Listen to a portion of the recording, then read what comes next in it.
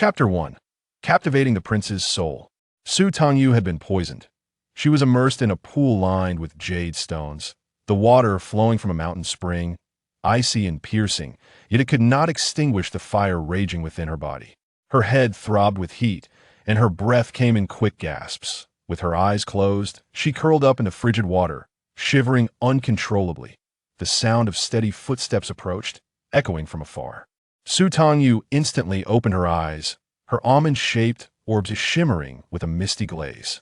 Although she appeared dazed, a glimmer of resolute clarity lay deep within her gaze.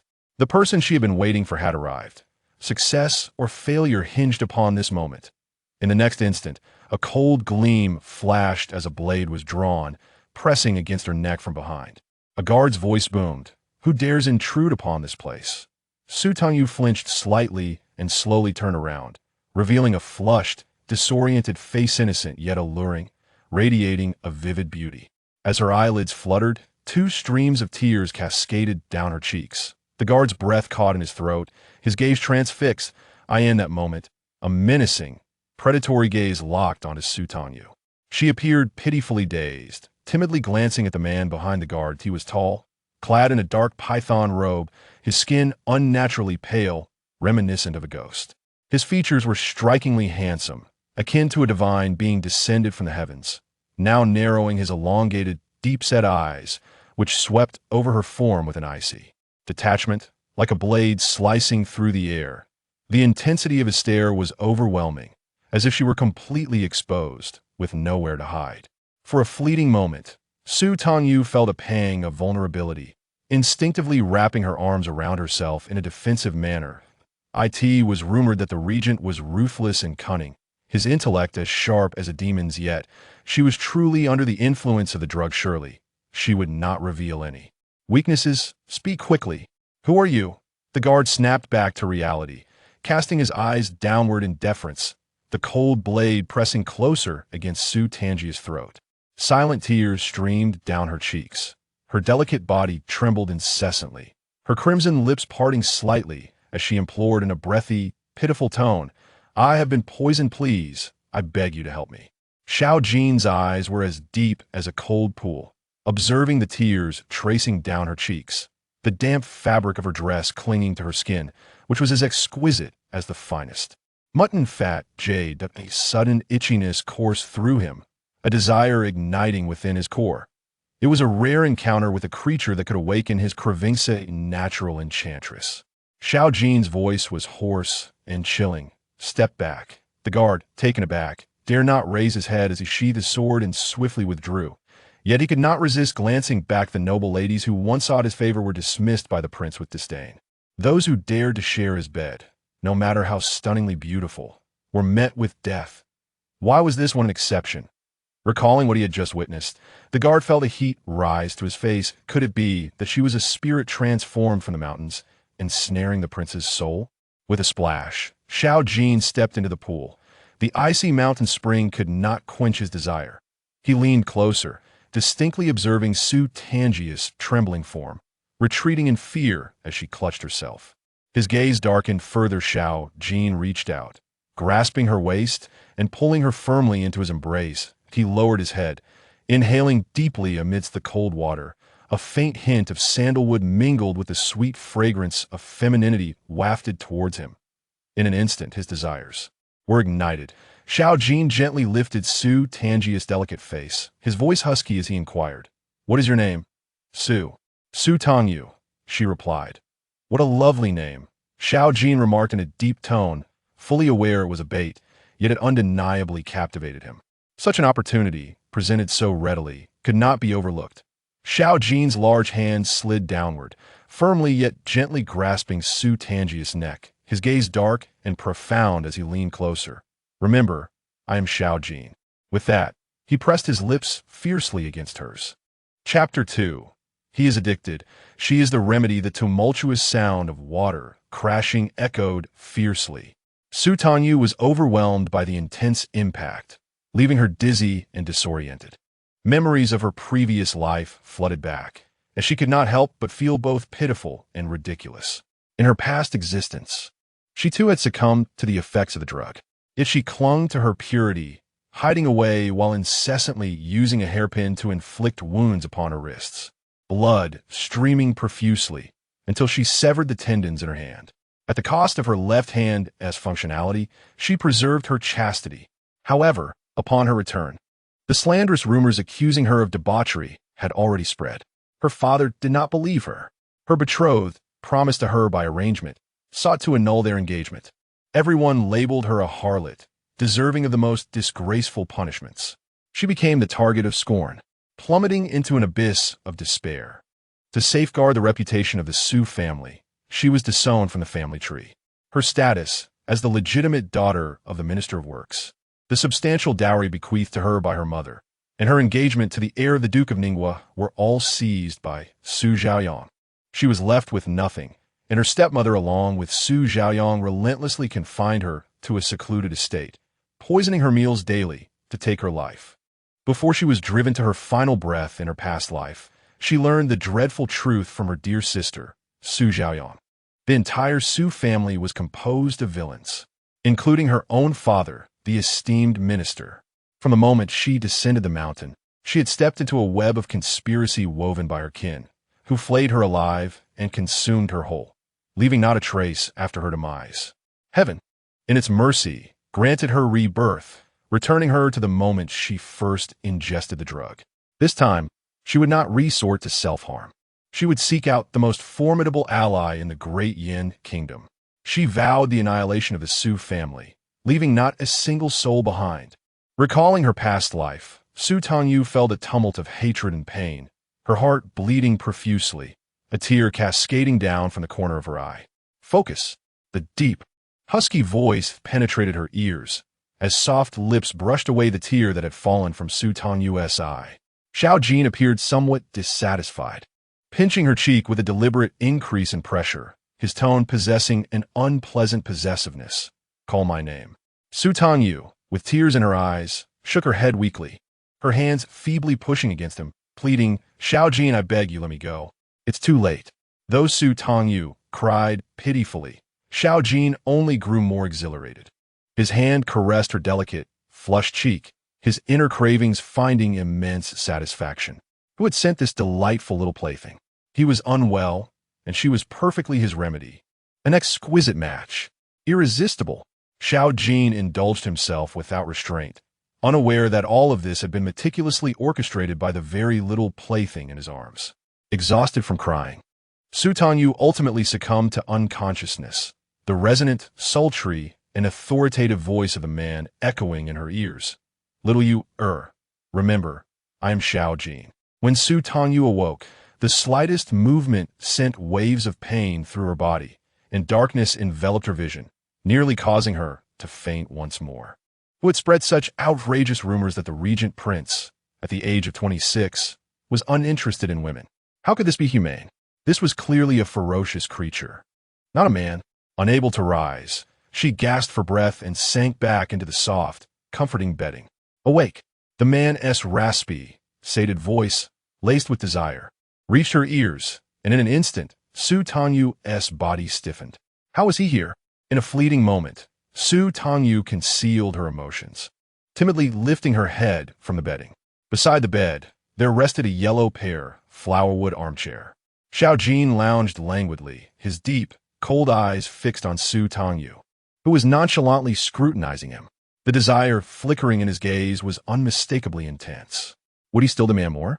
Su Tangyu's legs trembled, fear gnawing at her heart. In her previous life, she had been aware of Xiao Jin's desires. Yet she had not anticipated that this seemingly cold-hearted and emotionally detached man would exhibit such brutality in their intimate encounters. On a brighter note, Xiao Jin had taken bait. Conversely, the grim reality was that she could hardly withstand it. Su Tangyu lowered her gaze and, with great effort, painfully rose, wrapping herself in an embroidered silk quilt.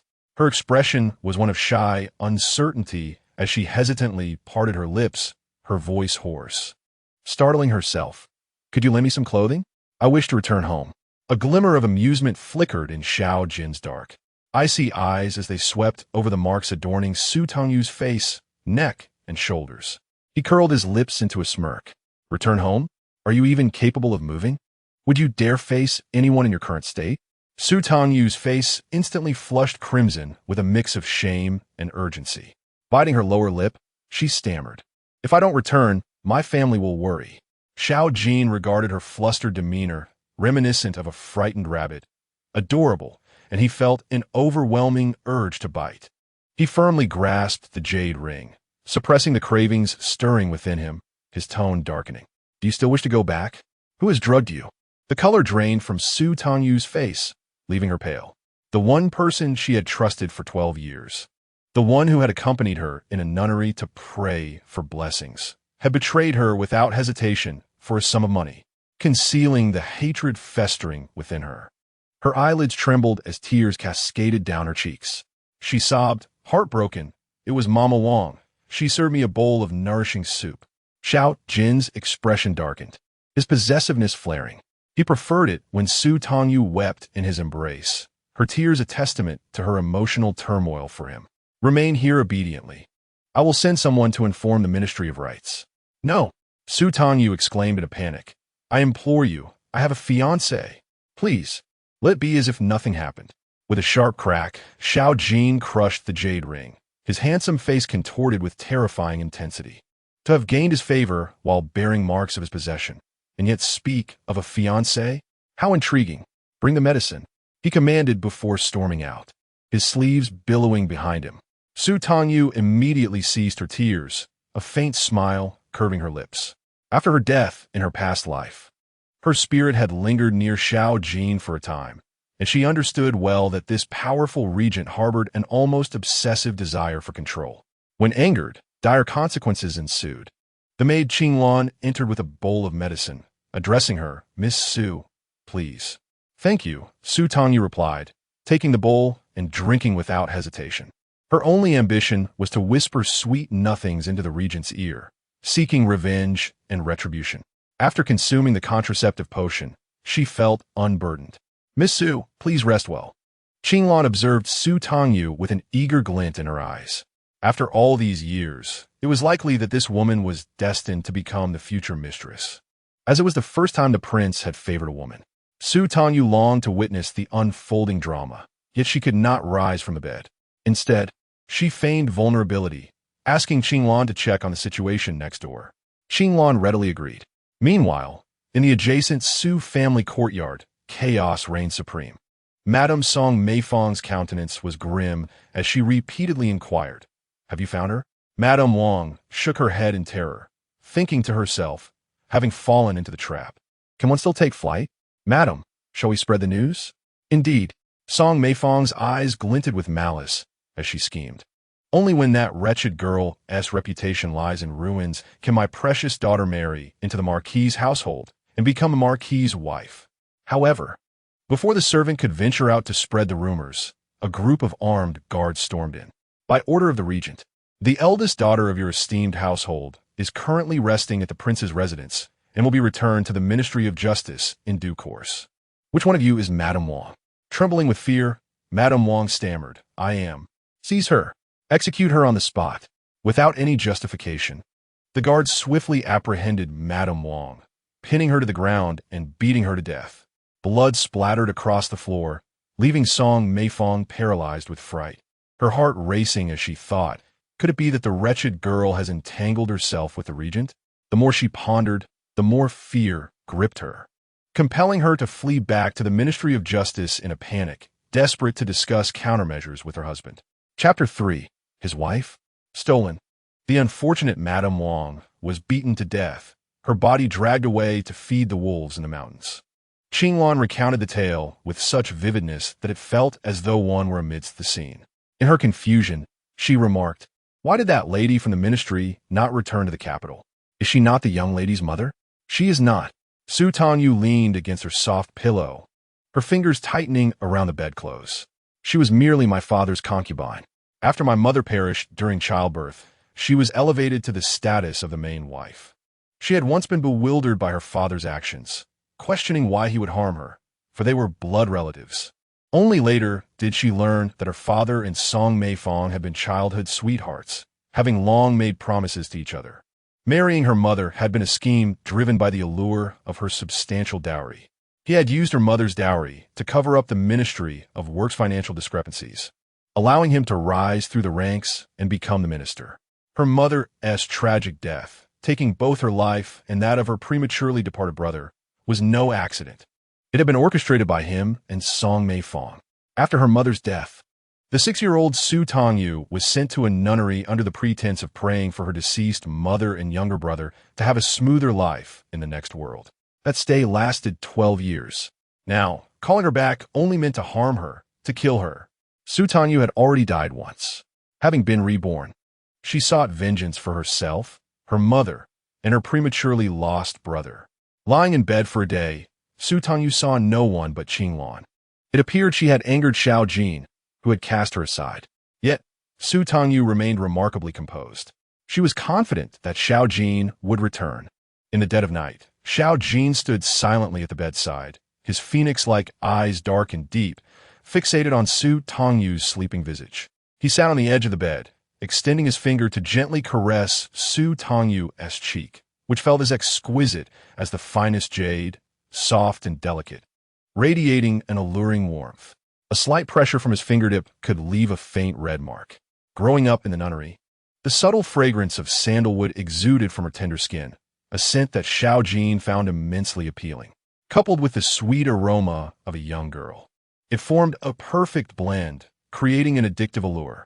Her raven hair cascaded like clouds, and her neck was as graceful as that of a swan. Though his view was partially obstructed by the bedding, the sensations lingered vividly in his memory. Initially, he had questioned who had discerned his preferences and prepared such a thoughtful gift. Little did she know, she was the daughter raised in a nun's convent atop the mountains, the betrothed of the heir to the Ningguo Marquisate. Xiao Jin was unconcerned. After living for 26 years, he had finally encountered the antidote that quenched his thirst and soothed his cravings. His wife, so what? If he desired her, he would seize her. Having tasted her, she could only belong to him. Xiao Jin lifted his hand and grasped Su Tangyu's chin, his dark, profound eyes transitioning from coldness to fervor. He no longer restrained himself. He leaned down and kissed her fervently. Su Tangyu awoke from her slumber, struggling against the kiss that rendered her breathless. Her almond-shaped eyes, clouded with confusion, gazed at the canopy, a single tear rolling down her cheek. Xiao Jin brushed it away and tasted it, finding it sweet. Su Tangyu, momentarily disoriented, timidly shrank back towards the head of the bed, weeping softly, "Please don't do this. I have a fiancé. He will be very angry if he finds out." Xiao Jin's gaze darkened, a surge of hostility igniting within him. He fixed his eyes on Su Tangyu. "Little Yuer, I offer you a far better choice. Warm my bed, and I shall grant you anything you desire." Su Tangyu scoffed inwardly. In her past life, Xiao Jin had uttered similar words, when she was imprisoned in a secluded courtyard, deprived of sunlight. His ghostly, enigmatic presence had felt like a cruel bargain. "Warm my bed, and I shall grant you your freedom." In her previous existence, Su Tangyu had reacted vehemently, telling him to leave. But this time, she would not allow him to dismiss her, nor would she yield to his whims. Clutching the blanket, she shook her head tearfully. "No, Regent, please spare me. I'm going down the mountain to marry my fiancé." "Enough." A flicker of murderous intent glimmered in Xiao Jin's eyes. "Fiancé? Do you truly wish to marry Gu Mingyan?" Su Tangyu nodded. The terror in Xiao Jin's gaze intensified as he seized her delicate face, forcing her to confront him. His tone dripped with dark sarcasm. "Little Yuer, do you not know that Gu Mingyan is enamored with your sister, Su Xiaoyang? He would never marry you." "Impossible. You are deceiving me. Do you not believe me? Return and see for yourself." Xiao Jin released her, his eyes cold and unfathomable. The following day, Xiao Jin arranged a carriage to escort Su Tangyu back to the capital, to the minister's residence. Upon arriving at the entrance, Su Tangyu feigned sleep until she heard hurried footsteps outside. Her father, Su Jian, accompanied by a throng from the minister's residence, was bowing deeply. "We humbly welcome the regent." With a giggle, Su Tangyu opened her eyes, pretending to just awaken. Gazing blankly at Qinglan, "Have we arrived?" Qinglan smiled and nodded. "Yes, Miss Su, we are at your doorstep." Realizing where she was, Su Tangyu sat up and leisurely tidied her hair and attire, taking her time before finally disembarking from the carriage. At the entrance of the minister's residence, her father, Su Jian, stepmother, Song Meifang, and sister, Su Zhaoyang, were still kneeling on the ground.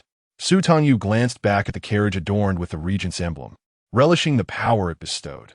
A hint of a smile lingered at the corners of her mouth. Turning around, she feigned surprise. "Oh dear. Why are you kneeling on the ground, father? Please get up."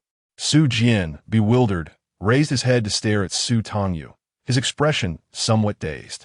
Su Tangyu's mother was not only the daughter of a wealthy merchant from Jiangnan, but also the most beautiful woman in the region. Su Tangyu bore an uncanny resemblance to her mother, her features exquisitely painted, with delicate brows and eyes, a graceful nose, and ruby lips adorning an exceptionally beautiful and refined visage. She donned a soft, luxurious purple-blue skirt, her raven hair cascading down, adorned with a jade hairpin, radiating an ethereal charm. Who would believe she had just emerged from a nunnery? In that moment, Su Jian momentarily mistook her for his deceased wife. Chills of fear trickling down his spine. "Father, do you not recognize a daughter?" Su Tangyu called out again, rousing Su Jian from his reverie. His expression shifted between confusion and doubt as he glanced towards the carriage. "Where is the regent?" There was no regent, only his daughter. In an instant, Su Jian's demeanor changed. He stood up, furious, and glared at Su Tangyu, rebuking her. "You fool. Why did you not speak sooner?" Song Meifang was so enraged she nearly fainted, having knelt before this little wretch for so long, incensed. Were it not for their location at the entrance, she would have gladly slapped Su Tangyu across the face. Unable to contain her ire, she mockingly retorted, "Tangyu, you are, after all, the daughter of the minister's residence. Betrothed no less. Returning in the regent's carriage. How scandalous. It will bring shame upon us." Su Tangyu discerned the underlying insinuation in her words. With a gentle smile, she replied, "I owe my acquaintance with the regent to you, aunt, and to Wang Mama." "Where are they?" Song Meifang's face turned ashen, fear and anger coursing through her. Trembling all over. "Sister, you are mistaken. My mother was the legitimate wife." Su Zhaoyang emphasized her words, glaring at Su Tangyu, her eyes betraying jealousy and resentment. Afterward, she turned to Su Jian to complain, "Father, isn't that so?" "Indeed, Tangyu, you mustn't be so unruly, calling her mother. My wife is dead." Chapter 4. Reclaiming Tongli residence. Su Tangyu's words struck a nerve, and the expressions of Su Jian and the others changed dramatically. Su Jian, feeling guilty, averted his gaze, unable to meet her eyes. Song Meifang's glare was filled with malice as she shot a venomous look at Su Tangyu. This little wretch. She should have been dealt with long ago. Su Zhaoyang, seething with jealousy, tore her handkerchief in frustration. As long as Su Tangyu lived, the position of the legitimate daughter of the minister's residence would forever belong to her. The heir was hers as well. How infuriating. She was determined to reclaim it. With a charming smile, Su Tangyu said, "Father and sister, let us reminisce inside the house." With that, she disregarded the three of them and confidently stepped through the grand entrance of the minister's residence. When Su Jian and the others entered the living room, they beheld Su Tangyu seated in the esteemed position, elegantly sipping tea with poise. She appeared so composed, as if she had never left, as though the mistress of the minister's residence had returned after many years. She resembled her mother so closely. Sweat beaded on Su Jian's palms, his eyes darting about in a mix of hatred and disdain. "Sister, how can you sit there?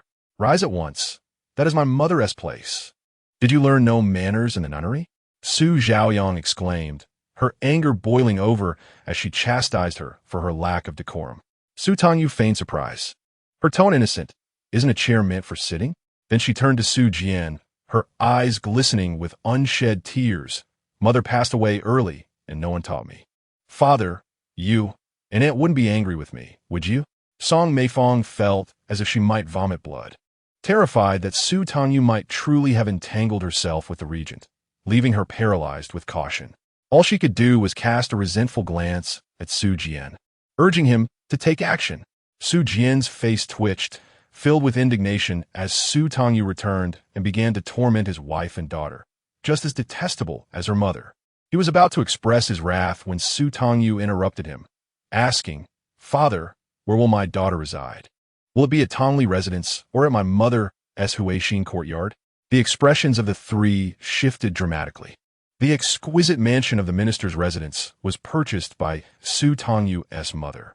When it was first constructed, Tongli residence was the most beautiful and elegant, adorned in spring with blooming crabapple and pear blossoms, a sight of unparalleled splendor.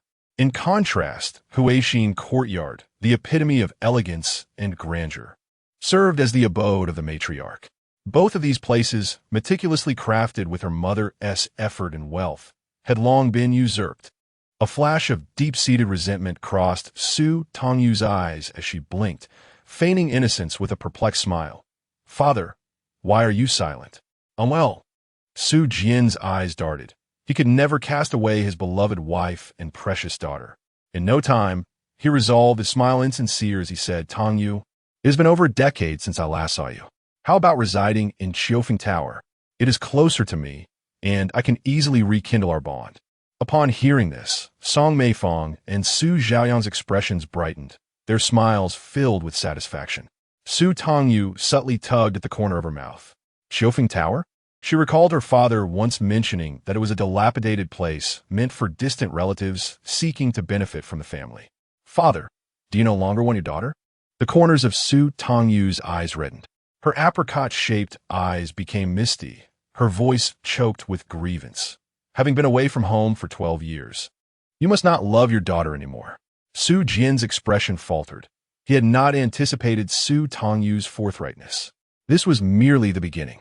Tears streamed down Su Tangyu's face as she clutched her handkerchief, crying, "I am to marry in the Ningguo Marquis soon. Before my wedding, I only wish to reside in these two places. I implore you to grant my request." Su Xiaoyang's countenance darkened, a tumult of jealousy and bitterness swirling within him, causing him to tremble with rage.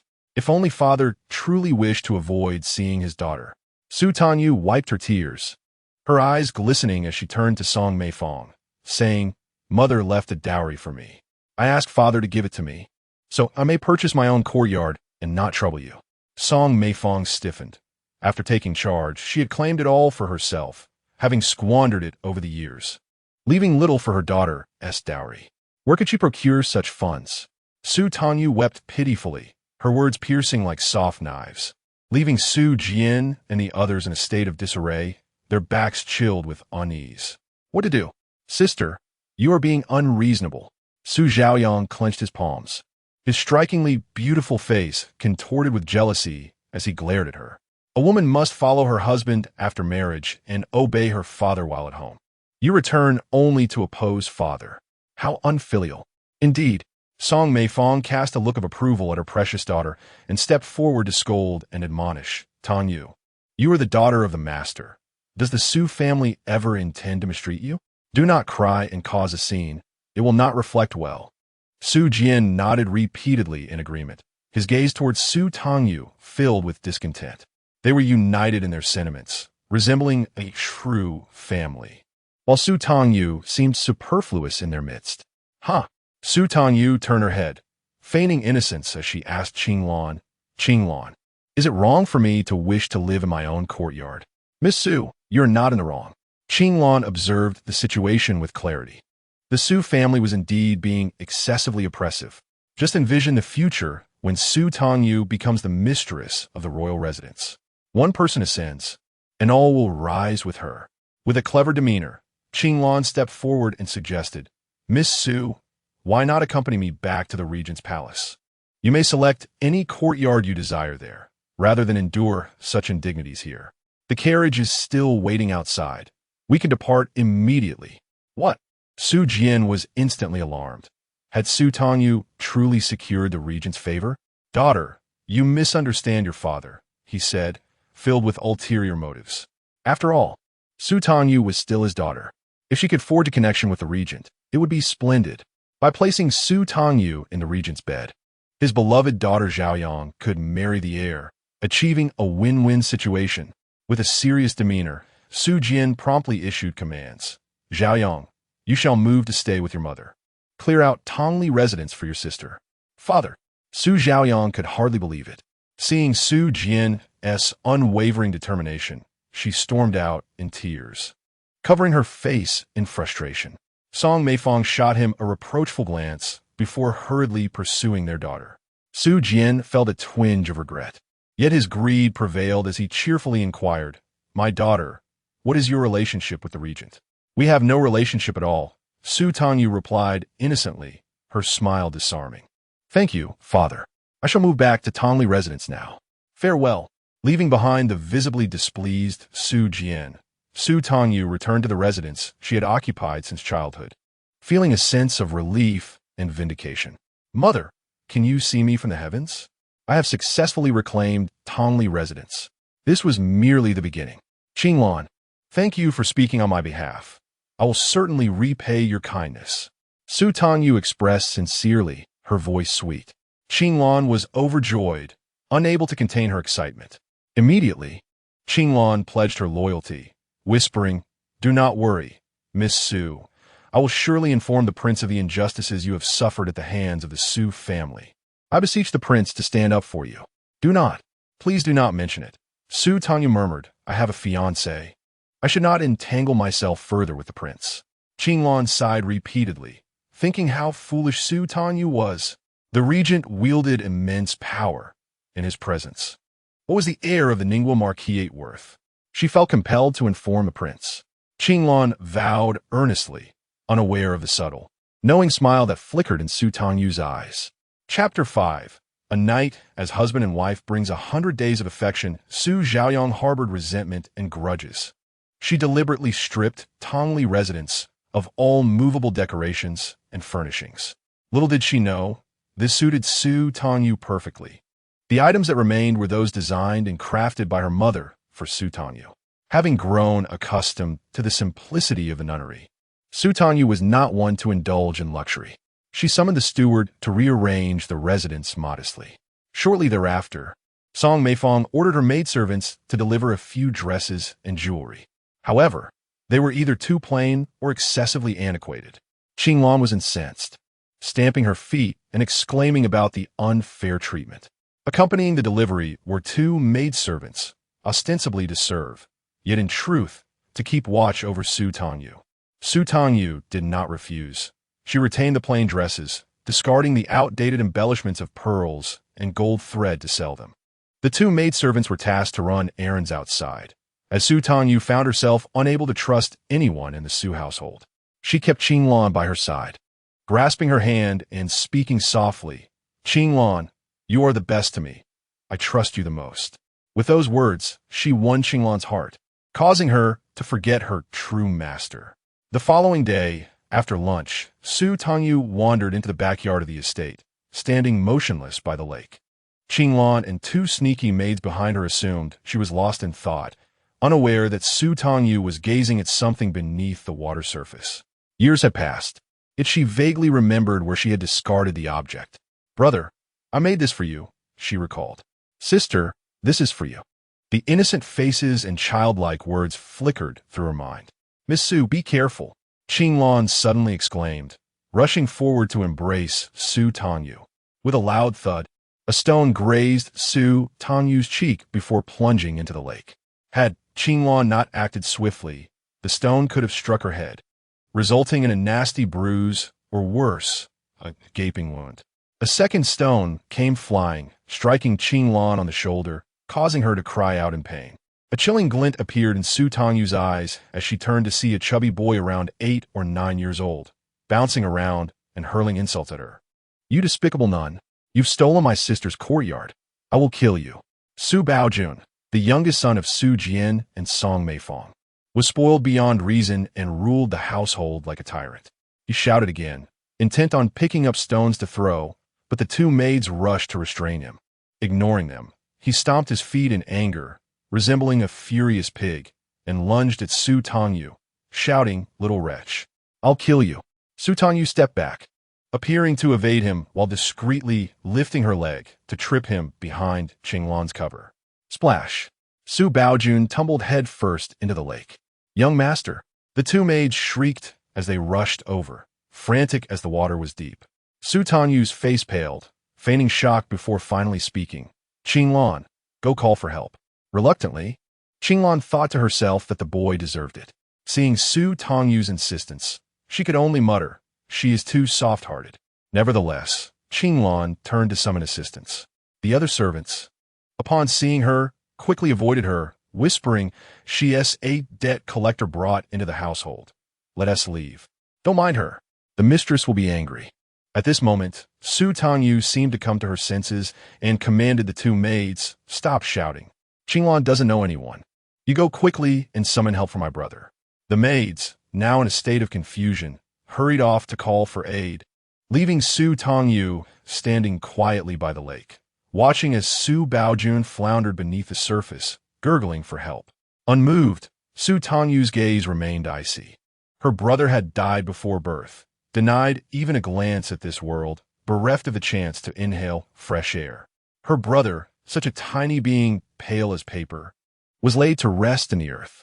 Tears threatened to spill from Su Tangyu's eyes as she observed Su Baojun gradually becoming still. A sense of satisfaction enveloped her. Just then, a familiar voice chimed from behind, filled with a playful tone. Sister, I came to see you with Prince Gu. Brother, help. Help me. Someone say my brother. Su Tangyu's eyes flickered with a hint of regret. She concealed her expression and turned around just as a white figure brushed past her, plunging into the lake with a splash. Su Tangyu blinked, hearing Su Xiaoyang's increasingly sharp cries.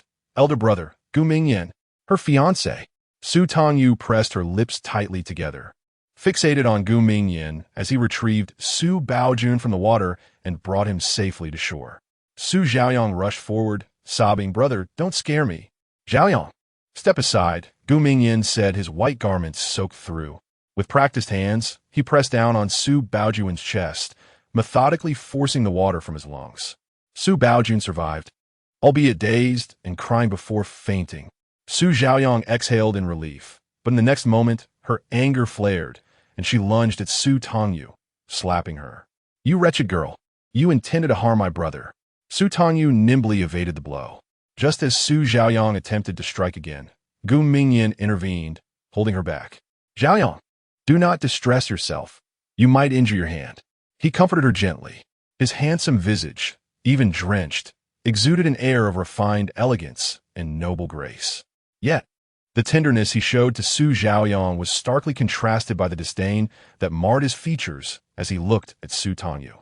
You possess a truly malicious heart. To lay hands on a child. I shall never marry you, this venomous woman. Instantly, Su Xiaoyang ceased her tears, elated as she nestled in Gu Mingyan's embrace. Su Tangyu's gaze fell upon the worn red cord on his wrist, a bitter irony stirring within her. However, when footsteps approached from behind, her long, curled lashes trembled, and she lowered her head, feigning a look of desolation. She appeared profoundly sorrowful. Gu Mingyan felt an inexplicable pang in his heart. Miss Su, Qinglan and two maidservants finally arrived, and upon witnessing the scene, they were momentarily stunned. With the maidservant's explanation, Gu Mingyan and Su Xiaoyang soon realized they had been misled. It was Su Baojun who had struck first and, in consequence, fell into the lake, while Su Tangyu, setting aside grievances, had called for help. Su Xiaoyang, unwilling to apologize, seized the opportunity to take Su Baojun to the doctor and hurried off. Gu Mingyan remained, wiping the water from his face, his handsome features tinged with embarrassment and uncertainty. After a moment's hesitation, he offered an apology. I am sorry. I apologize on behalf of my sister Xiaoyang. On behalf. What connection do you and the second miss share? Su Tangyu raised her head, her almond-shaped eyes glinting like a frozen lake, her red lips parting slightly. Was the prince's tight embrace of the second miss an indication of his intent to marry her? Gu Mingyan felt a rush of embarrassment. He could not admit the truth, for fear of tarnishing Xiaoyang's reputation. He hastily concocted an excuse. Do not overthink this. I was mistaken about you. I apologize and shall honor our engagement. He excused himself, stating he needed to change clothes and check on Su Baojun, leaving with an air that suggested he was fleeing. Su Tangyu's eyelids fluttered, her voice trembling as if her heart were shattered. Qinglan, what should I do? Father and my stepmother do not welcome me, and my fiancé is embracing my sister. What am I to do? Miss Su, a knight as husband and wife fosters deep affection. The prince will surely advocate for you. Very well. I wish to see the regent. Su Tangyu was engulfed in sorrow, seemingly compelled to seek the favor of the regent. Chapter 6. This prince will expose your infidelity. Qinglan acted as an intermediary and soon received a reply. Though Su Tangyu maintained a facade of indifference, her heart was heavy. For this was her first daylight meeting with Xiao Ju. In her limited wardrobe, she selected a pale lotus-colored top and paired it with a honey-hued skirt. Finding the attire too plain, she wrapped a jade-green shawl around her waist as a belt. Her raven hair was elegantly styled, adorned with a single pearl hairpin, devoid of any other embellishments. Once she was prepared, Su Tangyu scrutinized her reflection in the mirror. She had inherited her mother's exquisite beauty, with a delicate face, refined features, and a fair complexion with rosy lips. Even without makeup, she was strikingly beautiful. Dressed in a simple skirt, she resembled spring waters reflecting pear blossoms. With a subtle pout, Su Tangyu's eyes darkened with melancholy. Who would have thought that the regent, a figure of immense power known for his ruthless and bloody methods, would have such tastes? Blinking away her thoughts, she turned to call out, Qinglan, let us depart. Miss Su, please follow me, Qinglan replied. Leading the way through a tranquil path that bypassed the bustling tea house below, ascending directly to the second floor. The lively sound from the first floor contrasted sharply with the hushed vigilance of the guards above, creating a palpable division between two worlds. Gently pushing open the door to the private room, Qinglan dared not lift her head, holding her breath as she whispered, Miss Su, please. Su Tangyu lowered her gaze, timidly stepping inside. Within the room sat only Xiao Ju, clad in a black embroidered robe, his hair bound with a crown. His visage was strikingly handsome, yet his complexion was too pale and cold, his lips lacking color. With one hand propped against half of his face, an aura of menace enveloped him, exuding an oppressive force that could instill fear. He had crushed a jade ring, now replaced with a string of sandalwood beads, his long, bony fingers fidgeting restlessly, hinting at a suppressed fury. Standing at the threshold, Su Tangyu greeted him, her voice sweet yet timid. This humble girl pays her respects to the regent. Xiao Ju lowered his hand, his piercing gaze slicing through the air as it swept over Su Tangyu, lingering for a moment on the belt fashioned from her shawl. What a slender waist, soft and supple, bending like a willow branch, quivering under his gaze. The craving surged anew within him. Xiao Ju's eyes darkened, his hand curling slightly before he straightened, commanding her to approach and sit. Where shall I sit? Su Tangyu's almond-shaped eyes sparkled as she discerned Xiao Ju's blatant invitation for her to perch upon his lap. Her long, thick lashes fluttered, and her cheeks flushed a vivid crimson, a mixture of embarrassment and anger causing her to bite her lower lip in confusion. As she shifted, the hem of her skirt swayed, yet instead of advancing towards him, she instinctively retreated, unable to bear such humiliation. Noticing her attempt to flee, Xiao Ju's tone turned icy. Are you not afraid that your father and stepmother will cast you out? Su Tangyu froze in place, her eyes glistening with unshed tears. A smirk curled on Xiao Ju's lips as he continued. Or do you wish to witness your fiancé engaged in an illicit affair with your sister, resulting in your humiliation throughout the capital? Enough. Su Tangyu appeared on the verge of tears, her teeth clenched as she approached with fists tightly balled. Yet, standing before Xiao Ju, her almond-shaped eyes glistened with hesitation, glancing shyly at his legs, her cheeks flushed crimson with embarrassment. Xiao Ju savored the sight of the beautiful maiden's bashful struggle before reaching out to pull her into his embrace. The warmth of her delicate body brought him an undeniable satisfaction. The nature of craving is such that the longer it is suppressed, the more fiercely it erupts.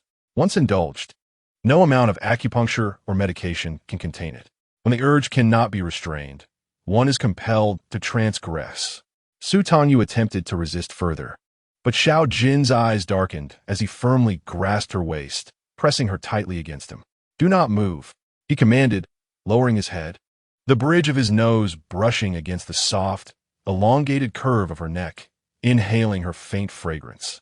The subtle scent of sandalwood mingled with the sweet aroma of a maiden, easing the murderous intent that simmered within him.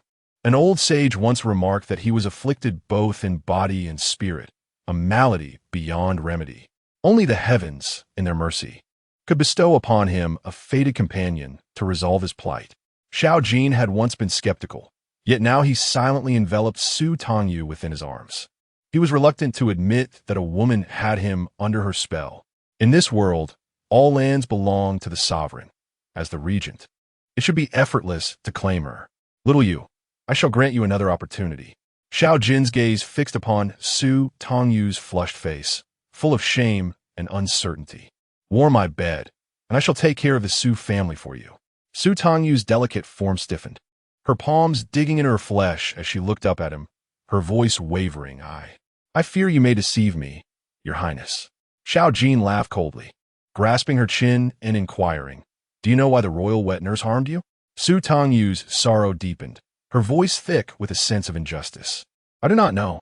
Since you went to the nunnery, your stepmother has been paying her monthly to monitor your every move. Xiao Jin's fingers, still gripping her chin, traced her cheek to her ear, every part of her igniting a response within him. Her ears were exquisitely delicate, the soft pink of her lobes inviting his touch. Squeezing her earlobe, his voice dropped to a low murmur laced with menace. The order to drug you came from your stepmother. She seeks to tarnish your virtue and seize your marriage. Su Tangyu felt her ears heat beneath his caress, her waist softening. With great effort, she pushed against his chest, resisting the urge to collapse into his embrace. Upon hearing his words, mist gathered in her eyes. She longed to cry yet held back, her stubbornness evoking sympathy. Xiao Jin's dark gaze remained fixed on her as he called out to the door, enter. A guard clad in sturdy armor pushed the door open, striding confidently to the wall without lifting his head. He flicked his fingers, and Su Tangyu heard a loud clap as the sound from the adjoining room became startlingly clear. It's so hot, so unbearable. Someone, please help. That voice belonged to Su Zhaoyang. Su Tangyu shot up, only to be pulled back by Xiao Jin's frown. His grip on her waist was neither too firm nor too gentle. Be obedient. A shiver coursed through her as he squeezed, her face reddening to the point of bleeding. Yet her eyes sparkled with curiosity. Your Highness, what have you done? Tit for tat. Xiao Jin has always harbored an intense possessiveness. He could hardly fathom the thought of Su Tangyu being enveloped in the embrace of another man that fateful night. Her aura suddenly amplified. His gaze, cold and ruthless, bore into her as he remarked, Little Ewer, why not let your sister taste this medicine as well? Wouldn't that be splendid? Su Tangyu bit her lip fiercely, stifling a laugh. With a timid flutter of her eyelids, she inquired, Your Highness, who will provide my sister with the antidote? Your betrothed, Xiao Jin replied, relishing the fleeting blank expression on Su Tangyu's face. His cruelty was palpable as he heartlessly shattered the girl's affection. Little Ewer, your fiancé has arrived. I shall take you to catch him in the act. If he does not come, I shall ensure your sister receives a proper lesson. This spectacle shall not go unwitnessed. How wicked! Su Tangyu's eyes glistened with unshed tears as she lowered her head, her delicate frame trembling ever so slightly. Xiao Jin mistook her distress for sorrow, drawing her into his embrace. Be at ease. The truth may be painful, but it is far better than being deceived. At that moment, the adjacent door swung open, and someone rushed in, calling out, Sister Zhaoyang, do not fear. I am here. Xiao Jin's excitement surged, his chest vibrating with a low, rumbling laughter. Little Ewer, listen. Chapter 7. Scandalous affairs ignite the city, brother. I am in such discomfort. It is unbearably hot. Save me. Su Zhaoyang cried, her voice laced with desperation as she tugged at her collar, entwining herself around Gu Mingyan like a serpent. Gu Mingyan's face flushed crimson, adhering to the decorum of a gentleman, unable to meet her gaze. Zhaoyang, please endure. I shall take you to see a physician at once, he exclaimed, his voice tinged with urgency. Don't. I do not wish to see a physician. I want my brother. Gu Mingyan sighed, seemingly at a loss. Through the thin wall, The sounds of kissing and rustling garments were unmistakable. Su Tangyu buried her face, her cheeks aflame with embarrassment, her almond-shaped eyes cold as frost yet tinged with sharp sarcasm. In the next instant, Xiao Jin grasped her chin, lifting her face. Her eyes, now misty, brimmed with tears. Did you hear? Your fiancé yearns for your sister. Seeing Su Tangyu's tears, Xiao Jin's inner turmoil flared. He wiped her tears with a firm stroke of his fingertip, leaving a faint red mark at the corner of her eye. Little Ewer, listen, the flames of desire are quite fervent. Immediately, Su Tangyu covered her ears, seeking refuge in Xiao Jin's embrace. Her breath quickened, stifled, and tinged with a sob. Xiao Jin, consumed by dark emotions, found her sorrowful cries far more disconcerting than the ruckus next door, igniting a tumult of desire within him. Do not weep for another. His gaze, fierce and menacing, bore into her as he tightened his grip around her slender neck, compelling her to look up before plunging into a passionate kiss. Her breath was stolen away, rendering Su Tangyu mute. Enough, she protested, pushing against him with feeble strength, her efforts utterly disregarded by Xiao Jin. Only when her consciousness began to fade, and she fell on the brink of suffocation, was she released. Her ears throbbed, a warm numbness enveloping them, and as she regained her senses, she felt a heavy pull at her earlobes. What did this be? Su Tangyu's almond-shaped eyes glistened with a watery allure as she raised her hand in a daze. But before she could touch anything, Xiao Jin seized her wrist. Stay still. Be good, he murmured, his voice husky and imbued with a sensuous depth that suggested recent satisfaction. He pressed her hand down and then shifted his fingers to toy with her other earlobe, kneading it until it felt numb and insensate. This time, Su Tangyu saw clearly. Xiao Jin held a gold-threaded begonia earring in his palm, its floral strands cascading down to 3 teardrop-shaped rubies. In the nunnery, where she practiced asceticism and devotion, jewelry was forbidden, and she bore no ear piercings. Su Tangyu could scarcely fathom that the esteemed and lofty regent would personally pierce her ears and adorn her with earrings. Yet, she felt no gratitude. Lowering her gaze, she pressed her lips tightly together. His kisses were too rough, causing her lips to split and throb with a dull ache. She recognized the clarity in her eyes. Xiao Jin was not satisfied with merely kissing her, but sought to mark her as his own. How domineering! How cruel! Enough, he said, his fingers caressing the dangling rubies of the begonia earring, swaying gently as light danced upon her soft, pale skin. Xiao Jin's gaze burned with intensity, his desire palpable. Su Tangyu felt it distinctly. He was aroused. Taking a sharp breath, she swiftly turned her head to the side, gazing longingly at the adjacent room. Whispering mournfully, "Your Highness, it seems they have concluded." That was rather brief. Xiao Jin replied with a disdainful smirk, adjusting his hold on her waist as he shifted his position. No matter, the effects of the potion are not so easily dispelled. Indeed, the sound from next door resumed. At that moment, a muscular attendant entered quietly, reporting, "The inspector's wife has arrived." Xiao Jin gestured dismissively, and the attendant promptly retreated. A flicker of unease crossed Su Tangyu's eyes as she timidly asked Xiao Jin, "Your Highness, will you summon others to witness this?" Instead, Xiao Jin tightened his embrace around her, inhaling the scent of her hair, his gaze fierce and predatory. "Little Ewer, I have vowed to take charge of this matter for you. Just watch." Su Tangyu struggled to steady her breath, striving to ignore the excessive proximity of their bodies. Straining to listen to the commotion next door, the heavy footsteps ascended the stairs, accompanied by a woman's furious, thunderous voice. "I reserved a private room for guests yesterday." "Who is it? Don't hide. Do you understand the order of arrival?" The inspector's wife stood at the door, her temper flaring as she sensed movement within but was met with silence. Enraged, she rolled up her sleeves, cursing as she forcefully kicked open the door, demanding, "Let me see who dares to be shameless." To her astonishment, she discovered 2 illicit lovers engaged in an affair. "Everyone come quickly." The inspector's wife roars like a lion, her voice piercing down to the first floor, announcing, "There are shameless lovers here. Hurry and witness." "Wait!" Gu Mingyan exclaimed in a panic, grabbing his clothing to cover Su Zhaoyang. Flustered and embarrassed, his throat dry, He implored. It's a misunderstanding. Inspector's wife, please do not shout. Let's speak privately. Bah. So it turns out to be the heir of the Duke of Ningwa. The inspector's wife was notorious for her loose tongue in the capital.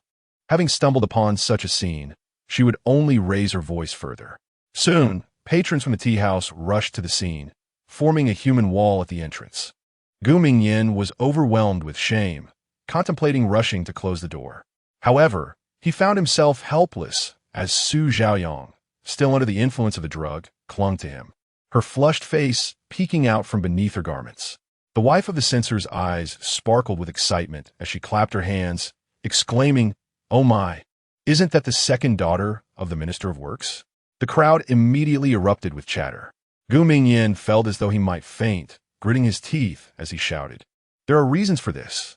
This heir will take responsibility. I implore everyone to leave." "Is this true?" The censor's wife bellowed.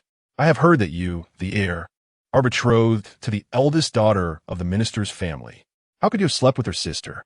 She continued to shout, "Wow, this is outrageous. The eldest daughter hasn't even entered the household yet. You are committing infidelity in broad daylight, putting a green hat on her. How pitiful. How tragic." Such a scandalous revelation sent the crowd into a frenzy. Those unable to squeeze and shouted questions, and soon the news spread like wildfire. Gu Mingyan found himself at a loss for words, his handsome face paling dramatically. He knew it was over. Everything was finished. "Xiao Yu, are you satisfied?" Xiao Jin reached out to tilt Su Tangyu's chin, capturing every nuance of her reaction. Su Tangyu bit her lower lip, her almond-shaped eyes shimmering with gratitude as she gazed at him, saying, "Thank you, Your Highness." "There is no need for thanks," Xiao Jin replied, his gaze darkening. He gently traced his finger along Su Tangyu's lips, asking, "Do you know what I desire?" Su Tangyu, too shy to meet his gaze, spoke softly, her voice tremulous. "I am willing to warm Your Highness's bed." "Good girl," Xiao Jin praised before lowering his head, intending to bite gently at her long, delicate neck. To his surprise, Su Tangyu recoiled, her soft voice cutting through the air. "Your Highness, you mustn't. The engagement still stands. A woman cannot serve two husbands." Chapter 8. Sister. "You can only be a concubine." Xiao Jin's heart ignited with fury, his exquisitely handsome face darkening as his piercing gaze fixed intently on Su Tangyu. "Xiao Yu, at this juncture, you still think of your fiancé?" No. Su Tangyu shook her head vigorously, her delicate face a mixture of indignation and sorrow as she pleaded. "We must first annul the engagement. I cannot be with him without clarity. I do not wish to be submerged in a pig's cage. Who dares to speak ill of me?" "Death," Xiao Jin declared, wielding immense power and authority, leaving no one brave enough to question him. Keeping a little toy to warm his bed, even with an engagement, was trivial. Even if they were married, he would still claim her. Who would dare to argue otherwise? Yet for reasons he couldn't fathom, seeing Su Tangyu's pitiful, delicate face stirred a flicker of compassion within Xiao Jin. His possessiveness surged, insisting that she should belong entirely to him. The cold, lethal edge in his eyes softened slightly as he pinched Su Tangyu's small face, its tender, flawless skin yielding under his touch, satisfying his hidden desires. "Very well," he finally said, "I shall issue an order to annul your engagement." "Please no," Su Tangyu cried, tears brimming in her eyes as she bit her lip, shaking her head in distress. "They have wronged and humiliated me. I cannot fulfill their wishes. Your Highness, I beg you to wait a moment and grant me some time."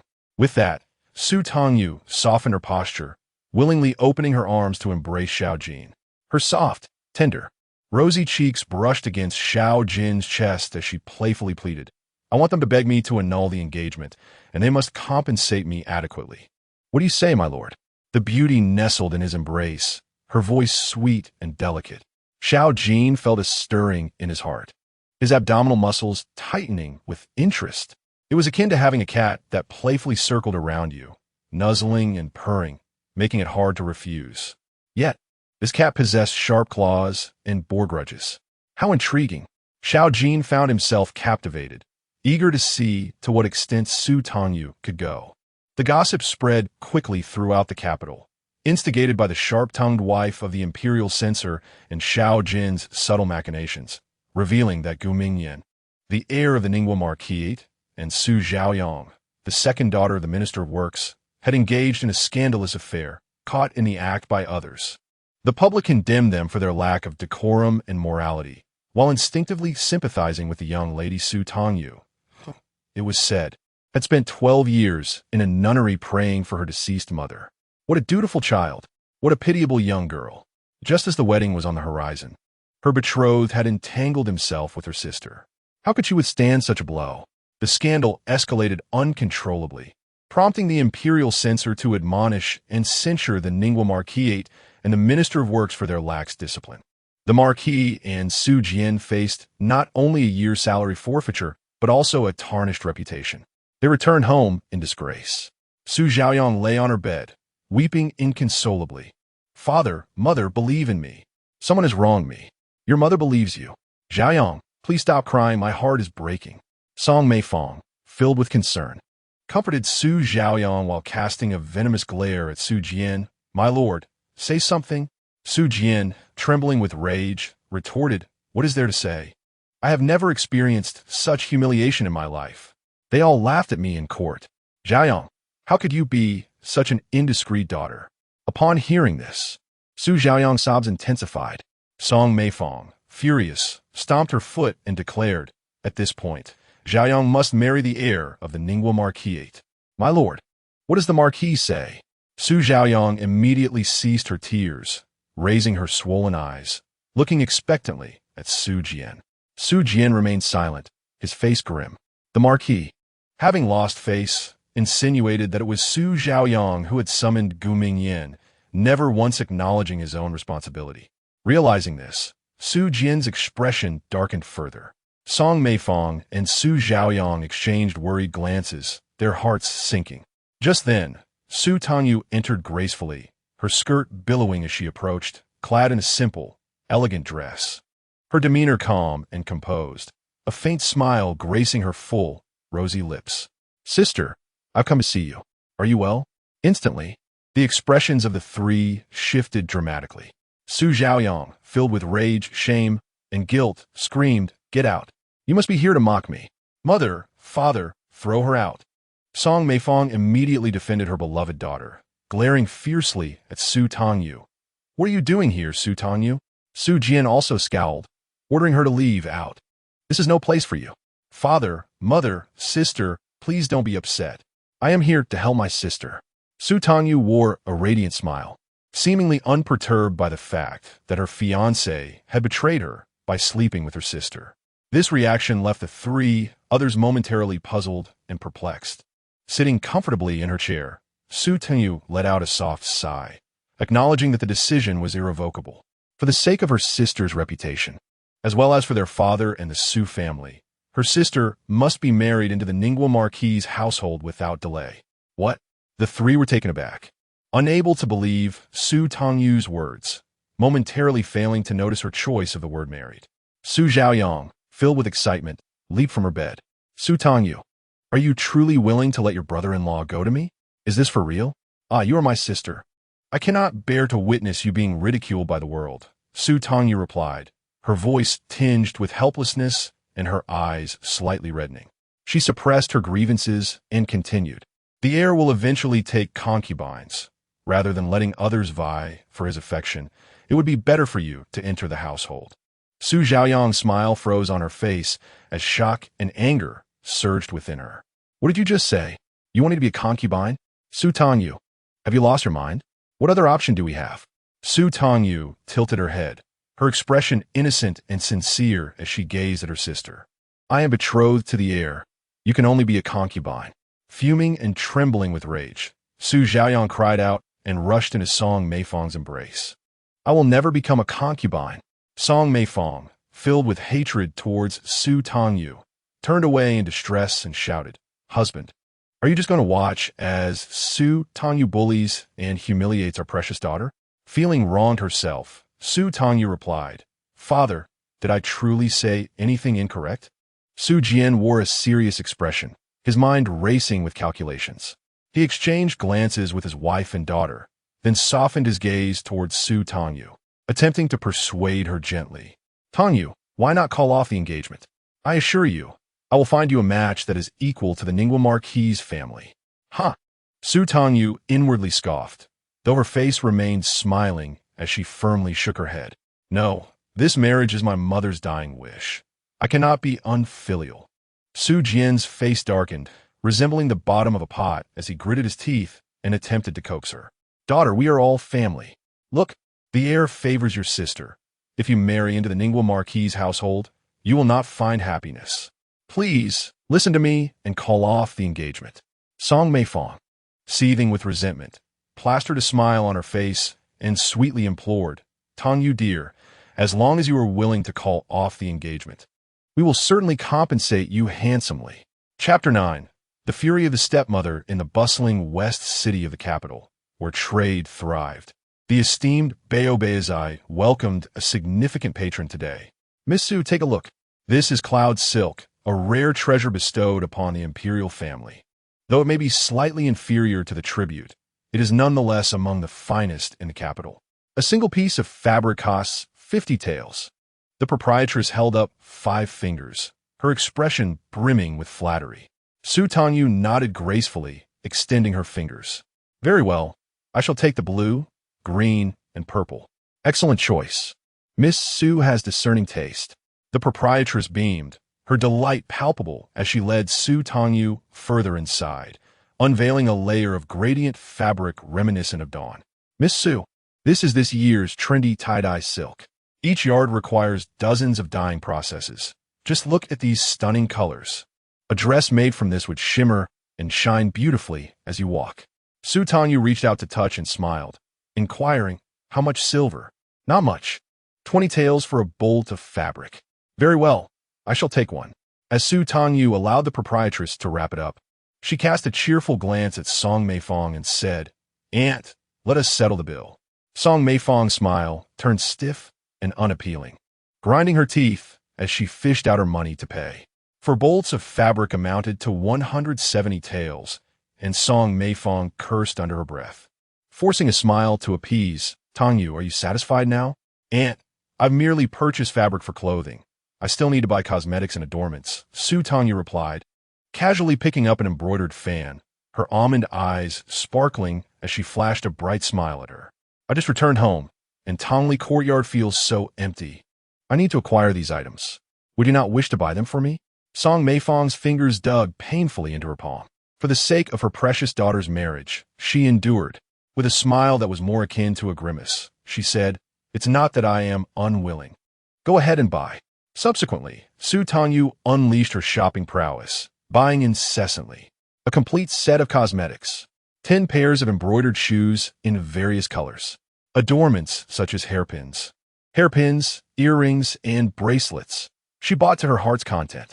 The proprietress grinned widely, dreaming of her windfall, and summoned 6 female workers to follow Su Tangyu for packing. Watching the money flow like water, Song Meifang felt dizzy, pinching her philtrum to stave off fainting. The silver she brought was far from sufficient. You little wretch, how dare you be so brazen? Song Meifang, disregarding the onlookers, furiously rushed over and seized Su Tangyu's wrist, scolding, Su Tangyu, how dare you act so shamelessly? In a year, Xiaoyang and I could not buy this much. Aunt, you are hurting me. Su Tangyu's eyes reddened, tears welling as she spoke pitifully. I have been away from home for 12 years. Is it too much to buy this once? The proprietress inhaled sharply, her gaze shifting between Su Tangyu and Song Meifang, who suddenly felt as if jolted by electricity, hastily releasing Su Tangyu's wrist. Su Tangyu raised her wrist, her sleeve slipping down to reveal a glaring red mark. Others might not know of her delicate skin, assuming it was merely Song Meifang's excessive force. Su Tangyu ostentatiously rubbed her wrist, her expression one of grievance as she murmured, Did you not say you would compensate me? I am to marry into the Ningguo Marquis and become the heir's wife. I can buy whatever I wish. Aunt, you asked me to relinquish my marriage to my sister, yet you are unwilling to let me purchase a few items. The proprietress and Song Meifang's expressions shifted dramatically. The proprietress recognized the situation and looked at Song Meifong as if she were a wicked stepmother, her heart black as coal. Song Meifong, frantic, nearly leaped with rage.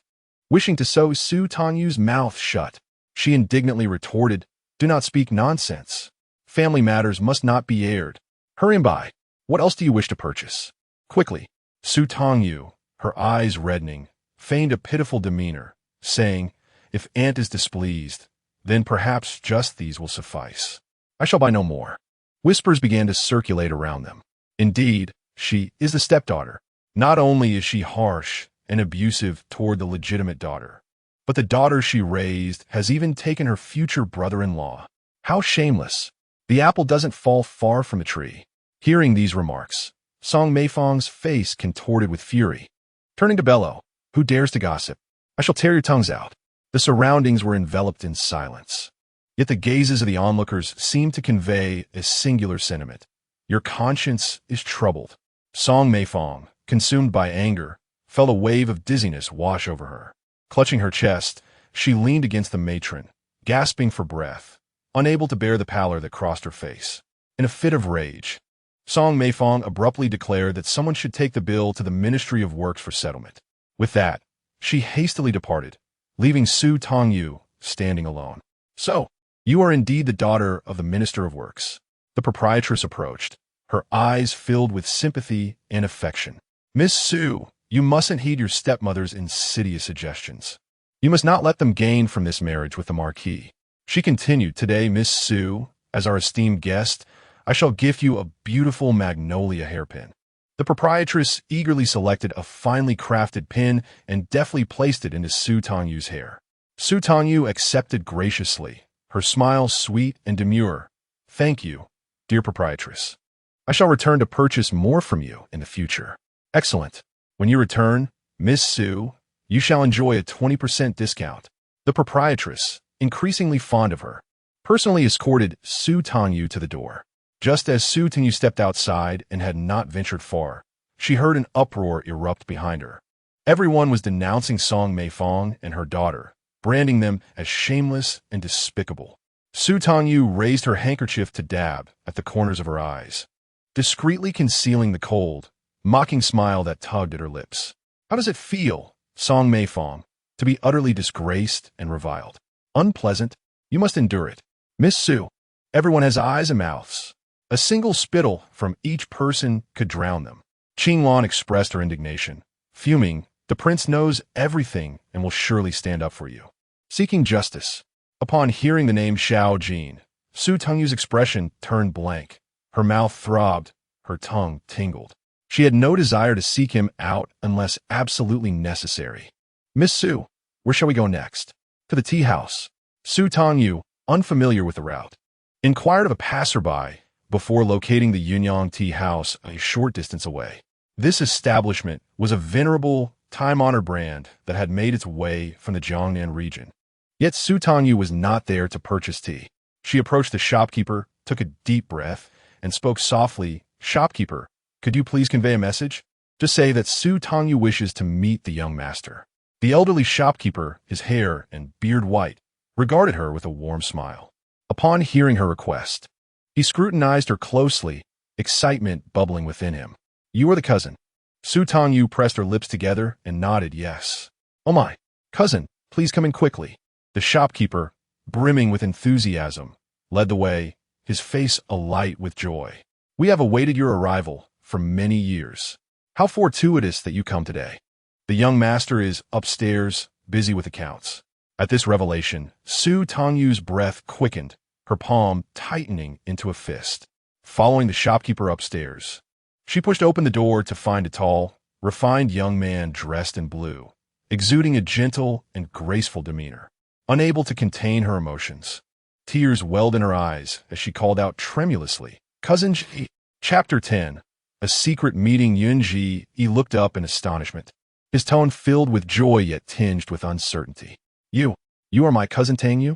"Yes, it is I," Su Tangyu replied, her heart racing as she approached, her eyes glistening with tears as she studied him intently. "Is truly my living cousin Ji. How wonderful. Cousin Tangyu, how have you been?" Yunzi hurriedly emerged from behind the ledger, her expression a blend of heartache and compassion as she gazed at her. "Cousin, I know you have suffered," she said. "The Su family is utterly detestable."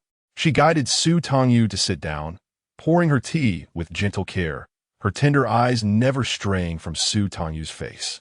"I am aware of the matters concerning the heir of the Ningguo Marquisate and Su Zhaoyang. I have longed to meet you, but the minister has repeatedly deferred, forbidding my entry." Yunzi clenched her fists in anger and inquired with concern, "Tangyu, how did you manage to find your way here?" Su Tangyu pressed her lips into a thin line, her almond-shaped eyes brimming with tears. "Cousin Z, I am so sorry.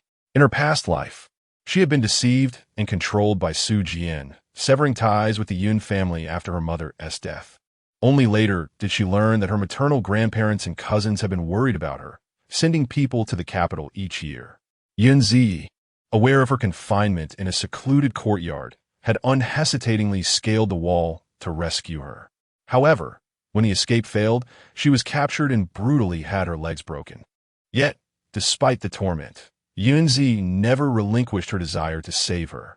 She reported the incident to the authorities, but how could a commoner contend with the powerful? Yunzi was wrongfully imprisoned, beaten to death by several condemned prisoners. Upon learning of his demise, Su Tangyu was engulfed in guilt and remorse. She felt as though she had caused the death of the innocent Yunzi. "I'm so sorry." Su Tangyu wept uncontrollably. Yunzi, at a loss and frantic, ultimately bowed in supplication. "Please, don't cry. Did I do something wrong? If our parents and grandparents find out, they would certainly punish me." A laugh escaped Su Tangyu, and after a deep breath, she suppressed her guilt. "Cousin, you have done nothing wrong. It was I who erred by adhering to my father's wishes and distancing myself from you. What does it matter?" Yunzi replied softly, her gaze warm. "You are a young lady under your father's care. You cannot be blamed." Su Tangyu felt a pang in her heart, tears welling once more. Beyond her mother, there were still those who cared for her in this world. This time, she would not repeat her past mistakes. "You all may leave. I wish to speak privately with my cousin," she directed toward Qinglan and the shopkeeper. Qinglan hesitated, but the shopkeeper urged her, leaving her no choice but to exit. Once the door was closed, Yunzi furrowed her brow and spoke seriously. "Tangyu, are you referring to your marriage? Trust me, listen to my counsel. Any heir who engages in infidelity before marriage is not worth your time, especially if he has betrayed you with your half-sister. He is beneath contempt." In a fit of rage, Yunzi struck the table. "We are not obliged to seek the favor of the Marquisate. There have been rumors for 2 days. Yet the minister has not acted on your behalf. Cousin, you would do well to break off the engagement and return to Jiangnan with me. There are countless eligible suitors for you to choose from." Despite having met only a few times during festive occasions when her mother was alive, Yunzi remained steadfast in her support of Su Tangyu over the years. This is what true familial bonds are. Su Tangyu relaxed her furrowed brows, unable to suppress a smile. Yunzi lifted her gaze, her expression momentarily dazed, and could not help but exclaim, "Tangyu, you are as beautiful as your aunt." Upon your return to Jiangnan, the suitors wishing to marry you will surely form a lengthy queue outside our door. Su Tangyu, unable to suppress her amusement, shook her head and pressed her lips together, saying, "Cousin, I will call off the engagement, but not at this moment." Yunzi, puzzled, asked why. "Is it necessary to choose a day to annul an engagement?" Su Tangyu lowered her head, her fists clenched tightly. Her voice, still carrying the huskiness of tears, resonated with profound bitterness as she declared, "Cousin, my mother did not perish due to complications in childbirth. She was wronged." Raising her gaze to meet Yunzi's, her eyes were filled with both hatred and a thirst for vengeance. "I must avenge my mother and my brother." Yunzi was left in a state of shock by her words and her fierce gaze. "Is it true?" he asked, his complexion paling. "Did my aunt and the unborn little cousin fall victim to foul play? Who is responsible? We must report this to the authorities and seek justice." Su Tangyu shook her head, a tone of sarcasm lacing her voice. "Reporting to the authorities is futile. After so many years, even if there were evidence, it would not topple the second-ranking Minister of Works. At best, people would express pity, say my mother married poorly and my brother was ill-fated."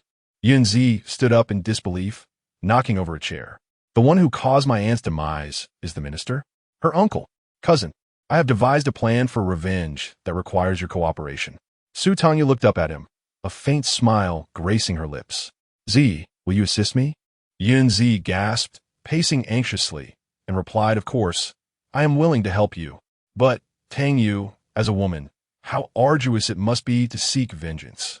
I have a powerful ally who can obliterate the entire Su family. They shall pay for my mother and brother's lives. Who? Regent Xiao Ju. Yin Zi's legs weakened, and he sought a seat, staring at her in astonishment. Cousin, how have you come to associate with the regent? He is ruthless, killing without a second thought. How could he possibly aid you?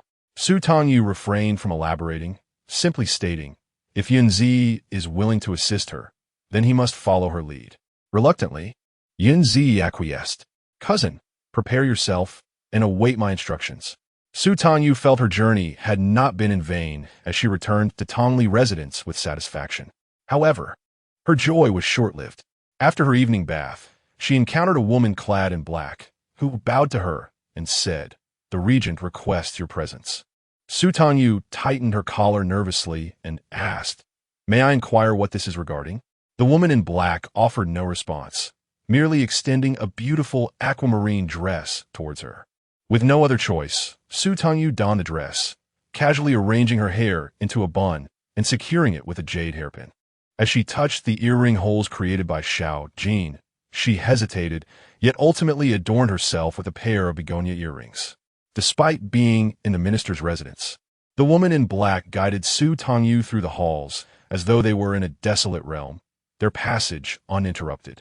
Upon exiting through the back door, a carriage was already prepared to convey Su Tangyu to the regent's residence. The hot springs emitted wisps of steam. Xiao Ju sat in the pool, his pale back marred by intersecting scars, exuding an aura of wild danger. One arm rested casually on the edge of the pool, the contours of his arms defining a powerful and formidable strength. With a glass of wine cradled in her palm, she swayed it gently, yet hesitated to take a sip. The sound of hesitant footsteps approached from behind, and with a disdainful snort, Xiao Ju remarked, cousin, do you weep before every man? Su Tangyu stiffened, lowering her gaze and standing still. Xiao Ju's temper flared, turning his head sharply, his phoenix eyes dark and piercing, commanding her to approach. Chapter 11, Punishment. Crying until voiceless, the warmth of the heated pool enveloped Su Tangyu as she removed her shoes and ambled forward. As she drew near, the steam rose, revealing the translucent water, allowing even the slumbering dragon to be seen clearly. A lump formed in her throat, and her long, curled lashes fluttered anxiously, her gaze darting aimlessly. It was too close. With no escape, she bravely focused on Xiao Ju's face. His profile was stern, his brows and eyes sharply defined, and beneath the high bridge of his nose, his thin lips curled into a dangerous, chilling smile. Su Tangyu's eyes quivered as she timidly explained, Your Highness, my cousin is my family. We haven't seen each other in over a decade, which is why, suddenly, a hand seized her, splashing water everywhere as she tumbled into the warm pool, drenched and unable to open her eyes, coughing from the shock. A broad hand, imbued with a commanding dominance, clutched her delicate neck, drawing her closer. As she blinked away the droplets, her vision cleared to reveal a strikingly beautiful yet sinister face. His icy, profound gaze sent tremors through her very soul. Understand your place.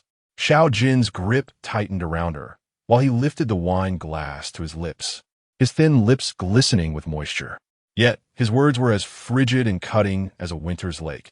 How should I punish you for consorting with a man? Su Tangyu's heart quaked, her delicate body trembling. She recognized the danger he posed, yet she had underestimated his possessiveness.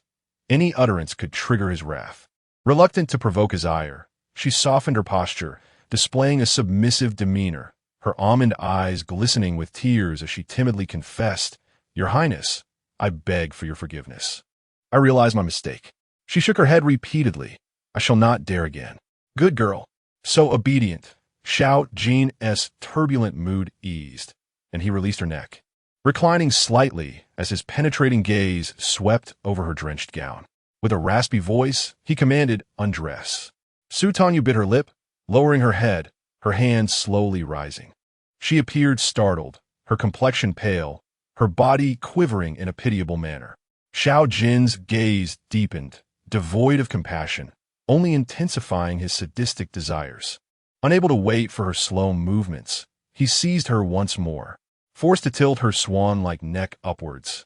Her pale cheeks flushed crimson as her helpless almond eyes stared blankly into the void. The misty vapor soaked her lashes, transforming into tears that cascaded down her heated face, pooling in the hollow of her collarbone. The earrings of begonia flowers swayed incessantly, the gold threads clashing with rubies, producing a delicate, continuous chime. "What are you looking at?" Xiao Jin gripped her small face, compelling her to lower her gaze and meet his eyes. Su Tangyu struggled to breathe, her tear-filled gaze inevitably falling upon Xiao Jin. He was the regent with immense power, not merely a master of political intrigue, but also the commander of hundreds of thousands in the great Yin kingdom. At the tender age of 16, he had stepped onto the battlefield, seasoned by countless encounters, his blade striking fear into the hearts of enemies. His name, in foreign lands, was that of the King of Hell, capable of silencing the cries of children. Possessing exceptional martial prowess and a robust physique, his skin was an icy white. His chest so well-defined that it could not be concealed by a single hand. His abdominal muscles were distinctly sculpted, each movement accentuating their fierce and brutal strength. His eyes, sharp and menacing like a newly forged blade, were fixed intently upon her face. "Who am I?" he demanded. Unable to contain her tears, Su Tangyu trembled as she stammered. "My lord." "Incorrect." Xiao Jin pressed her down, leaning close to her ear, compelling her to answer anew. "Who am I?"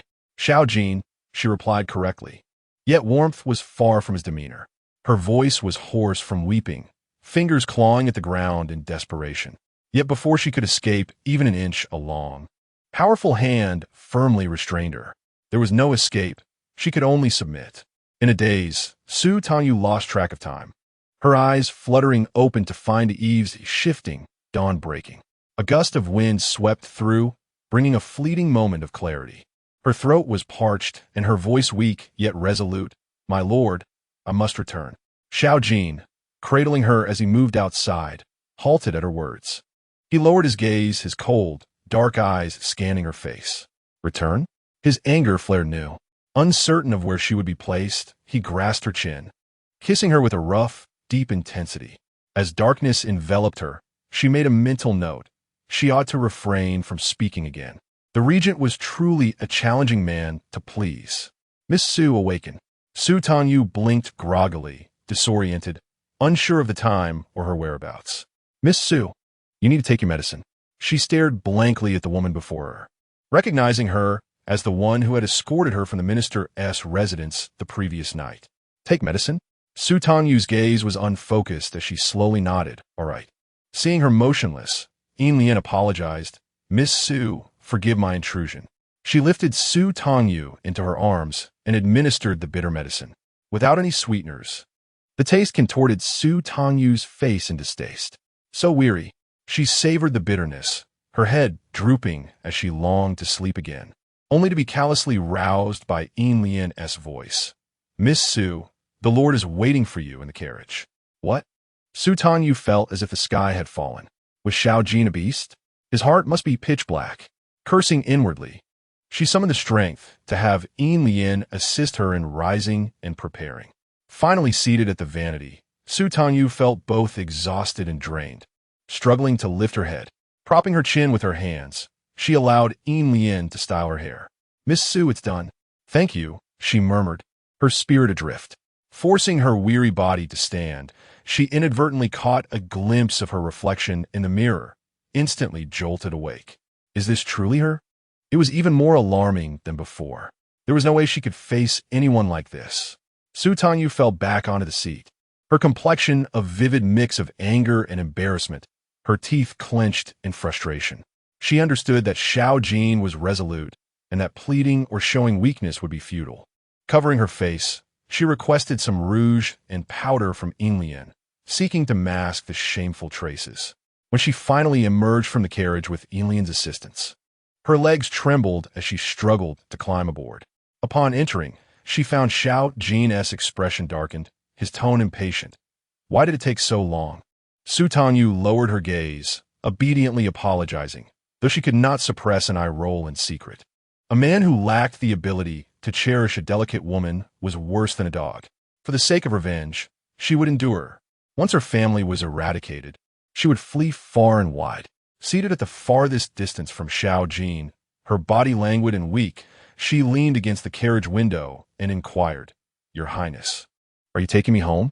Xiao Ju cast her a sidelong glance, dismissing her hopeful notions. He ordered the departure, his voice low and cold. "Leave the city. Accompany me to a certain location." Chapter 12. Run? She dare not. To speak more would only invite trouble, compounded by the fatigue from the previous night's exertions.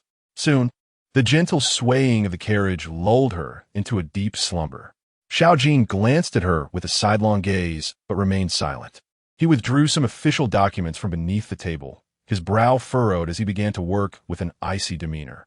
A sudden thud drew his attention, and he coldly turned towards the source of the noise.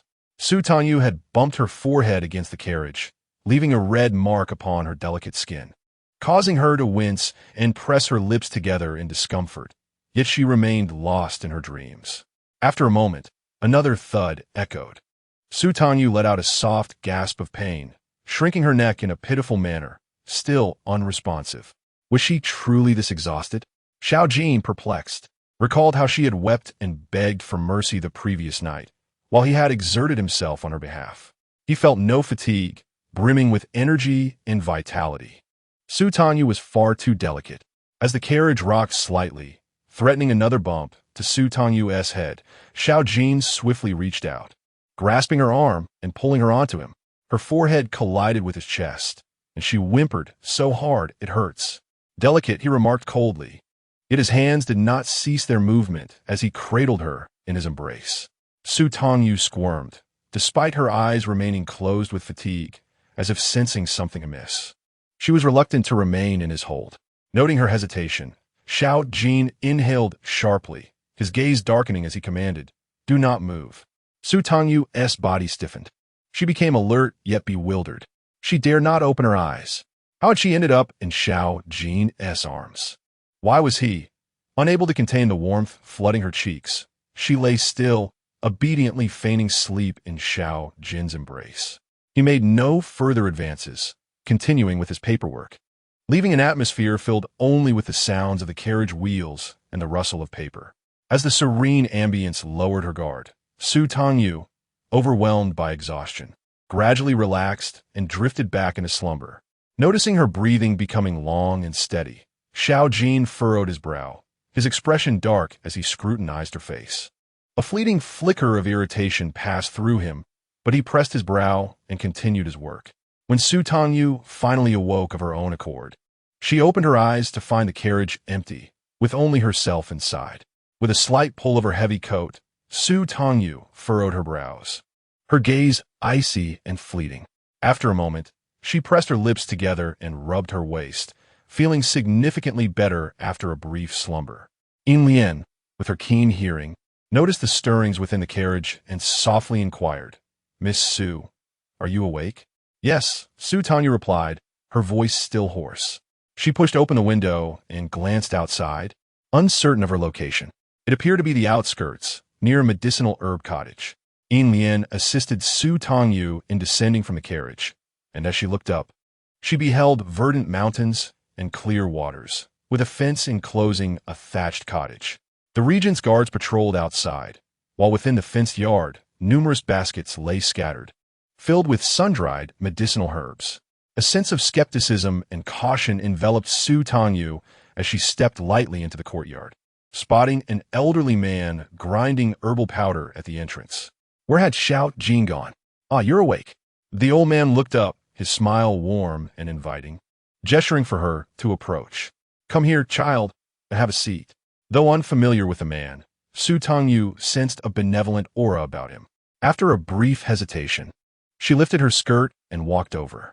There was a bamboo stool beside him, and as she settled down, The old man eagerly urged her, "Extend your hand." Su Tangyu bit her lip, rolled up her sleeve, and offered her wrist. The old man set aside his work and, with a single hand, grasped her pulse, slowly stroking his grizzled beard. His face was etched with wrinkles, signifying his advanced age, yet his eyes sparkled with vitality. When he smiled, his demeanor was gentle, but when serious, he exuded an imposing presence. He glanced at Su Tangyu and raised his finger, instructing her to switch hands for the pulse check. Confused, she smiled sweetly and asked, "Is there something amiss, sir?" "Nothing to worry about," the old man replied, gesturing toward a side room by the lake. "Go and have something to eat, dear." Retrieving her hand, Su Tangyu walked away, still puzzled. Unbeknownst to her, after she departed, the old man entered the house, where Xiao Ju reclined on a long couch, several silver needles embedded in his body, eyes closed in deep contemplation. The old man approached and abruptly kicked the leg of the couch. Xiao Ju instantly opened his eyes, a flash of fierce intensity crossing his features, his gaze landing on the old man as he suppressed his murderous intent. "So how is it? Does she have any medicine? Or is she under a spell? Or perhaps poisoned?" "Nothing of the sort," the old man retorted, rolling his eyes. He then scolded him. "Xiao Ju, do you even know how to treat others with kindness? Do you understand the concept of moderation? You've tormented that young girl so relentlessly. Believe me, she might just run away if you keep this up." Xiao Ju scoffed, his expression haughty and disdainful. "Run away? She wouldn't dare." The old man fell silent. Xiao Ju pressed further. "Are you certain? Why is it that the moment I touch her, I lose control? After all these years of restraint, why is it that she elicits such feelings in me? I want her to cry, to plead for mercy. I truly wish for her demise." His eyes darkened, revealing an insatiable desire that could not be concealed. The old man sighed, realizing the time had come to remove the needles. He advised earnestly, "I have told you, both your body and mind are afflicted. In the past, you suppressed your urges through violence, then resorted to acupuncture and medicine, treating only the symptoms, not the root cause. The more you suppress, the greater the backlash. That young girl is truly unharmed. It is your own cravings for her that you cannot control. With age comes a certain shyness." And the elderly gentleman tucked away all his silver needles, murmuring, "This world is vast. Yet to encounter someone who truly resonates with your heart and satisfies your cravings is a matter of divine providence." The young girl bore heavy thoughts, easily accumulating melancholy that could lead to illness. Take it easy. Do not wear her down, for such vitality cannot be restored. Xiao Ju's handsome visage was frosty as he rose, casting a sidelong glance at the old man. "You have overstepped your bounds." "Hey!" The elder, irate, puffed at his beard, declaring, "Ignoring the wisdom of the aged will lead to inevitable regret. Begone. With you here, others dare not seek treatment." Unfazed, Xiao Ju turned and departed. When he found Su Tangyu, she stood outside a dim chamber, lost in contemplation before the array of torturous instruments adorning the wall. Is this not a medicinal abode? How can there be such an assortment of tormenting devices? Suddenly, a chill enveloped her from behind, a frigid scent of dragon's saliva swirling around her, threatening to engulf her in its grasp. Su Tangyu dared not turn, acutely aware that her head nearly grazed Xiao Ju's chest, his cold breath ghosting over her neck. She remained still. "Choose one." Xiao Ju raised his hand, his palm pressing against Su Tangyu's shoulder, his tone languid yet perilous. "I shall take you to inflict harm." Her eyes brightened with anticipation as she inquired, "Whom shall we strike?" "The Duke of Ninggua's residence." His voice, deep and sensuous, carried an undercurrent of malice, coldness, and ruthlessness. Who else would it be? Breathless, Su Tangyu averted her gaze from the spiked mace on the wall, ultimately selecting her path. Chapter 13. Support Welcome Regent. The Duke of Ninggua's household gathered at the entrance, kneeling in reverence. The assembly was numerous and grand, yet the regent offered not a single glance in their direction. Xiao Ju strode past the Duke and Duchess of Ningguo with an air of indifference, brazenly entering their abode. "What brings the regent here?" The Duke and Duchess exchanged glances, their expressions darkening as they simultaneously turned to Gu Mingyan. Understanding their silent communication, Gu Mingyan bowed his head in shame. "Father, mother, it is my fault." The Duke lowered his voice. "When we enter, act according to my cues. It is best if fewer people are privy to our disgrace."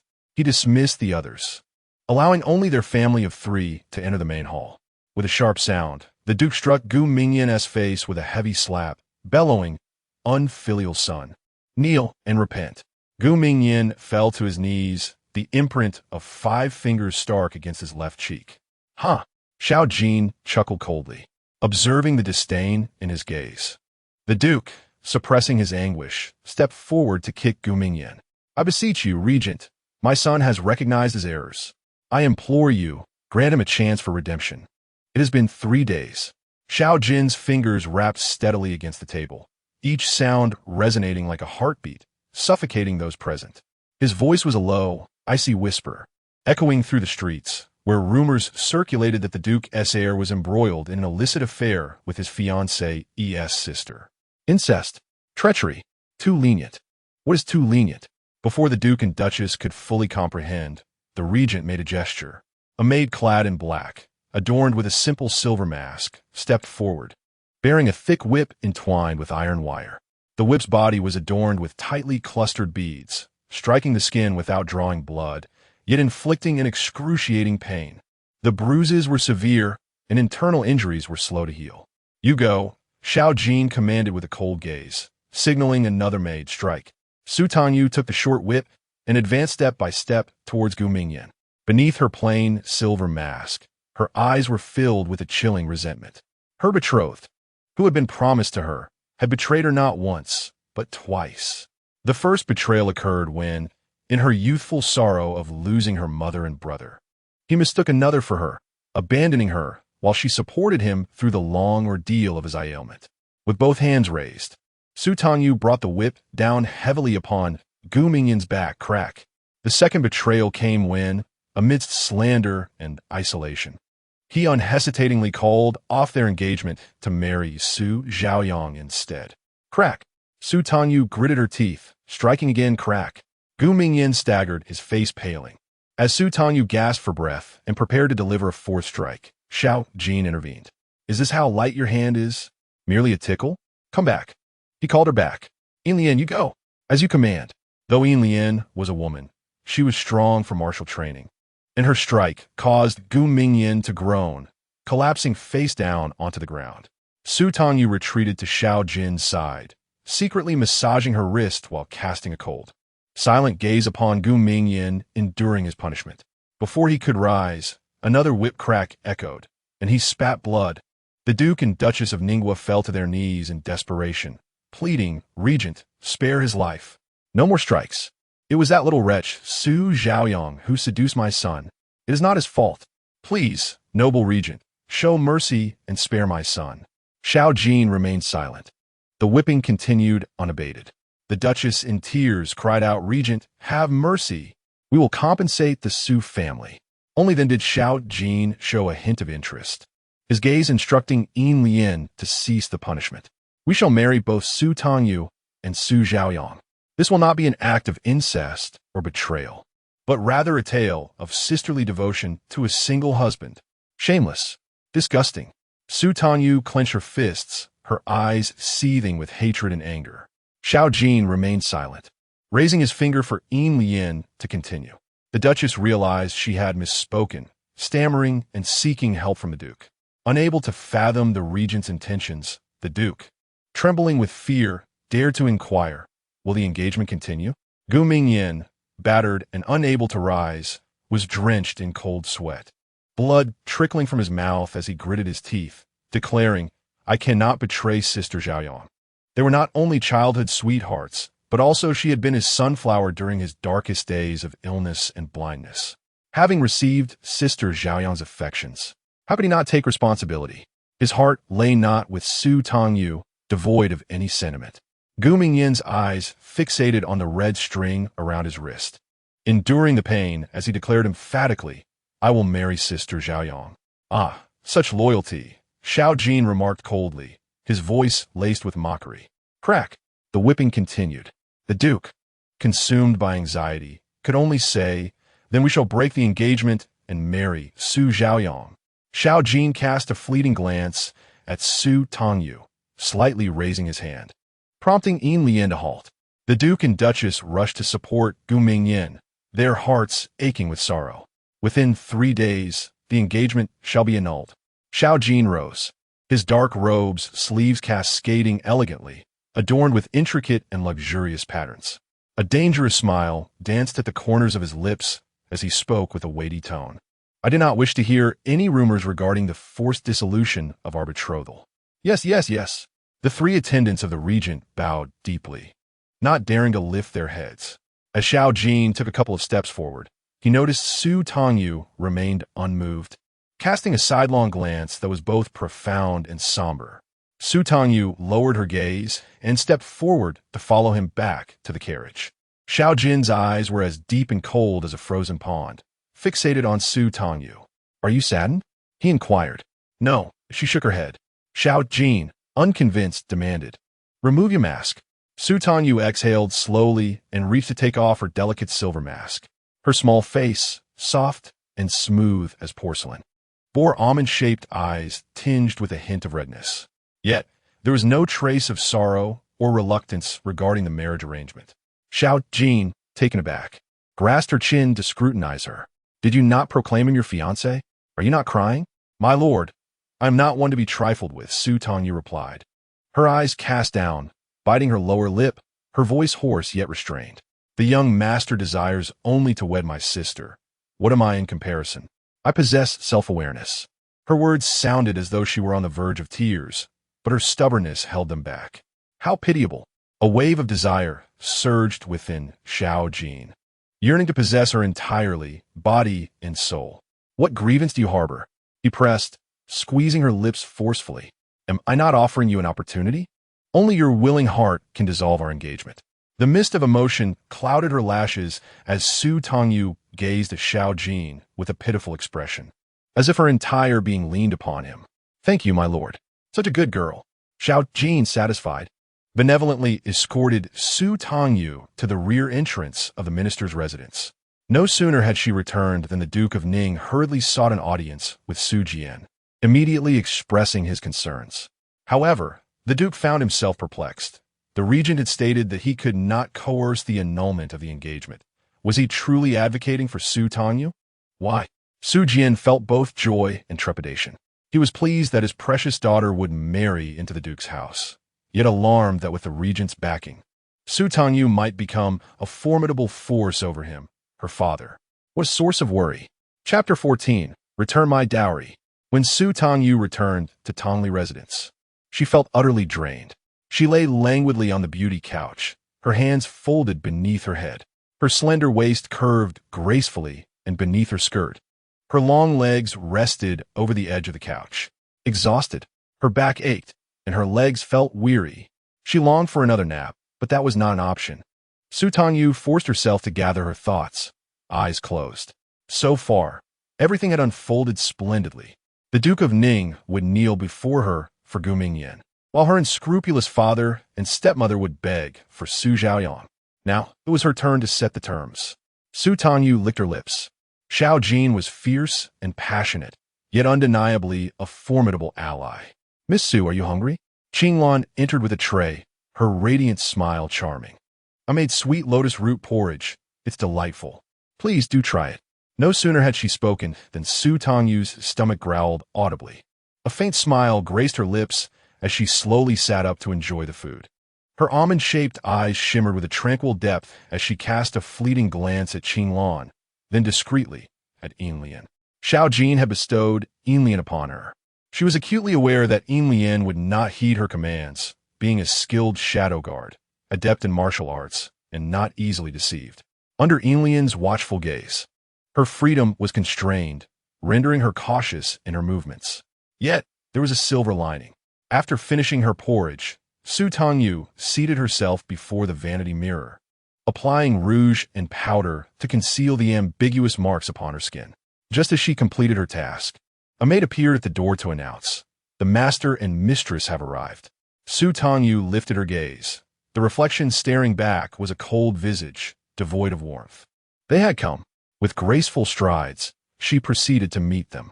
Su Jian and Song Meifang wore expressions of both joy and concern, exchanging furtive glances as they silently rehearsed their lines.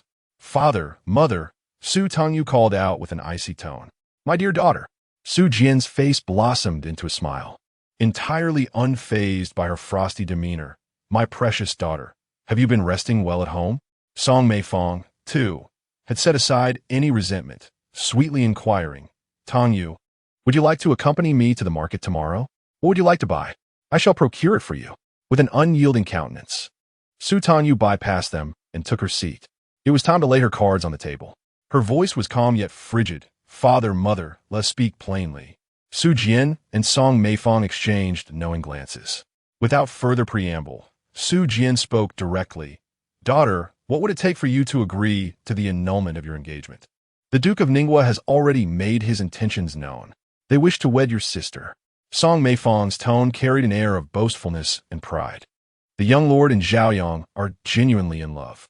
Tangyu, why must you act to thwart their union and invite ridicule upon yourself?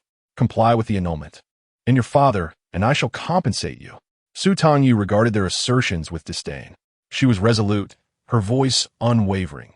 "If father agrees to my 3 conditions, I shall consent to the annulment." Su Jian's eyes darted with intrigue. "Pray tell." "First, I demand this residence be transferred into my name." The moment the words escaped her lips, their faces morphed into a pallor of dismay. Su Jian was the first to object, vehemently opposing. "Nonsense. This is the residence of the Minister of Works. How can it possibly be granted to you?" "You are mistaken, father," Su Tangyu replied, her eyes icy as she fixed him with a steely gaze. "This estate was purchased with my mother's funds. Every blade of grass, every brick and tile, is a testament to her investment." Su Jian's face turned a ghastly shade. It was a taboo for him to be reminded of his ascent to power and wealth on the back of his deceased wife's fortune. Su Tangyu not only broached the subject, but twisted the knife deeper. "Father, the deed bears my mother's name. She left a will, stating that this house is mine, not yours." Song Meifang's expression contorted in disbelief as she stared at Su Jian. Seeing him fall silent, a sense of dread gripped her. Land in the capital was extraordinarily precious. The value of the deed was staggering. Though Su Jian held the title of Minister of Works, his salary was limited. Relying on him, one could scarcely afford even a fraction of this estate. "Master, it cannot be granted." Song Meifang shook her head repeatedly. Everyone knew they resided here. If they were to move out, what would others think of them? She could not bear such humiliation. Su Jian, too, was consumed by anxiety. But the thought of his precious daughter's reputation and marriage caused him to grit his teeth. In order to appease Zhaoyang, Su Jian signaled discreetly. The family still possessed 2 private residences, albeit rather modest in size. Song Meifang's eyes were already red-rimmed. Su Jian wiped his face and continued to inquire of Su Tangyu. "The first condition I concede." He pressed further. "What else?" A smile danced at the corners of Su Tangyu's lips, her apricot eyes sparkling with mischief, captivating in their allure. Her smile was enchanting, yet made both Su Jian and Song Meifang's hearts race anxiously. "The second." Su Tangyu deliberately elongated her words. "I desire my dowry." Su Jian felt darkness clouding his vision. Song Meifang clutched her chest, nearly fainting. "After your mother passed, all her dowry and related possessions were left to me as my dowry." Su Tangyu's smile was radiant. "Father, I have been away from home for 12 years. My dowry is still intact, is it not? Not a single coin is missing." The couple was rendered speechless. Su Tangyu's mother was the daughter of the richest man in Jiangnan, her dowry immensely substantial. After marrying into the Su family, she had managed finances and acquired numerous properties, including several suburban estates, all of which were bequeathed solely to Su Tangyu upon her death. The magnitude of Su Tangyu's dowry was formidable. The transfer of property struck Su Jian like a dagger to the heart. To demand a dowry? It was tantamount to demanding his life. Otherwise, they would not have conspired in secret to tarnish Su Tangyu's reputation, seeking to illegitimately seize her dowry. What to do? Su Jian and Song Meifong exchanged glances, their hearts darkened by malice. Su Tangyu was but 6 years old at that time. What could she possibly comprehend? She likely had no notion of the dowry's true worth. They would dictate the terms. Song Meifong regained her composure, forcing a smile. Tangyu, fret not. Even if we call off the engagement, your dowry will certainly be given to you upon your marriage. I do not wish to wait. Su Tangyu's gaze turned frigid, fully aware of their scheming. She declared, I will only call off the engagement when my dowry is delivered. Song Meifong struggled to contain her expression, nearly wishing to tear her words apart. Su Jian, cunning and deceitful, restrained Song Meifong, a feigned smile twisting his lips. Very well. I agree to your terms. Was the third condition? I have not yet decided. Su Tangyu replied, Father and aunt, please prepare the transfer and dowry first, then come find me. She dismissed them. Qinglan, Yinlian, see them out. Su Jian caught sight of a stranger among them. He paused, instinctively asking where did she come from. Yinlian stepped forward. I am Yinlian, a servant under the command of the regent's covert guard. I have been assigned to protect Miss Su. Su Tangyu, you have indeed climbed into the regent's bed. Song Meifong was instantly incensed, seizing the opportunity to threaten her. Your virtue is at stake. What grounds do you have to negotiate with us? If this matter spreads, you will face dire consequences. Su Tangyu merely laughed. With a playful glint in her eyes, she said, Aunt, do you dare to slander the regent? Go ahead. I shall await your return. Chapter 15. A little wealthy lady master. That little wretch Su Tangyu is insufferably arrogant. Upon returning, Song Meifong slammed her fist on the table. I cannot swallow this indignation. Su Jian glared at her. This is your fault. After administering the drug, you should have kept a closer watch. Song Meifong was both furious and regretful. Little did she know that Su Tangyu could escape and even climb into the bed of the regent. Now, it was too late for regret. Zhaoyang's reputation was tarnished. She must marry into the marquisate. Su Jian swiftly made a decision. He would transfer the estate at the Ministry of Revenue, while Song Meifong prepared the dowry. Hesitantly, Song Meifong inquired, how much? Su Jian huffed. You decide. After all, she has no idea how much Yun Xianglian left her. Indeed, Su Tangyu was unaware. Yet, she had her own means. Within the Tongli residence, Su Tangyu spread paper and ground ink, meticulously crafting a letter. Deliberately in front of Yinlian, she handed the dried letter to Qinglan, instructing Qinglan, take this letter to the Yunyang tea house and deliver it to my cousin Zi. Of course, Miss Su, I will take care of it. Qinglan replied gleefully as she took the letter and exited. Su Tangyu cast a fleeting glance at Yinlian before returning to her room to indulge in a rejuvenating sleep. She needed to gather her strength to enjoy the unfolding drama. Yunzi had just received Su Tangyu's letter. As he opened it, a commotion arose from downstairs at the tea house. He hurried down, only to see the regent's guards surrounding the establishment, clearing it out. In the next moment, Regent Xiao Ju stepped inside, draped in a dark black python robe, with a jade belt cinching his waist, exuding an air of grandeur and authority. His tall and slender form, pale complexion, and strikingly handsome features were intimidating, with sharp brows and a formidable presence that deterred anyone from meeting his gaze. A cold sweat trickled down Yun Zi's back. He dared not lift his head and immediately bowed. Commoner pays respects to the regent. Where's the letter? Xiao Ju demanded, towering over him with a disdainful gaze, his tone cold and commanding. Yun Zi's heart tightened. How had his cousin become entangled with the regent? This was akin to courting danger. Worry etched on his face. He retrieved the letter, which was promptly taken by a guard and respectfully presented to Xiao Ju. Xiao Ju glanced at it, noting a line that read, Cousin, bring the list. I await you at the Su family. A F.A. of compliance. A clandestine meeting? Had the letter been rewritten? Xiao Ju's temper flared, and he coldly sneered at Yun Zi. What list? Your Excellency, it is the dowry list of the eldest Miss Su. Yun Zi hastily explained, preemptively summoning the old shopkeeper to bring forth the hefty stack of dowry documents, which he presented to Xiao Ju. With a casual glance, Xiao Ju's brows arched slightly in surprise. He had not anticipated that Su Tangyu was, in fact, quite wealthy. Suddenly, Xiao Jin understood the reason behind the Su family's scheme to tarnish her reputation. Everything was connected to what lay in his hands. He commanded, "Bring me my personal seal." The guards swiftly retrieved the regent's seal, and Xiao Jin, with his long, elegant fingers, flipped through the list to the last page and stamped it with authority. How would little Yuer express her gratitude? Xiao Jin found himself eagerly anticipating her response. Then, he forcefully placed the weighty list upon Yunzi. His phoenix eyes glinting with cold disdain. "Little Yuer is mine. Tread carefully." With that, Xiao Jin turned and departed.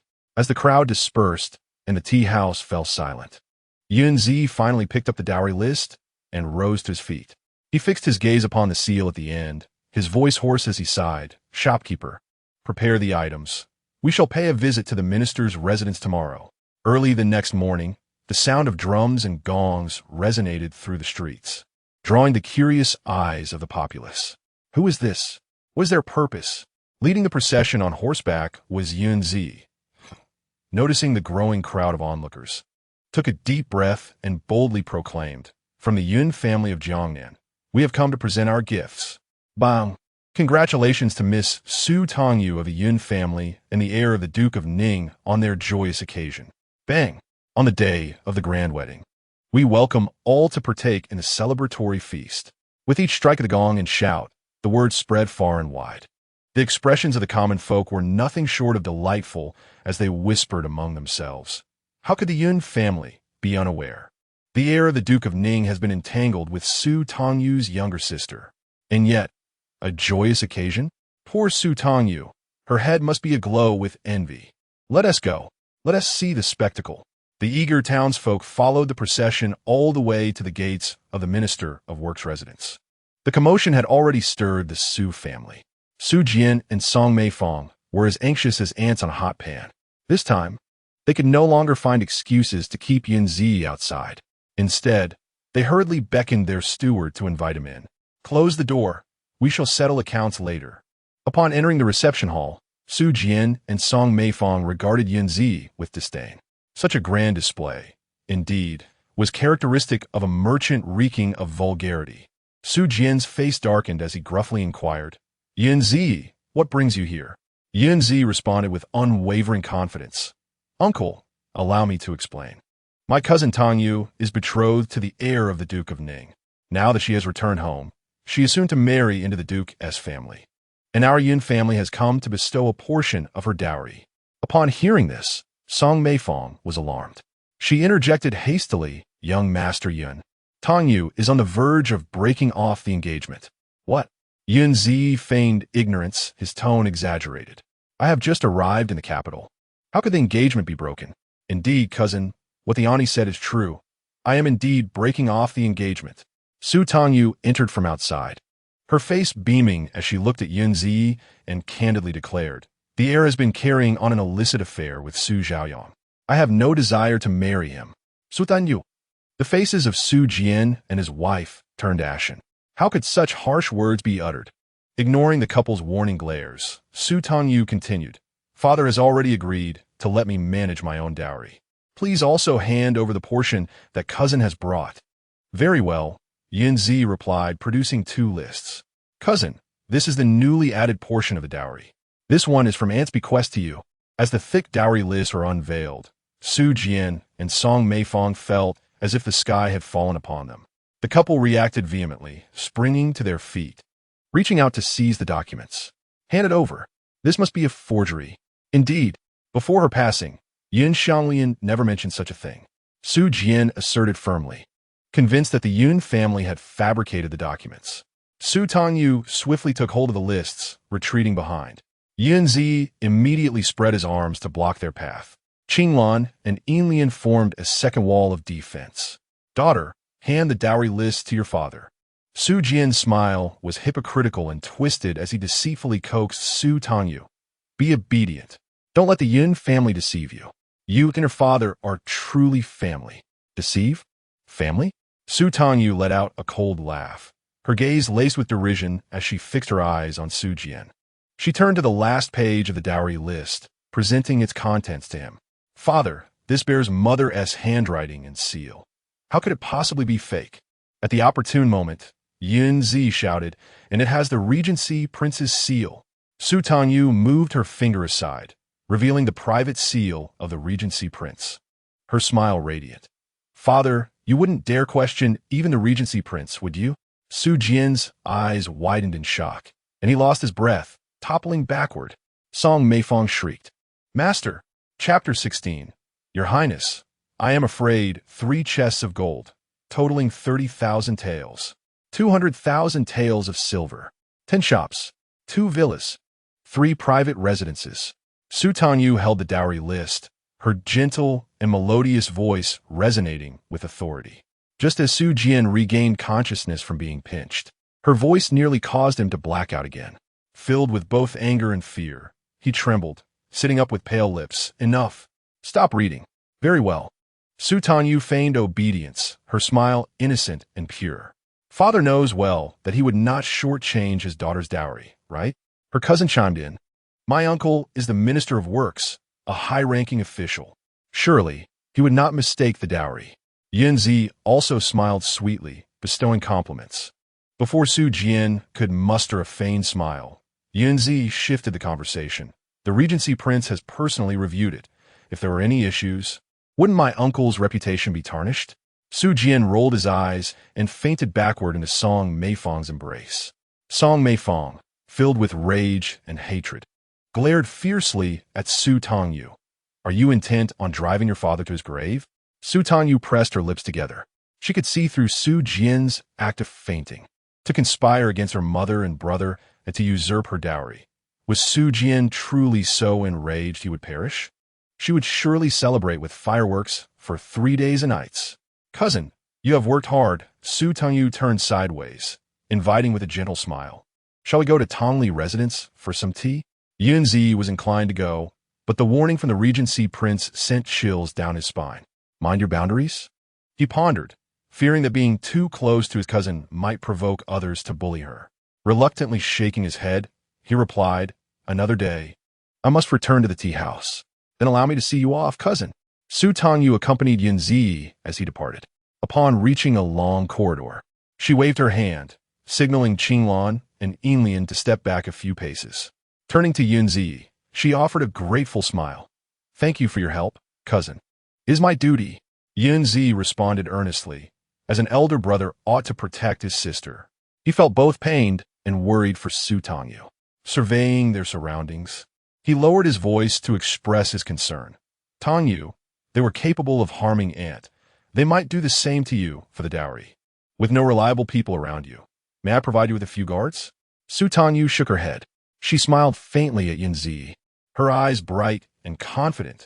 Cousin, do not worry. I have my own plans. Yunzi's lips moved, but he remained unconvinced. Yet he understood that Su Tangyu was strong-willed and would not easily change her mind once she had made a decision. He could only clench his fist and sigh. Please be careful. If you have anything to tell cousin, he will always assist you. Thank you, cousin. Su Tangyu felt a pang in her heart, her eyes reddening. She escorted Yunzi out of the minister's residence. Outside, many commoners were gathered, eagerly awaiting the spectacle. Upon seeing Su Tangyu, they expressed pity with their gazes and murmured sympathy. Once Yunzi exited, they immediately surrounded her, chattering with curiosity. Yunzi forced a bitter smile and sighed. The marriage has fallen through. They have compelled my cousin to break the engagement. Alas, my poor cousin. She can only reclaim her dowry and seek another suitor. The crowd erupted in commotion. The reputations of the Su family and the Duke of Ning's household would surely suffer. Su Tangyu curled her lips and turned back towards Tongli Courtyard. Her eyes were filled with reluctance as her nails dug into her palm, and she took a deep breath. She did not wish to leave, yet she could not gamble her life on the conscience of Su Jian and Song Meifeng, for they were more beastly than human. They possessed no conscience. Su Tangyu pursed her lips and called out, Qinglan, Yinlian, gather our belongings. Master, what shall we do? Song Meifeng cried, striking her thigh, her face a mask of despair. We cannot even muster a single box of gold from our family. Su Jian's face turned a deep shade of purple. Anger surged through him, his veins bulging as he gasped for breath, cursing, You treacherous little wretch. I should have eliminated you and your mother back then. Master, it is not too late, Song Meifong said, leaning close, gently patting Su Jian's back to calm him. Su Tangyu is nothing but a debt collector. She disregards the father-daughter bond, intent on ruining our family. A sinister glint flickered in Su Jian's eyes. A disobedient daughter was of no use. Yet he harbored some fear. Su Tangyu had the regent as her backing, making it unwise to act against her. The emperor was young, and in the entire Great Yan, the regent held the ultimate authority. Even if Su Jian had 100 times the courage, he dared not provoke the regent. Song Meifong feared as well. Yet she was more terrified that Su Jian would discover how much of Su Tangyu's dowry she had squandered and misappropriated. If he were to account for the dowry, he would surely strangle her. Song Meifong's eyes darted as a nefarious plan formed in her mind. She incited, Master, the regent is high in power. What woman has he not encountered? Su Tangyu is merely a fleeting novelty. He will soon grow weary of her. Does the regent truly intend to trouble you? A second-rank minister of works, for her? Su Jian remained silent, yet his expression betrayed a wavering resolve. Song Meifong continued to coax, Master, if Su Tangyu were to perish, we would owe her not a single coin. Zhaoyang could then marry into the duke's household and become a grand lady. If you fear the regent, we could find a scapegoat. A smile crept onto Su Jian's face. He embraced Song Meifong, stroking his beard, and praised, Wife, you are clever. With a spouse like you, what more could a man desire? I am only considering your interests, dear husband. Song Meifong grinned, her smile as venomous as a serpent's. This time, the little wretch would have no chance of escape. Song Meifong personally sent someone to procure poison, which would be added to Su Tangyu's meals, and then selected an unfortunate soul to deliver it to Tongli Courtyard. They were fully prepared. As soon as Su Tangyu's lethal poison takes effect, they plan to announce her death and eliminate the unfortunate soul, leaving no evidence behind. Their thoughts drifted into a beautiful fantasy. Soon, a frightened maid rushed in, breathlessly exclaiming, Master, Madam, something terrible has happened. Song Meifong and Su Jian exchanged alarmed glances and sprang to their feet, asking, What is it? The maid, panting heavily and struggling to articulate, stammered Mississippi. She. Su Jian, unable to contain his anxiety, pressed, Is she dead? The maid paused, catching her breath, then shook her head. Master, the young lady is not dead. She is missing. What? Panic-stricken, Su Jian and Song Meifong hurried to Tongli residence, only to find a room utterly empty. Su Tangyu and her two maids had vanished without a trace. In a state of disarray, Su Jian called out, Someone, search for her. She must still be within the estate. Little did they know, at that very moment, Su Tangyu was seated comfortably at the regent's palace, sipping tea. With delicate fingers cradling a warm teacup, she lowered her gaze, her figure appearing fragile and pitiable. Xiao Jin stepped into the room, his dark, profound eyes fixed intently upon her. Little Yuer, do you seek this prince for a reason? Your Highness, I am frightened, Su Tangyu replied, lifting her tear-filled almond eyes, pleadingly imploring him, Your Highness, may I stay here with you? Chapter 17. Xiao Jin is a dog. Upon seeing the dowry list, her father was furious, and her stepmother scolded her as well. Su Tangyu's eyes brimmed with tears, her delicate face filled with distress. Her pearly white teeth bit down on her lush, crimson lips, leaving a mark. Overwhelmed with helplessness, her emotions surged, and the mist of sorrow dampened her thick lashes. With a sob, she lamented, The dowry was meant for me by my mother. Su Tangyu's voice trembled as tears streamed down her cheeks. With reddened eyes, she gazed imploringly at Xiao Jin. Your Highness, I cannot bear to stay at home. The beauty, weeping like a rain-soaked pear blossom, was heart-wrenching, yet Xiao Jin remained impervious to the sentiments of the common folk. Observing Su Tangyu's tears only ignited a burning desire within him. Come here, he commanded coldly. Su Tangyu pressed her lips together and approached him, without needing further invitation. She obediently and gracefully settled into his lap.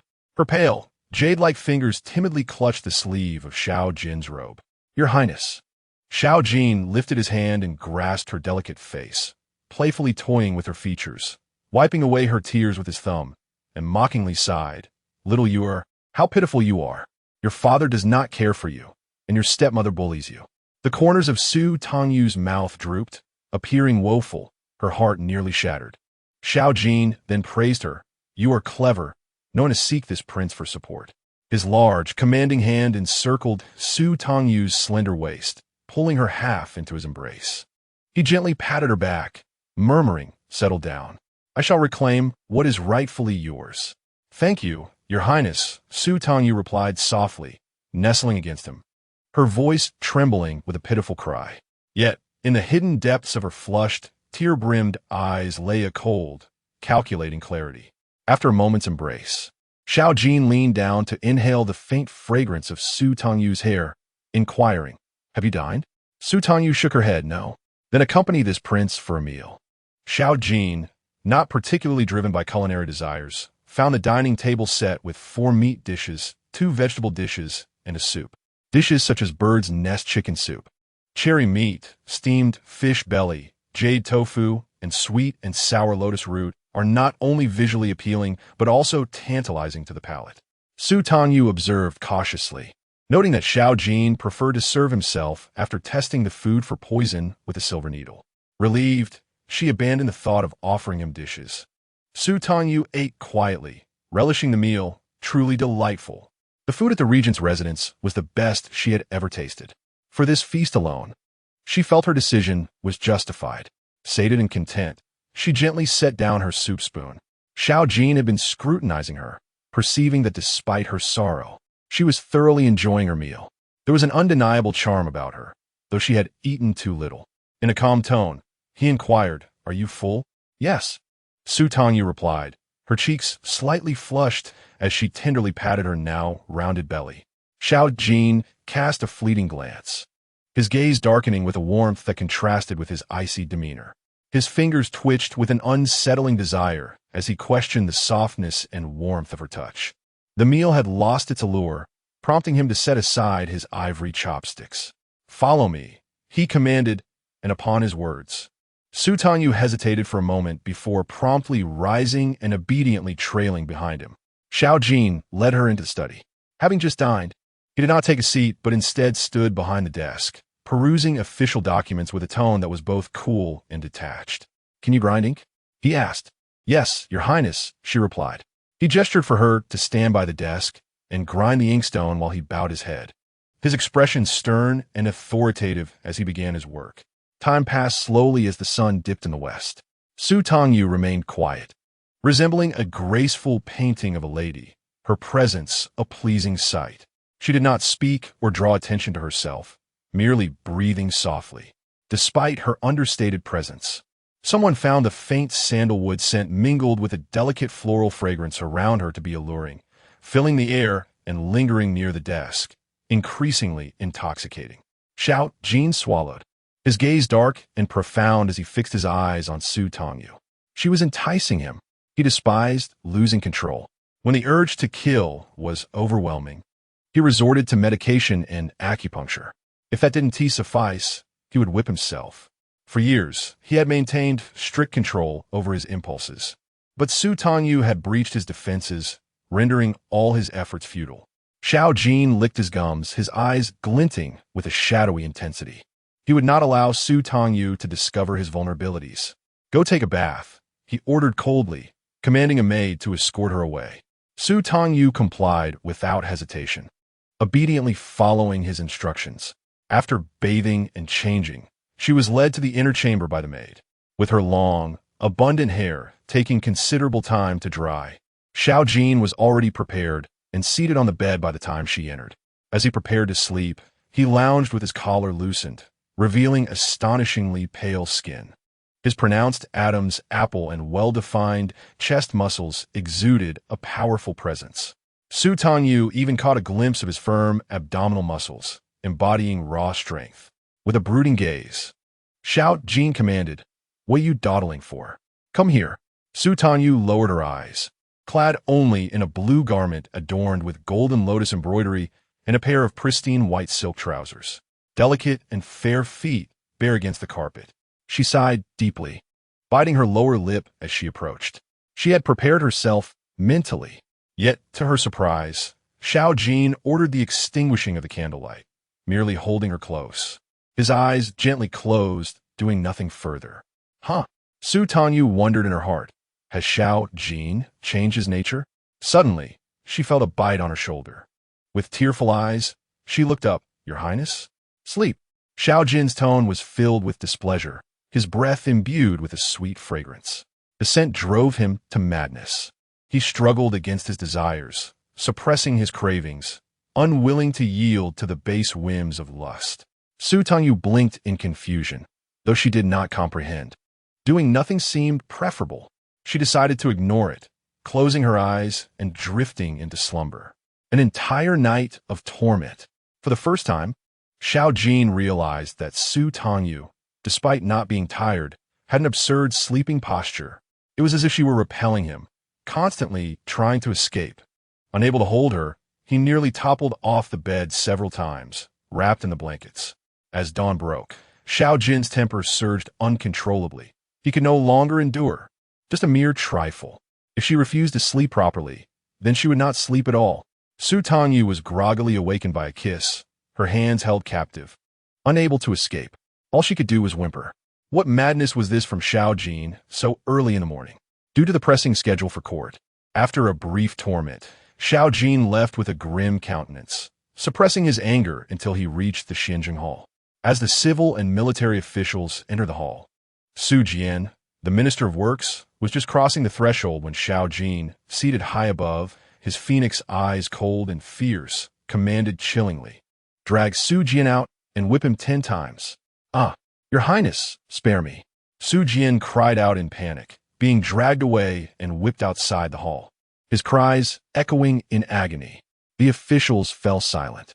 The Duke of Ningguo felt a wave of unease. Would he be the next? Chapter 18. Kneel down and plead with her. After Xiao Jin departed, Su Tangyu was left in tears, laying on her pillow. The more she thought about it, the angrier she became. Was Xiao Jin unwell? He wanted to rise early, but Wu Ti let her sleep. What a scoundrel! Prepare the water. With tears in her eyes, Su Tangyu rose, cursing inwardly while resentfully washing and dressing. After feeling refreshed, she sat before the vanity mirror, raising her hand to undo her haibon. As she combed her hair, she noticed the bite marks on her neck and shoulder, her apricot eyes darkening slightly. "Qinglan," Su Tangyu called out, "Where's the medicine?" Qinglan hesitated before replying. "Miss Su, the prince did not command for medicine to be prepared this morning." Su Tangyu frowned slightly. "Go brew it now. Bring the avoidance soup once it's ready." Su Tangyu reached for the medicine bowl, finding it at a suitable temperature, and drank it down in one breath. "Miss Su," Qinglan began, hesitating. "Why drink it if the prince did not grant it? Do you not desire maternal power?" Su Tangyu's gaze turned icy as she set down the bowl. "To be the regent's consort requires maternal power. That is not my aim." After enacting her revenge against the Su family with the aid of the regent, Su Tangyu's thoughts softened, a smile gracing her lips. After avenging herself, she planned a journey to Jiangnan with her cousin, to visit my mother's hometown and pay respects to my maternal grandfather, grandmother, and uncles. "Now, Qinglan, please style my hair." Su Tangyu handed over the comb, allowing her thoughts to settle. She elegantly arranged her hair, adorned with jade hairpins and pearl clasps. Su Tangyu refrained from applying any makeup to her lips, merely using rouge to conceal the bite marks and blemishes. She changed into a water-green skirt, exuding grace and ethereal beauty. For breakfast, she savored a bowl of shepherd's purse chicken soup and a plate of steamed knife fish. After satisfying her appetite, Su Tangyu strolled through the regent's palace with Qinglan and Yinlian. The regent, a figure of immense power, occupied a palace of grandiose splendor, adorned with gold and jade, with intricately carved beams and painted rafters. The gardens were breathtaking, featuring lakes, artificial hills, winding corridors, and pavilions for enjoying distant vistas. Su Tangyu climbed the pavilion, resting her hands on the redwood railing, squinting toward the direction of the Su residence. If all goes according to plan, that estate has already been transferred to her name. However, the dowry, Su Jian and Song Meifeng, would be unable to procure it no matter their efforts. Today marks the final day of the 3-day ultimatum given by the regent to the Ningguo Marquis. Those unable to find her cannot annul the engagement. And the Marquis must be in a frenzy. Su Jian and Song Meifeng must be beside themselves with worry. How she longs to see the expressions on their faces. Madam, a grave matter has arisen. The Su family steward rushed in, wailing. Song Meifeng, her lips blistered from anxiety, glared and scolded. What a calamity! Aside from the absence of that wretched girl, what else could go wrong? Oh dear! The steward, in a fluster, slapped his thigh. Madam, you must hurry to the door. The master is covered in blood. With a scream, Song Meifeng dashed outside, only to find the Ningguo Marquis and his men carrying the battered Su Jian inside. Before she could cry out, the Marquis, his face grim, demanded, "Has Su Tangyu agreed to the annulment?" Filled with trepidation, Song Meifeng stammered. She had fled and could not be found. What? The Marquis's vision darkened as if the sky had fallen. He paced anxiously, knowing that if the regent could harm Su Jian today, he could very well be next. How could you allow her to escape at such a critical moment? Song Meifeng stuttered, unable to articulate a response. The Marquis glared at her fiercely, insisting that Su Jian must be informed that before nightfall, they must secure Su Tangyu's letter of annulment. Otherwise, their beloved daughter would be destined for a life as a nun. With that, the Marquis stormed away in fury. Song Meifeng, her face a mask of despair, hurriedly summoned a doctor to tend to Su Jian. By afternoon, he finally regained consciousness, groaning in pain. His face contorted in agony. Song Meifeng and Su Xiaoyang surrounded him, weeping. Father, we truly cannot find that wretched girl. Father, I don't want to become a nun. Su Jian, overwhelmed and head-throbbing, was no fool. He realized the regent's anger towards him was likely instigated by Su Tangyu's whispers. That ungrateful daughter, just like her mother, a source of calamity. With a fierce glare, he directed his ire at the two women, bellowing, "What good is crying?" Silence. Su Tangyu must be at the regent's palace. Prepare the carriage. We shall go to the regent's palace and obtain that letter of annulment today. Song Meifeng had no objections, but Su Xiaoyang timidly shook her head. Father, I do not wish to go. Su Jian glared at her, insisting, "You must go. This trouble is all you're doing. When you see Su Tangyu, beg her properly." When Su Jian's family of 3 arrived, Su Tangyu was being passionately kissed by Xiao Jin, pinned against a chair. The kiss was deep and fervent, her eyes misty with emotion. Their moment was abruptly interrupted, and Xiao Jin's face turned impatient. He caressed Su Tangyu's luscious lips with his thumb, his gaze cold and fierce as he sneered, "You arrived quite swiftly." As Su Tangyu opened her mouth, his thumb sank into her soft lips. Both of them paused in surprise. Xiao Jin's eyes gradually ignited with a dangerous heat, while Su Tangyu blushed and turned her head away. She timidly tugged at Xiao Jin's sleeve, saying, "Your Highness, I fear them. Will you accompany me?" For a moment, her words delighted him. His mood lightened, and a hint of a smile graced his otherwise cold, handsome face. He nodded regally, "Very well." Su Tangyu obediently followed behind Xiao Jin as they entered the side hall. "Greetings to the regent."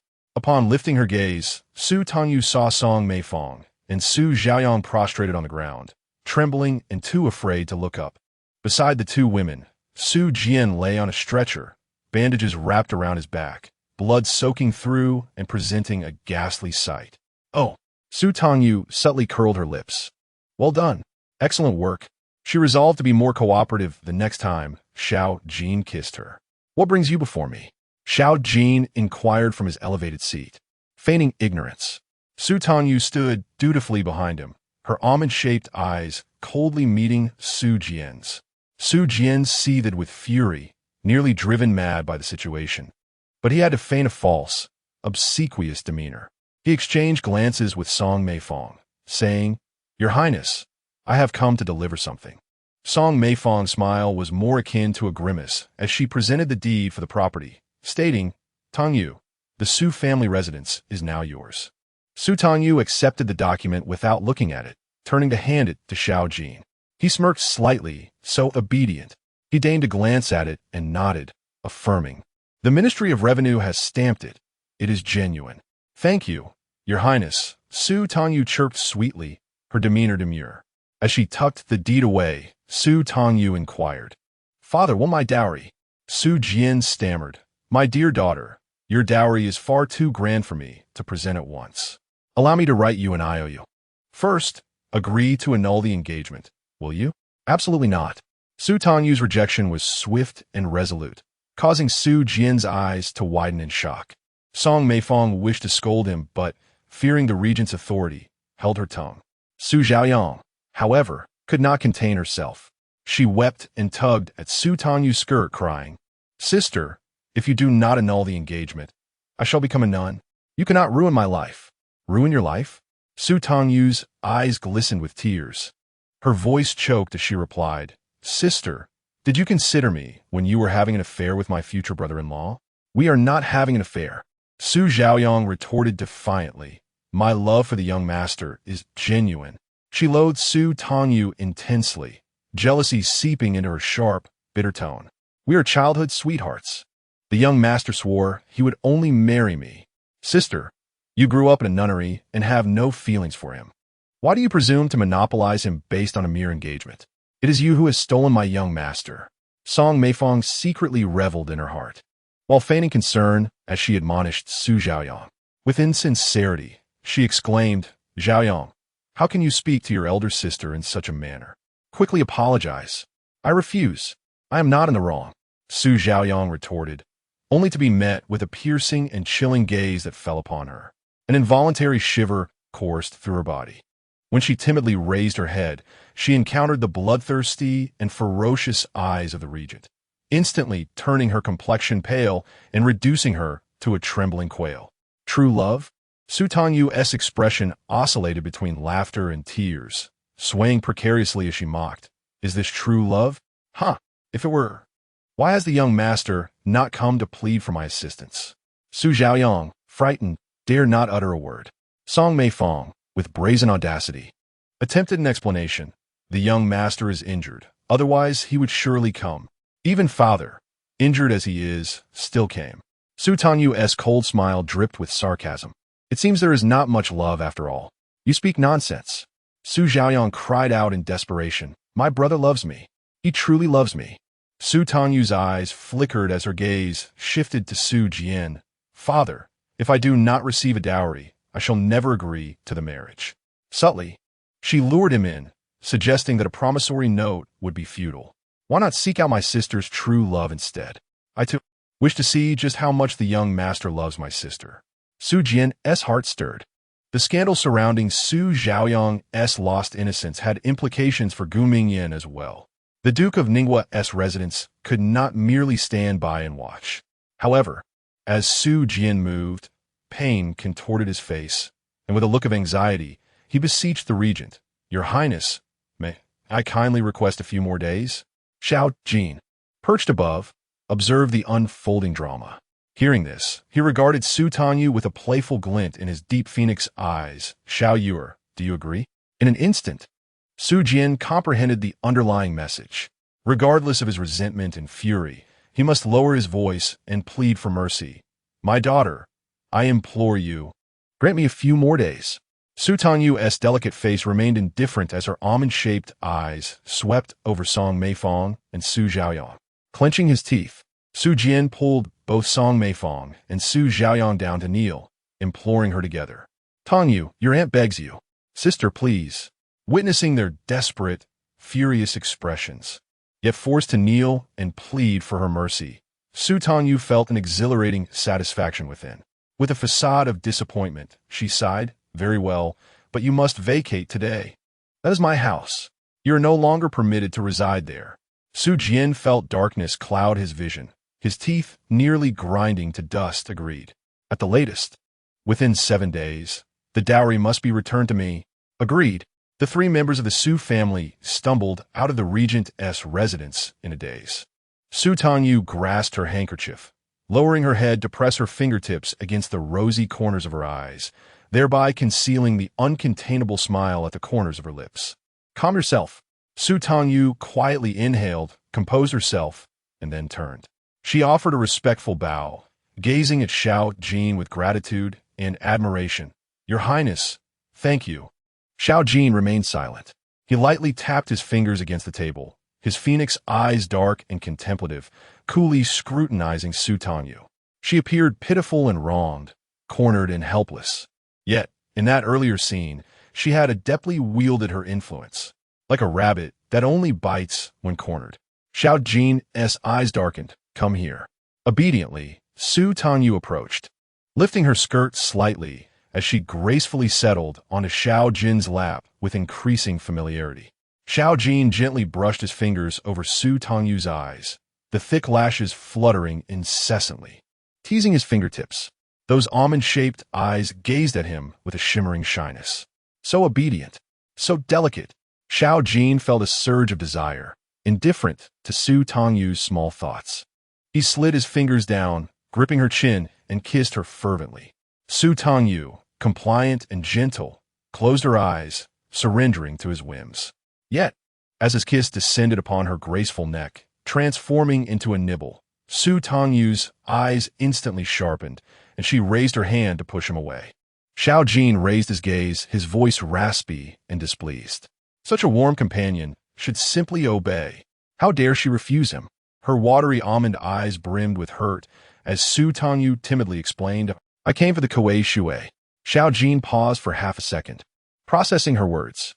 He looked down and inhaled near her neck. Beneath the sweet fragrance of a maiden lay a hint of blood. Xiao Jin detested the scent of blood. It ignited his murderous instincts. His handsome face darkened, icy and grim, as he unhesitatingly pushed Su Tangyu away. "Leave. Forgive me, Your Highness," Su Tangyu murmured, her eyes misty and distressed as she bowed and retreated. Yet, once outside, a flicker of covert amusement danced in her eyes. Drinking too much of the medicinal soup would hasten her Kuei Shui date. She touched her lips, remembering the kiss that had marred them. Fortunately, she could take a break for the next few days. With a light and buoyant step, Su Tangyu's skirt swirled around her, radiating a sense of joy. In stark contrast to her merriment, the Su family was in utter disarray. They were on the brink of collapse. 7 days, and we still can't gather the dowry. Song Meifeng wailed, overwhelmed with guilt. Su Jian's expression twisted with anger as he grimly declared, "Change course. We must go to the Duke of Ninggua's residence." The carriage immediately turned around. Su Zhaoyang exclaimed, "Father, may I meet the young master?" Su Jian's face darkened. At this juncture, Su Zhaoyang had no choice but to marry the young master of the Duke's residence. There was no alternative. He nodded. "Go. When you meet the young master, cry well and tell him how Su Tangyu has bullied you. Do you understand?" Su Zhaoyang nodded fervently, believing that her young master would surely be sympathetic towards her. She loaded Su Tangyu. Upon arriving at the Duke of Ninggua's residence, the mother and daughter went to visit Gu Mingyan. The Duke, upon receiving the news, mistakenly thought they had come to present the annulment letter and immediately greeted Su Jian with a feigned kind demeanor. "Brother Su, you are injured so severely. Why trouble yourself to come here? Just send the annulment letter." The annulment letter had not been obtained, and the regent had granted a 7-day extension. Without waiting for the Duke's expression to change, Su Jian promptly recited Su Tangyu's dowry as if reading a bill. The Duke's eyes widened in shock. "So much? Did the Duchess not pull Yun Xianglian into a betrothal just to acquire a lavish dowry?" Su Jian had married the daughter of a wealthy merchant from Jiangnan to fill the gaps in the Ministry of Works, garnering the envy of many noble families in the capital, which had led to this marriage proposal. With a venomous glare, Su Jian calculated, "Your residence must assist us in bridging the dowry gap to secure the annulment letter. I am Su Tangyu's father. If I do not relent, she will not marry. When the regent grew weary and disdainful of her, I would ensure her demise. The silver would be returned in full, and I would bestow upon your Marquis 30% of her dowry. How does that sound?" The Marquis of Ninggua's eyes gleamed with intensity. He rubbed his fingers together, engaging in a bout of negotiation. "Assisting you is feasible, yet 30% is too meager. 50% would be more reasonable." Chapter 20. I would rather die than marry you. 50% is acceptable. However, you must first provide a residence. Su Tangyu pressed him to relocate today. Yet, all the properties under the Su family were acquired by that woman, Yun Xianglian, and now they have all become Su Tangyu's dowry. He lacked even a place to stay, and Su Jian was seething with resentment. The Marquis of Ningwa secretly chuckled to himself. Considering the 50% dowry, he acquiesced. Upon returning, the Su family hastily moved, creating such a commotion that the neighbors came out to witness the spectacle.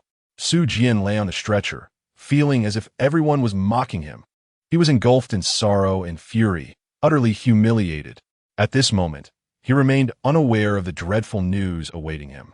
The following day, Su Jian summoned the steward and the accountant. Upon reviewing the accounts, he fainted on the spot. "My lord, do not frighten me." Song Meifeng quickly pinched his acupoint. Su Jian gradually regained consciousness, disoriented, as though the world was collapsing around him. His back ached. His heart was in torment.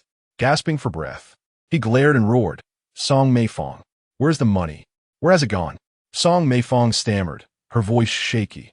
"My lord, we have so many mouths to feed at home, and to cultivate connections with those highborn ladies, we require funds at every turn."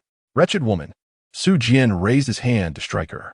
Song Meifeng, relying on his incapacitated state, nimbly evaded. "My lord, please calm your anger," she said with a forced smile. "Did the Marquis of Ningwa not say he would assist us?" You. Su Jian was nearly driven to faint again from rage. The Marquis of Ningwa had indeed promised assistance, but the hole was so vast that even 3 marquisates could not fill it. Not to mention that the dowry would need to be split for profit in the future. The sky had fallen. Su Jian yearned to kill Song Meifeng. "My lord, I acknowledge my fault. I shall sell jewelry, porcelain, and goldware to gather what we need." Song Meifeng smiled ingratiatingly. "We are family. Let us weather this storm together.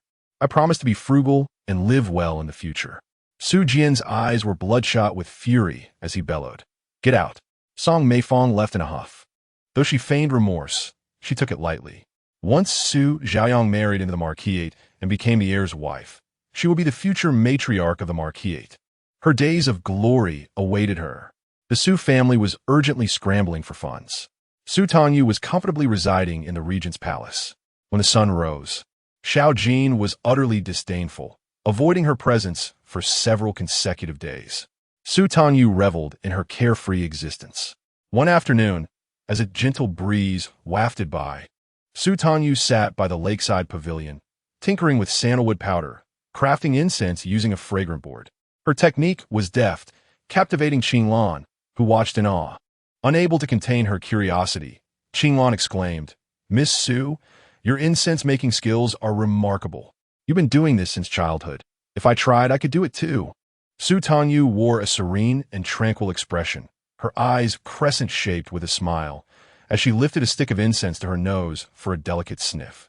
At the tender age of 6, she took refuge in a convent. Apart from daily recitations of scriptures in honor of her deceased mother and stillborn brother, she devoted herself to the craft of incense-making under the guidance of the nuns. The convent was accustomed to the delicate fragrance of sandalwood, which enveloped her day and night for 12 years, permeating her being. While most women in the world reveled in floral and fruity scents, Su Tangyu found solace in the calming embrace of sandalwood, which brought her peace and clarity. Only within the fragrant haze could she momentarily suppress the depths of her resentment, hatred, and murderous intent. "Miss Su," came a report from Yin Lian, the heir of the Ningwa Marquis, seeks an audience. With a slight pressure from her fingertips, Su Tangyu snapped the incense stick she had just rolled in two. Lowering her gaze, her almond eyes glimmered with a frosty darkness. "Allow him to enter." Su Tangyu remained seated at the lakeside pavilion, forgoing the incense in favor of compressing sandalwood powder. Shortly after, Yin Lian ushered Gu Mingyan to the entrance of the pavilion. "Su Tangyu." Gu Mingyan's voice carried a chilling disdain. Out of the corner of her eye, she caught a glimpse of him, still nursing injuries, unable to stand tall. The once dashing heir now appeared disheveled and worn. The expression on his gentle face was filled with disdain, scorn, and rejection. "Su Tangyu, you are utterly malicious, impudent."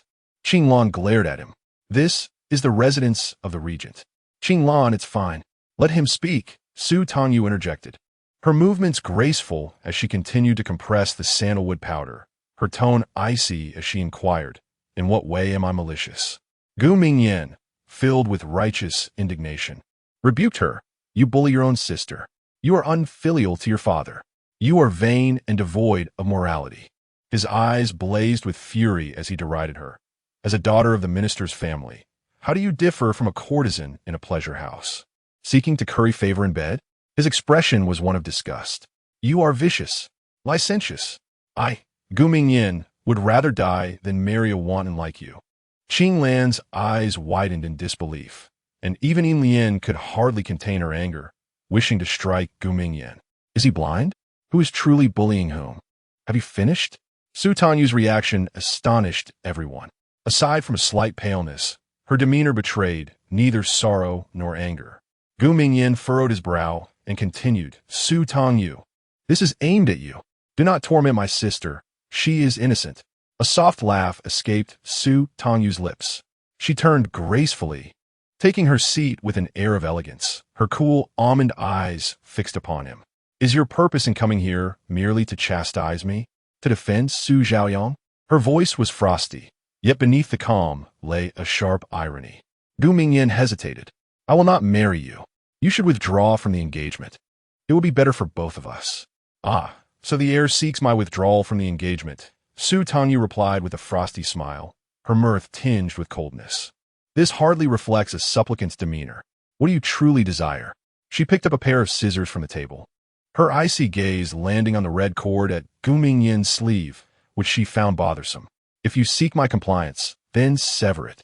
Gu Mingyan's response was one of intense agitation. He immediately raised his hand to cover the sleeve, treating the frayed red cord as a treasured possession, his eyes blazing with outrage and disgust. "That is absolutely out of the question." Realizing he had come to seek a favor, Gu Mingyan forcibly suppressed his ire and stated stiffly, "It is of great significance to me. Please choose another." Su Tangyu retorted with a cold smirk, "Yet I insist that you sever it." Qing Lan presented the scissors before Gu Mingyan. He recoiled repeatedly, his handsome face reflecting utter resistance. "No, wasn't the heir so adamant about breaking off the engagement and marrying Su Xiaoyang?" Su Tangyu's gaze was frigidly mocking, declaring, "You must choose between the object and the person." Gu Mingyan hesitated profoundly. The red cord was an irreplaceable token. It represented a cherished memory. For years, he had worn the red cord, never parting with it. He was loath to cut it. "Someone, assist the heir."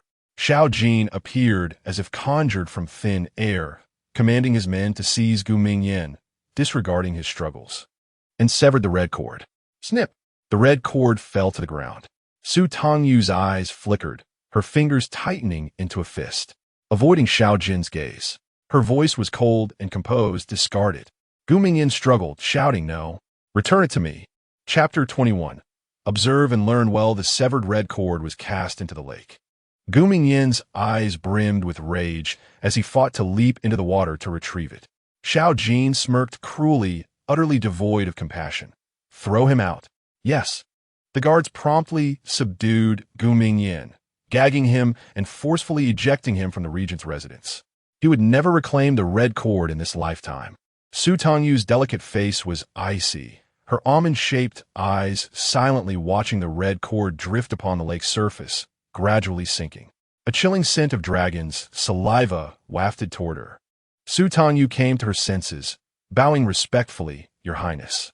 "The incense is quite exquisite," Xiao Jin remarked, lifting a slender stick of incense, inhaling its fragrance. Reminiscent of Su Tangyu's own aroma, a convergence of paths. Yet, he found himself favoring Su Tangyu even more. The subtle sandalwood intertwined with the fragrance of a young woman. Sweet and irresistible, utterly unique. Warmth, softness, a texture that lingered in memory. The craving stirred, an insatiable desire arose. Xiao Jin's dark, penetrating gaze scrutinized Su Tangyu's expression. "This red cord, is it yours?" Su Tangyu's eyes quivered, her face taking on a charmingly dazed expression. She opened her mouth, her tone disoriented. "Your Highness." "How did you know?" Xiao Jin was amused by her demeanor. He reached out, pinching her cheek gently. Her skin was delicate and fair, leaving a faint blush. With a smirk, he replied. It is evident in your eyes. Unable to contain herself, Su Tangyu's eyes reddened. She averted her gaze, her heart fluttering. It was both sweet and bitter. After all the time spent with Gu Mingyan, he had recovered his sight but failed to recognize the owner of the red cord. Yet, Xiao Jin discerned the truth with a mere glance. Was Gu Mingyan foolish? Or was Xiao Jin simply too perceptive? Speak. Xiao Jin leaned closer, his voice a cold, magnetic whisper near Su Tangyu's ear. Do you feel wronged? I shall advocate for you. Su Tangyu clenched her fists tightly. Had it been in her childhood, she might have cried heartbrokenly. However, time had passed. Such sentiments were no longer necessary. Su Tangyu took a deep breath, her eyes glistening with a hint of red. Meeting Xiao Jin's gaze resolutely as she shook her head, it is all in the past. It was merely a childhood friendship, exchanging gifts. The heir has mistaken the identity, believing it was Su Zhaoyang who gifted it to him. Oh, Xiao Jin's phoenix eyes narrowed slightly. What about the token he gave? It was discarded 12 years ago. Su Tangyu's gaze turned icy, her tone resolute, declaring that now the red string is severed. She and the prince are irrevocably parted. Instantly, Xiao Jin felt a surge of delight. His spirits lifted. His beloved should wholly belong to him, body and soul. What good little girl Su Tangyu is. After praising her, Xiao Jin inhaled the scent near her neck, declaring that her moment of sorrow had ended. Su Tangyu's body stiffened in an instant. All feelings of sadness, anger, and grudges dissipated like mist. Her eyes widened in disbelief, her cheeks flushed, resembling a layer of dawn's blush. She felt a mix of embarrassment and annoyance. Addressing him as Your Highness, unfazed, Xiao Jin, free from the bloody urges of violence, immediately grasped Su Tangyu's waist and pulled her into his embrace. We can go out now. Accompany me to a place tonight. At your command, Su Tangyu exhaled quietly, relieved. She had frightened herself with her own thoughts. She had feared that Xiao Jin would be insatiable, seeking her company immediately after the departure of Kuei Shui. Curiosity piqued. Su Tangyu wondered where he intended to take her. After dusk, the carriage of the regent passed into the western city of the capital, arriving at the renowned Moonlight Lake. The place was adorned with red buildings and intricately carved beams, the sounds of music filling the air, while figures danced between the structures, laughing and teasing one another. As Su Tangyu alighted from the carriage, she struggled to believe her eyes. Xiao Jin had brought her to a brothel? Keep up, he commanded, his long strides making it necessary for Su Tangyu to lift her skirt and jog to catch up. They ascended the stairs from the back courtyard in silence. Twisting and turning, Su Tangyu lost her sense of direction until they entered a private room, resplendent in gold and opulence. One wall was entirely composed of windows. A guard pushed open the windows, and a maid lowered delicate, mist-like silk curtains. In an instant, the lively sound from outside flooded in. Unable to resist, Su Tangyu stepped forward, peering through the silk to see the bustling scene below. Tables were filled with men and women in groups of 3 or 5, laughing, toasting, and gambling. In the center of the hall stood a stage adorned with gilded carvings and jewels, where singers crooned sultry melodies. Dancers twirled gracefully, their flowing golden sleeves resembling rolling clouds, while the strings of pearls around their waists jingled in rhythm, their red skirts blooming like vibrant flowers, dazzling and exuberant. Such beauty, such grace. She marveled. What shall I learn? Su Tangyu turned to see Xiao Jin reclining on a long couch, sipping his drink, utterly uninterested in the festivities below. A whimsical thought flashed through her mind. Taking a breath, she smiled innocently. Your Highness, what should I learn? To dance, he replied. Xiao Jin's complexion was as pale as ice, and his elongated phoenix eyes sparkled with a hint of mischief as he regarded Su Tangyu leisurely. He possessed an otherworldly beauty, akin to a noble deity. His lips parted slightly, his words teasing and audacious. Do not disappoint me. Su Tangyu was momentarily speechless. She turned obediently to face the scene below, though her heart harbored deep resentment. Was it not enough to warm his bed? Must she also dance? Xiao Jin was dreaming. After observing for a while, she tentatively remarked, Your Highness, it seems too difficult. I don't think I can. No matter, someone will teach you, he assured, his dark, enigmatic gaze roving over Su Tangyu's back slender waist, and delicate legs. He was filled with anticipation. Little Yu dancing gracefully would surely be a sight to behold. Xiao Jin was resolute and unyielding. After a while, once the dancer had exited the stage, she was led inside by the guards. "Your Highness, I humbly present myself to the regent." The dancer, Hong Ling, twisted her waist and knelt in reverence. Her voice was sweet and delicate, her posture deliberately alluring. With her waist arched and her backside prominently elevated, raising her chin slightly, she unintentionally revealed the gentle curve of her bosom. Her voice drenched in shyness. "I am known as Hong Ling." Su Tangyu's interest was piqued. Hong Ling, having exerted great effort to perfect her pose and flaunt her figure, was taken aback when Xiao Jin did not spare her glance. With his eyes closed and his wine glass gently swaying, he commanded Xiao Yu go. "Study well. You shall be rewarded handsomely for teaching her." Hong Ling was left dumbfounded. She craned her neck, locking eyes with Su Tangyu. Su Tangyu offered a faint smile, acknowledging her efforts. Hong Ling was unsure how to exit, her hands clenched tightly. Her beautiful and enchanting face contorted with anger. She had thought her dance would captivate the regent, aiming to soar to new heights. She was instead being summoned to teach someone else to dance. Hong Ling led Su Tangyu to a secluded area for the dancers' practice, where only the two of them remained. With a piercing gaze filled with envy, Hong Ling probed, "To which brothel do you belong? What is your name? You need only teach me to dance. Do not inquire about matters that do not concern you," Su Tangyu replied, observing Hong Ling's defiant expression, a flicker of inspiration igniting in her eyes. With a smirk, Su Tangyu responded, "I do not dance, so it is you who must exert yourself, Miss Hong Ling." Through gritted teeth, Hong Ling expressed her jealousy. "You cannot dance, yet you carry yourself as if you were a lofty lady. What gives you the right to share a bed with the regent?" Grasping Su Tangyu's arm, she spoke derisively. "Then you must learn diligently. Do not let the regent find you lacking and lose his favor." Chapter 22. Do you realize your mistake? Su Tangyu followed Hong Ling, trying to mimic the movements. Hong Ling intentionally taught her complex and challenging dances. Su Tangyu fumbled through the steps, beads of sweat forming on her forehead. "Miss Hong Ling, this is too difficult." "Umph," Hong Ling exclaimed, reveling in her triumph. "Difficulty is expected. I have been dancing since the age of 5, and only now have I become the star of the night banquet house." She circled Su Tangyu, nitpicking at every flaw. "Your waist is slim and supple, yet you lack the ability to twist it. It's utterly foolish. Shake your hips. Look at you, moving in unison like a clumsy pig." Seeing Su Tangyu timid and ashamed, unable to defend herself, Hong Ling's words grew increasingly vicious and cutting.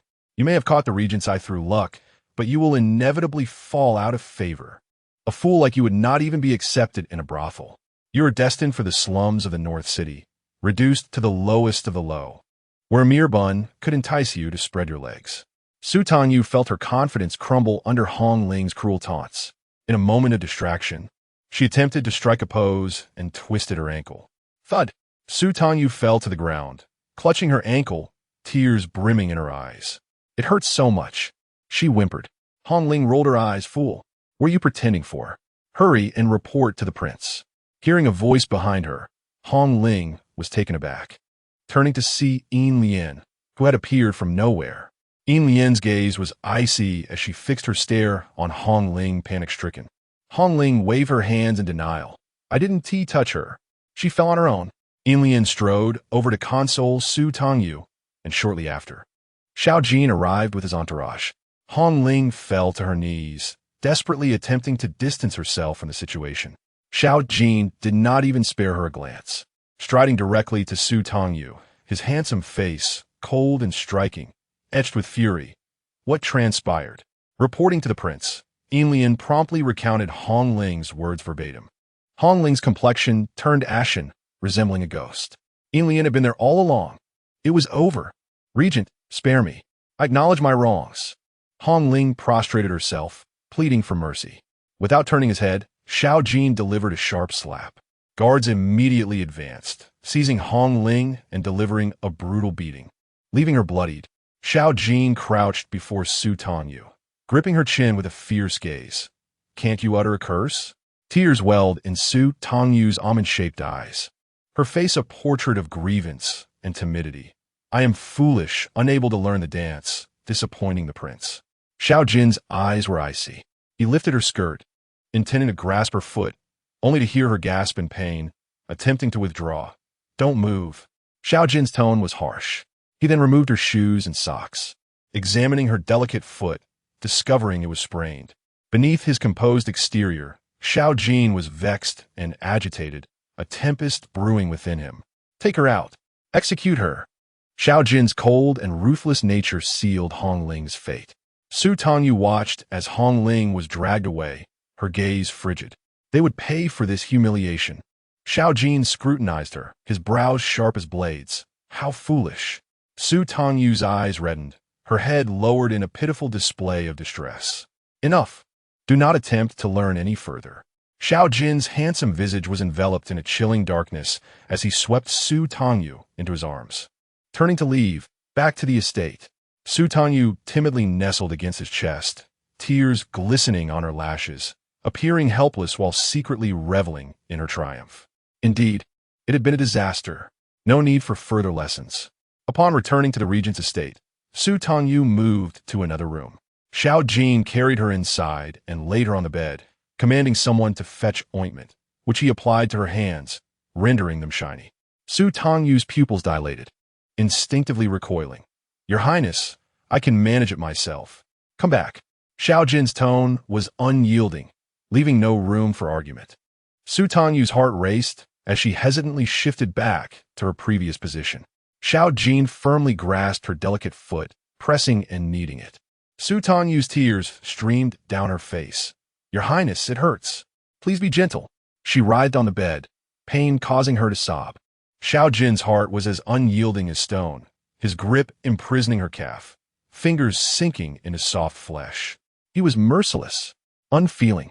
He worked the bruises, promoting blood flow, and once completed, released her foot. Su Tangyu lay on the bed, drenched in cold sweat, her garment clinging to her lithe form, rising and falling with her breath. Xiao Jin wiped his hands clean, his gaze dark and frigid. "Have you realized your fault?" Su Tangyu, with tear-filled eyes, looked at him. "Where did I err?" Xiao Jin snorted coldly. "Does it hurt?" Su Tangyu, pitiful and aggrieved, nodded repeatedly. "Will you dare again, next time?" Xiao Jin leaned closer, casting a shadow over her. "Who taught you to injure yourself?" Su Tangyu's body stiffened, paralyzed with fear. Had Xiao Jin detected her, or had she revealed a flaw? In the fleeting moment of blinding light, Su Tangyu reacted swiftly, lifting her tear-soaked, pale face. Her almond-shaped eyes shimmered with tears, exuding an innocent bewilderment. She feigned ignorance, pretending to be pitiable. Shaking her head, her voice quivered with sobs. "It was my own foolishness and accident." Zujin grasped her delicate cheek, his elongated phoenix eyes deep as a frigid pool. In a low, authoritative tone, he declared, "This shall not happen again. Take care of yourself." With that, he flicked his sleeve and turned to leave. Su Tangyu lay on the bed, slowly regaining her composure, drenched in cold sweat. Zujin was terrifying, yet would he truly let her off so easily? She couldn't fathom it and silently admonished herself to be more cautious in the future. After lying there for some time, she finally called out, "Prepare water." Her feet must not touch water, yet the cold sweat clinging to her made sleep elusive. For the next 2 days, Su Tangyu behaved obediently, recuperating within the confines of her room. As the 7th day approached, Yunzi came to seek an audience. Su Tangyu, ever cautious, instructed Yinlian to inquire with Zujin. "Your Highness, Miss Yin seeks an audience with Miss Su." Zujin, in a pleased demeanor, replied, "Very well." With his consent, Yunzi was ushered into the regent's residence to meet Su Tangyu. A medicinal aroma filled the air, causing Yunzi's complexion to change drastically as he anxiously gazed at Su Tangyu. "Cousin, did the regent harm you? Were you injured?" Su Tangyu awkwardly waved her hands, pointed her foot. "Cousin, be prudent. I twisted my ankle myself. It has nothing to do with His Highness." Instinctively, Yunzi fell silent, surveying their surroundings. Despite the misunderstanding, he felt a surge of anger. His cousin was suffering alongside the regent. "Cousin," Su Tangyu gently called, her almond eyes hinting. "You seek me for an important matter, do you not?" "Indeed." Yunzi nodded, his focus returning to the matter at hand. "The Duke of Ningguo and the Su family have pooled their resources, selling off considerable amounts of gold and silver jewelry. However, my investigation reveals that the shortfall in the dowry is still substantial." Su Tangyu let out a cold laugh, completely unsurprised. The grandeur of high society was merely superficial, concealing numerous pitfalls. Her mother had brought substantial wealth when marrying far away, managing the family business, multiplying their riches. How could it be in just a few years? They squandered it all? Clenching her palm tightly, she spoke with unwavering conviction. "Su Jian will surely cover the shortfall." Yunzi frowned, questioning. "But money does not fall from the sky. Where will it come from?" Su Tangyu's gaze turned icy as she softly uttered two words. Yunzi was taken aback. "He dares? That is a grave crime of confiscation and extermination." Chapter 23. Unworthy of entry, Su Jian, ruthless and selfish, would stop at nothing. With a resolute heart, Su Tangyu gazed steadfastly at Yunzi. "Cousin, just watch. With only 2 days left, if he fails to gather the dowry, it will inevitably require your assistance to keep a watchful eye." "Understood," Yunzi readily agreed. It was only now that he grasped the intricate thoughts of Su Tangyu. Each step was a trap, each link interwoven.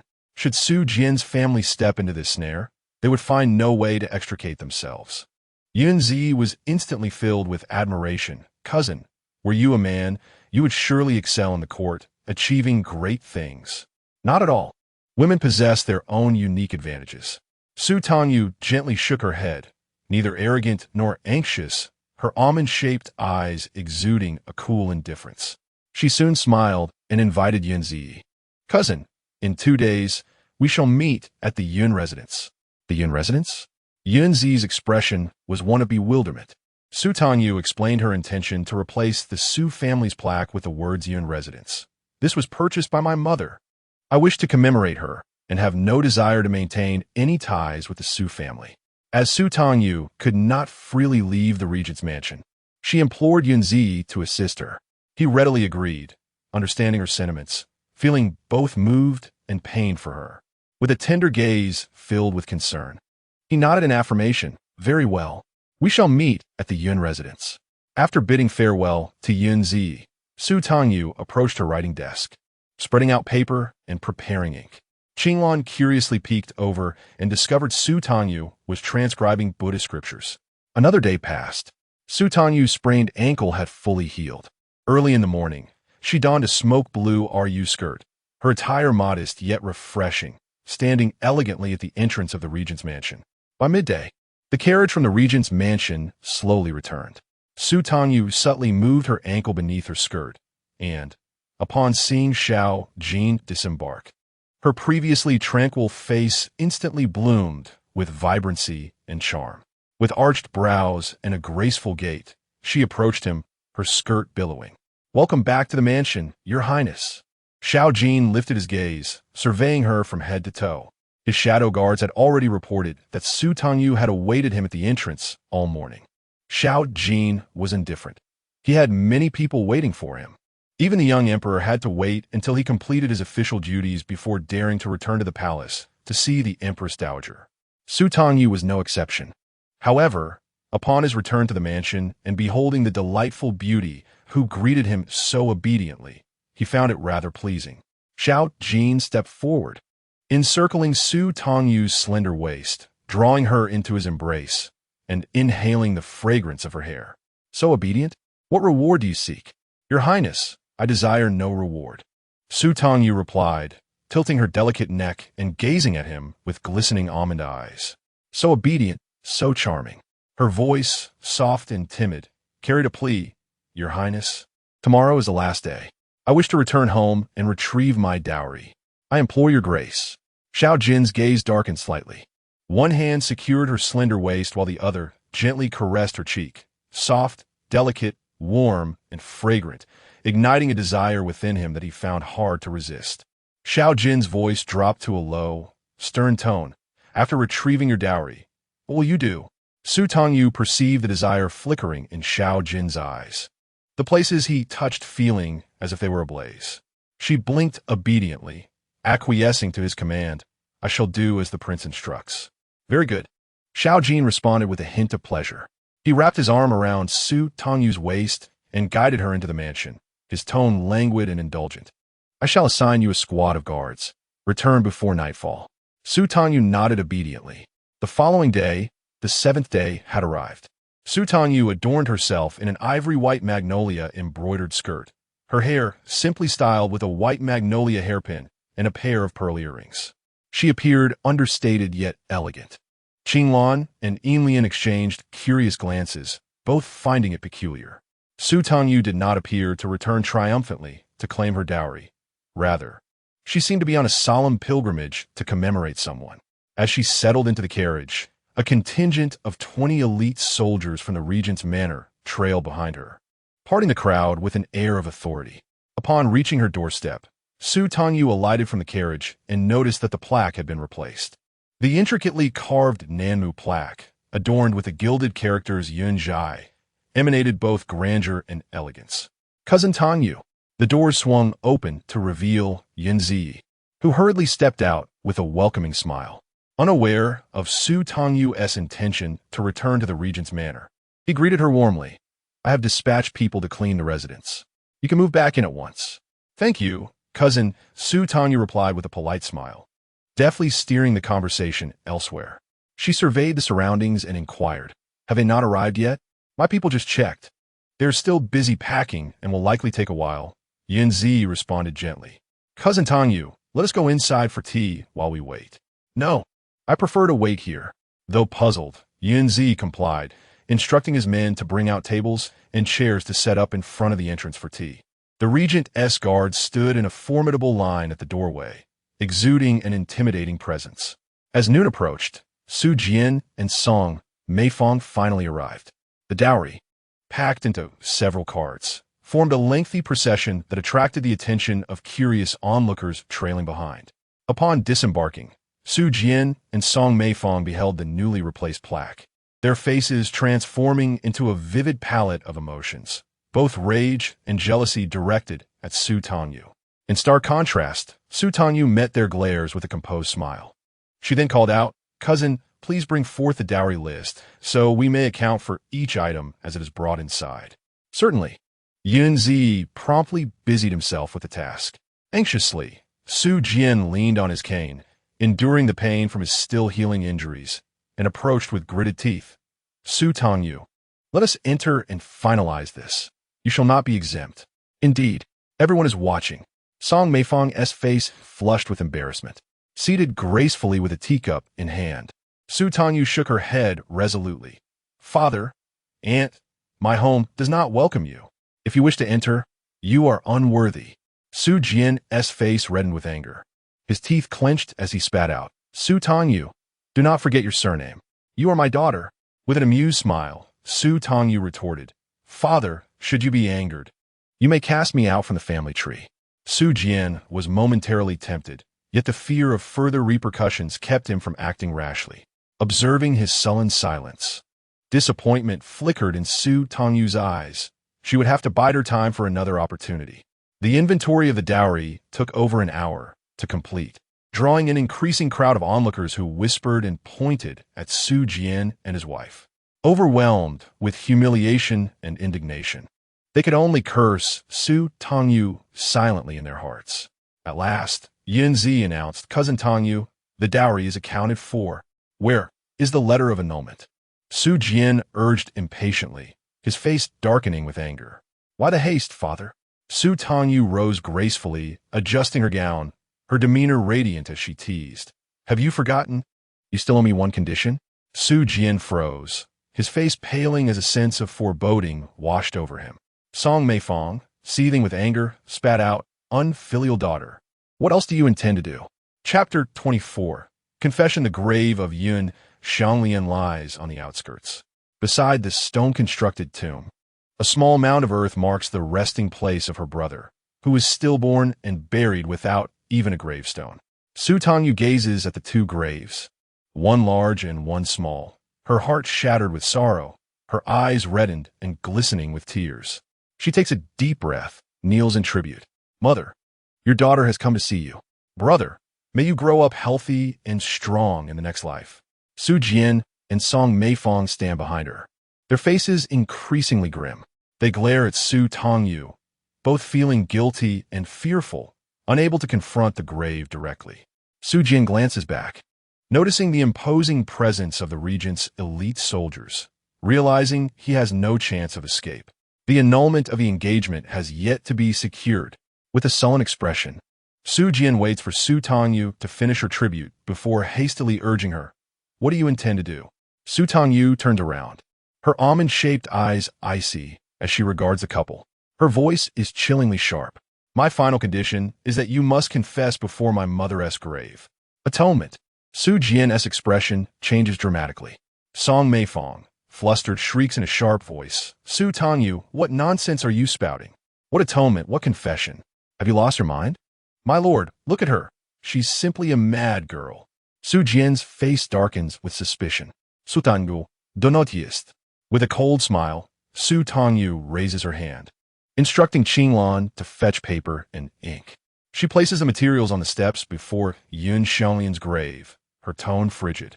"Do you not know why my mother suffered in childbirth, resulting in 2 lives lost? Father and stepmother are well aware."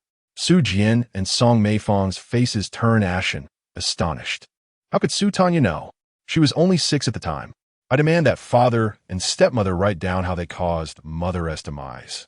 Every word must be inscribed. You must confess." Su Jian, bristling with indignation, roars, "Absolutely not." "Indeed, Su Tangyu, you are dreaming." Song Meifong vehemently denies. "We have no idea what you are talking about. You will not trap us." Su Tangyu offers them a chilling smile, having grasped their vulnerabilities with just a few words.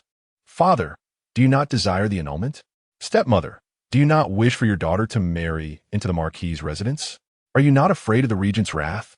Su Jian's complexion turns a ghastly shade, torn between anger and fear, his body frozen in place. Song Meifong trembles. "My lord, what should we do?" Su Jian wishes faintly to summon Su Tangyu.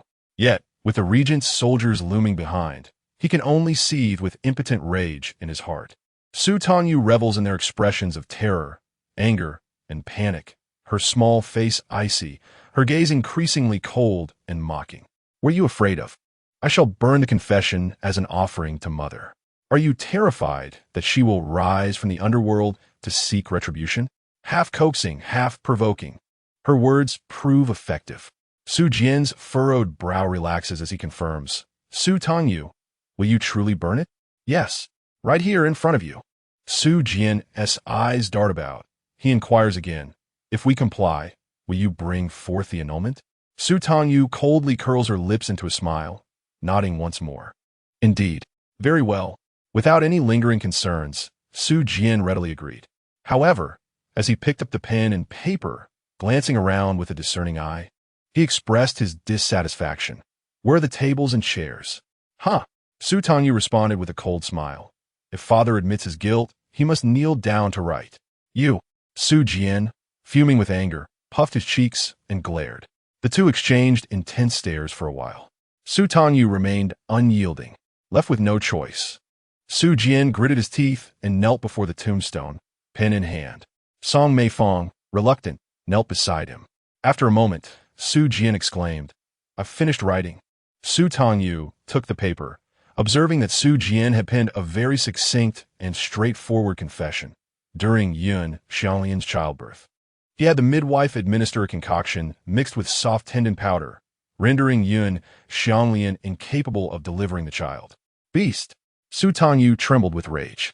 Her eyes reddened as she glared at Su Jian, who remained unfazed, his skin thicker than city walls. "I have also completed mine."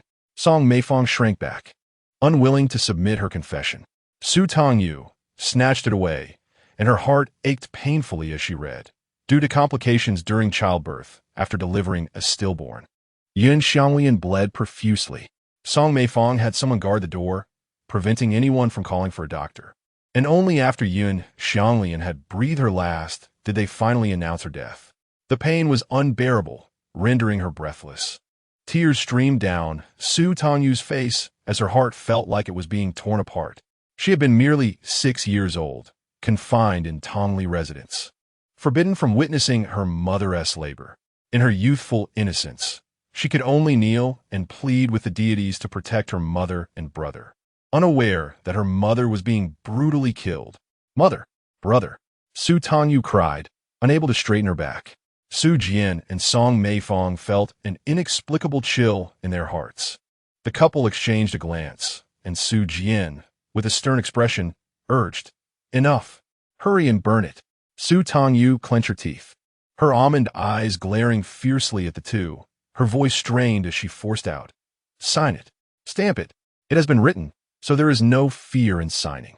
Besides, it is all destined to be burned." Without hesitation, Su Jian and Song Meifong wrote their names and stamped the red clay imprint. Su Tangyu took the paper, her eyes brimming with tears, yet enduring the pain as she meticulously examined it. Once she confirmed its accuracy, she rolled the 2 sheets of paper and turned around. Su Jian and Song Meifong craned their necks, witnessing her present the rolled confession to the candle flame. The fire ignited until it turned to ashes, falling before the tombstone. Su Jian and Song Meifong breathed a sigh of relief, feeling reassured. Su Tangyu retrieved the already prepared letter of annulment from her sleeve, along with a piece of jade pendant, and cast them to the ground. She didn't even wish to glance at them again. Her voice hoarse, filled with a bitter cry, "Leave?" Su Jian and his wife hurriedly picked up the annulment letter. Wonderful! They had finally obtained it. Xiaoyang could marry the young master. Song Meifong urged excitedly, "My lord, let us hurry back and share this good news with Xiaoyang." Su Jian replied, "First, we shall go to the Ningguo Marquis's residence." The couple cast a venomous glare at Su Tangyu, abandoning her, and hurried away. Su Tangyu paid them no heed. She lowered her gaze, fixated on the ashes before the tombstone, which the wind scattered into nothingness. What she burned were transcriptions of Buddhist scriptures. Su Tangyu reached into her sleeve and retrieved Su Jian and Song Meifong's confessions, unfolding them once more. Her eyes, now red-rimmed, glared coldly as if wishing to pierce through the paper. "Cousin."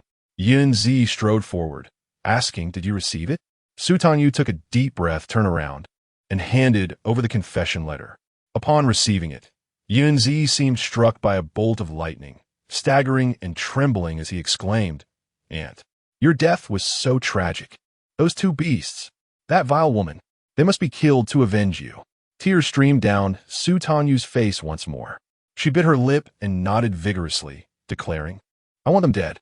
Taking a deep breath to suppress the excruciating hatred, she pressed on, "Cousin, how is your investigation progressing?" In the last 2 days, Su Jian had been diligently visiting the Ministry of Works. Yun Zi lowered his voice, his expression grave and serious. "I have bribed a servant in the ministry and learned that he has secretly met with numerous officials there, even stealthily accessing the storeroom." At this point, admiration shone in Yun Zi's eyes. With an admiring tone, he continued, "Cousin Tangyu, as you predicted, he misappropriated public funds to gather the dowry for you. Embezzlement of public funds is a serious crime. When shall we report him?" Su Tangyu remained calm and collected, shaking her head. "Not yet." Yun Zi was perplexed. He could not remain composed after discovering the truth behind his aunt's death. The suffering that cousin Tangyu endured was far greater than his own. How could she not be anxious? "Cousin, have you forgotten? I'm still his daughter." Su Tangyu's almond-shaped eyes were icy as she spoke with disdain. To expose him now would not warrant a death sentence. The dowry I just retrieved would be confiscated to settle his debts. "Ah, I see." Yun Zi nodded repeatedly, exclaiming, "You are indeed clever. Su Tangyu fantlismaïv." Her gaze drifting toward the horizon, her mind calculating, in an effort to restore his reputation. Su Jian would hasten to marry Su Xiaoyang off to the Duke of Ningguo's household. He was selling off family assets and borrowing money from the Duke, having already misappropriated public funds, leaving him without the means to arrange the wedding. Yet he and Song Meifong were both concerned about their pride. Su Tangyu's lips curled into a smirk. "Cousin, I need you to continue keeping watch. My father will still misappropriate public funds. He must face the full extent of the law, and pay for his crimes. Yanzi readily agreed. However, he soon regained his composure, looking at her with shock and concern. Full punishment for the family? What will you do? I will seek an opportunity to sever ties with the Su family, she replied. That is unacceptable. Yanzi was frantic, his face etched with worry. Under the laws of Dian, a woman can only sever ties through crime or by entering a convent. Once severed, she becomes a pariah. No, his cousin was exceptional in every way. After enduring so much suffering, why should she continue to bear torment? Suddenly, an idea struck Yanzi. His expression turned earnest, his gaze fervent as he excitedly proposed. Cousin Tangyu, marriage means following your husband. If you marry, your household registration will change, and you will no longer be related to the Su family. He paused, his face flushing with bashfulness, nervously adding, if you do not mind. You could marry me. I, Yanzi, swear to treat you well. Should I go back on my word, may heaven strike me down, and my parents and grandparents will surely break my legs. Su Tangyu stared at him in astonishment, her mind momentarily blank. Thinking she was displeased, Yanzi's heart sank. He stammered, you may also consider this a temporary measure.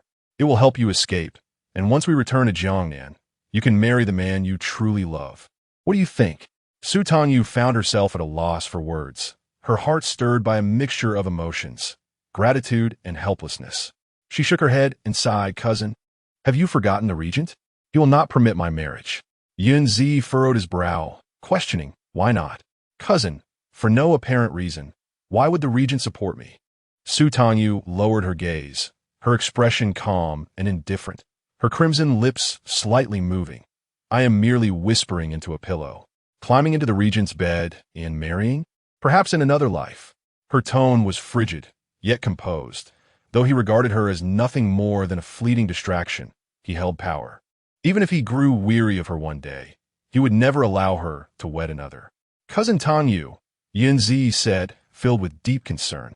You have suffered so much. If he does not care, we must distance ourselves. Cousin, Su Tangyu interjected, her countenance icy as she resolutely declared, I do not wish to marry in this lifetime. I desire only the demise of the Su family. Yanzi's eyes softened with sympathy, but what about vengeance?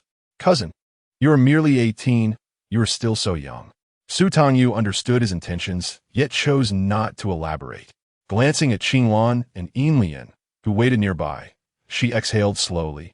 Seeking to calm her emotions, Cousin, I must return to the regent's estate. Yanzi opened his mouth weakly, knowing his pleas would fall on deaf ears, and sighed. Cousin Tangyu, I will always be here for you. Thank you, cousin. Su Tangyu offered him a faint smile. My presence at the regent's estate makes it inconvenient for me to venture out. I trust you to manage the Yun residence. Very well, Yanzi replied with unwavering determination, his gaze fervent. I shall assist you in growing your wealth. Regardless of whom you marry in the future, I will ensure you have a substantial dowry. Su Tangyu said nothing further, taking her leave first. Yanzi watched as her carriage gradually disappeared from view until it was no longer visible. He turned, his face etched with concern. Aunt, may you watch over cousin Tangyu from above. At the regent's estate, Su Tangyu returned and first took a bath, cleansing herself of the lingering scent of incense. She donned a vibrant pink-blue RU skirt, her hair elegantly pinned up with 3 silver hairpins. Delicate silver chains threaded through her earlobes, adorned with a dangling silver lotus that swayed, accentuating the delicate skin of her neckline as tempting as white jade. Before the mirror, Su Tangyu bit down on a lip paper, pressing her lips together firmly. Her snow-white skin and crimson lips were strikingly beautiful. Where's the prince? Su Tangyu inquired, tilting her head. Qinglan promptly replied, at the training grounds. Su Tangyu rose slowly, her skirt swaying like spring ripples. She grasped the confession letters from Su Jian and Song Meifeng, stepping out of her room and making her way towards the training grounds of the royal estate. From a distance, she could hear the clash of weapons, intense and fierce. A chill crept down her spine as if she were stepping onto a battlefield. Taking a deep breath, she entered, her gaze rising to behold Xiao Ju clad in dark, fitted attire, wielding a blade against dozens of shadow guards. He was formidable, fierce. The glint of his blade was chilling and terrifying, an unstoppable force. One by one, he sent the shadow guards sprawling to the ground, using his blades back to strike them down. The injured guards could only retreat, replaced by fresh recruits to fill the gaps. Xiao Jin, drenched in sweat and exhilaration, caught sight of a graceful silhouette at the edge of the training ground from the corner of his eye. The depths of his gaze grew heavy as Xiao Jin plunged his sword into the ground, commanding an immediate halt. The shadow guards promptly ceased their actions, kneeling in submission. With a wave of his hand, Xiao Jin signaled for them to withdraw, striding forward with the swiftness of the wind until he stood before Su Tangyu. Typically, his body radiated a chill. Even the fragrance of dragons' saliva felt icy to the touch. Yet, in this moment he was drenched in sweat, his temperature soaring, an intense and fierce aura emanating from him, steeped in a possessive dominance. Su Tangyu could not help but recall the moments when she was under his control, claimed and wantonly enjoyed by him. Her heart raced. Instinctively, she attempted to retreat, only to be halted by Xiao Jin's hand gripping her chin, inquiring, "What is it, my lady?" Su Tangyu bit her lip, her almond eyes avoiding his piercing gaze. "Does the prince wish to bathe first?" Xiao Jin glanced down at his sweat-soaked attire, a dismissive hum escaping his lips. "Do you find this king distasteful?" "Of course not." Su Tangyu quickly shook her head, her actions resembling that of a rattling drum. Xiao Jin's eyes darkened, releasing her chin as he commanded in a low, husky tone, "Little you, assist this king with his bath." Su Tangyu, clutching the waist sash, nodded obediently yes. Xiao Jin's satisfaction was palpable as he wrapped an arm around her waist, guiding her towards the warm pool. Chapter 26. To please, the warm pool was enveloped in mist, the jade stone floor exuding a chill. Releasing Su Tangyu from his embrace, he opened his arms, his voice low and tantalizing. "Undress me." Yes.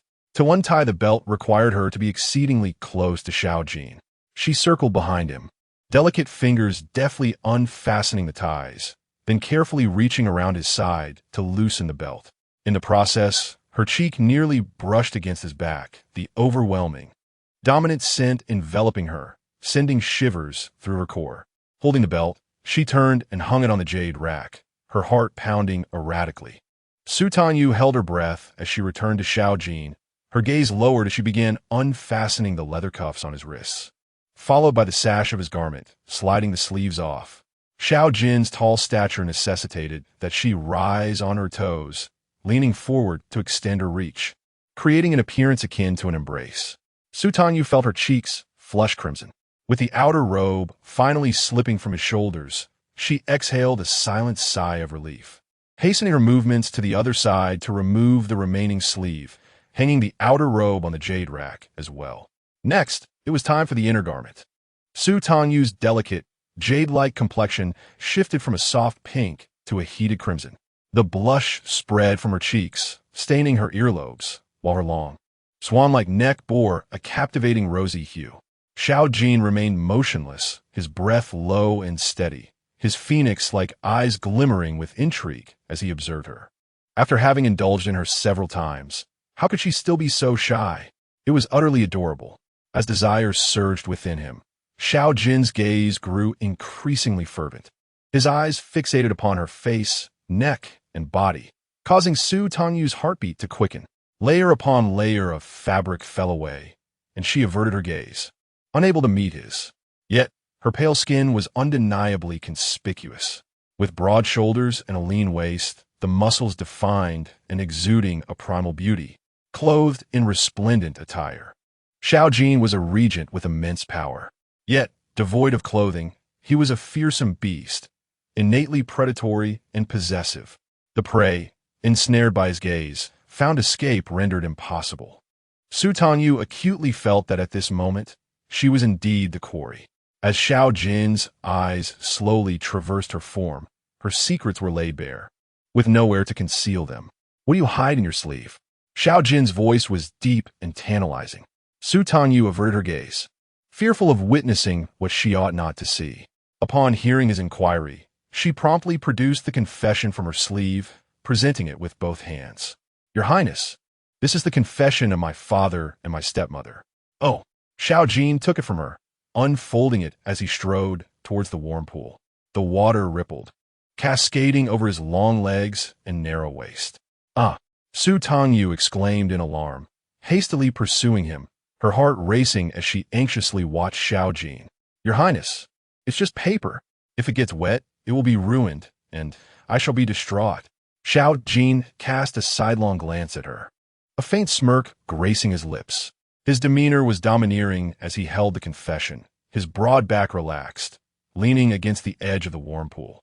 He skimmed through the 2 pages of the confession with a cold, proud countenance, offering a condescending critique. The soft tendon powder is not poison. Su Jian will at most be demoted, barred from promotion for 3 years. As for the concubine conspiring against the legitimate mistress and her legitimate son, that warrants the death penalty. He raised his hand to return the document. What say you? Su Tangyu gently and cautiously accepted the confession, her cheeks flushing slightly. Yet a chill lingered in her expression. She bit her lip firmly, shaking her head. Not enough. Su Jian must pay for my mother and brother's lives. Unperturbed, Su Tangyu retrieved the soap and began to lather it. Kneeling by the warm pool, she tenderly and cautiously washed his skin from the back of Xiao Jin's hand, to his wrist, arm, and extending to his broad back. His skin was pale, marred by scars both fresh and old, resembling lash marks. Su Tangyu studied him in silence. Astonished, who would dare to strike the regent? She discreetly glanced at Xiao Jin's expression. He appeared relaxed, his head tilted back, eyes closed, savoring her ministrations. That should suffice. Su Tangyu parted her lips, her voice soft and enticing. Your Highness, I have heard that just a few days ago, my father secretly met with officials from the Ministry of Works.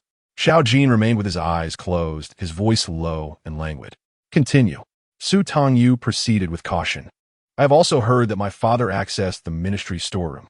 Xiao Jin's brows raised slightly as he opened his eyes. His piercing phoenix gaze glinted with a chilling light, as he discerned Su Tangyu's intentions. He turned his head, his jawline sharp and exquisitely defined. He is your father. Do you wish for his demise? I am born of my mother and raised by her. Su Tangyu's eyes glimmered with unshed tears, her almond-shaped eyes welling with emotion as she spoke through gritted teeth, her voice trembling. Your Highness, my mother died a tragic death, and my brother met a pitiable fate. Tears cascaded down her cheeks, glistening like pearls, saturating her long lashes. Her voice quivered, suppressing the anguish that threatened to overwhelm her. In her father's eyes, only the stepmother and younger sister existed. Her brother was his true kin. The stepmother drugged me with his tacit approval. Had I not encountered you, Your Highness? Su Tangyu's sorrowful weeping was heart-wrenching, a portrait of despair. My reputation lies in ruins. I am worse than dead. Unlike my sister, my father and stepmother schemed tirelessly for her, orchestrating her marriage into a noble house. Xiao Jin's gaze was dark and brooding as he turned away, gently wiping away her tears. Su Tangyu, with tear-filled eyes, looked at him helplessly, declaring that he was unworthy of being a husband or a father. She demanded retribution for her mother and brother's lives, beseeching the prince for mercy.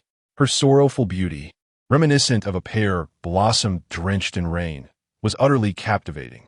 Yet Xiao Jin, with his cold, piercing gaze, had already seen through Su Tangyu's ruse. She was plotting against him, using him with audacity. Had it been anyone else, they would have faced dire consequences. However, gazing upon Su Tangyu's pitiable face, he found himself devoid of anger, instead feeling a flicker of affection and tenderness. Enough! Cease your crying. Xiao Jin grasped her delicate face, his eyes dark and smoldering as he spoke. Tears will not aid you. Instantly, Su Tangyu halted her weeping, obediently gazing up at him. Xiao Jin chuckled softly, releasing her and leaning back against the warm pool's edge, his voice low and icy. Please me. Perform well. He made it clear that he would support her. Su Tangyu lowered her gaze, a faint smile gracing her lips as she acknowledged his command. Rising slowly, her fingers as tender as young shoots glided across her flowing garments. Stepping into the warm pool, she offered a shy kiss. The sweet scent of sandalwood, mingled with the fragrance of a young maiden and dragon saliva, enveloped them. Xiao Ju lifted Su Tangyu, carrying her to the warm jade bed, where he adorned her right ankle with a silver anklet intricately sculpted with lotus flowers. The bracelet was locked, the key crushed by Xiao Ju's fierce grip. The delicate silver anklet, light and perfectly fitted, jingled with small, exquisite bells, their clear, melodious chimes echoing in the air. As the weather grew increasingly warm, the shade of the trees outside cast a cooling respite. Su Tangyu sat by the window, drawing her knees to her chest, her fingers gently playing with the silver anklet adorning her ankle. The jingling bells, while beautiful, irritated her. Xiao Ju's possessiveness was excessive, bordering on madness. The fact that the anklet was locked was intolerable. Although she could shatter it with brute force, she refrained for now. Each movement sent the bells ringing incessantly. Frustrated, Su Tangyu buried her face in her knees, striving to erase the vivid images of passionate entanglements from her mind. She had to remain vigilant. She could not succumb. Her body might bear Xiao Ju's mark, but her spirit would remain unshackled. She refused to be his slave. Her intentions toward him were purely utilitarian. One day, when his interest waned, she would settle the score. "Miss," Qinglan exclaimed, rushing into the room, lifting her skirt. Su Tangyu looked up, her almond-shaped eyes sparkling with curiosity. What news had she brought?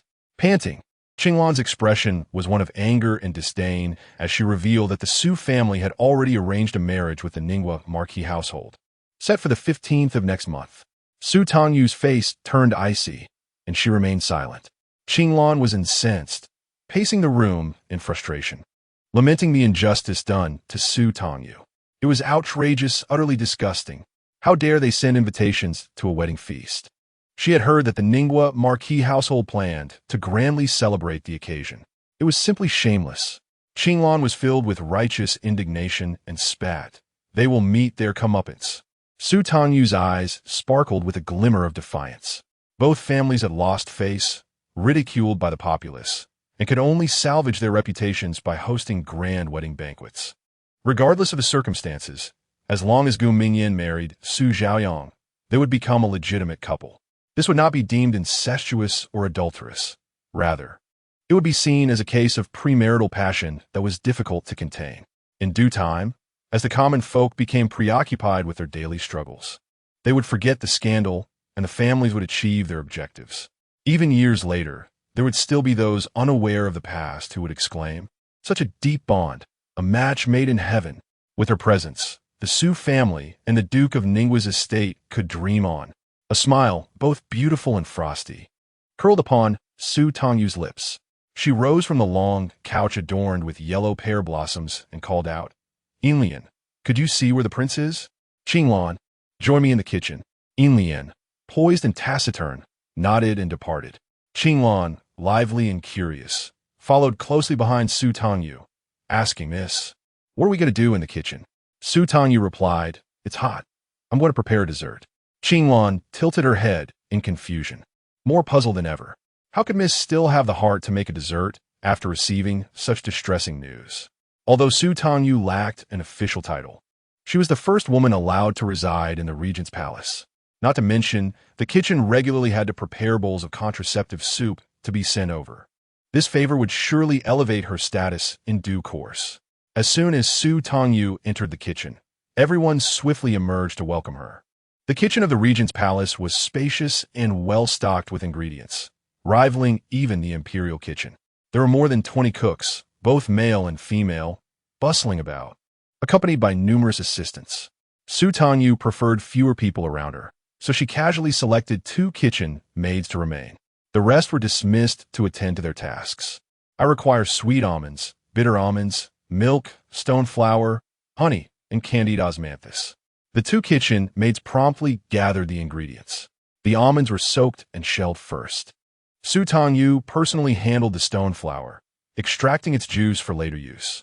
She ground the almonds into a paste using a stone mortar, strained the almond milk, and mixed it with the milk, filtering it repeatedly. Qinglan soon understood. "Miss, you are making almond tofu." Su Tangyu nodded slowly, her movements deliberate. Qinglan, perplexed, asked, "Miss, This dessert seems quite complicated. Why must you do it yourself? Only by making it myself can I imbue it with sincerity. Su Tangyu smiled, though inwardly she lamented. Dealing with the regent is truly demanding. To win his favor and gain his assistance, one must be meticulous. A lackadaisical effort would displease him, leaving me sore and bedridden for a day. Who says no field can be overworked? Xiao Jin is simply unreasonable. Su Tangyu's lips twitched as her hands continued their work, slowly incorporating the stone flower juice into the almond milk and stirring in the honey while simmering it gently. Once prepared, she ladled it into a jade porcelain bowl and placed it into the ice cellar to chill. Su Tangyu's laborious efforts in making the dessert were not solely to appease Xiao Jin. Once the almond tofu was properly chilled, she promptly instructed Qinglan to bring out a bowl, cutting it into diamond shapes with a small knife, drizzling it with candied osmanthus, and garnishing it with a couple of mint leaves. With a taste, it was smooth and fragrant, sweet without being cloying, refreshingly cool and utterly delightful. Su Tangyu took another bite. In the common folk, one cannot hoard ice. She had only tasted it once in her childhood when her mother spent money to buy ice for her. How delightful it was for the regent to possess his own ice cellar. A cascade of dessert recipes flashed through Su Tangyu's mind. Gulp! She heard the sound of someone swallowing and looked up to find Qinglan's eyes sparkling with desire. Unable to contain her amusement, Su Tangyu said, "You and Inlian go fetch some. Each of you can have a bowl to sample my culinary skills." "Thank you, miss," Qinglan exclaimed, her joy blossoming like a flower. Yet, a moment later, she hesitated. "Say, miss, are you going to present this to the prince? Am I allowed to partake?" "Hush," Su Tangyu winked. "We shall indulge in secret. He will remain none the wiser." "Yes, yes, miss, you are so kind." Qinglan hurriedly took Inlian to serve the almond tofu, exclaiming, "It's delicious." "Thank you, miss." Inlian remained silent, but wore a smile as she savored the treat. Once the three of them had finished and wiped their mouths, Su Tangyu finally carried a special bowl of almond tofu to seek out the regent. In the afternoon, Xiao Jin was working in his study. The guard stationed at the door went in to announce her presence, and upon receiving permission, they allowed Su Tangyu to enter alone.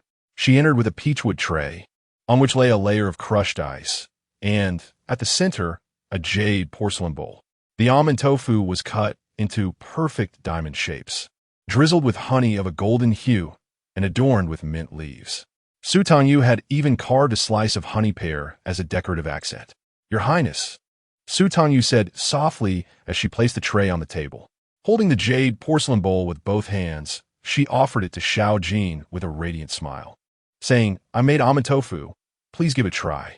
Without lifting his gaze, Xiao Jin replied, "Feed me." Su Tangyu, fully aware of his capricious nature, smiled calmly and held the jade spoon to his lips. Xiao Jin took a bite, his expression inscrutable, too sweet. Su Tangyu felt a lump in her throat. "No appreciation," she thought, biting her lip in contemplation. Should she continue to feed him or take it away to enjoy for herself? In her moment of silence, Xiao Jin suddenly reached out, taking the jade porcelain bowl from her hands. He then grasped her waist, pulling her onto his lap. With one arm around her, he returned to his official duties while eating. "After I finish, I will show you something." Su Tangyu had just had her fill and was not particularly tempted. Her gaze subtly swept across the table, her eyes fixating on a stack of papers. "Your Highness, what is this?" Xiao Jin squeezed her slender waist lightly, instructing her to look for herself. Chapter 28. Contraceptive Remedies. Su Tangyu picked up the papers, the scent of ink wafting from the rice paper, revealing the charges against Su Jian. It was confirmed that Su Jian had embezzled 100,000 taels of silver.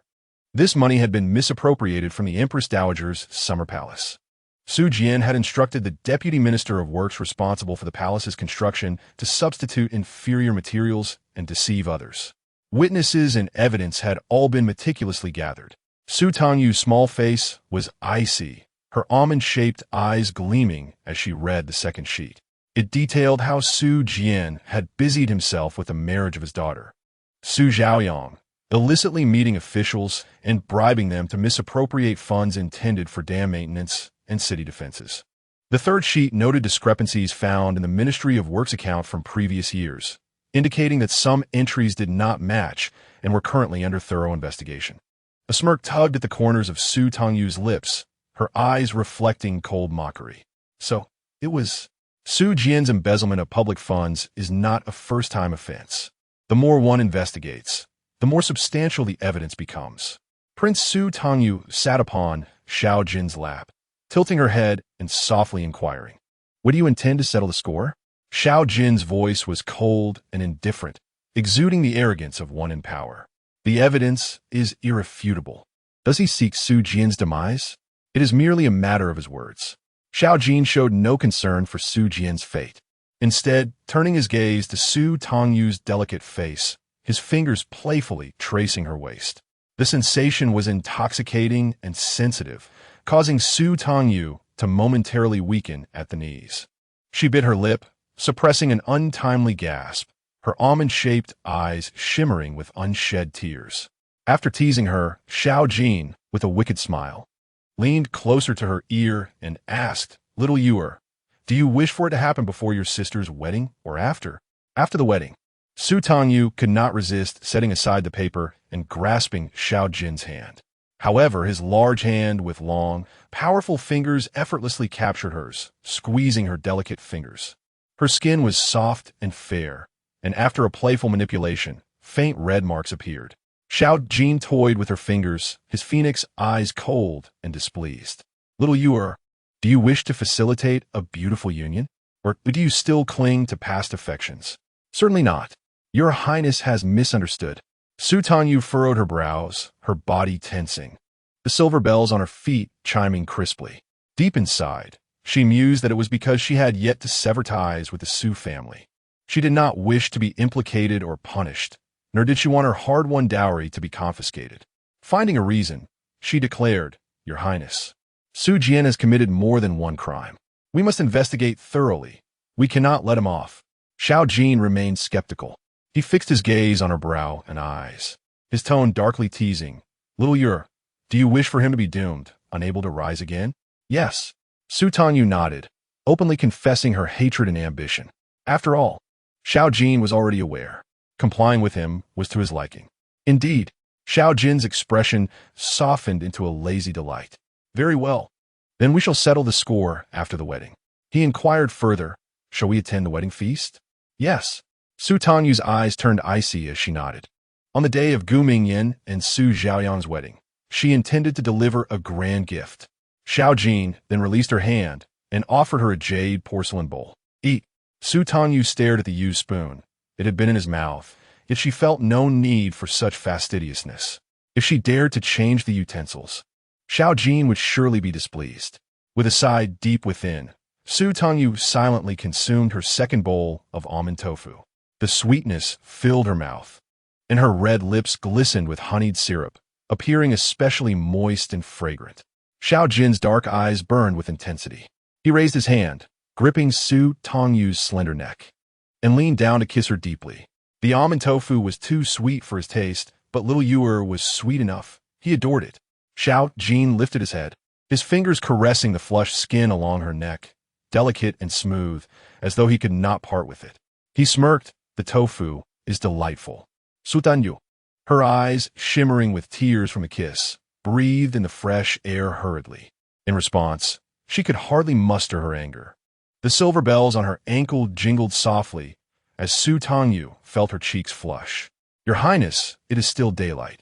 Let us rest for today," she protested. Xiao Jin's voice was husky as he tightened his grip around her waist, leaning down to inhale the fragrant scent of her hair. The sweet aroma of sandalwood and the delicate fragrance of a maiden intertwined with his own dragon saliva. Amidst their intimacy, there lingered an unwelcome hint of medicinal odor that Xiao Jin found distasteful. Furrowing his brow, he questioned, "Where does this scent come from? Are you unwell?" Su Tangyu gazed at him with a mournful look. "Your Highness," she said, her tone laced with reproach, "have you forgotten that I must consume the contraceptive potion daily? Who, I wonder, lacks restraint? And yet, you blame me for the medicinal scent? Have some shame." Xiao Jin pondered her words. "Do you wish to stop taking it?" "Not at all," Su Tangyu replied, shaking her head vigorously. The depth of his gaze was inscrutable, his handsome face betraying no discernible emotion, leaving her uncertain whether he believed her or not. The following morning, as Su Tangyu held the bowl of medicine, she detected an unusual flavor. Doubt crept into her mind, and she turned to Qinglan. Why does the contraceptive potion taste different? Miss, the prince has ordered a change in the formula, Qinglan explained, her voice soothing. This version is made from dried persimmon calyx that has been ground into powder. His Highness instructed that you must consume it for 7 consecutive days. Confused? Why? It is said that after 7 days of consumption, one can avoid pregnancy for several months. Qinglan replied with a radiant smile, her tone filled with envy. The prince must be concerned, as you often take medicine. Su Tangyu found herself at a loss for words. She stared at the emptied bowl, her heart racing with uncertainty. Could this remedy truly be effective? Alone and unencumbered, she could flee at any moment. But what if she became pregnant? The world would fall apart. She raised a hand to touch her abdomen, resolute in her conviction. She did not love Xiao Jin, and she could not bear his child. However, Qinglan misinterpreted her gesture, lowering her voice to advise, Miss, the prince dotes on you. If you desire a child, you may seek his favor and forego the medicine. No, I enjoy taking medicine, Su Tangyu declared, her resolve as unyielding as stone. She calculated the date of Gu Mingyan and Su Zhaoyang's wedding, instructing Yinlian to send a message. She wished to venture out and seek Xiao Jin's permission. He granted her request without hesitation. Yet, Su Tangyu could not have anticipated that when she finished her preparations and exited the regent's residence, climbing into the carriage, she would be met with the strikingly cold and pale visage of a certain someone. For a moment, she thought she had boarded the wrong carriage. I am sorry. As she turned away, Xiao Jin's voice, cool and commanding, resonated from within the carriage. Sit down. Su Tangyu bit her lip, obediently lifting her skirt as she settled across from him. Where are we going? To the garment bureau. Xiao Jin regarded her with a penetrating gaze before rapping on the carriage window, prompting it to set off immediately. Upon reaching the western part of the city, the carriage halted outside a renowned garment bureau. The guards entered to clear the area. As Su Tangyu alighted from the carriage, the townsfolk gazed at her with both reverence and curiosity. Without waiting for Xiao Jin, she dashed inside. Xiao Jin raised an eyebrow, dismissing her actions as mere nervousness. However, as he casually entered the bureau, he overheard Su Tangyu telling the female proprietor, I would like to order a custom-made coarse linen morning gown. Chapter 29. Cherishing her miss. My condolences, the proprietress said with sympathy in her eyes. In the next moment, upon the entrance of the esteemed regent, the shopkeeper promptly silenced herself, quietly measuring Su Tangyu's dimensions. Once the measurements were taken, the shopkeeper cautiously remarked, It will take 2 days to craft the garments, Mississippi. Do you require anything else? With that, she respectfully stepped aside. Su Tangyu had no further requests. However, she turned, her almond eyes shimmering, and smiled charmingly. Your Highness, is there anything you wish to purchase? Xiao Jin regarded her with a frosty yet playful glint in his phoenix-like gaze. Little Yuer, are you intending to wear mourning attire to your sister's wedding? Indeed. Su Tangyu shook her head. Not quite. What do you mean? Approaching him, Su Tangyu took hold of his sleeve, her voice soft and playful. If I reveal it now, it will spoil the surprise. The amusement in Xiao Jin's eyes deepened, and his heart softened. He was quite taken with Su Tangyu's playful demeanor. Lifting his hand, he playfully tapped her nose, his deep voice laced with mischief. Aren't you afraid of a reprimand? I am the regent's person. Who would dare? Su Tangyu replied with a haughty confidence, her beautiful face radiant and vibrant. In the next moment, she transformed into a delicate spring blossom, gazing timidly at Xiao Jin. Your Highness, you wouldn't let me go alone, would you? Impish. Xiao Jin pinched Su Tangyu's cheek, neither affirming nor denying. Yet, Su Tangyu had already gleaned the answer she desired, her brows arching in a delightful smile, breathtakingly alluring. Xiao Jin's gaze darkened, his desires stirring. This was a flower he had nurtured to bloom, more splendid than peonies and more enchanting than roses. Such beauty! It deserved to be adorned even more lavishly, more strikingly. Xiao Jin grasped Su Tangyu's waist and turned, issuing a cold command. Bring forth the most exquisite and vibrant fabrics in the shop. At once, the shopkeeper immediately called for her assistants, who brought forth bolts of silk and satin, lining them up. Crimson like the begonia, emerald blue, peach pink, gold-foiled satin, jacquard silk, and brocade, all in resplendent, opulent hues. The fabrics were of the finest quality, gleaming with brilliance. Su Tangyu was utterly astonished. How had Xiao Jin's taste suddenly changed? Before she could recover, Xiao Jin's sharp gaze swept over the selection, and he decisively chose several bolts, instructing that they be fashioned into garments and delivered to the regent's residence. And this was merely the beginning. Xiao Jin then led Su Tangyu to the Beobeizai. Welcome, Regent. Welcome, Miss Su. The proprietress of Beobeizai clearly recognized Su Tangyu, her eyes widening in surprise as she hastily bowed. Xiao Jin wrapped his arm around Su Tangyu's waist and ascended the stairs, commanding coldly, "Bring forth all the exquisite jewelry." At once, the upper floor of Beobeizai was prepared for esteemed guests. Once seated, tea and refreshments were promptly served. Soon, the proprietress entered, carrying trays laden with exquisite jewelry. Xiao Jin nudged Su Tangyu's slender waist, encouraging her to choose. Su Tangyu, momentarily dazed, approached the wooden tray and was nearly blinded by the dazzling array of jewels. "Your Highness?" Coming to her senses, she looked at Xiao Jin with confusion. "Why do you wish to buy jewelry?" "I wish to purchase it," Xiao Jin replied, his voice commanding and cold, his presence exuding an air of authority. He was the regent, free to act as he pleased, without the need for justification. Xiao Jin rose and approached Su Tangyu, questioning her inability to choose. "They're all too expensive," she hesitated, unsure of how to proceed. Xiao Jin picked up a delicate hairpin, crafted from golden threads, adorned with a butterfly that flitted gracefully with each movement, its wings quivering in life. The butterfly's body was embellished with pink tourmaline, while its antennae were decorated with two tiny pearls. Cascading down were strings of colorful glass, shimmering brilliantly. Xiao Jin casually placed it beside Su Tangyu's ear and stated coldly, "Keep it, at your command," the shopkeeper replied, smiling obsequiously as she personally retrieved an intricately carved wooden box for packaging. Xiao Jin then selected a pair of golden honey wax ankle restraints, resplendent and opulent, designed to accentuate a slender waist. "Keep." He also chose a set of ornate hairpins inlaid with emeralds, exquisite and magnificent. "Not bad." "Keep." A pair of enameled earrings, masterfully crafted. "Keep." A necklace of gold and jade adorned with 7 treasures, complementing a fair neck and snowy skin. Beautiful. "Keep." Xiao Jin had the demeanor of someone purchasing cabbages, intent on acquiring every treasure in sight. Su Tangyu watched in astonishment, unable to contain herself. She grasped Xiao Jin's arm, imploring, "Your Highness, enough. If you continue buying, I shall owe you my dowry." Was Xiao Jin mad? Was this his attitude towards mere trifles? She was bewildered, holding on tightly to his arm.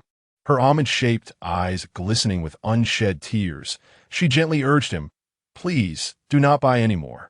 Xiao Jin lowered his gaze upon her, surprised by her evident concern. After a moment, he picked up an enameled bangle adorned with peacock feathers. He grasped Su Tangyu's wrist, his long, elegantly defined fingers slipping into the translucent sleeve of her dress, moving gradually upward until he placed the bangle upon her arm. The golden threads wove into delicate peacock plumes, enameled and embellished with rubies, a sight of stunning luxury. Yet, in his eyes, he only perceived the soft flesh encased by the bangle, the skin as white as porcelain. His fingers caressed, smooth and warm as mutton fat jade. Withdrawing his hand, his fingertips lingered with a faint, alluring fragrance of feminine allure. "The 8 Treasure Studio is my private property," Xiao Jin declared, tightening his grip around Su Tangyu's soft waist, his tone both proud and noble, yet infused with a touch of indulgence. "If you like it, then buy it." Su Tangyu's heart raced, her composure shattered. The shopkeeper returned with the account book. Xiao Jin reviewed it, while leaving Su Tangyu to peruse at her leisure. "Miss Su, how fortunate you are!" the shopkeeper exclaimed, her tone warm and excited, admiration evident on her face. The marriage alliance with the Duke of Ning cannot compare to you. She gave Su Tangyu a thumbs up, beaming with joy. Compared to the regent, the Duke of Ning is nothing. Miss Su, do take a look, what do you fancy? The shopkeeper was eager to ensure Su Tangyu's comfort and satisfaction. Su Tangyu smiled faintly, pressing her lips together. No need, please take them away. Miss Su, do you not like them? There are others, the shopkeeper insisted. I wish to rest for a moment, Su Tangyu replied, shaking her head. The shopkeeper, immediately understanding, retreated with the jewelry. Su Tangyu took a deep breath, stepping to the window to gaze at the bustling street outside. Xiao Ju was more formidable than she had anticipated. A flicker of worry crossed her mind, fearing she might not emerge unscathed. Yet, she hesitated for only a moment. As the memories of deep-seated hatred surged within her, Su Tangyu's eyes turned cold and resolute. Determined not to look back, even if it meant wagering her life, she would exact her revenge. What are you looking at? The frigid scent of dragon's saliva enveloped her from behind, swirling and consuming her. Xiao Ju, elusive and frightening, caused Su Tangyu's body to stiffen for a brief moment before she swiftly concealed her emotions. She lifted her swan-like neck, and a beautiful smile graced her face as she murmured, "The capital is truly bustling." Xiao Ju embraced her waist, his tone laden with meaning. On the day of the wedding, it will be even more lively. Chapter 30, The Wicked Woman. In the blink of an eye, the day of Su Zhaoyang and Gu Mingyin's wedding arrived. The Su family had moved into their new residence, and it was Su Tangyu's first visit. She gazed at the grand entrance adorned with festive decorations, radiating joy. Even the servants were clad in fresh, celebratory attire. How lively, how joyous. A cold smile curled upon Su Tangyu's lips, her almond-shaped eyes glinting with sarcasm. The hatred within her blazed like an inferno. Su Tangyu couldn't had feastightly, turning to face the orderly line of mourners behind her. Dressed in mourning attire, holding paper money and suona, each one bore a stern and respectful gaze directed at her. In that moment, the hatred within her twisted and contorted. Su Tangyu nearly succumbed to laughter. She thought she was mad, yet Xiao Ju was even more deranged.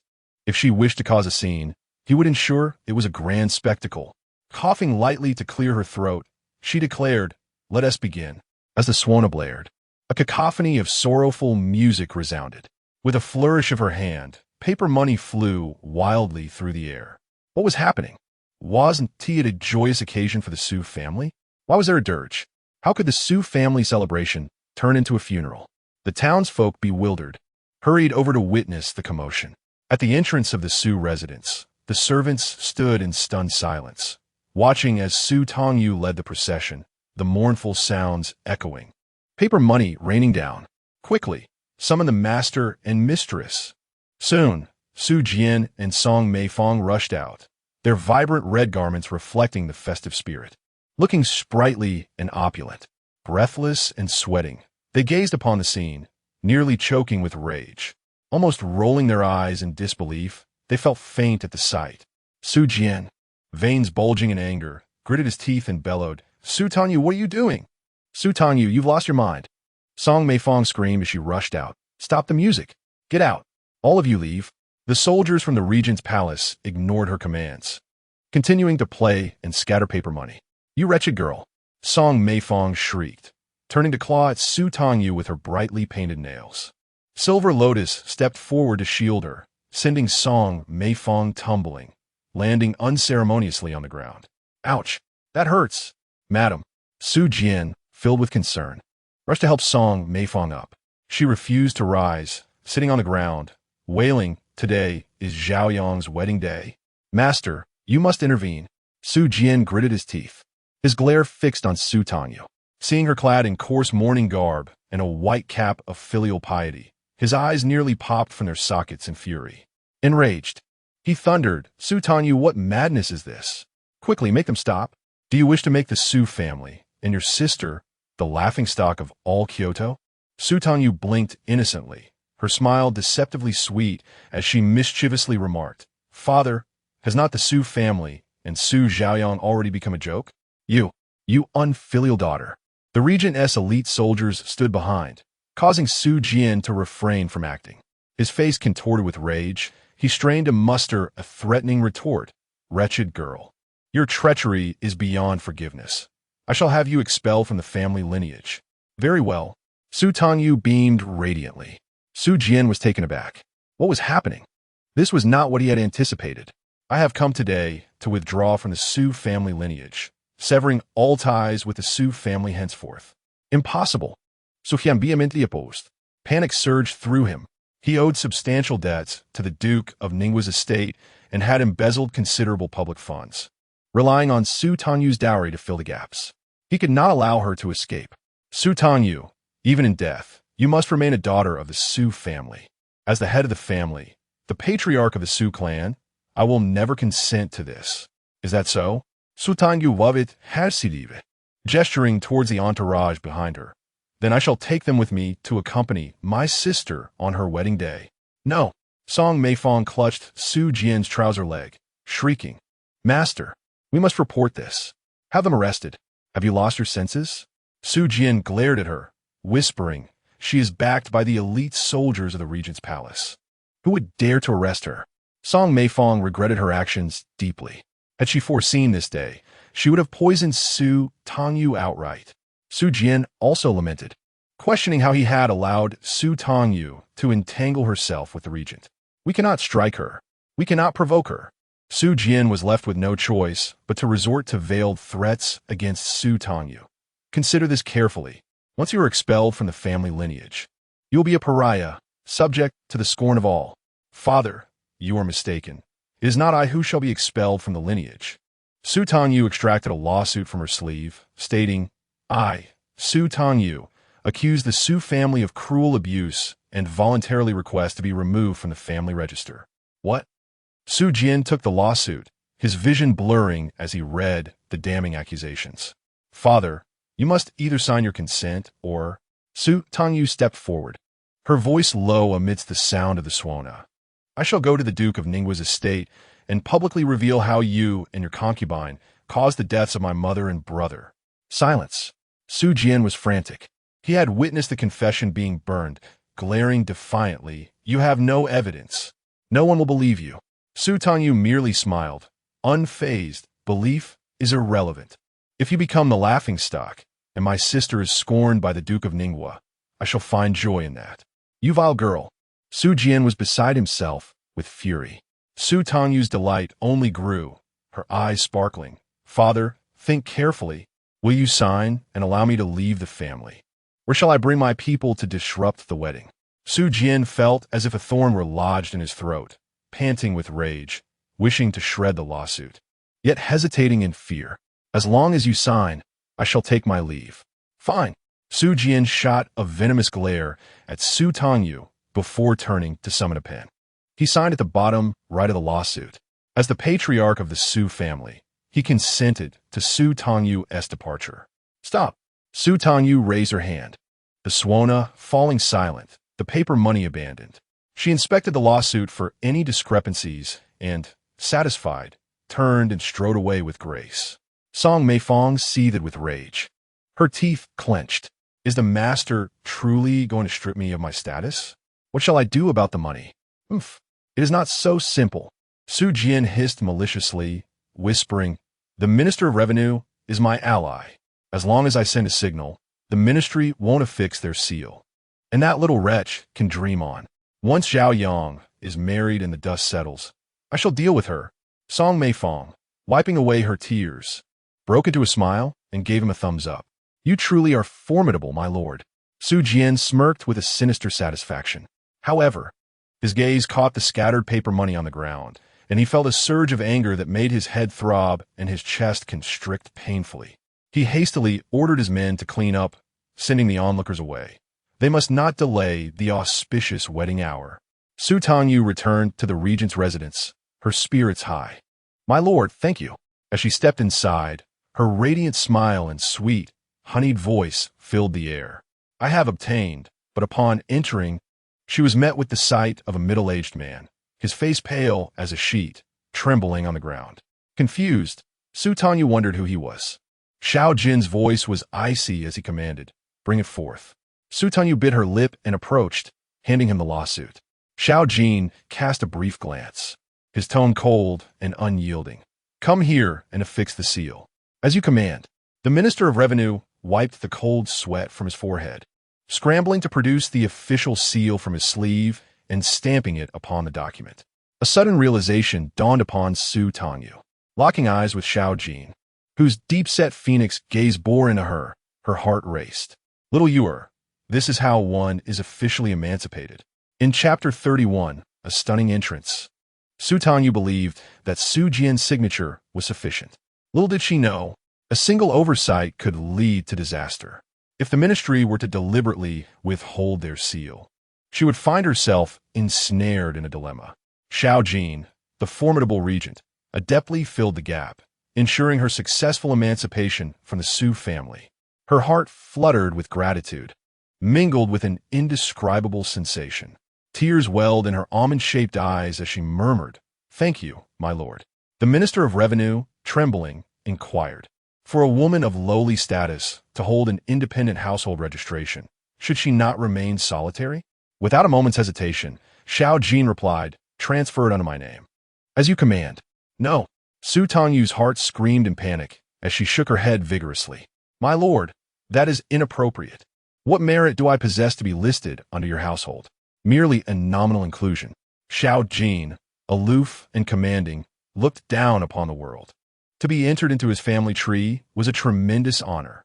Seeing the tears threatening to spill from Su Tangyu's eyes, Xiao Jin chuckled softly. "Little Yuer, there is no need for such agitation." Su Tangyu was rendered speechless.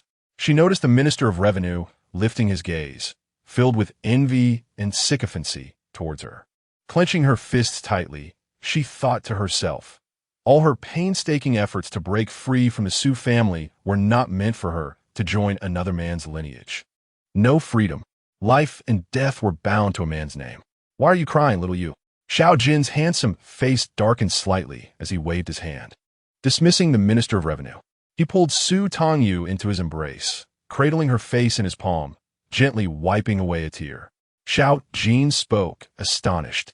"Is this how pleased you are?" Su Tangyu's eyes, red-rimmed, bore into him, her heart filled with bitterness and fury. She loathed Xiao Jin's domineering nature, his arbitrary orchestration of her life. The vendetta she harbored remained unfulfilled. She could not defy him. Su Tangyu lowered her head, expressing gratitude for the grace of Prince Xie. "Do not cry." Xiao Jin coaxed her in a commanding tone. "Your tears would mar your beauty, and how could you attend the banquet in such a state?" "All right, I shall not cry," she replied sweetly. Xiao Jin, pleased with her obedience, rewarded her with a gentle kiss on her forehead. The little girl was so well behaved, and he had just secured her place in his household. A flicker of thought crossed Xiao Jin's mind. Perhaps he could consider making her a concubine within the royal residence. In the realm of commoners, marriage was celebrated openly, while noble families adhered to ancient traditions. As dusk approached, the groom would come to fetch the bride, and the guests would gather for a night of revelry. The evening was drawing near. Seated at her vanity, Su Tangyu adorned herself in a magnificent red dress, intricately embroidered with golden lotus flowers at the chest, while pearls adorned the cuffs and hem. A delicate gold and amber sash accentuated her graceful figure. Draped elegantly over her shoulders was a brocade shawl, exuding opulence. Her hair, styled in an elegant updo, was adorned with a gold butterfly hairpin and cascading strands of shimmering glass beads. To complete her look, she donned exquisite enamel earrings. Gazing at her reflection, Su Tangyu marveled at her exquisite beauty, with a gold foil floral design gracing her forehead. She was a vision of elegance, akin to a lavish flower in full bloom.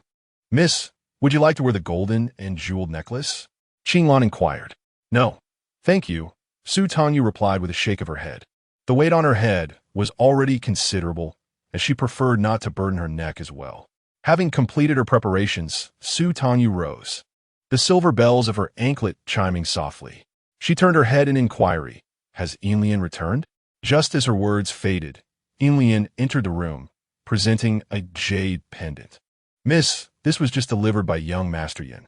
"Very well." Su Tangyu accepted it, her almond-shaped eyes coldly scrutinizing the pendant. After 12 years submerged in the muddy depths of the lake, it had been retrieved and cleaned, retaining its beauty, though a crack marred one corner, likely a result of her casting aside. A cold smile graced her lips as she tucked the pendant into her sleeve. Let us go. It is time to attend the banquet at the Ningwa Marquis's residence. Ningwa Marquis's residence. A day of great celebration. Lanterns illuminated the surroundings, bright as day. The halls were adorned with crimson silk and the character for double happiness, exuding extravagance and joy. Guests arrived, bearing gifts as congratulations rang out.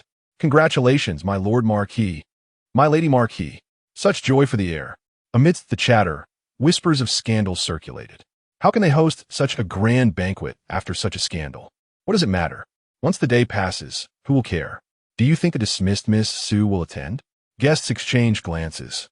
Surely not. Would she not be inviting humiliation upon herself? Suddenly, the voice of the regent echoed. The regent has arrived.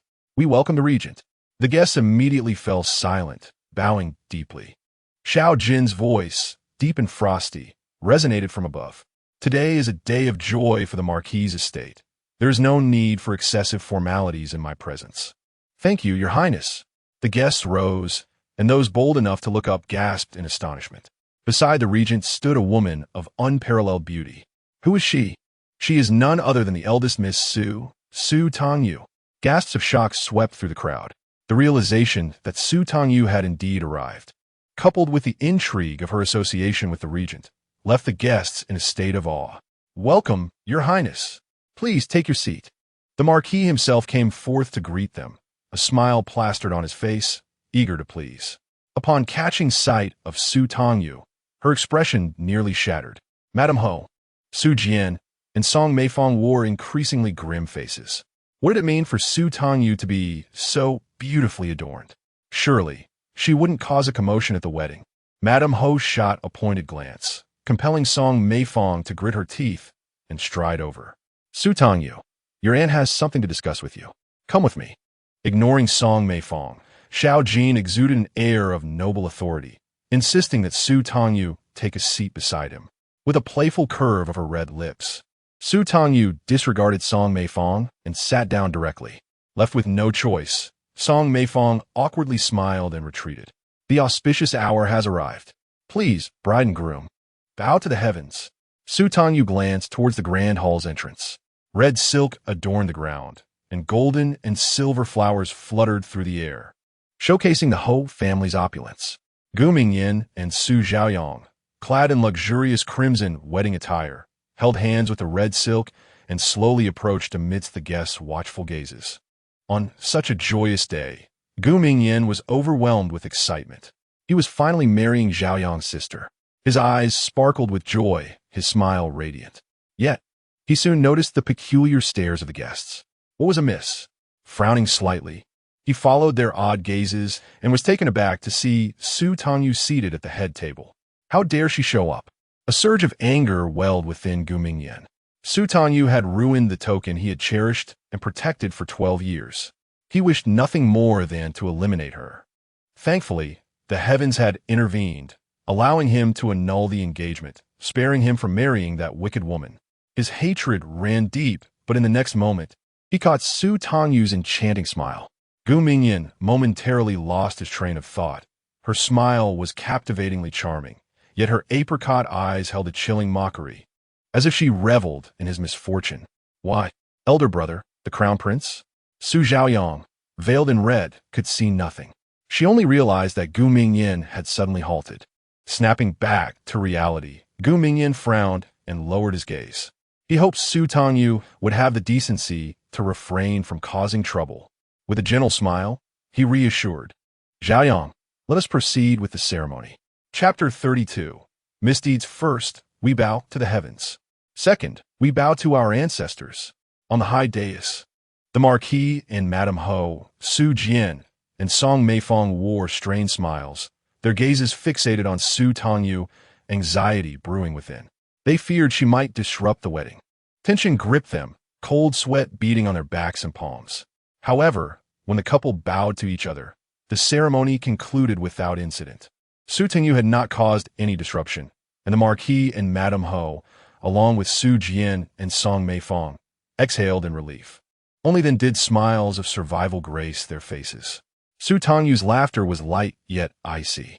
She averted her gaze, lowering her voice in a soft plea to the person beside her. "Your Highness, I wish to step outside." Xiao Jin's deep-set eyes scrutinized her, a hint of anger flickering within. Su Tangyu offered a faint smile, shaking her head. "Your Highness, I do not wish to partake in their wine." After the ceremony, the newlyweds were expected to toast each table, and they were first in line. Understanding dawned in Xiao Jin's eyes, and his tone softened. "Go ahead." "Thank you, Your Highness." As Su Tangyu rose, she instantly became the center of attention. Fearful, curious gazes converged upon her. Su Tangyu, with her picturesque features, exuded an air of serene elegance. Her delicate steps swayed lightly, the crimson skirt of her dress fluttering gracefully, resembling a lavish bloom of the mortal realm, stunningly beautiful and breathtakingly captivating. With poise and grace, Su Tangyu glided away, prompting some to exhale in relief while others sighed in contemplation. Gu Mingyan could not help but gaze at her retreating figure, his handsome face marked by confusion and a hint of complexity in his eyes. In the next moment, a cold, piercing gaze, sharp as a blade, swept contemptuously over him. Gu Mingyan felt a chill run through him as he turned to meet the terrifying eyes of the regent, awakening him instantly. A surge of anger welled within. How dare Su Tangyu climb into the regent's bed? A wanton woman of loose morals. What was there to admire? His true love, his wife, was his sister Xiaoyang. Shaking off her unwanted followers, Su Tangyu entered the garden of the Marquis residence. Guests were feasting on celebratory delicacies in the front courtyard, leaving this place quiet and spacious. Qinglan, perplexed, inquired, "Miss, what brings you here?" "Just wandering aimlessly," Su Tangyu replied, her almond eyes cold and distant as she surveyed the passing maids and servants. Suddenly, her gaze fixed on a particular maid, and she beckoned, "Come here." The maid, clad in green, approached awkwardly, holding a tray, and timidly asked, "Esteemed guest, what are your instructions? What is your name?" "I am Xiaofeng." After scrutinizing her, Su Tangyu raised her hand, instructing Qinglan to fetch 50 taels of silver for her. "Xiaofeng, you are in need of money, are you not?" Su Tangyu remarked, placing the 50 taels into her hands. "Accomplish a task for me, and I will grant you another 50 upon its completion." Xiaofeng's eyes widened in shock, her hands trembling as she clutched the silver. How could the esteemed guest know of her financial troubles? Remembering her ailing mother at home, waiting for her to procure medicine, Xiaofeng's eyes misted over, and she soon resolved. "What does the esteemed guest wish for me to do?" "Very simple," Su Tangyu replied, producing a jade pendant. "Remember my words." Xiaofeng, cradling the silver and the pendant, walked away with a determined and excited expression. Qinglan, curious, asked, "Miss, how did you know she was in need of money?" "By her countenance," Su Tangyu answered, a face filled with sorrow, driven by the pressures of survival. "Yet, her attire is clean, and as a maid of the Marquis, she is not starving. Something must have befallen her family." Turning away, Su Tangyu spoke in a measured tone, "Let us return." Upon re-entering the banquet hall, the toasts had concluded. The bride and groom were nowhere to be seen, and many young guests had also departed. "Your Highness, I have returned," Su Tangyu stated, disregarding the surrounding gazes. Settling into her seat with a tranquil smile, Xiao Jin, having consumed several cups of wine, exuded a mingling aroma of dragon saliva and liquor, losing a fraction of his cold demeanor. His deep, dark gaze fixated on Su Tangyu's delicate face. Teasingly, he inquired, "They are celebrating the bridal chamber. Would you like to join, little Yua?" "Not at all," Su Tangyu replied, her tone laced with annoyance, her alluring almond eyes glistening as she complained, "Your Highness, you know I detest them." Gasps echoed around as onlookers exchanged astonished glances. The eldest daughter of the Su family had the audacity to voice her grievances against the regent. Was she courting disaster? Yet, Xiao Jin's reaction was even more astonishing. Rather than displaying anger, he chuckled softly, his tone indulgent. "Shall we return then?" Su Tangyu furrowed her brow. She had yet to witness the unfolding spectacle. Xiao Jin held Su Tingyi's delicate waist in his palm, seemingly oblivious to the world around them, boldly drawing her into his embrace. His phoenix-like eyes were as profound as a cold pool, and a hint of a wicked smile played at the corners of his lips as he leaned close to her ear and whispered, "What mischief have you been up to?" Su Tingyi tilted her head slightly, her tender, rosy cheek brushing against Xiao Jin's lips. His gaze darkened further. With a charming smile, she replied, her tone laced with playful arrogance, "You shall find out soon, Your Highness." The allure of her beauty was intoxicating, igniting a fervent desire within him. Xiao Jin let out a cold snort, tightening his grip on her soft waist. Su Tingyi's smile faltered, her cheeks flushing as she protested, "Your Highness, be a bit gentler, do not move." He held her firmly, his eyes glinting with a fierce intensity, causing an immediate silence to envelop the joyous gathering. The regent prince had silently claimed his dominion, leaving others too fearful to pry further. Somonet discreetly approached, flattering him with insincere congratulations. "Minister Su is truly fortunate. Your eldest daughter has caught the regent prince's attention, and your second daughter is wed into a marquis's family. May I request your continued support for my humble self?" Su Jin's smile was more painful than sorrow. Su Tingyi had come to collect debts, intending to leverage the regent prince's influence to exact revenge on the Su family. He doubted her ability to maintain her favored status. Given the chance, he would surely eliminate her, eradicating any future threat. Minister Li, Su Jin managed to find the man in the crowd, quickly squeezing through to intercept him. Pulling Minister Li aside, he inquired, "Have you received my message?" Minister Li, the Minister of Revenue, wore an unappealing expression and discreetly gestured towards the regent prince's direction, stating, "Your strategy was futile.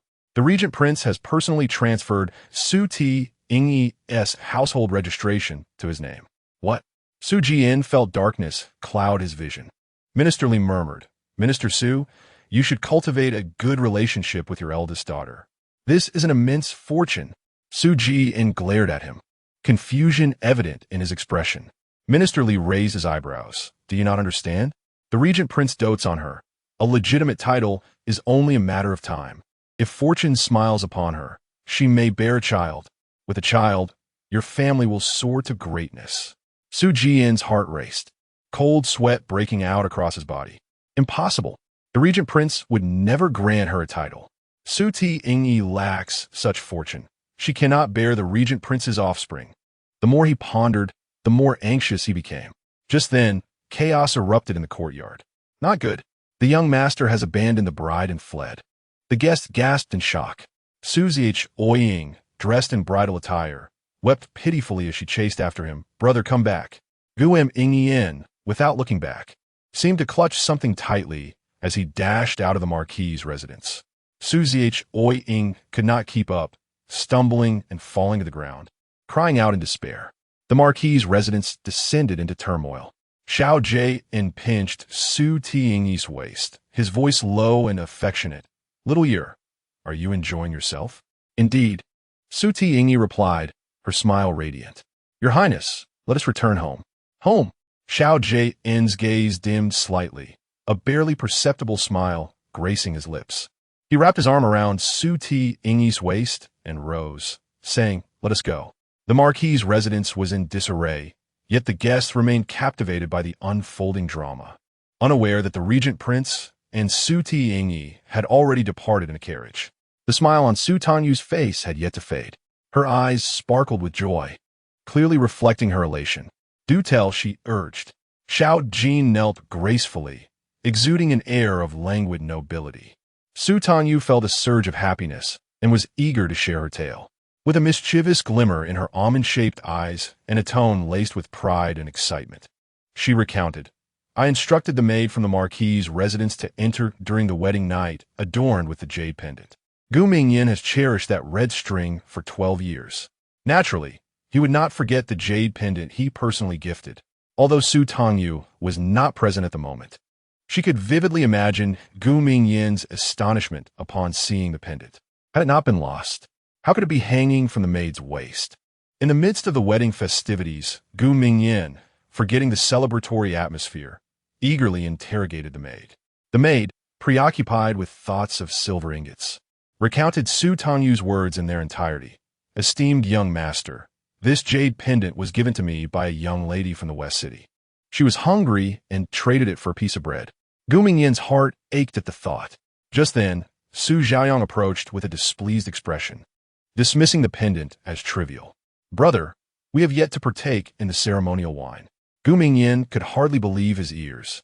You do not recognize this pendant? Su Xiaoyang, caught off guard, instinctively shook her head. Gu Mingyan felt an overwhelming sense of despair. This was not the younger sister who had once accompanied and cared for him. Without hesitation, he abandoned his newlywed wife and rushed to the West City in search of answers. Childhood sweethearts? True love? Su Tangyu's smile was both radiant and tinged with sarcasm. Is it not so? Su Xiaoyang has usurped my goodwill. She shall soon discover the bitterness of resentment once the truth is revealed. The thought alone thrilled her. Delighted, she beamed with a brilliance that lit up the room. Turning to Xiao Jin, am I not quite wicked, my lord? Xiao Jin replied, not wicked at all. Sultan you post. Her smile fading as she gazed at him with bewildered almond eyes. Was this not wicked? She had disrupted Gu Mingyan and Su Xiaoyang's wedding night. Should all go as planned, this couple was destined to become resentful partners, forever tormenting one another. They would never find happiness. Poor thing, Xiao Jin mused, extending his arm to draw Su Tangyu into his embrace. He caressed her cheek with tenderness, his phoenix-like eyes filled with compassion.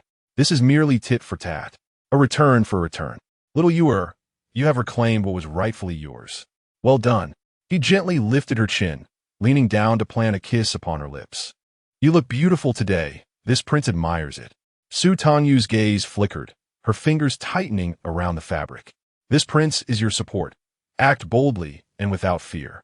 Thank you, my lord, she murmured, and Xiao Jin kissed her again, fervently and deeply. The silver anklet on her foot jingled melodiously as they embraced, and finally, he lifted her from the carriage, carrying her directly into the house.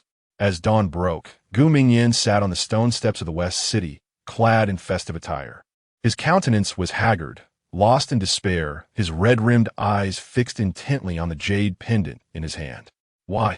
Gu Mingyan found himself engulfed in a hollow confusion. In his youth, he had suffered a head injury that led to blindness. The Marquis's wife had sought a master to divine his fate, who proclaimed that the Su family residence possessed auspicious feng shui, beneficial for his swift recovery. He was betrothed to Su Tangyu and took refuge in the Su family with ease. His blindness left him irritable and ill-tempered, confined within the walls of his room, ignoring everyone. However, a little sister came daily to keep him company and lift his spirits.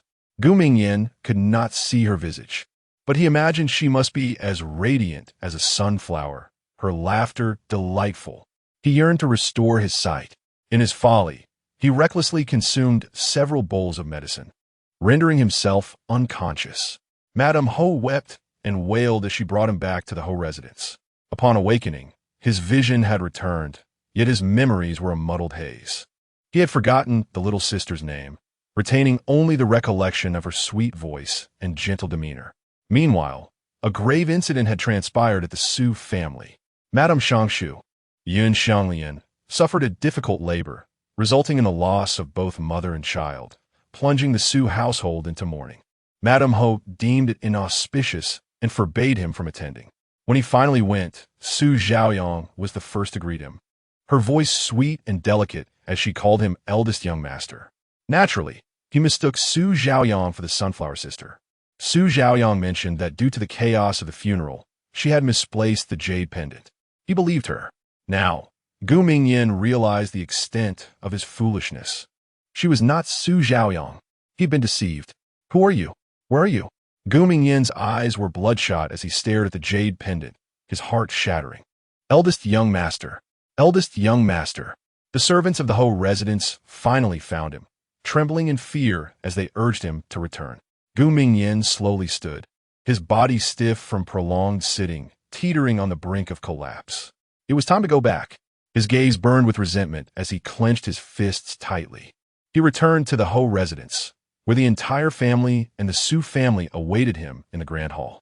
The festive decorations remained untouched, yet every face bore the pallor of mourning. Upon seeing Gu Mingyan, they immediately surrounded him. The Duke of Ninggua's face turned as red as a boiled crab, furious. On your wedding night, you abandon your bride. Do you realize the entire capital is mocking the whole family? Su Jian's expression darkened as he angrily demanded, Young master, you left Xiaoyang behind. You must provide an explanation.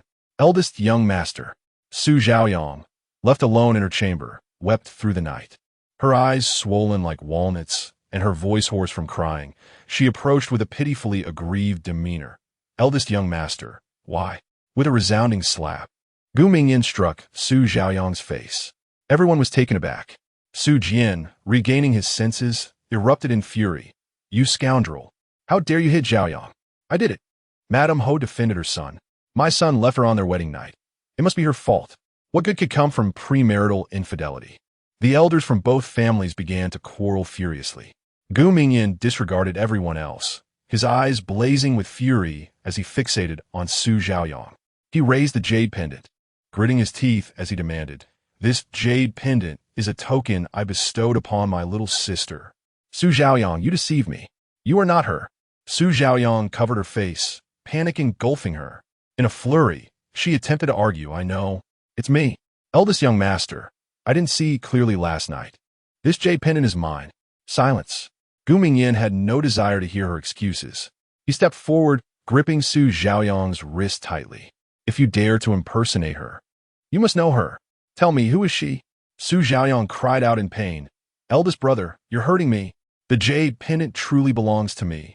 Turning her head in desperation, she pleaded, Father, Mother, you can all testify for me. Chapter 34. A name and a title. Su Tangyu remained oblivious to the commotion at the Marquis's residence. Awakening languidly from her slumber, with her eyes still closed, she rolled over in her blanket, only to collide with a cold, solid, and resilient chest. Instantly, she froze. Her long, curled lashes fluttered like tiny fans as she opened her eyes in disbelief.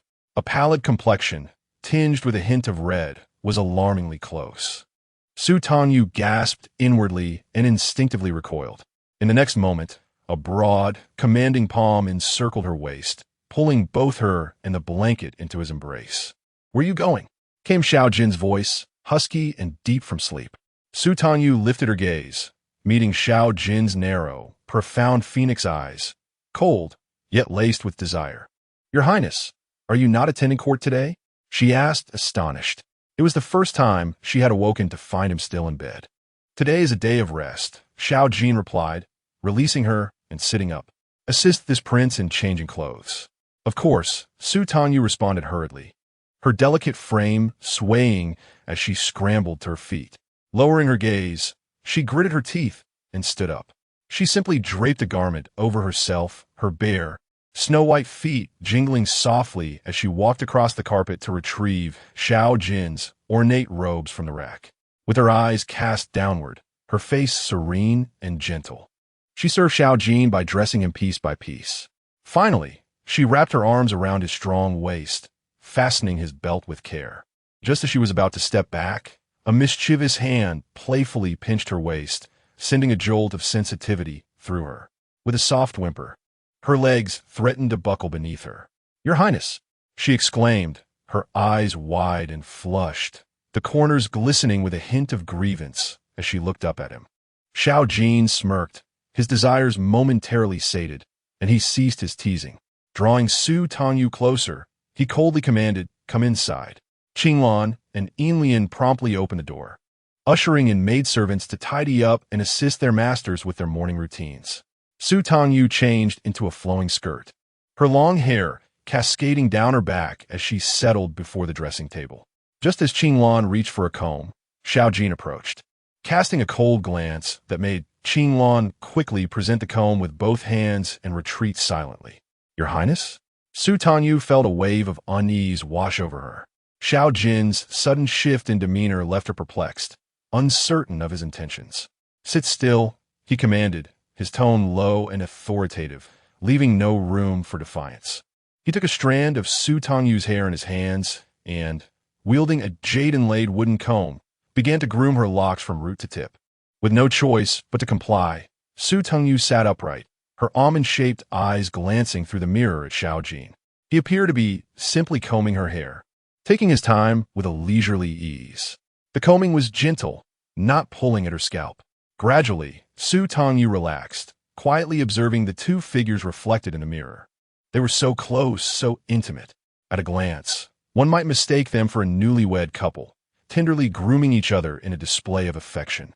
Su Tangyu felt a moment of daze. "Bring it here," Xiao Jin commanded behind him.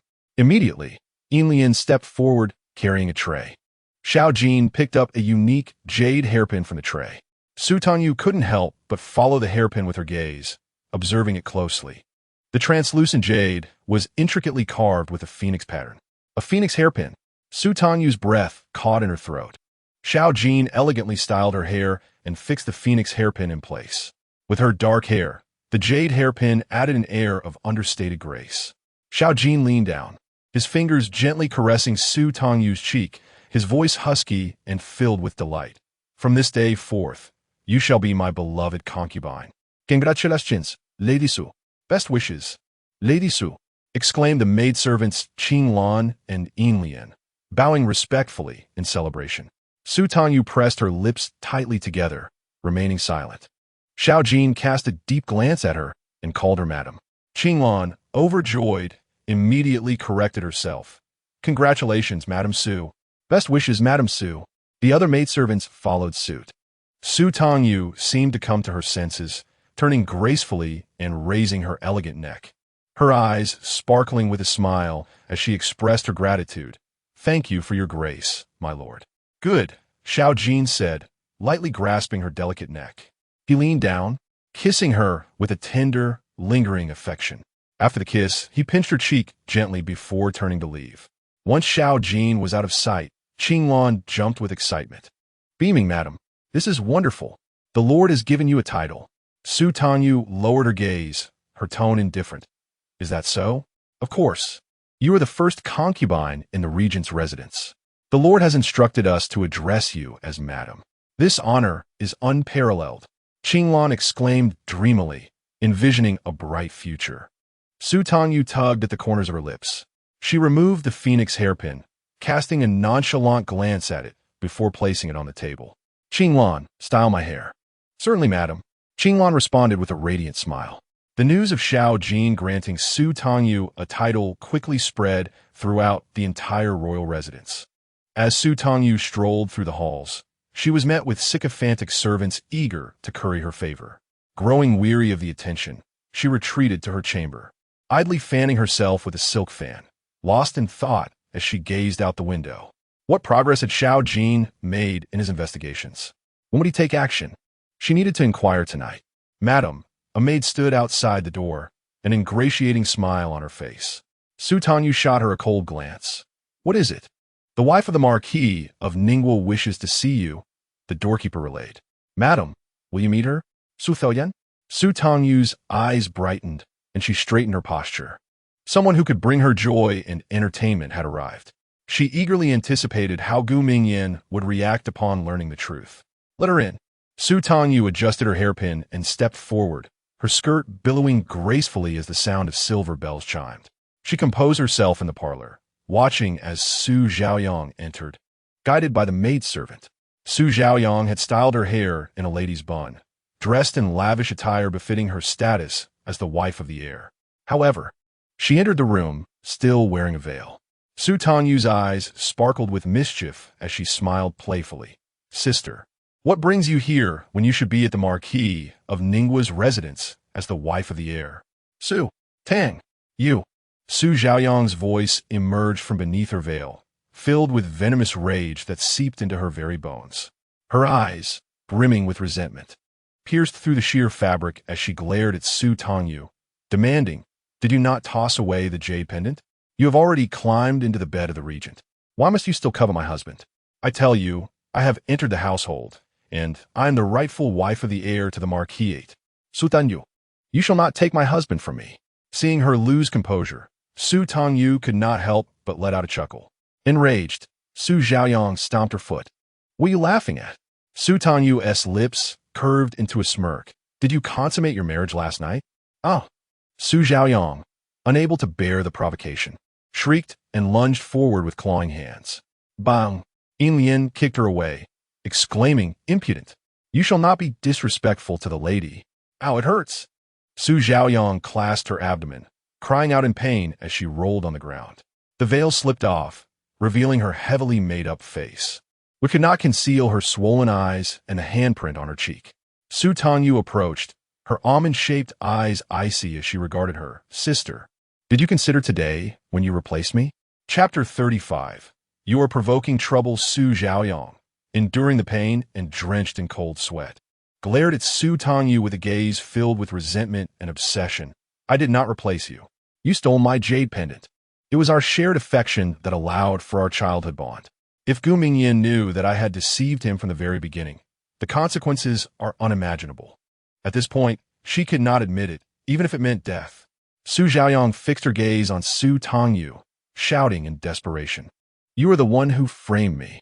Su Tangyu, you shall not take my husband. My husband would never want a promiscuous woman like you. Su Tangyu's eyes were as cold as ice. Slap her. Yes. Yin Lian stepped forward, grasping Su Zhaoyang's shoulders as she delivered a series of slaps. Su Zhaoyang screamed in agony, struggling and shouting. I am the heir's wife. How dare you hit me? Smack. The Marquis of Ningguo will not let this go. Smack. Help. The sound of slaps echoed incessantly. Su Tangyu maintained her indifferent demeanor, looking down upon Su Zhaoyang. When her mouth was bloodied and bruised, Su Tangyu finally raised her hand, commanding, stop. Su Zhaoyang wept, tears mingling with blood. Her eyes seemed to convey a promise to report this incident upon her return. Ha! Su Tangyu chuckled softly. I am the favored concubine of the regent. To insult me is to show disrespect to the lord. Sister, do cherish the present moment. Su Tangyu waved her hand gracefully. I find you a nuisance. Throw her out. Yin Lian promptly led a group to drag Su Zhaoyang out, casting her outside the gates of the regent's residence.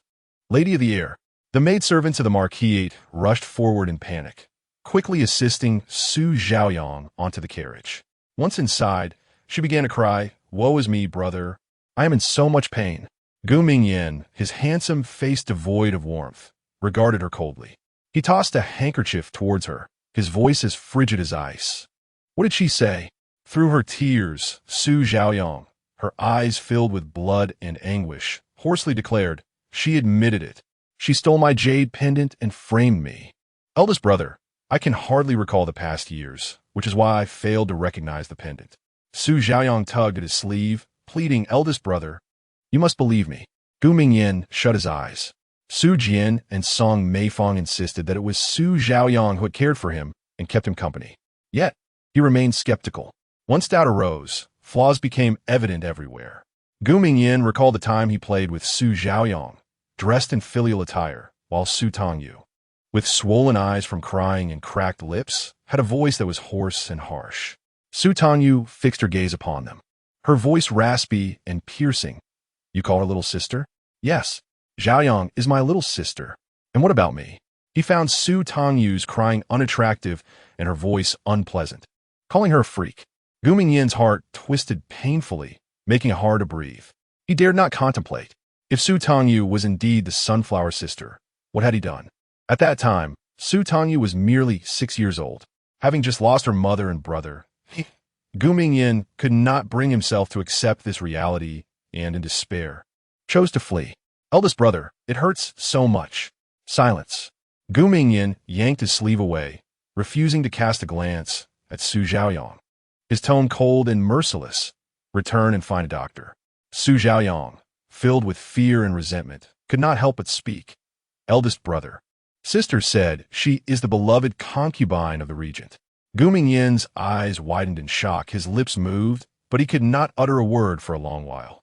After dusk, Xiao Jin entered the courtyard and noticed Su Tangyu circling the table. Your Highness, Xiao Jin shot a cold glance, halting the maid's announcement. He quietly observed the room. Su Tangyu furrowed her delicate brows, placing the stewed duck here and the ham braised elbow, which the prince disliked, over there. Is the ginseng chicken soup and lotus seed lily soup not ready yet? The flickering candlelight danced. With a beautiful lady in the room, the aroma of the food filled the air. Xiao Jin, unaware of his own transformation, felt the chilling depth of his phoenix eyes gradually soften. The imposing aura surrounding him also lightened somewhat. A slight smile graced Xiao Jin's lips as he silently stepped inside. Qinglan, shall we drink rose-dew wine or Jianchan? Jiuyunchan. A low, magnetic voice came from behind her, startlingly close. The cold scent of dragons, saliva lingered quietly around her. Su Tangyu's heart raced. Her apricot eyes flickered, and with a smile, she turned to bow. Your Highness. Please sit. Xiao Jin raised his hand, wrapping it around Su Tangyu's waist as he took a seat. Unfond of others serving him, Su Tangyu poured wine for him. The Jiuyun Chun glimmered like amber, infused with a faint fragrance of osmanthus. Your Highness, please. Her delicate fingers held the wine cup out to him.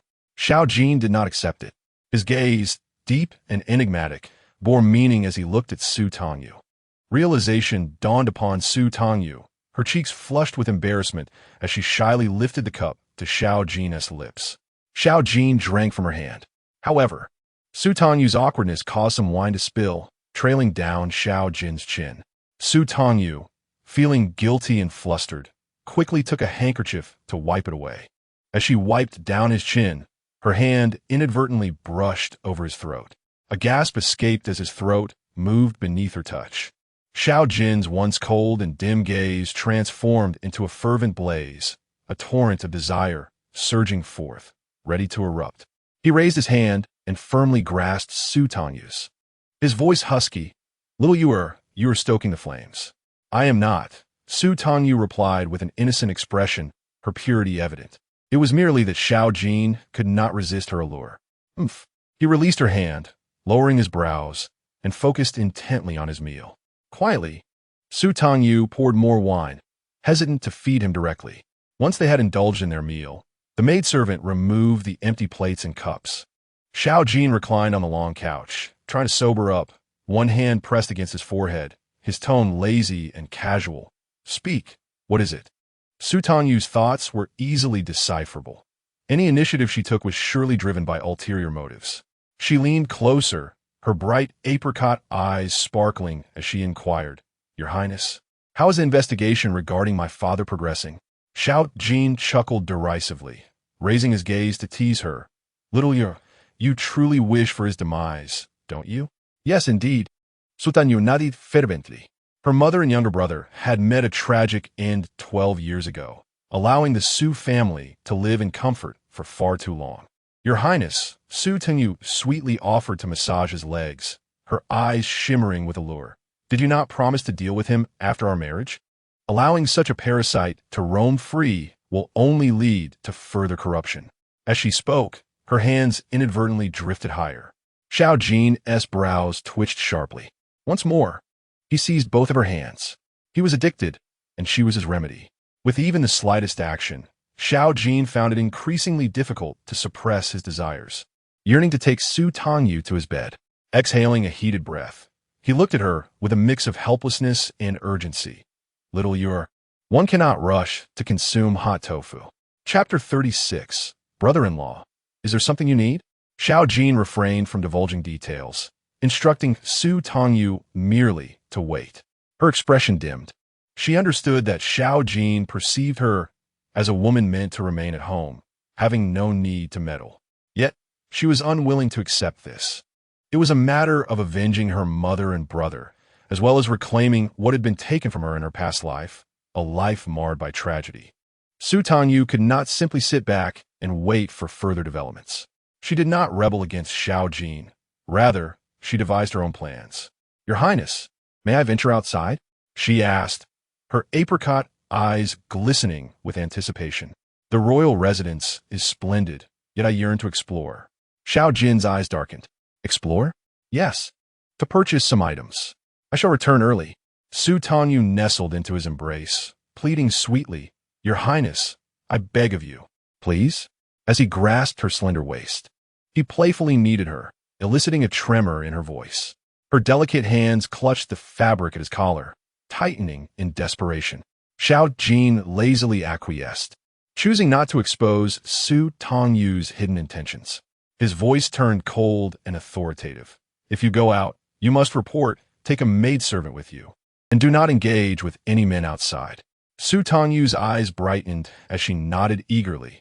Tangyu thanks your highness for your kindness. Little you are. Mere words of gratitude are insufficient, Xiao Jin remarked, squeezing her firmly, his gaze aflame with insatiable desire. When Su Tangyu finally awoke, it was already the following afternoon.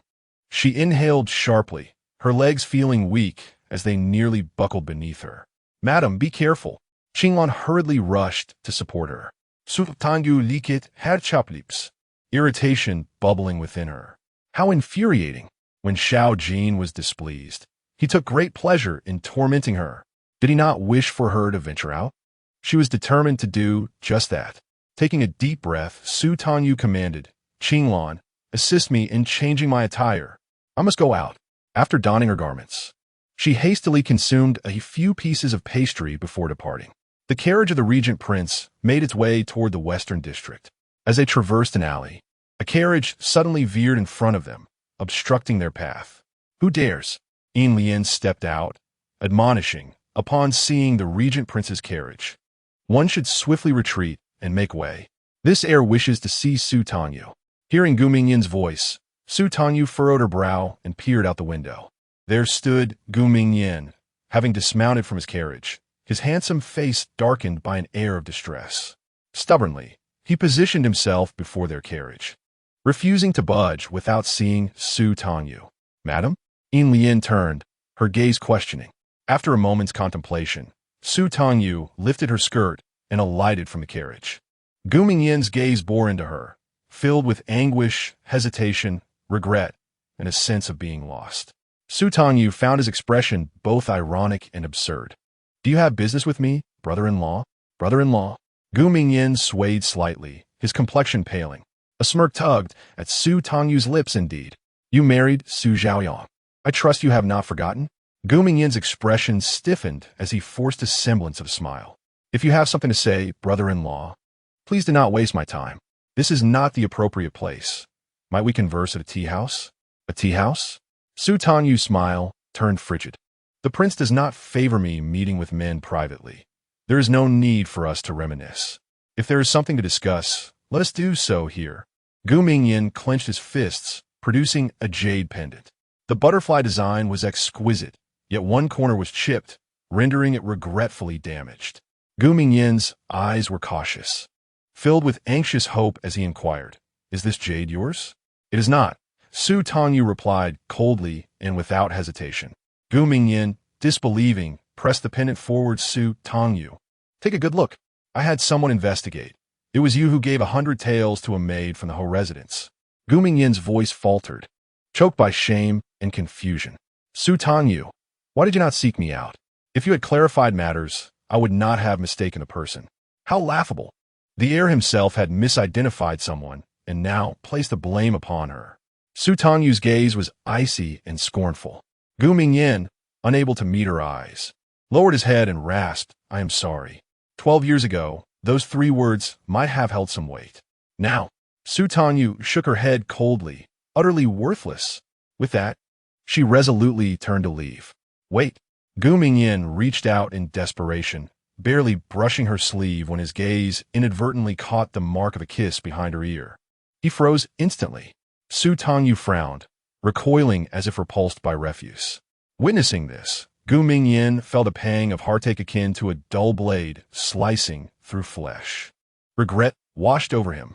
Tangyu, you were destined to be the rightful wife, yet you became an unrecognized concubine of the Wangfu. It is all my fault. Gu Mingyan lamented deeply, blaming himself for his inability to discern the true worth of a person. He had mistaken his choice and annulled the engagement. Tangyu, what do you desire? Speak. I shall compensate you generously. Su Tangyu stared at him with an icy demeanor, her crimson lips parting to utter a singular word. Leave. That brief utterance pierced his heart like a dagger. Gu Mingyan felt a profound ache within as he watched Su Tangyu turn her back and board the carriage, his tone cold and displeased. If you do not move aside, I shall charge through. As you command, my lady. Jing, driving the carriage herself, unhesitatingly surged forward. Young master, be cautious. The servants of the Marquis's household, in a panic, pulled Gu Mingyan to the roadside. The carriage of the regent sped away. Gu Mingyan, in a daze, croaked in despair. Does she truly loathe me so? Her resentment is justified. It was I who insisted on the annulment, leaving her without support, forcing her to submit to the regent. I owe her an apology. At the Yinyang tea house, Yunzi was settling the bill at the counter when he heard the sound of a carriage halting. He looked up, and his eyes instantly lit up. Cousin, Yunzi exclaimed joyfully, rushing out to greet her. However, he was taken aback by the cold and displeased expression on Su Tangyu's face, prompting him to ask immediately, what has happened? I encountered a fool blocking my path. Su Tangyu replied, her mood soured. Gu Mingyan had greatly overestimated his own importance. The annulment was entirely her orchestration. She had no interest in the Ningguo Marquis's estate. Never mind, cousin, I wish to purchase some exquisite tea leaves. Su Tangyu took a deep breath, exhaling slowly, a smile returning to her face. Yunzi furrowed his brow, turning to introduce her to the tea selection. As Su Tangyu sought to buy tea, Yunzi presented the finest treasures of the establishment. The tea leaves needed packaging. Su Tangyu instructed Ying to assist. Ying hesitated slightly, glancing around the crowd, and with Qinglan beside her, she took her leave after bowing. Qinglan, prepare the tea. Qinglan, lacking guile, obediently followed instructions and went a short distance away to fetch the tea set. Once the crowd dispersed, Su Tangyu lowered her voice. Cousin, has there been any progress? There has, Yunzi whispered, vigilant of his surroundings. I have heard that those above have dispatched personnel to investigate the accounts. Sufyan, in an attempt to cover his tracks, is robbing Peter to pay Paul. The Ningguo Marquis has fallen out with Su Jian and demands repayment. The Ministry of Works received a significant sum for weaponry yesterday. Su Jian will undoubtedly resort to underhanded tactics. Sutanyu pander thoughtfully. The curve of her red lips lifted, her spirits brightening once more. Xiao Jin did not deceive her. Chapter 37. What a pity to feign sympathy. Yunzi noticed that as soon as he spoke, Su Tangyu appeared elated. Cousin, we must remain cautious. His tone was grave with concern. Su Jian had not yet been apprehended. It is merely a matter of time. Su Tangyu replied, her laughter bright. Cousin, do you not realize that this is the regent's trap? Yunzi paused for a moment, his intelligence allowing him to quickly grasp the implication. His tone shifted to one of astonishment. Cousin, are you suggesting that the substantial funds for weaponry are a scheme devised by the regent? Indeed, Su Tangyu affirmed with unwavering certainty. The production of weaponry pertains to the military. Regardless of whether it involved embezzlement or substandard supplies, it constitutes a grave act of treason, coupled with Su Jian's prior offenses. He is only compounding his crimes.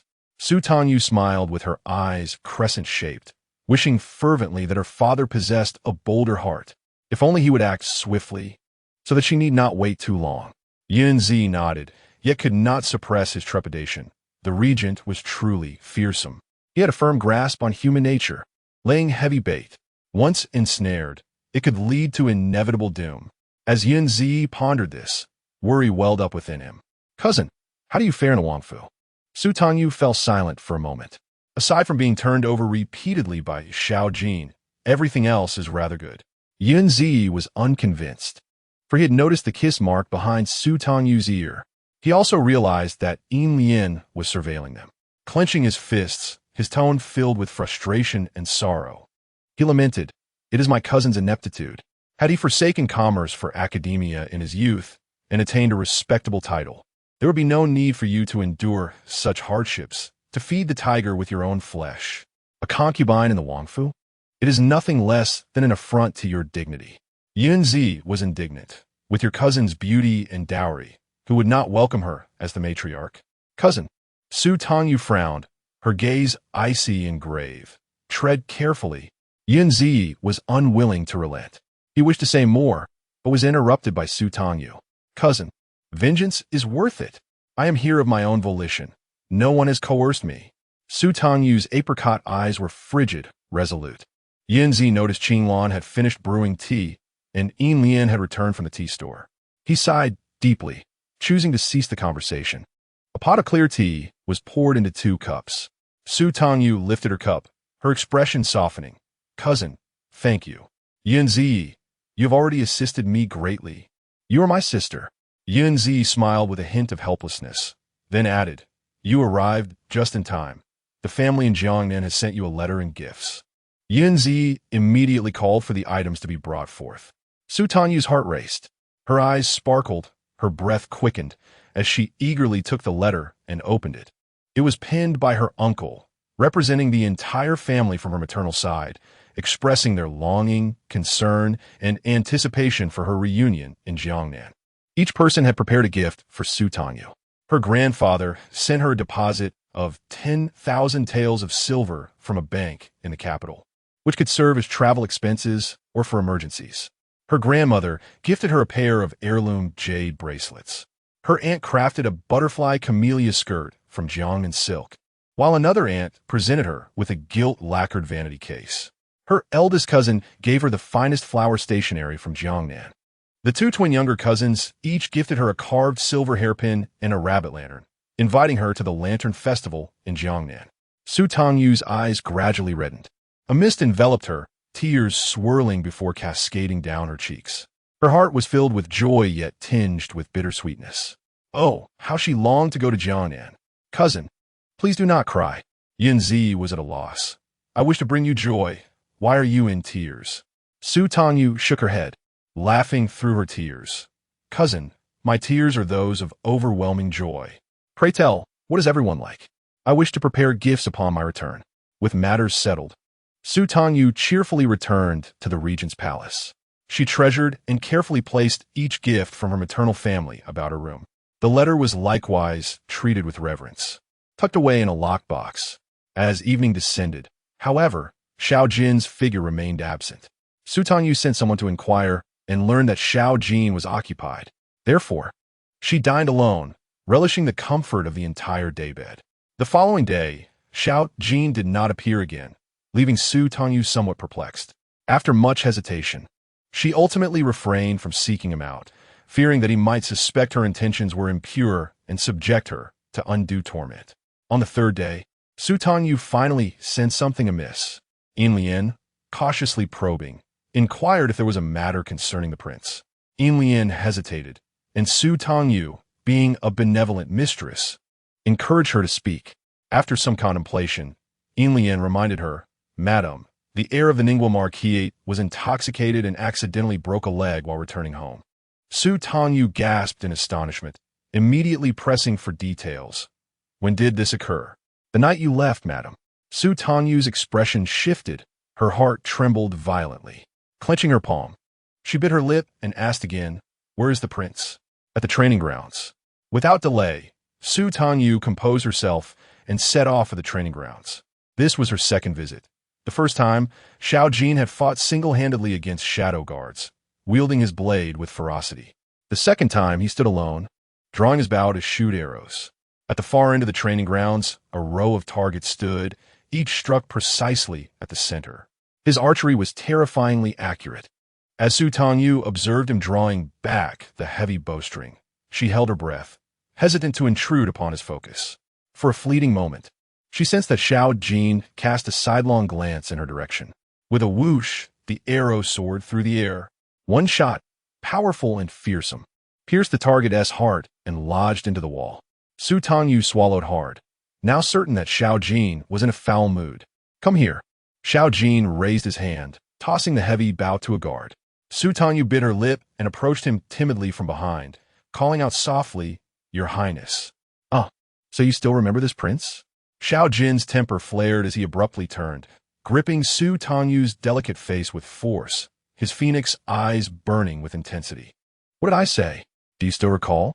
Su Tangyu, her face being held firmly, struggled to articulate, "I didn't have a private meeting. There were witnesses." Xiao Jin's gaze grew colder. "Still making excuses?" "I was wrong," she whimpered. With her tender skin, even a hint of pressure from Xiao Jin left her cheeks flushed, tears shimmering in her apricot eyes.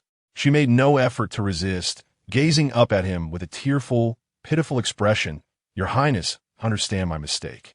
With a huff, Xiao Jin released her. Su Tangyu, teary-eyed, reached up to touch her face, inhaling sharply at the pain. Furrowing his brow, Xiao Jin ordered, "Go back and apply medicine." Su Tangyu dare not leave. She took a timid step forward, tentatively grasping his sleeve. "Your Highness, are you angry?" "Angry?" Xiao Jin turned his head, his phoenix eyes scrutinizing her with disdain. "Don't overestimate your importance." With her eyes reddening further, Su Tangyu bit her lower lip, slowly lowering her gaze and withdrawing her hand, her voice trembling with a hint of a sob. Tangyu spoke out of turn. "I beg your Highness to quell your anger. Do you think you can feign pity?" Xiao Jin's moods shifted unpredictably. He turned sharply and commanded, "Bring me my snow lotus healing ointment." Chapter 38. Consumed by jealousy, the snow lotus healing ointment, a royal gift, was a milky balm imbued with a faint, alluring fragrance. "See popularity." Xiao Jin unearthed a ball of ointment and lifted his gaze. Su Tangyu sat obediently, extending her elegant neck, revealing two alarming patches of crimson on her porcelain-like skin. The marks, imprinted by fingers, were both red and blue, a testament to her delicate skin's vulnerability. The wounds evoked sympathy. Xiao Jin's expression darkened as he applied the ointment with his fingertips. Su Tangyu's almond-shaped eyes brimmed with tears. She instinctively flinched, wishing to withdraw. "Do not move." Xiao Jin's voice was laced with irritation. Su Tangyu pressed her lips together, looking at him with a pitiful and aggrieved expression. Xiao Jin furrowed his brow, his touch gentle as he gradually smoothed the ointment over her skin. The snow lotus healing balm was cool to the touch, and its effects were swift. As he applied it, the swelling and pain on her face began to dissipate, the heat subsiding. Su Tangyu widened her eyes, curious, reaching out to feel.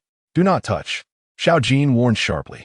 Su Tangyu's lashes fluttered, and the mist in her eyes threatened to coalesce into tears. She lowered her gaze, gently biting her lip, appearing timid and endearing. Xiao Jin scoffed. "Do you understand where you went wrong?" Su Tangyu's mind raced, pondering where she had crossed the line. Cautiously, she ventured, "Should I not have met Gu Mingyan?" Xiao Jin's handsome face turned cold, his brows knitted as he regarded her with a frosty glare. Was that a yes or a no? It was too difficult to decipher. Su Tangyu felt wronged. It was not her intention to seek him out. He had blocked her path, preventing her escape. "Is that so?" Xiao Jin lifted her chin with two fingers. "Could you not confront him directly, or are you simply reluctant?" Su Tangyu truly felt unjustly accused. She was not Xiao Jin. She could not bear the consequences of injuring the heir in public. Unable to voice her frustration at Xiao Jin, Su Tangyu explained, "It is not that I am reluctant. I merely wish to hear what nonsense he spouted."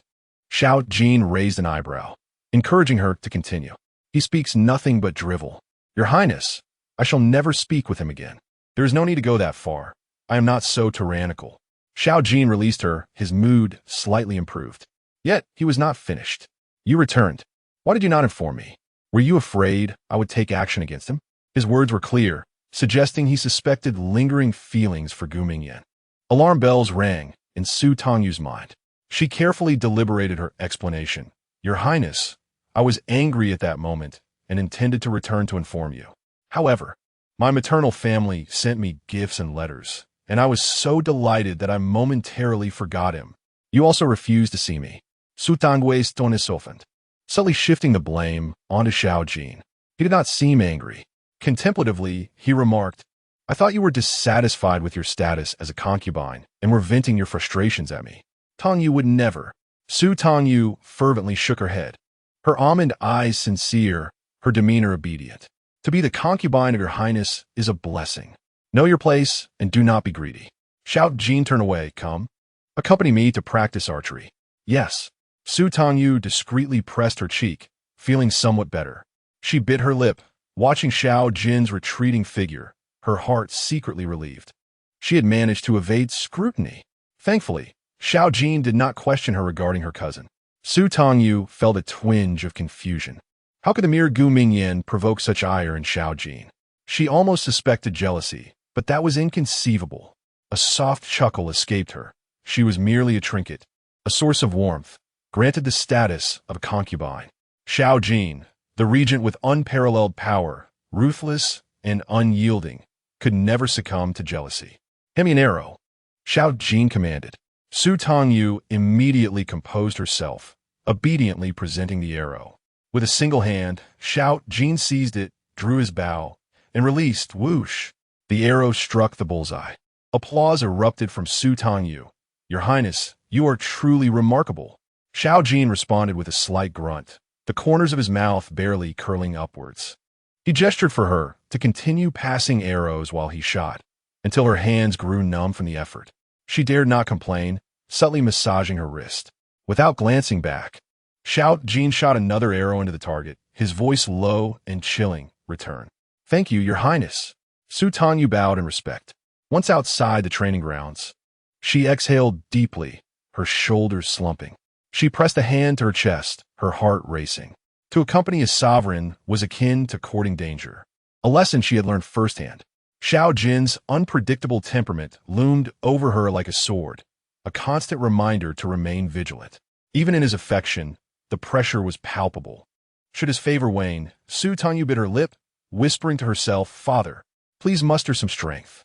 Exhausted, the pain in her arms overshadowed the discomfort in her face. She returned home and collapsed on her bed, immobile. As twilight descended, she finally roused herself, refreshed and dressed, before making her way to the study. A guard intercepted her. "Madam, what brings you here?" "I have come to invite the prince to dine." Su Tangyu flashed a faint smile, urging the guard to announce her presence. Before long, Xiao Jin emerged, attired in a deep plum robe adorned with intricate patterns, his hair bound with a jade crown, a sword hanging from his waist. He appeared ready to depart. Su Tangyu relaxed inwardly, her face brightening as she approached. "Your Highness, are you heading out?" "Indeed," Xiao Jin replied, casting her a glance as he followed suit. "Huh?" Su Tangyu's expression turned blank. "Your Highness, I have yet to eat." "Very well, let us go," Xiao Jin asserted, taking her arm with an imperious grip, leading her away. Seated in the carriage, realization dawned upon her. She placed a hand on her stomach. Her almond-shaped eyes filled with curiosity.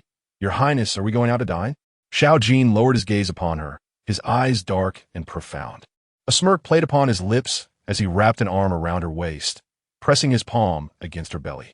His tone was laced with playful malice. "If you can manage to eat, I shall take you." "What do you mean?"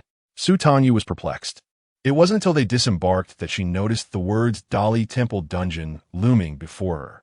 The dungeon, constructed of stone, was enveloped in darkness, and a chilling breeze escaped, carrying a damp, foul odor. A shiver involuntarily coursed through her.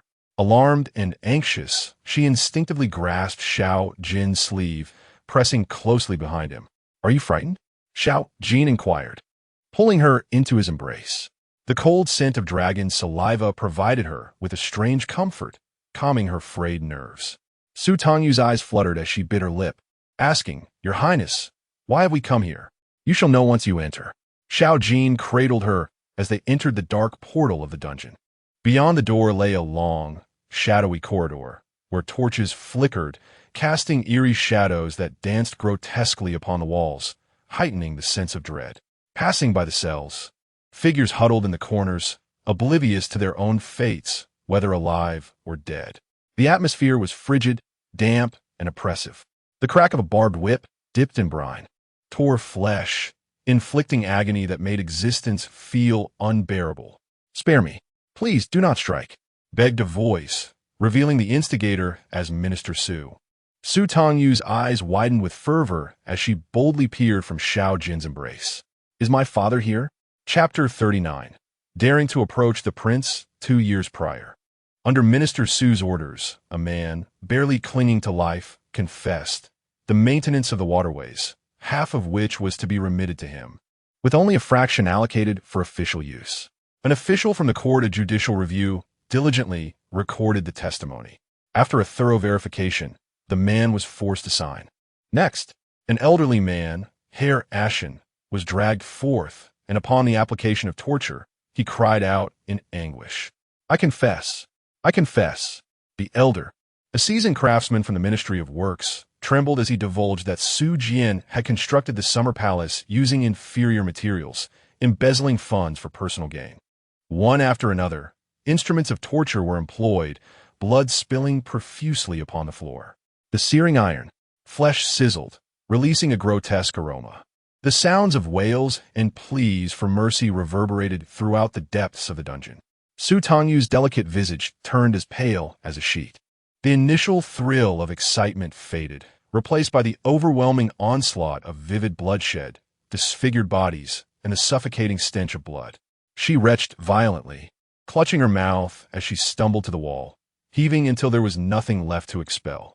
Her stomach churned tumultuously. The relentless cries of despair filled her ears. So pitiful. Unbeknownst to her, Xiao Jin had approached, gently caressing her back. Su Tangyu looked up, her eyes glistening with tears. She shook her head fervently. I cannot bear to watch. Very well. Xiao Jin smirked, leaning closer to her ear, whispering mischievously, in the future, will you still dare to disobey? Su Tangyu's eyes widened, her heart racing like a drum. She clenched her fists tightly, her eyes stinging with unshed tears as she vehemently shook her head. I will not.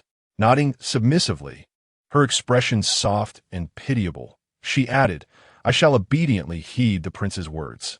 That's a good girl. Xiao Jin produced a handkerchief and gently wiped the corners of her mouth. Drawing her into his embrace, he said, let us proceed. Arriving at the side hall of the Court of Judicial Review, Xiao Jin took his seat in high position, his demeanor cold and indifferent as he listened to the officials report the proceedings. Su Tangyu's small face was pale, her eyelashes damp with tears as she bowed her head, cradling a cup of hot tea in her palms. She could not suffer in vain. Su Tangyu listened intently as figures were recounted, old debts and new. The sums embezzled by Su Jian had accumulated to a staggering 100,000 taels. The most recent transgression revealed that Su Jian had indeed succumbed to temptation, misappropriating funds intended for weaponry. All evidence, both testimonial and material, was irrefutable. The chief of the Court of Judicial Review bowed respectfully, beseeching the prince for his orders. Su Tangyu took a deep breath, lifting her gaze to meet Xiao Jin's eyes. His icy, elongated pupils were as deep as a frigid pool, radiating an aura of authority that chilled her spine. Xiao Jin smiled faintly at Su Tangyu, commanding, apprehend him. At once, the Minister of Justice immediately took his leave. The side chamber fell into silence. Xiao Jin's voice was cold and heavy. Xiao Yuer, come here. Su Tangyu set down her warm tea and approached him at a measured pace. She bowed her head, her voice slightly hoarse, Your Highness. Xiao Jin's expression darkened. He reached out, gripping Su Tangyu's waist, forcefully drawing her into his embrace, pressing her against his thigh. Not happy. Xiao Yin litid Su Tangyu's chin. Her face appeared pitiful, her apricot eyes glistening with moisture, resembling one who had been wronged. Su Tangyu shook her head. Her voice was soft and feeble. I just vomited, and I am unclean. I dare not touch Your Highness. Xiao Jin's body stiffened.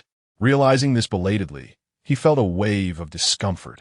Had he known, he would not have frightened her. Frowning, he pushed Su Tangyu away, instructing her to wash up. Yes. Su Tangyu obediently stepped back, then asked, Your Highness, may I return now? Xiao Jin's expression soured further as he waved her off.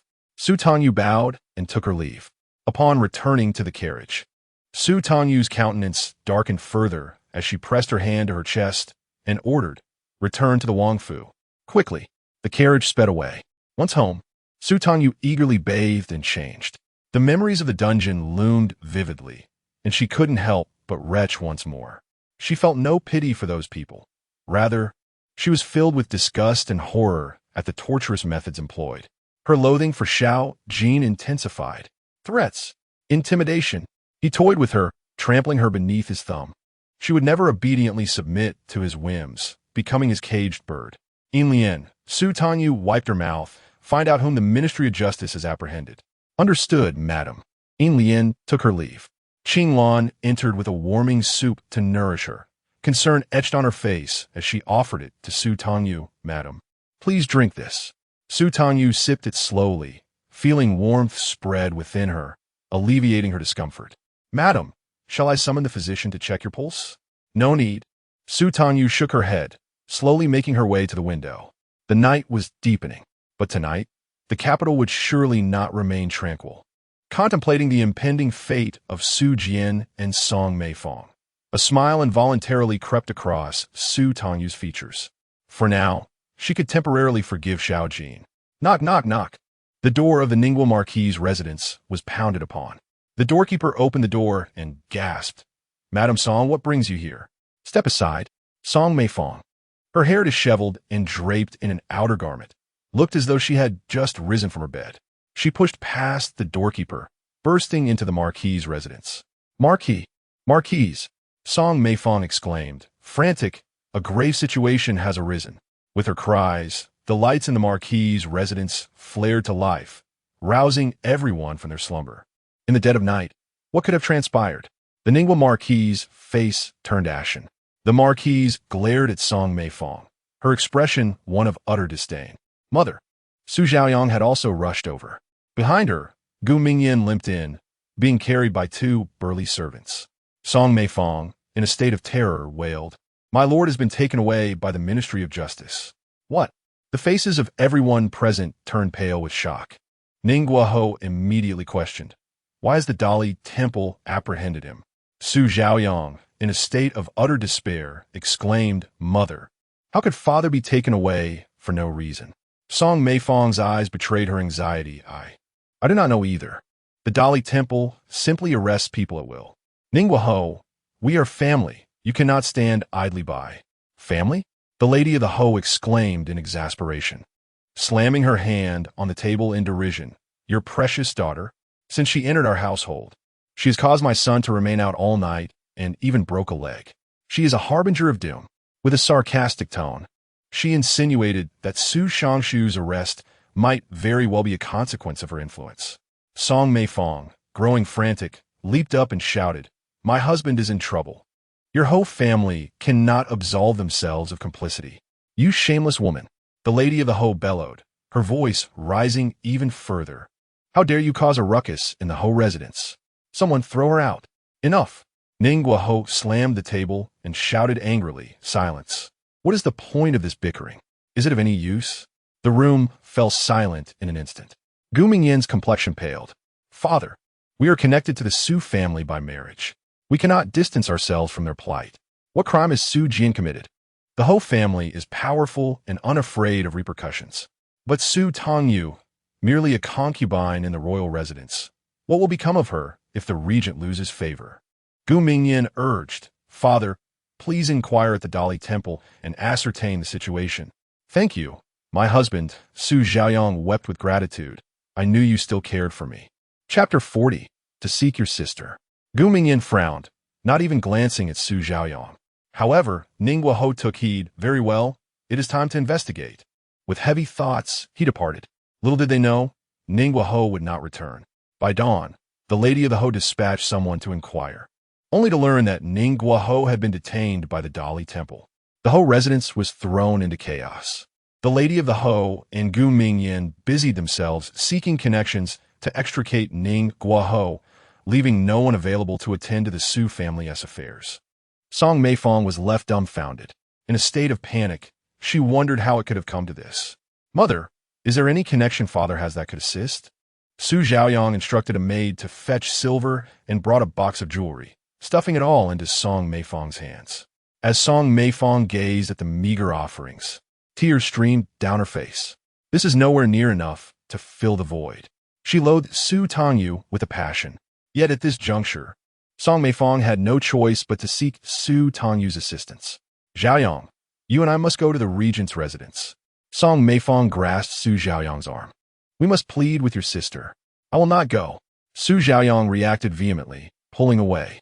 She retreated repeatedly, shaking her head vigorously. I refuse. She will mock me. Foolish girl. What time is it?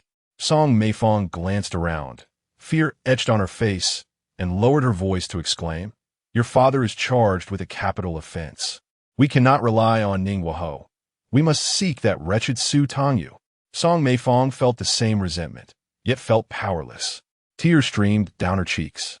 We cannot watch your father perish. Su Xiaoyang still shook her head, crying, Mother, look at my face. Song Meifong, in a state of disarray, finally noticed the bruises and cuts on Su Xiaoyang's face, a pitiful sight.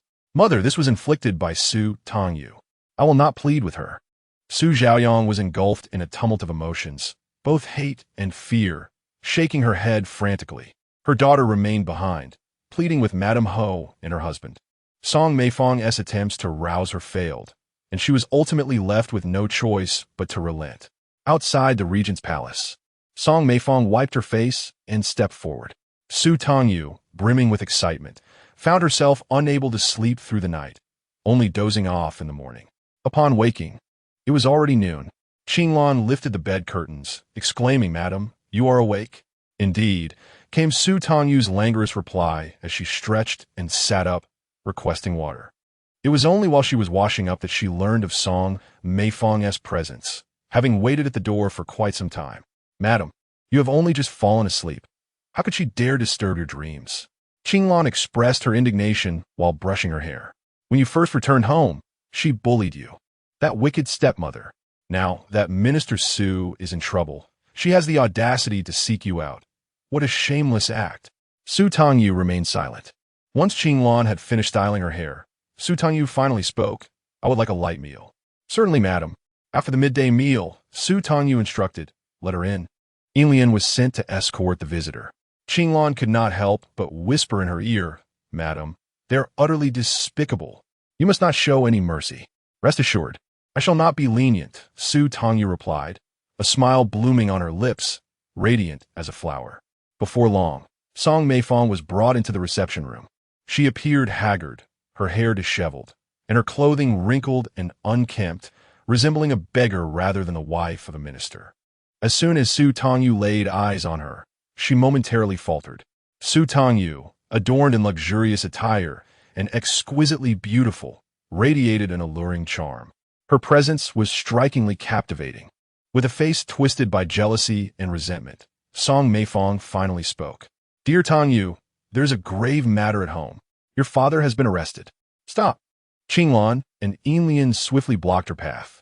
With disdain in her eyes, Qinglan shouted, Do not offend the madam. Vile servant. Song Meifong gritted her teeth in anger. Forced to remain in place as tears streamed down her face, she pleaded, Tangyu, please save your father. Su Tangyu curved her lips into a smirk. And how should I do that? Go plead with the regent. Song Meifong, in a fit of emotion, insisted. Are you not the favorite concubine of the regent? Use your charms, sway him to show mercy and spare your father this time. Su Tangyu's eyes turned icy. Aunt, are you requesting my assistance? Song Meifong's body stiffened like stone. Ultimately, she fell to her knees, imploring, I beg you, please seek the regent's favor. The Dali Temple dungeon is no place for a man. If father is imprisoned there, he will surely suffer immensely. Her cries were heart-wrenching. Yet, Su Tangyu could not contain her laughter. The thought of Su Jian experiencing the tortures of the Dali Temple dungeon was rather delightful. What are you laughing at? Song Meifong's incredulous eyes widened at the sound of her laughter. He is your father. My father? Su Tangyu's smile turned frigid, her almond-shaped eyes glinting like sharp ice blades. She scoffed with disdain, questioning, murdering your wife, killing your son, sending your young daughter to a convent for 12 years, neglecting her entirely, all for the sake of her dowry, to drug her and tarnish her purity, wishing for her demise. What kind of beast is fit to be called a father? Song Meifong's countenance turned a vivid shade of purple and red, leaving her momentarily speechless. Su Tangyu raised her teacup, softly clearing her throat. In an instant, the chilling aura around her melted away, and she smiled radiantly, her beauty captivating. She set down the teacup, her eyes sparkling with mischief. Auntie, can you guess why father was apprehended? Song Meifong was no fool. A moment of dread coursed through her. Her body trembled, her face contorted in pallor. It was you. You did this. Su Tangyu nodded with a smile. Father embezzled public funds, an astounding sum of 1 million taels. Truly a parasite of the nation. I have acted justly against kin, benefiting the state and the people. Moreover, I can avenge my mother and brother. A twofold triumph. How splendid. Song Meifong shattered under the weight of despair. She screamed in agony, lunging at Su Tangyu with wild gestures. You wretched girl. Su Tangyu's eyes turned frigid. Silence. With a swift motion, she struck her, the sound echoing as Song Meifong collapsed to the ground, unable to utter a word due to the pain. Auntie, not just my father, you two shall not escape. The hatred in Su Tangyu's eyes was palpable, murderous intent, sharp as a dagger, piercing deep into Song Meifong's soul. Su Tangyu's lips curled into a smile, reminiscent of Yama, the god of death, pronouncing a verdict. You all must pay for my mother S and brother S lives. No, that cannot be. Song Meifong shrieked in terror. I am the wife of a minister. You are merely a concubine in the royal house. You lack such power. Su Tangyu had said all she needed to. She waved her hand dismissively, as if shooing away a fly, ordering her removal. As you command, madam. Silver Lotus seized a cloth, muffling Song Meifong's cries as she dragged her away. Thud! Song Meifong tumbled down the steps of the regent's residence in a pitiful state. Song Meifong? It is I. Save me. She trembled, raising her head only to find a constable from the Dali Temple.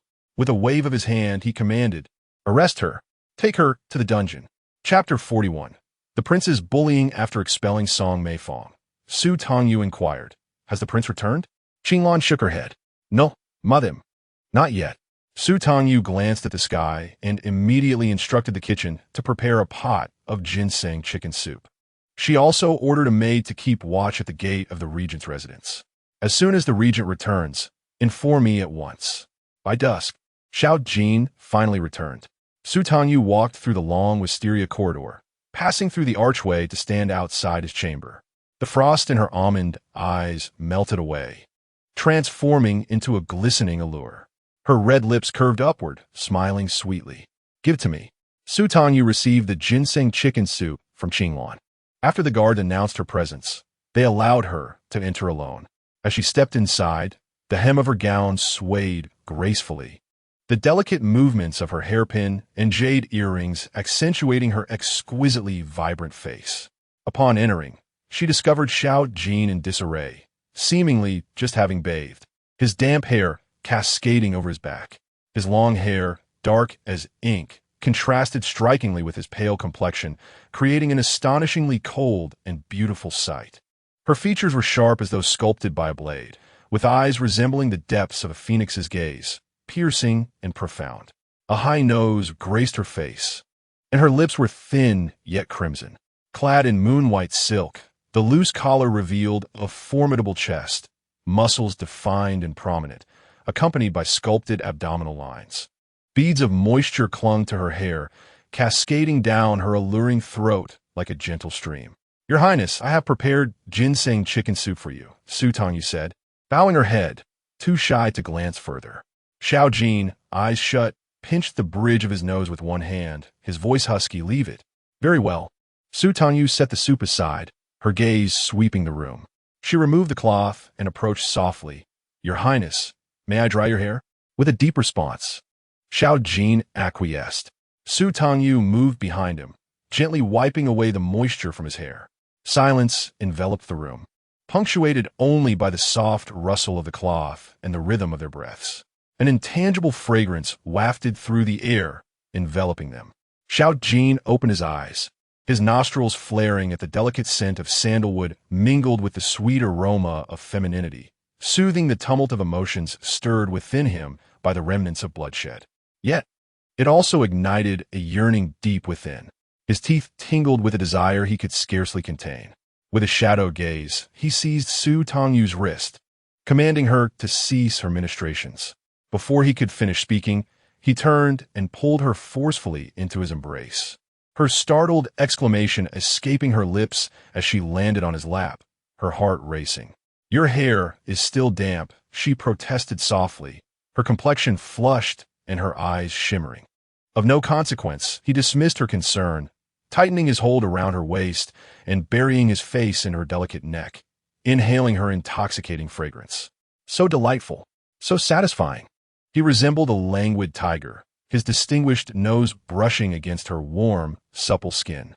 The itch in his teeth intensified, He lifted his head, his heated gaze tracing the elegant curve of her neck to rest upon her exquisitely delicate earlobe. His lips and tongue ensnared the jade earring, his teeth grazing the tender flesh with a gentle caress. "Your Highness," she gasped, her voice soft and delicate. "Please." The silver bells of her anklet chimed, a melody of brilliance.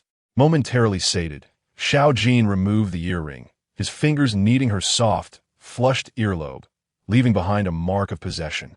"Your Highness." Su Tangyu's eyes glimmered with a mix of embarrassment and playful indignation. "I made ginseng chicken soup, yet you choose to tease me instead of drinking it." A hint of fondness flickered in Xiao Jin's eyes as he smirked teasingly. "The soup cannot compare to the sweetness of little Tangyu." His gaze lowered to her luscious, dewy lips. Just as he leaned in to kiss her, she placed a gentle hand upon his chest. "You have worked hard, Your Highness. Perhaps it is best to rest early." "Stay with me," he insisted, lifting her effortlessly and crossing the threshold. "There's no returning now." Su Tangyu's cheeks flushed with shyness, yet her eyes remained clear and resolute. Seizing the moment, she rolled and knelt upon the bed. "Your Highness, do you not wish for my company tonight?" Xiao Jin grasped her delicate face, his tone low and stern. "Judgment requires time." "Do you fear I would deceive you?" Su Tangyu blinked, a sweet smile gracing her lips. "I trust you, Your Highness." She proactively extended her hand, cradling Xiao Jin's wrist, her eyes curving with a gentle smile as she spoke. "Tangyu merely wishes to convey a single message." "Speak," the prince replied, his tone commanding. "May I disseminate the truth?" Her delicate fingers, fragile as a willow, brushed across Xiao Jin's wrist, causing his muscles to tense instantly. Su Tangyu's voice was soft and pleading. "My mother and brother met a tragic end. I wish for the world to know that he is a murderer, worse than a beast." "This king consents," he affirmed. "Thank you, Your Highness," she replied, her heart swelling with gratitude. His striking face loomed close, his gaze burning and intense, as if to claim her. Su Tangyu obediently closed her eyes, whispering to herself that vengeance was nearly achieved, and everything was worth it. She lifted her wrist, willingly embracing Xiao Jin, permitting him to indulge. The following day, the news spread like wildfire, sending shockwaves through the entire capital. Streets and alleys buzzed with fervent discussions. "Bah, that wretch Su Jian, not only corrupt, but he also favors concubines over his wife. He even murdered his legitimate wife and unborn child. Such scum deserves 1,000 deaths." The citizens' ire was palpable, and their sympathy for Su Tangyu was equally fierce. "The Su family deserves to perish. But Su Tangyu is innocent. How pitiful." Thankfully, Su Tangyu had severed ties with her family. Even if the Su household faced annihilation, she would remain unscathed. Indeed, Su Tangyu was fortunate. Heaven must surely be watching over her. Gu Mingyan sat in a carriage, listening to the chatter of the streets, and let out a sigh of relief. Thank goodness. It won't implicate Su Tangyu. Harlots, they are all lies. My husband. Do not believe their words. Su Zhaoyang, her eyes swollen and red as peaches, clutched Gu Mingyan's sleeve, pleading, "My father is innocent." It must be Su Tangyu whispering in the regent's ear, framing and slandering him. "Be silent. To slander and offend a regent. Do you wish to court death?" Gu Mingyan disdainfully shook off her grasp. "The Ministry of Works apprehended 100 individuals. There is no possibility of deceit. Then, my father must be wrongfully implicated." Su Zhaoyang cried out in despair. "Husband, you must save my father, my mother, and my brother." The Su estate was sealed, and everyone within its walls was cast into the dungeons, including 8-year-old Su Baojun. Gu Mingyan's expression turned chillingly indifferent. "Su Zhaoyang, I will not rescue the Su family. This is what you owe her." Su Zhaoyang was left in stunned silence, unable to utter a word. The carriage halted outside the Dali Temple dungeon. The lady of the marquis sat in a carriage ahead, anxiously pacing. At last, she spotted the Marquis of Ningwa being released. Rushing to him, she cried, "My lord, you have suffered." The Marquis appeared pale and fearful, shaking off her embrace as he hurried to the carriage, shouting, "Son, you must divorce her." Su Zhaoyang watched in horror as the Marquis pointed at her. In a moment of despair, she blurted out, "I am pregnant." Chapter 42. an overwhelming desire cousin. The Marquis of Ningwa has been released. Yunzi arrived, bearing the latest news. His handsome, gentle visage was laced with mockery as he recounted how the Marquis had paid a hefty sum for his freedom. Su Tangyu was not surprised in the least. The corruption scandal had ensnared the Marquis, yet the power of the Marquis was too entrenched to fall. By the way, cousin, Yunzi's tone dripped with sarcasm as she expressed her disbelief that the Duke of Ning, upon his release from the dungeon, would demand that the heir divorce his wife. Such a heartless and ungrateful family. Fortunately, dear cousin, you have called off the engagement. Fortune does not always favor you, but adversity can swiftly sever ties. Such a family should never be wed into. Su Tangyu, intrigued by this revelation, mused on the matter. Just half a month into marriage, and with a childhood sweetheart no less, she curiously inquired, "Has the heir consented?" To which Yunzi shook her head, revealing that it was rumored that Su Zhaoyang was pregnant, causing the Duke of Ning to momentarily abandon his intentions. She was indeed fortunate. In such circumstances, a mother's influence is paramount, preserving her status. Su Tangyu chakit jinikali, head gaze eg. Cousin, do you truly believe that Su Zhaoyang is with child? Is there any doubt? Yunzi scoffed with disdain, calculating the timeline and concluding that it was likely a result of infidelity. How revolting! Su Tangyu pondered, realizing that without direct evidence, she could not be entirely certain. However, should the pregnancy be genuine, it would indeed be her good fortune. If it were false, Su Tangyu smirked knowingly. For noble families abhor false pregnancies. Enough of her for now. We have more pressing matters to attend to. We shall deal with her later. With a knowing glance, Su Tangyu signaled to Qing Lan to retrieve something. Cousin, this is for you. Yunzi straightened upon seeing the document in her hands, her eyes alight with excitement. Is this not the confession of Su Jian and Song Meifeng? Why do you present this to me? Su Tangyu nodded, her expression softening with hope. Cousin, I need you to visit the Dali Temple on my behalf and file a lawsuit. Without hesitation, Yunzi agreed, though confusion clouded her features. But cousin, why won't you go yourself?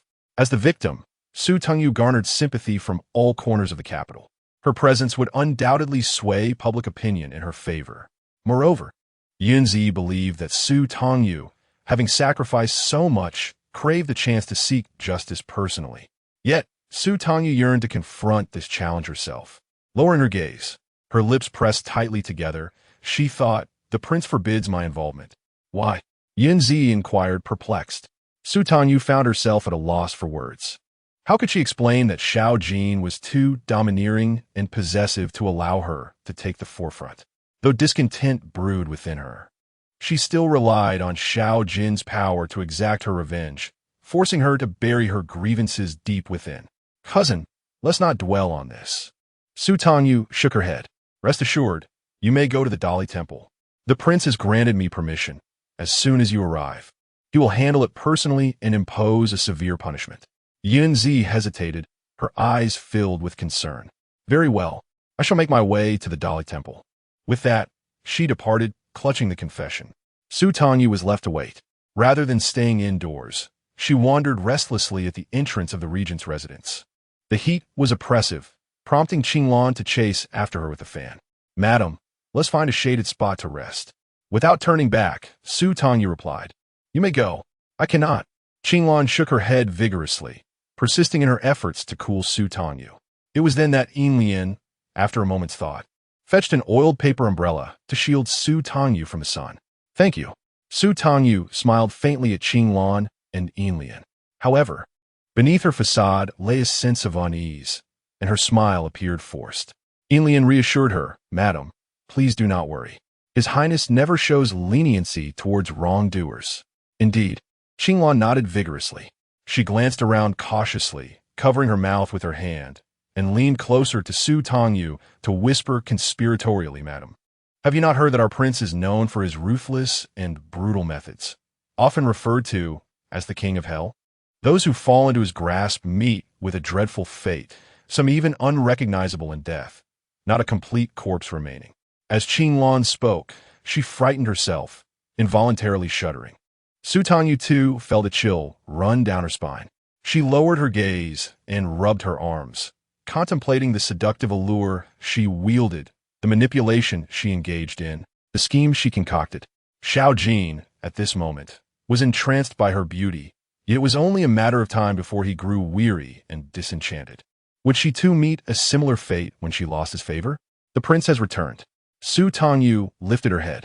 Her almond-shaped eyes quietly observed as Xiao Jin approached. Dressed in a purple python robe, cinched at the waist with a jade belt, he exuded an innate regal authority. His skin was unnaturally pale, his phoenix-like eyes sharp as blades, and his thin lips crimson as blood. Xiao Jin's striking features resembled those of a celestial being, yet his aura was chilling and fearsome, reminiscent of a deity of death, bringing with him a strong, oppressive scent of blood with every gust of wind. Xiao Yuer, waiting for this king? Xiao Jin stepped closer, raising a hand to caress Su Tangyu's face. In an instant, her heart raced uncontrollably. She instinctively took a half step back, turning her head to evade his touch. Xiao Jin's brow furrowed, his eyes darkening ominously. Su Tangyu, regaining her senses, felt an overwhelming regret wash over her. Her reflexes were sharp. She quickly lifted her head, presenting a smile, and in a gesture of reconciliation, brushed her cheek against the palm of his hand. "Your Highness, you have returned." Su Tangyu's voice was soft and endearing. Xiao Jin's gaze bore down upon her, inscrutable, oscillating between anger and delight. The atmosphere grew heavy and suffocating. Su Tangyu hesitated to meet his eyes, her long, curled lashes fluttering like butterfly wings, and her red lips bore a faint imprint of her teeth. She inhaled deeply, taking a step forward, wrapping her arms around Xiao Jin's waist. The scent of blood was strong and acrid. She wondered where he had acquired such a potent odor. Holding her breath, she cautiously pressed her soft cheek against his chest. "Your Highness, would you like Tangyu to assist you with bathing and changing?" Xiao Jin's gaze flickered momentarily as he encircled Su Tangyu with his arm. His large, powerful hand pressed firmly against her waist, causing her almond eyes to well up with tears. "Very well," Xiao Jin replied coldly, and the frightening atmosphere dissipated almost instantly. Su Tangyu let out a quiet sigh of relief and hastily instructed, "Qinglan, prepare quickly." "Yes, madam." A warm bath awaited. Leaning against the edge of the pool, Xiao Jin closed his eyes tightly, his brow furrowed. Su Tangyu knelt beside the pool, her delicate fingers soft and pink. One hand gently lifted a lock of Xiao Jin's hair, while the other held a sandalwood comb, gliding it from roots to tips. Su Tangyu discreetly studied the contours of Xiao Jin's profile. "Your Highness, are you in a bad mood?" Xiao Jin kept his eyes shut, his voice cold and somber. "It is too noisy." Su Tangyu was momentarily taken aback, her silence palpable. As she hesitated, Xiao Jin opened his eyes, revealing depths as dark as ink, brimming with suppressed fury. Only pitiful cries and pleas for mercy, devoid of any originality. "This king finds it irksome to watch, and even more bothersome to listen to. If they linger any longer, I cannot help but desire to sever their heads myself, silencing them once and for all. Yet, such a fate would be too lenient for them." The bloodlust raged fiercely as Xiao Jin grasped Su Tangyu's wrist, coaxing her down. "Come here, let this king embrace you." Chapter 43. Indulgence. Xiao Jin held on her wrist firmly. Su Tangyu had no choice but to descend from the warm pool, the water rising to soak her garment. Clinging tightly to her delicate form. Just as she steadied herself, words unspoken, Xiao Jin yanked her into his embrace with great force. One hand grasped her waist while the other encircled her neck, his kiss fierce and unrestrained. All sweetness was devoured until nothing remained. Only when Su Tangyu gasped for air, desperately pushing against his chest, did Xiao Jin finally release her. Breathless, Su Tangyu inhaled deeply, her lashes drenched, tears cascading like pearls. Xiao Jin gazed down at her, his palm sliding from her shoulder to her waist, gently patting her back to ease her breath. Once she regained her composure, a smirk graced Xiao Jin's lips, and he leaned in for another kiss, 3 times in succession. Overwhelmed, Su Tangyu soto iskrip.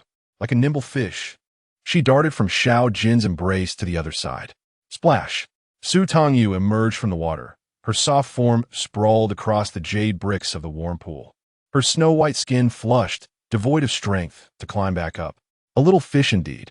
Xiao Jin approached her from behind, lifting her chin with a lazy, teasing tone. A fish cannot survive out of water. Where do you think you can escape? Su Tangyu gazed at him with tear-filled eyes. Xiao Jin's audacity knew no bounds. With a slight pout, she brushed against her cracked lips, wincing in pain. Regardless of the consequences, she glared at him and exclaimed, "Your Highness, you are truly insufferable." Scoundrel! Xiao Jin was amused. He leaned closer, his robust form casting a large shadow, completely enveloping Su Tangyu within his domain. Such soft words of reproach? A mischievous glimmer danced in his eyes as he pressed down, tearing a significant portion of her skirt. "Little Yuer, today I shall teach you how to write the word beast." Qing Lan delivered a new gown. She knelt with her head bowed. "Your Highness, madam." "Put it down." Qing Lan Gom Li, bowing her head as she swiftly exited. Just before closing the door, she faintly heard the sound of slapping, her heart racing. Who had been struck? Surely, the prince would not kill the madam. In stark contrast, Xiao Jin stroked his chin, the force akin to a kitten's playful paw. He observed Su Tangyu, her back to him as she dressed, the stark marks upon her flawless skin alarming. A soft chuckle escaped him. "Little Yuer, are you angry?" "Dare not." As she tied her bow, Su Tangyu turned to avoid Xiao Jin's gaze, yet was compelled to confront the floating scraps of fabric in the water. With a pained expression, she lowered her head in a bow. "Your Highness, Tangyu takes her leave now." Xiao Jin replied, "Would you like to deliver a headless meal?" Su Tangyu stood frozen in place, her almond-shaped eyes wide with astonishment as she eagerly inquired, "Whose?" Xiao Jin smirked, spreading his arms wide in a grand display. Attending to the royal attire. Gritting her teeth, Su Tangyu stormed over, assisting Xiao Jin in donning exquisite garments.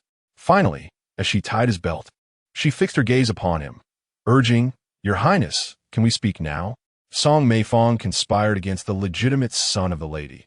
Her execution is scheduled for noon today. Today?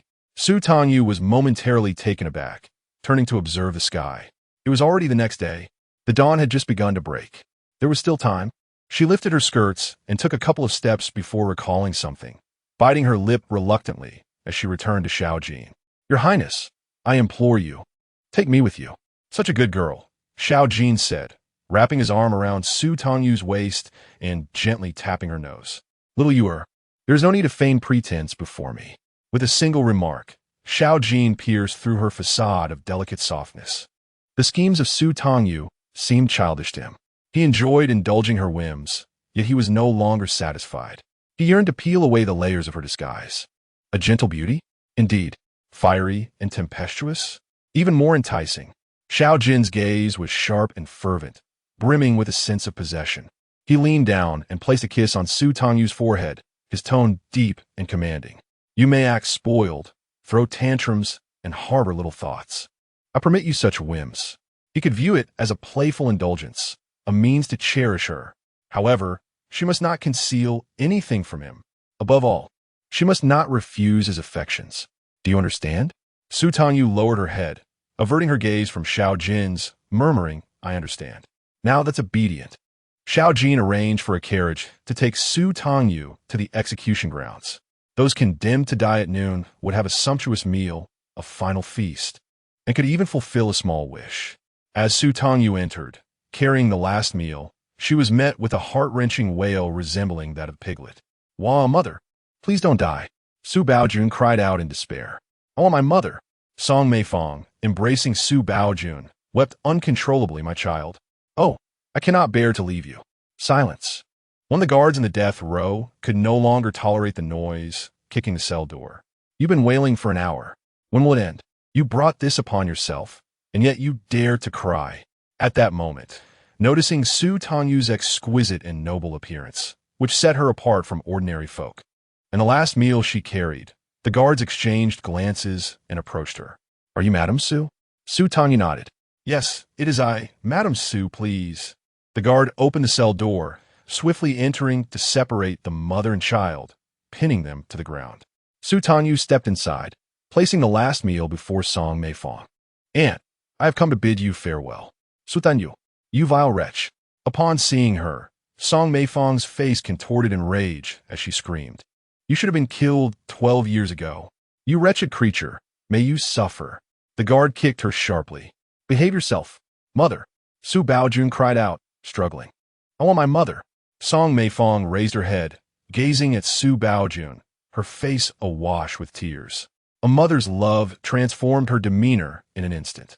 It seemed she had forgotten merely moments ago when she had cursed Su Tangyu, now shamelessly bowing in supplication. Tangyu, Baojun is your brother. Please save him. I implore you. He is but 8 years old, innocent. Meifeng's head struck the ground, blood spilling everywhere, yet she continued to cry out in desperation. Su Tangyu, save Baojun. I will repay you in my next life, working tirelessly for you.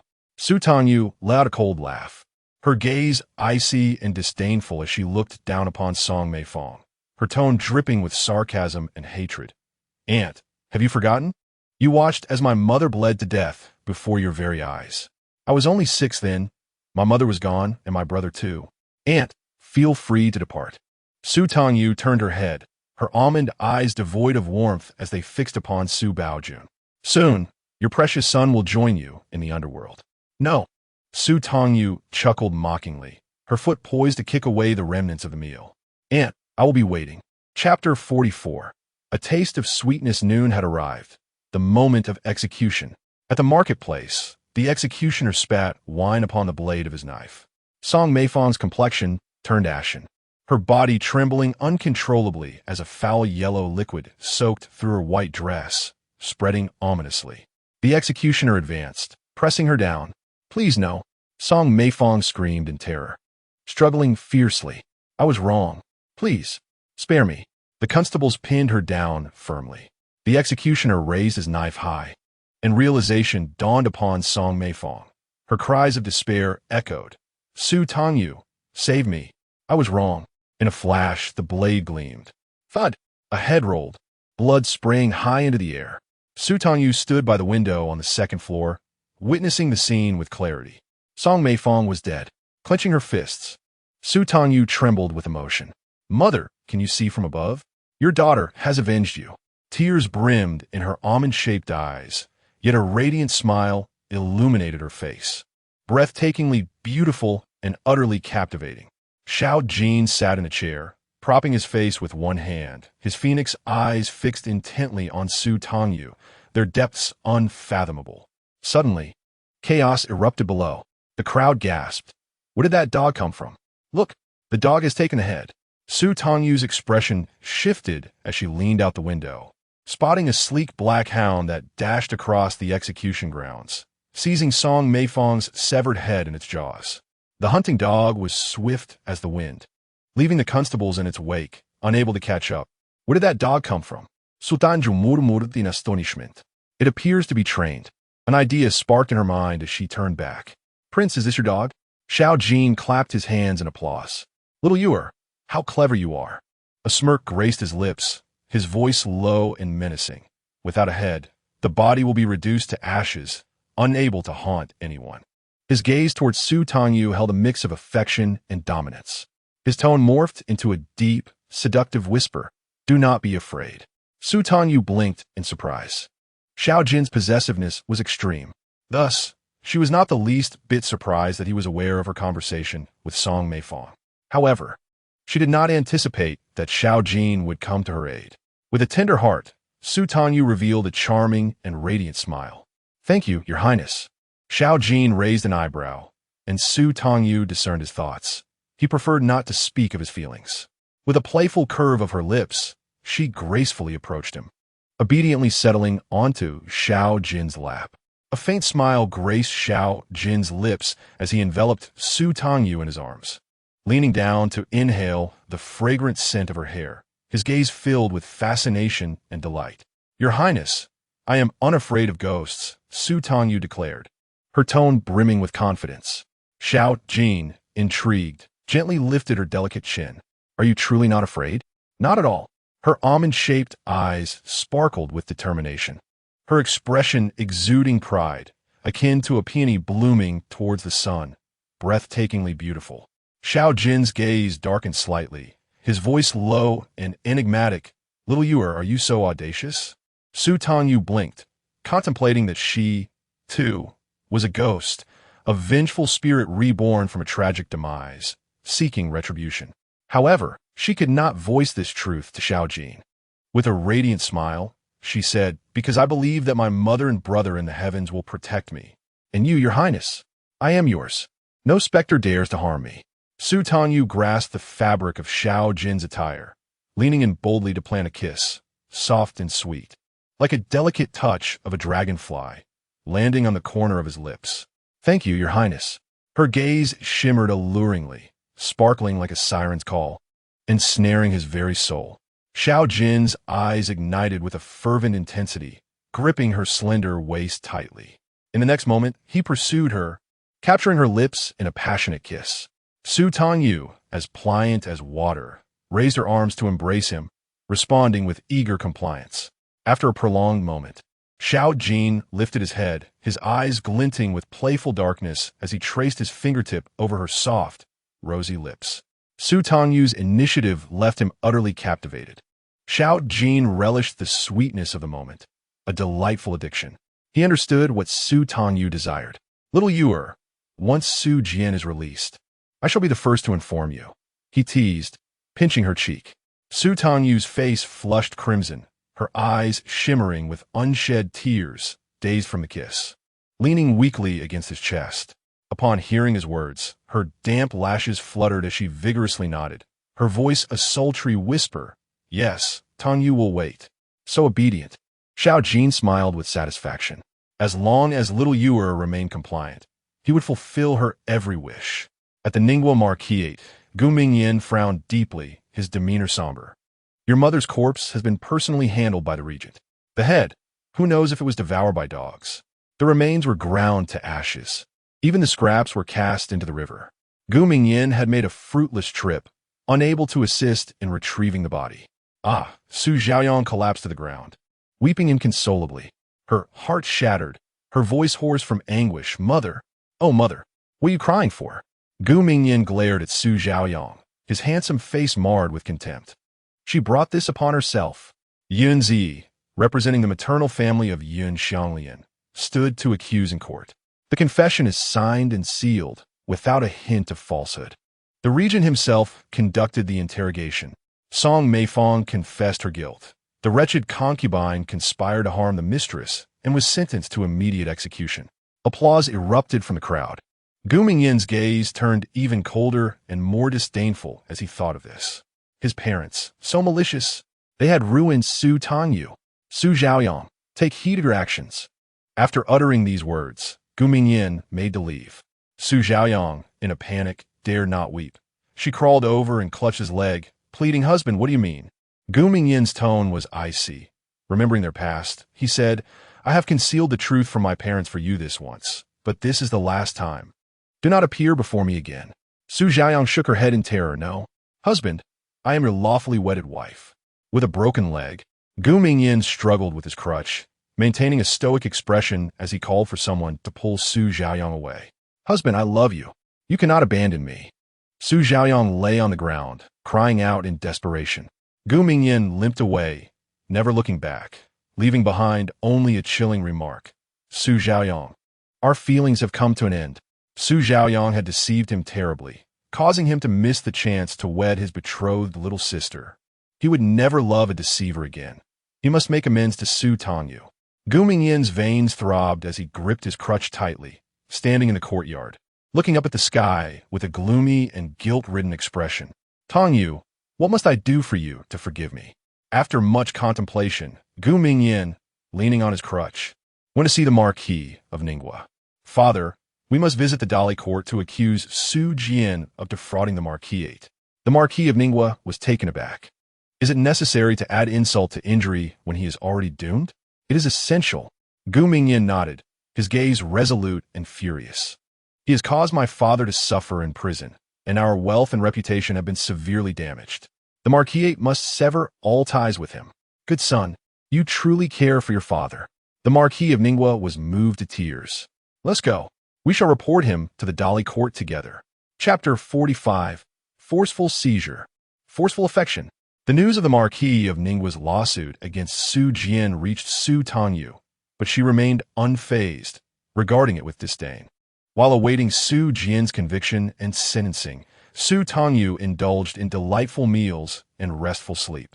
Filled with anticipation, she hummed a tune while sitting in the corridor, embroidering. Her delicate fingers cradled a deep crimson satin, deftly stitching intricate patterns of intertwined lotus flowers. It had been long since she engaged in such feminine crafts. The last time was in her previous life, as if separated by an eternity. Completely absorbed in her work, she finished the lotus design and, stretching her graceful neck, began to embroider a circle of cloud patterns along the edge of the fragrant pouch. Unbeknownst to her, Xiao Jin approached quietly.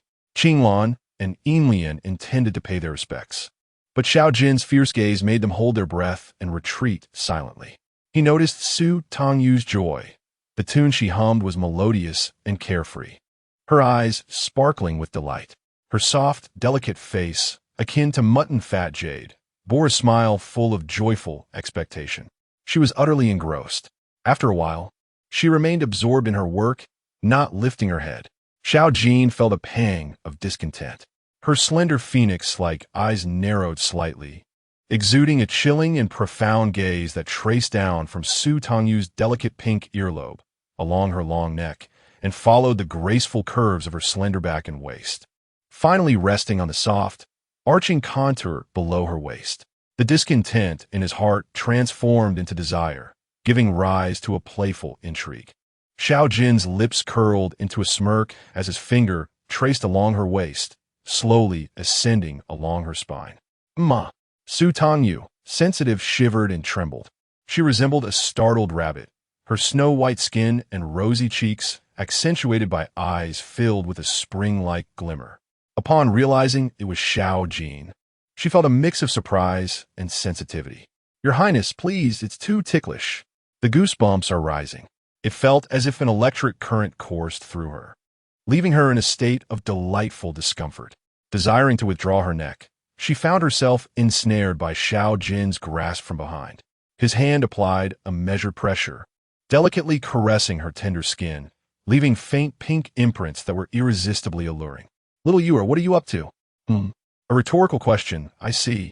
Unable to evade, Su Tangyu picked up the fragrant pouch she had just crafted. Your Highness, look. Is this for me? She queried, blinking as she stole a glance at Xiao Jin before lowering her gaze to the pouch. The crimson color and entwined lotus design unmistakably indicated it was meant for a young lady. How could this be a misunderstanding? In haste, Su Tangyu clarified, no. This is... Her explanation was abruptly cut short as her neck was firmly gripped. Simultaneously, Xiao Jin snatched the pouch from her hand, inspecting it casually. His tone languid and deep, not bad. He then released her, tossing the pouch back to her. Xiao Jin, lowering himself, commanded, inside are the sandalwood balls you crafted, 70% sandalwood, 30% agarwood. After a brief pause, he leaned closer, his nostrils brushing against Su Tangyu's soft cheek as he inhaled deeply, amending 70% sandalwood, 20% peony, and 10% agarwood. Xiao Jin had discovered a substitute for the fragrance of a young maiden upon her. Subtle and ethereal, sweet as honey, the peony bore a resemblance to her essence. Prepare it for me by tomorrow, Xiao Jin ordered. Su Tangyu pressed her rosy lips together, stifling a twitch at the corners of her mouth. Very well. As the regent prince, Xiao Jin seemed untroubled by adorning himself with a young lady's fragrance pouch. What could she possibly say? After all, it was not she who would be the subject of ridicule upon stepping outside. Su Tangyu blinked, revealing a radiant and charming smile. Yes, I shall certainly have it ready for your Highness by tomorrow. Good girl. Xiao Jin felt a surge of delight. He settled down, drawing Su Tangyu into his embrace. His robust and formidable physique contrasted with her delicate and fragile form, melding together in a familiar and harmonious way as if they were one. With her cheek resting against Xiao Jin's sturdy chest, she lifted her head slightly, her voice soft as she asked, Your Highness, you returned quite early today. Xiao Jin acknowledged her. Su Jian has been sentenced. In an instant, Su Tangyu's almond-shaped eyes sparkled like stars, her breath quickening. Her heart raced as she tightened her grip in anticipation, asking, "Your Highness, what was the outcome?" "As you wished." A barely perceptible smile lingered at the corner of Xiao Jin's mouth as he leaned down to brush against her ear. Upon hearing this, Su Tangyu's smile could scarcely be contained, surpassing even the joy of witnessing Song Meifeng's beheading. Xiao Jin playfully squeezed her waist, teasing, "Shall I go deliver your father's head?" "No." Su Tangyu's gaze turned cold. He was unworthy of sustenance. At the core of it all, the suffering of my mother stemmed from Su Jian. His initial proposal was nothing but deceit and exploitation. Su Jian must endure a fate far more tragic than Song Meifeng's. After a moment of contemplation, Su Tangyu twisted her waist and clung to Xiao Jin's neck, pouting playfully. "Your Highness, could we perhaps exchange this deathly meal for something else?" "Little Yuer, what mischief are you plotting now?" the prince inquired. "Promise me first, I beg of you." Xiao Jin had never shown tenderness to anyone. Yet he indulged the beauty in his embrace, showering her with affection time and again. "Very well," he replied, his eyes dark and smoldering with desire. "First, you must satisfy me, and whatever you desire, I shall grant." "Thank you, Your Highness." Su Jian was set to face execution in 3 days. Su Tangyu deliberately adorned herself in a resplendent vermilion gown, accentuating her brows and painting her lips crimson. With a beaming smile, she entered the death cell with a light step. Su Jian lay motionless, as if dead. He was the principal offender, a repeat criminal, burdened with additional charges. After interrogation, his body was a mosaic of wounds. His backside was raw, his legs contorted, and his fingers devoid of nails, a gruesome mess of flesh and blood.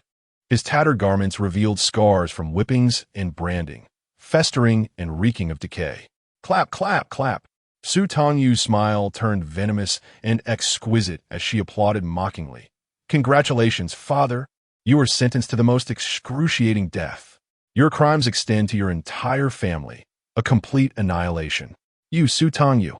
Su Jian struggled, his body immobilized, summoning every ounce of strength to raise his neck to expose his face.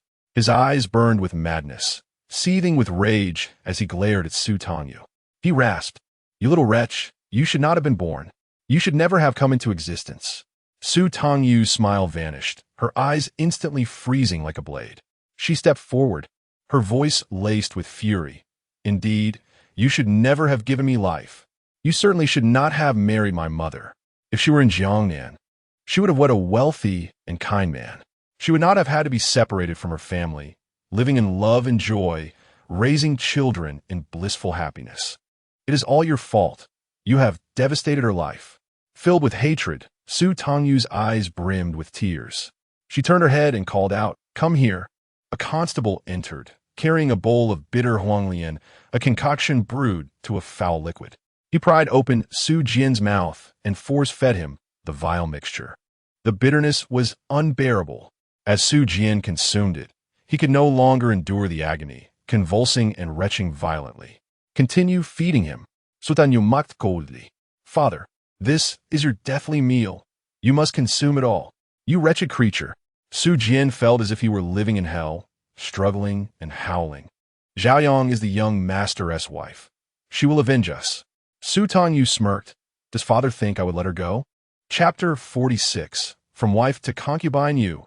Su Jian was on the verge of expelling his bile. A bowl of huanglian resulted in more being expelled than consumed. Su Tangyu waved her hand and ordered another bowl. "Very well, Mrs. Su." The constable bowed and withdrew. Su Tangyu squatted down, her vermilion gown spreading like the petals of a peony blooming in blood. The redness was blinding. The beauty was dazzling. "Father." Su Tangyu's smile was radiant. "After your demise, I shall send my sister to the underworld to reunite with you and your concubine." "You vile woman." Su Jian bellowed with a heart-wrenching cry, his red eyes nearly bulging from their sockets. Su Jian lamented one thing. Had he known Su Tangyu would grow to be so malicious, he should have ensured the demise of both mother and daughter at the time of Yun Xianglian's childbirth. "Zhaoyang." Su Jian gritted his teeth, his voice strained as he shouted. It is the legitimate marriage of the Marquis's residence. The wife of the heir. She is the principal consort. You are but a lowly concubine. As this thought crossed his mind, he erupted into a triumphant and sinister laugh, coughing up blood as he proclaimed, "You are merely a concubine. You cannot harm Xiaoyang. Ha!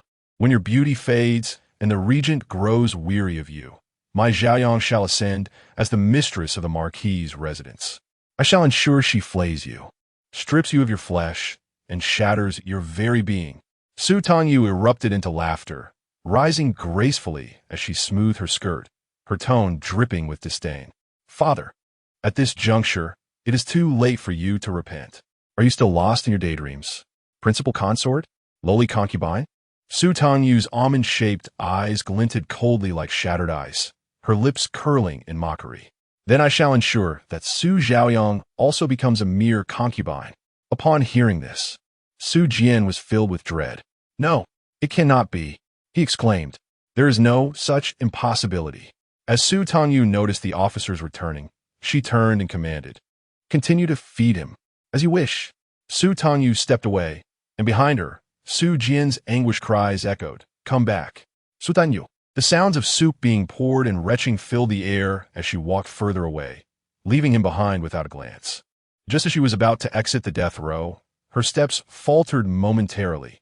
She lowered her head, her emotions surging intensely. Her cold, clear eyes blinked, filling with tears, the corners of her eyes and her nose reddening. The corners of her mouth turned down, becoming pitifully sorrowful. Su Tangyu dashed outside, calling, "Your Highness." Xiao Jin stood outside the death row, the lingering scent of blood in the air causing his brows to furrow, a surge of anger rising within him. Suddenly, he heard Su Tangyu's voice, laced with grievance and a hint of tears. Xiao Jin turned around, and in that instant his pupils constricted. He stared intently at Su Tangyu, whose small face bore a striking expression of innocence and sorrow, as she cried and opened her arms, rushing into his embrace. "Your Highness," she sobbed, tightly grasping his waist, her tears soaking his clothes. Xiao Jin's eyes darkened, filled with an ominous intensity. He lifted her delicate face, his fingers gently caressing her tear-stained cheeks, his tone cold and displeased. "What are you crying about? Can a dying prisoner still bully you?" Su Tangyu, weeping like a rain-soaked pear blossom, appeared exceedingly pitiful. She sniffled softly, her voice laden with distress. "He said Su Xiaoyang would become the mistress of the Marquis's residence and would flay my skin and strip my flesh." "Your Highness, I am afraid." Xiao Jin narrowed his eyes, fixating on her. "You wish to kill her?" he asked, a cruel smile playing on his lips as he tightened his grip on her waist, his gaze dark and probing. "I wish." But within Su Tangyu's eyes flickered a profound hatred. In her previous life, she lost everything, remaining trapped in a secluded courtyard, enduring despair and torment day and night. She was poisoned, tormented by Su Xiaoyang's arrogance. She met a tragic end. The suffering she endured, Su Xiaoyang must also taste. There shall be no easy death for her. Su Xiaoyang's greatest pride was undoubtedly her identity as the future mistress of the Marquis's residence. Even as Su Jian faced his demise, he still dreamed of Su Xiaoyang avenging them in the future. Memories flashed by in an instant. Su Tangyu's almond-shaped eyes brimmed with tears, yet her lips curled into a smile. "Your Highness, I have a better idea." Xiao Jin raised an eyebrow at her. "Speak." Su Tangyu rose on her toes, leaning close to whisper in Xiao Jin's ear. Came a low, resonant reply from Xiao Jin, his voice vibrating with magnetism, making her ears tingle. Su Tangyu's earlobes flushed red. Just as she intended to pull away, Xiao Jin grasped her chin. His gaze was dark and profound. "Little Yuer, I can grant you this, but you must promise me one thing.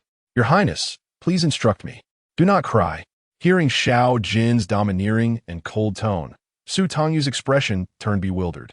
She blinked, instinctively asking, "Your Highness, do you not like it?" Every time she cried, she got her way. She believed Xiao Jin was quite fond of this tactic. Wasn't he? Xiao Jin's eyes were fixated on her innocent confusion, and with a smirk, he leaned close to her ear and whispered, "I only enjoy seeing you cry in bed." In an instant, Su Tangyu's body stiffened, her cheeks flushed crimson. She appeared shy as she lowered her head, but in her heart, she seethed with indignation. Crying in bed was futile. Xiao Jin would only demand more, with greater fervor. However, her tears were meant to achieve her goals.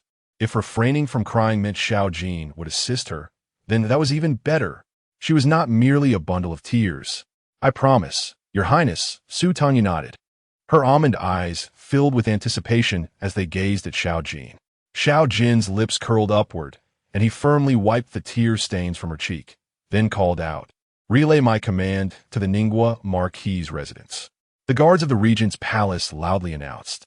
The regent commands that although Su Xiaoyang has married and is under her husband's care, her father has committed heinous crimes. Su Xiaoyang shall no longer be the legitimate wife of the Marquis. Ningguo Marquis nodded vigorously. "I understand." He harbored resentment towards Su Jian, wishing for a complete severance. Were it not for Su Xiaoyang's pregnancy, he would have long since divorced her and expelled her from the Marquis' residence. "Yinner," Ningguo Marquis turned to signal his son. Gu Mingyin's expression was cold, as if lost in thought. Before he spoke in a softened tone, "Please report back to His Highness and Su Tangyu that I shall demote Su Xiaoyang to a concubine." The guards nodded, completed their task, and turned to leave. Su Xiaoyang wept daily in her chamber. Upon hearing the news, she was devastated, crying and throwing a tantrum. "I am the properly wedded wife of the heir. I refuse to be a concubine. Let me out. I want to see my husband." "Bah!" The Marquis' wife spat on the ground. "You bring misfortune. Since marrying you, there hasn't been a single good day. Lock her up." Su Xiaoyang knelt behind the door, pounding on it desperately, crying out, "Mother, let me out. Stay put. Once you give birth to the child, I shall attend to you." With those words, Lady Ho departed, leaving Su Xiaoyang behind the door, her face etched with terror and confusion, desperately clutching her hollow belly. Overcome with despair, she collapsed to the ground, consumed by the dread of what might be discovered. "Oh, father, mother, save me. Husband, you are so heartless." Chapter 47. The ice house conceals a beauty on the day of execution. The Su family faced a brutal massacre, including the 8-year-old Su Baojun, whose wails reverberated through the air. The executioner's blade was raised and brought down. The cries abruptly ceased, leaving a grim scene of severed heads, as blood pooled upon the market's tiled floor. It was now Su Jian's turn to face the ultimate punishment. The skilled executioner wielded a small knife, methodically slicing flesh as Su Jian's screams echoed, prolonging the agony of death. Su Tangyu observed coldly for a moment before turning away. She made her way to the tomb of Yun Xianglian to pay her respects. A cup of wine was poured at the grave. Song Meifeng and Su Jian are both dead. "Mother, brother, I have avenged you." Kneeling before the tomb, Su Tangyu's eyes glistened with tears, her voice choked with sobs. Perhaps because Su Xiaoyang was still alive, she found no solace in revenge, only an overwhelming sorrow that pierced her very breath. "Mother, you may rest now. In the next life, may you find happiness. Brother, in your next life, may you grow up healthy and strong." Su Tangyu's face was awash with tears, a bittersweet blend of laughter and grief. Her cousin, Yun Zi, approached her. Su Tangyu quickly wiped away her tears and rose to greet him. "Cousin, what brings you here? I did not see you at the execution grounds, so I assumed you had come to mourn for Aunt." Yun Zi replied, stepping forward to kneel and light incense in memory. Su Tangyu watched him quietly, her emotions gradually settling. Once Yun Zi had finished his homage, he stood and scanned the nearby attendants and guards, lowering his voice. "Cousin, now that the vengeance has been exacted, what are your thoughts?" "The vengeance for mother and brother has been fulfilled." Su Tangyu's almond-shaped eyes turned icy as she murmured, "My own vengeance remains unsettled." Her final words were so faint, like a whisper carried by the wind, barely audible. Yun Zi instinctively pressed. "Cousin, what did you just say?" "Is nothing." Su Tangyu smiled and shook her head, shifting the topic. "Cousin, I have reserved a banquet at the tavern to celebrate. Let us go together. Now that vengeance has been served, it is time for a celebration." Yun Zi nodded in agreement. On their way back, the guards of the regent's palace treated them with the utmost suspicion, as if they were guarding against thieves. Yun Zi felt a sense of helplessness. Even without the palace's rules, the propriety of separating the sexes would prevent him from sharing a carriage with his cousin. He had arrived on horseback. As he rode, he gazed at the carriage with concern.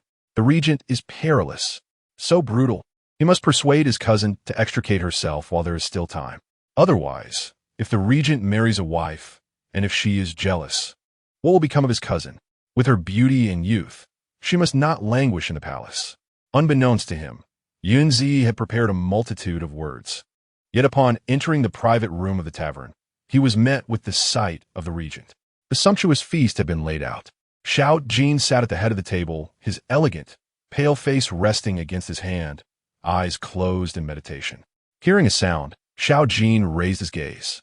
In that fleeting moment, Yunji felt a chill run down her spine, too frightened to lift her head. Commoner pays respects to the prince.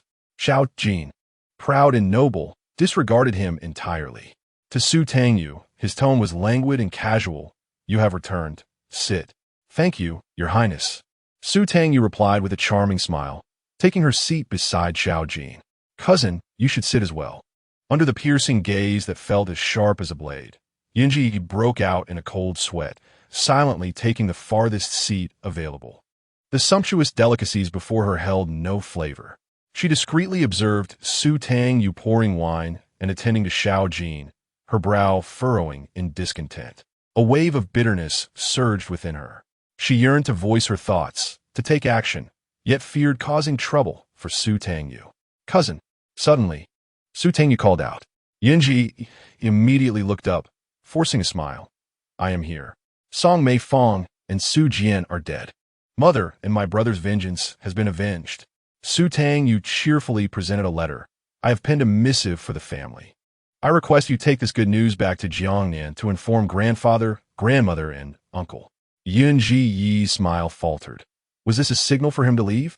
Su Tangyu suddenly recalled something, retracting the letter, and inquired of Xiao Ju, Your Highness, would you like to see it?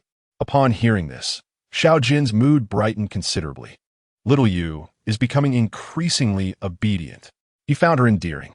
It is merely a family letter. I have no interest in it. Give it to him. Su Tangyu obediently nodded, instructing Qinglan to present the family letter to Yunji. With mixed feelings, Yunji accepted it. Before he could utter a word, Xiao Ju's penetrating gaze swept over him, filled with disdain. When do you intend to leave? Yunji's fingers clenched the envelope tightly. After a moment's contemplation, he replied to the prince, There are still matters to handle, perhaps in half a month. Xiao Ju's expression turned dangerously sharp, revealing his displeasure. Struggling to breathe under the pressure, Yunji hastily amended, In 7 days. 3 days. Xiao Ju's voice was cold and unyielding. Tomorrow. His tone was mercilessly authoritative. I shall send someone to escort you out of the city. Yunji was taken aback, his eyes widening in disbelief, unable to resist glancing at Su Tangyu.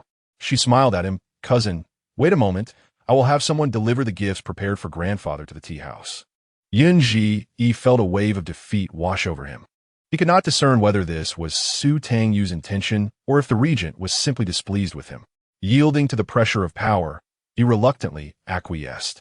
Unable to remain any longer, he rose to take his leave, feeling lost and despondent. Su Tangyu cast a glance at him, and as her eyes lowered, guilt flooded her heart. Cousin, I am sorry, but you must go. The action she was about to undertake could not implicate her cousin or their family in Jiangnan. The sooner Yunji departed, the safer he would be. Do you not wish for him to stay? Xiao Ju lifted Su Tangyu's chin, his dark, displeased eyes fixed upon her. No. She shook her head. Cousin can visit the palace in the future. Xiao Ju scoffed lightly. He traced his fingers along her jaw, gently pinching her soft cheek, his tone icy and possessive. What if I do not wish for you to see him? Then I shall not see him. Su Tangyu replied with a gentle smile, sweetly nuzzling Xiao Ju's palm. He found her compliance quite satisfying. Once the outsiders had departed, Xiao Ju exerted a firm pull, drawing Su Tangyu onto his lap. He encircled her waist with an air of relaxed pleasure, inquiring, Little Yu, what reward do you desire for being so obedient? Your Highness, I wish to go outside, Su Tangyu replied. Following the incident where Gu Mingyan had obstructed her carriage, Xiao Jin's ire had led to Su Tangyu losing her freedom to venture out. Wherever she wished to go, she must first seek Xiao Jin's approval. She felt akin to a caged bird, her wings clipped, unable to escape the opulent confines of the regent's palace, resigned to awaiting his favor. Leaning against Xiao Jin's chest, she adopted a sweet demeanor. "Your Highness, the weather is sweltering, and it is stifling to remain in the palace. On hot days, one should stay indoors to avoid the heat," Xiao Jin replied, his gaze dark and profound. "How about I construct an ice house for you?" Su Tangyu was momentarily taken aback. Historically, there were tales of gilded chambers for hidden beauties. Now, Xiao Jin proposed an ice house to conceal her. Nevertheless, Su Tangyu merely sought to test him. She contemplated her next move, reassured by the amusement provided by Su Zhaoyong. There was no rush. "Will you?" Xiao Jin urged her. Su Tangyu tilted her head and planted a gentle kiss on his chin, her voice sweet as honey. "All right, thank you, Your Highness." Chapter 48.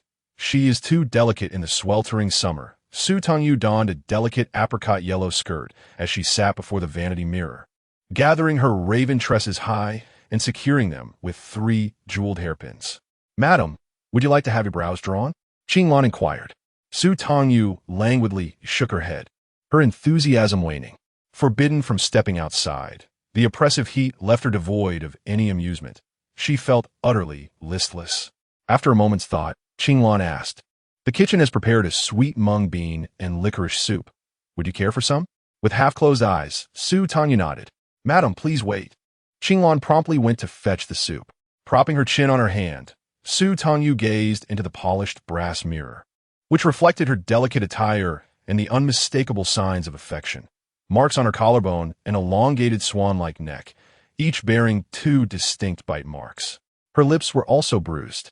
"Xiao Jin is a dog." Su Tangyu's eyes darkened, her heart simmering with resentment. Suddenly, her gaze sharpened as she leaned closer to the brass mirror, her hand brushing against the dark circles under her eyes. How had they emerged? Fuming, she slammed her fist onto the table. Previously, fueled by animosity, she had managed to endure, but now her patience was wearing thin. Xiao Jin will soon exhaust himself. He will meet his demise. "Madam, the mung bean and licorice soup has arrived." As Su Tangyu stood, the world spun before her eyes, and her body swayed unsteadily. "Madam," Qinglan exclaimed, rushing to support her. "What is wrong?" Fatigued, Su Tangyu yawned, suddenly disinterested in the soup, yearning only for slumber. Qinglan led her back to the bedside, urging, "Take your time, madam." Limping onto the bed, Su Tangyu opened her eyes to behold the ice sculptures adorning her room. A person cannot truly reside in an ice house. Xiao Jin had commanded artisans to sculpt ice daily, crafting exquisite designs to be delivered to her chamber, cooling the air and alleviating the heat. Though beautiful and refreshing, Su Tangyu felt no gratitude. Xiao Jin's desires were excessive. He wielded immense power without restraint, showing no compassion. Daily indulgences only served to deepen her icy disdain. Her resolve remained steadfast. She must escape. Otherwise, before the day of losing favor arrives, I might perish in bed. Yawning, feeling drowsy, Su Tangyu cursed inwardly, turned over, and fell into a deep slumber. Embracing the silk quilt, after an indeterminate period, she was roused by a disturbance.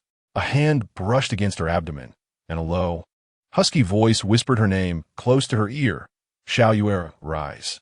Su Tangyu struggled to open her eyes, her voice soft and feeble. "No, not hungry, not hungry," she murmured, still in a daze. Yet, she was indeed hungry, though sleep beckoned her more strongly. Xiao Jin furrowed his brows, his expression dark and perplexed. Was she genuinely tired, or merely being willful?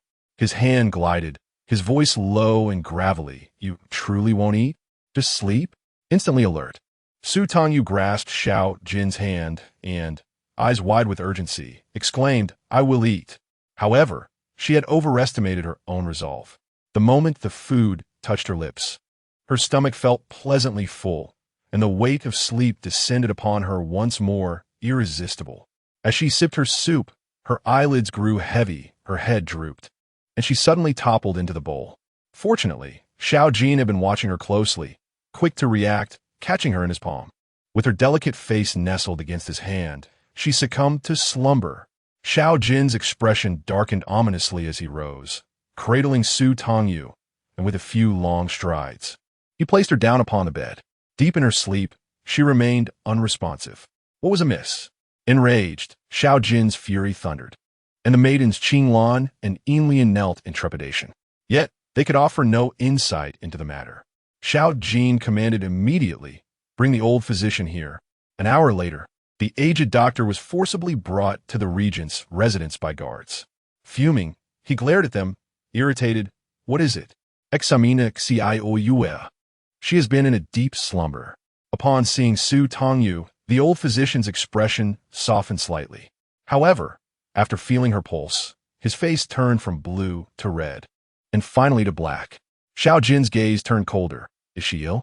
The old physician shot him a glance. Excessive yang energy, deficient yin, unable to endure. "Speak plainly," Xiao Jin demanded. "You have drained her." Xiao Jin paused, scrutinizing the old physician as if he were a quack. "A woman can be drained? This is news to me." The old physician's eyes widened in disbelief, pointing an accusatory finger at Xiao Jin. "Do you have no shame? Do you think everyone is as abnormal as you? A girl who sleeps only 1 or 2 hours a day can remain vigorous and fight." The old physician's face flushed, unable to voice further. He merely scoffed. "You beast." Xiao Jin pondered this. He understood, yet remained perplexed. Wasn't daytime slumber sufficient? The old physician rolled his eyes, day and night in disarray, yin and yang out of balance. "Prolonged. This will harm her lifespan." Xiao Jin's brow furrowed deeply, preposterous. He did not wish to hear such words. His expression darkened, eyes sharp as blades, exuding an aura of terror. He commanded, "Prescribe medicine. Heal her." The old physician turned to write a prescription, muttering his grievances. Nourishing medicine only addresses the symptoms, not the root cause. With such anger, you might as well whip yourself to calm down rather than torment others. Xiao Jin's gaze turned icy and fierce. Once the prescription was completed, he promptly ejected the old physician from the room.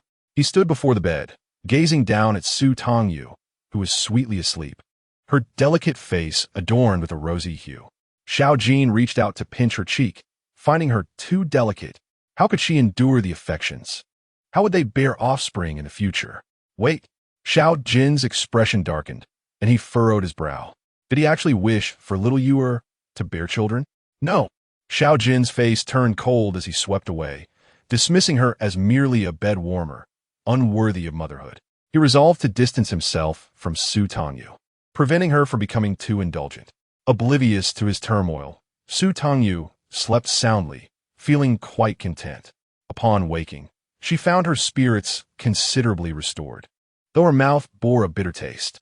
Inquiring with Qinglan, she learned that she had slept for 2 days and nights straight. During her slumber, Qinglan and Yinlian had taken turns feeding her medicine and porridge. Discovering that her excessive indulgence had necessitated the visit of the esteemed old physician, Su Tangyu felt a wave of embarrassment wash over her, curling her toes in shame. This was too much. Filled with indignation and anger, Su Tangyu gritted her teeth in resentment toward Xiao Jin. She could not confront him, but she could certainly evade him. Once she found the opportunity, she would escape as far as possible, vowing to avoid Xiao Jin for a lifetime. In the following days, Su Tangyu did not encounter Xiao Jin at all. Compared to the previous days of constant favor, it felt as if she had suddenly been cast into the cold palace. Qinglan was in a fluster, fearing for her mistress's standing, yet Su Tangyu remained as serene as a chrysanthemum, enjoying her meals and sleep. Until one day, she received a message. "Madam, the princess sent word." "How wonderful! Madam, you have not fallen out of favor." Qinglan exclaimed joyfully as she entered the room, bowing before Su Tangyu. "The prince requests that you prepare some incense pills. 7 parts sandalwood, 2 parts peony, and 1 part agarwood." Su Tangyu's eyes brightened. An opportunity had arrived. She immediately replied, "I have run out of materials. I must go out to purchase some." Chapter 49. False pregnancy. Xiao Jin, having not seen Su Tangyu, granted her permission to leave the palace. The weather was stifling. After a few steps outside, she was drenched in sweat, which was quite unpleasant. Yet Su Tangyu felt elated. For her last exit from the regent's palace had been 2 weeks prior, during the catastrophic incident that befell the Su family. Confined within the palace and stripped of her freedom, Su Tangyu felt she was on the verge of losing her sanity. The chance to step outside was precious. With a meticulous mind and a plethora of plans, Su Tangyu purchased the necessary powders for the incense pills. She then turned toward the most renowned century-old tavern in the capital. Spanning 5 stories, she reserved a private room on the rooftop. Pushing open the window to behold a vast expanse of the capital, her almond-shaped eyes deepened with contemplation. It had been half a month since her cousin had departed, leaving her without concerns.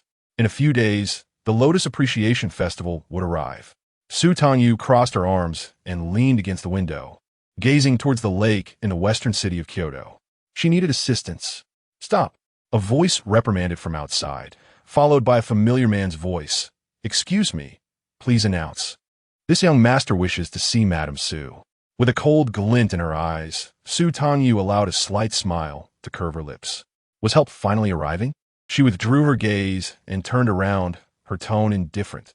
"Let him in."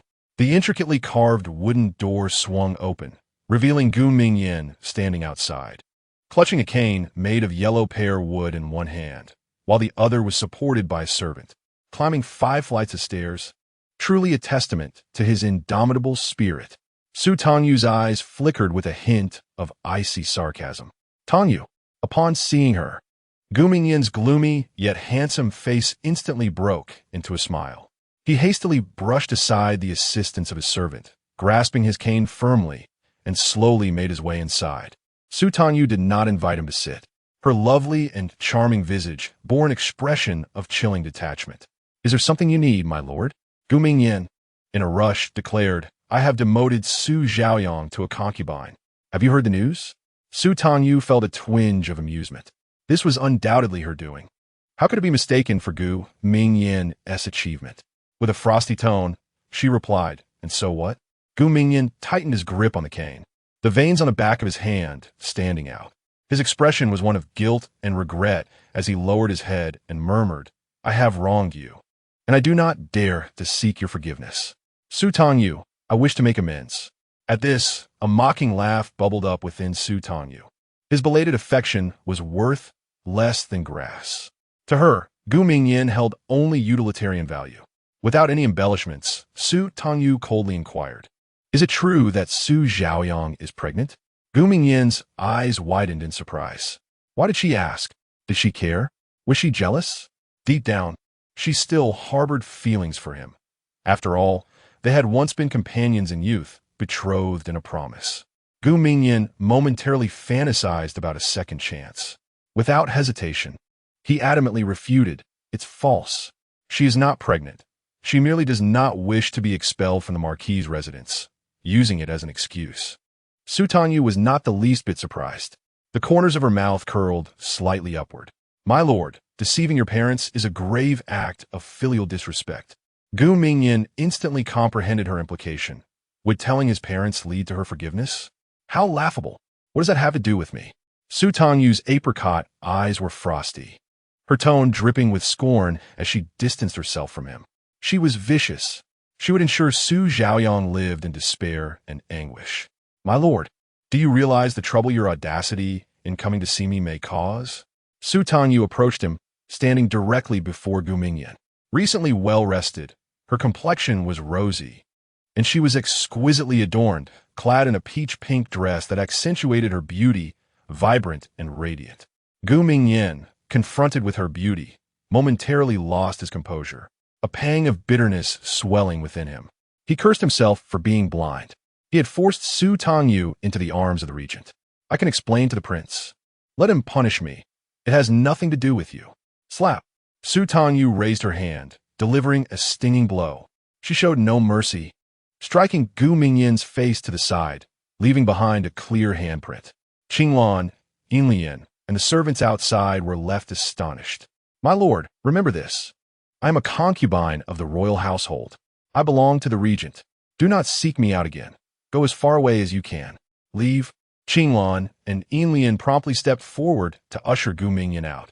Staggering, He was caught by a servant just in time to avoid falling. He touched his stinging cheek. His gaze filled with regret and remorse as he stared at the firmly closed door. Su Tangyu was so enraged. She must be enduring great hardship in the regent's residence. He had to do something. He must compensate her, make her happy.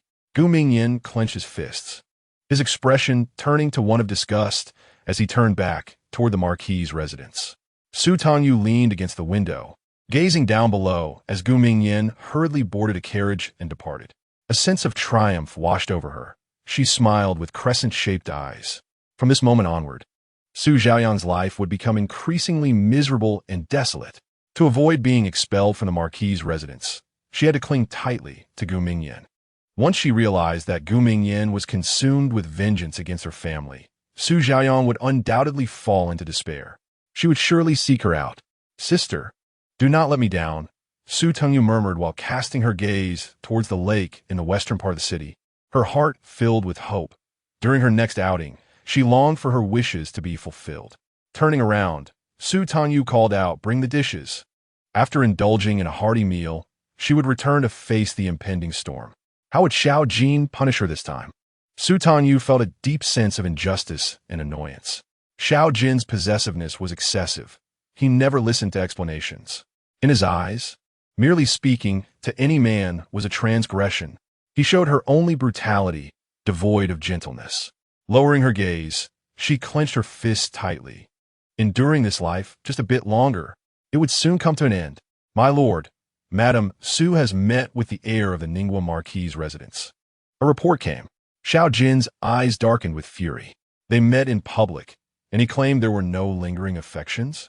His voice was chillingly cold. What was said? The shadow guard reported faithfully, leaving no detail unspoken. Upon hearing the account, the chilling aura surrounding Xiao Jin softened slightly. He scoffed, realizing that she was indeed his woman, yet dared to meet another man. How foolish! Upon her return, she would be confined, unable to step outside her courtyard. Only by restricting her could she learn to obey. Xiao Jin's phoenix-like eyes glinted with cold malice. Pondering Su Tangyu's words, he quickly grasped her intentions. He would not kill Su Xiaoyang, but rather leave her alive to be tormented slowly. A vengeful, petty, yet endearingly mischievous little cat. Occasionally, he would strike out, venting his frustrations. Yet why see Gu Mingyan? Why not him? Xiao Jin's possessiveness flared, a surge of displeasure boiling within him. "Go," he commanded, his voice low and icy, laced with sarcasm. "Investigate the Marquis's residence. I wish to see what means Gu Mingyan possesses." "As you command." The shadow guard promptly set to work. The more Xiao Jin contemplated, the angrier he became.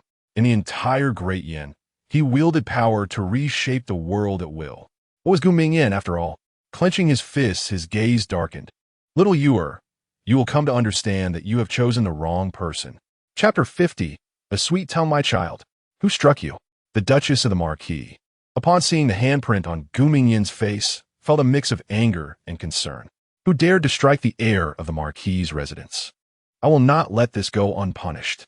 "Mother, I am fine." Gu Mingyan refrained from mentioning the slap. He supported the Duchess's arm, his expression resolute. "Mother, please forgive your unfilial son for deceiving you and father." The Duchess, taken aback, asked in confusion, "What did you deceive us about?" Gu Mingyan's gaze turned icy and unfeeling. "Su Xiaoyang is not pregnant." "Oh." The Duchess was initially shocked, then her fury ignited. She released Gu Mingyan and stormed towards the backyard. Commanding her servants to open the door, she marched into the room and slapped Su Xiaoyang, exclaiming, "What have you done wrong? Why did you hit me?" Su Xiaoyang cried out in pain, "Mother, it hurts. What have I done?" Madame Ho struck again with a sharp slap. Enraged, she pointed at Su Xiaoyang's abdomen, hurling accusations. "You wretched woman, how dare you deceive us? You carry no child within you." Su Xiaoyang, overwhelmed by pain and terror, crumpled to the ground, trembling uncontrollably. "Call for help," Madame Ho bellowed. "Expel this vile creature from the Ho residence. Please, mother, spare me. I was wrong." Su Xiaoyang immediately crawled to embrace Madame Ho's leg, pleading for mercy. In this dire moment, her mind raced with cunning. Clinging desperately to Madame Ho, she sobbed, "Mother, I was coerced. My love for my husband is boundless. I fear that Su Tangyu would snatch him away, leading me to lie. Madame Ho paused, her expression darkening. What does this have to do with Su Tangyu? Mother, you must understand. Su Tangyu not only seduces the regent, but also my husband. Su Zhaoyang's eyes glinted with venomous resentment as she shifted the blame onto Su Tangyu. My husband and I have been inseparable since childhood. We promised each other a lifetime. The moment Su Tangyu returned, he turned his affections elsewhere. My parents and brother have also fallen victim to her schemes. Su Zhaoyang cried out in despair, her voice hoarse. She aims to ruin me, to ruin my husband. Madame Ho felt a chill run down her spine, her heart racing with anxiety. She swiftly summoned a servant who had accompanied Gu Mingyan. Learning that Gu Mingyan had gone to meet Su Tangyu, and that the marks on his face were indeed from her hand. A cold sweat broke out on Madame Ho's brow. What folly! How dare Yinner compete for a woman with the regent? Mother, look! Su Tangyu seeks to harm my husband, to ruin the Ho family. Seizing the opportunity, Su Zhaoyang pressed on. Do you wish the Ho family to suffer the same fate as my parents? Tears streaming down her face, her lips bloodied from biting them. She implored, Mother, if I truly conceive my husband's child, I will surely win back his heart. Su Tangyu cannot entice him, and the Ho family shall remain safe. Madame Ho's expression shifted, her gaze fixed intently on Su Zhaoyang. The Ho family cannot afford to provoke the regent. Very well, I shall grant you this chance. Madame Ho released Su Zhaoyang from her confinement, instructing her to do everything in her power to win Gu Mingyan's heart back. Once Madame Ho departed, Su Zhaoyang sat on the ground, laughing and weeping, her voice filled with vengeful malice akin to a vengeful specter. Sister, I owe you my gratitude. I shall reclaim my husband. Oh, my parents and brother. I will avenge you. Madame Ho did not place all her hopes on Su Zhaoyang. Upon exiting, she commanded, Go. Summon the young and beautiful maidens from the household. I shall select a few warm bedchambers for the heir. At the regent's residence, the dark guards exhibited their remarkable skills, each portraying several roles, creating a vivid and immersive scene as if one were witnessing it firsthand. Ha! Xiao Jin sneered, his gaze penetrating. Little Yu, are you satisfied? Your sister's misfortune has turned into fortune. Gu Mingyan has also acquired several warm bedchamber maidens. Was this your intention all along, to entice him?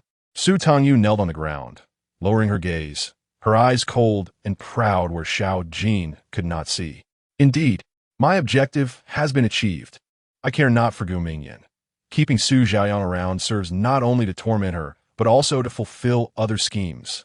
Your Highness, I did not seduce the heir, was all Su Tangyu chose to explain. She lifted her head, her expression a blend of grievance and stubbornness for a fleeting moment. Her almond-shaped eyes glistened with unshed tears. Poised on the brink of sorrow, remembering Xiao Jin's words, she held back her tears. Yet, the sight of the beautiful maiden on the verge of tears, yet too timid to weep, evoked a unique sense of pity. Xiao Jin's gaze was dark and fervent. The anger within him transformed into a boiling desire. He yearned to destroy, to possess. He approached, gripping Su Tangyu's face tightly in his palm, questioning whether she truly was innocent or merely afraid. I swear, I am innocent. Su Tangyu looked up at him with tear-filled eyes, exuding a delicate charm. Your Highness, you are a figure of great power, the regent who stands above all. What is Gu Mingyan? He is not worthy to carry your shoes.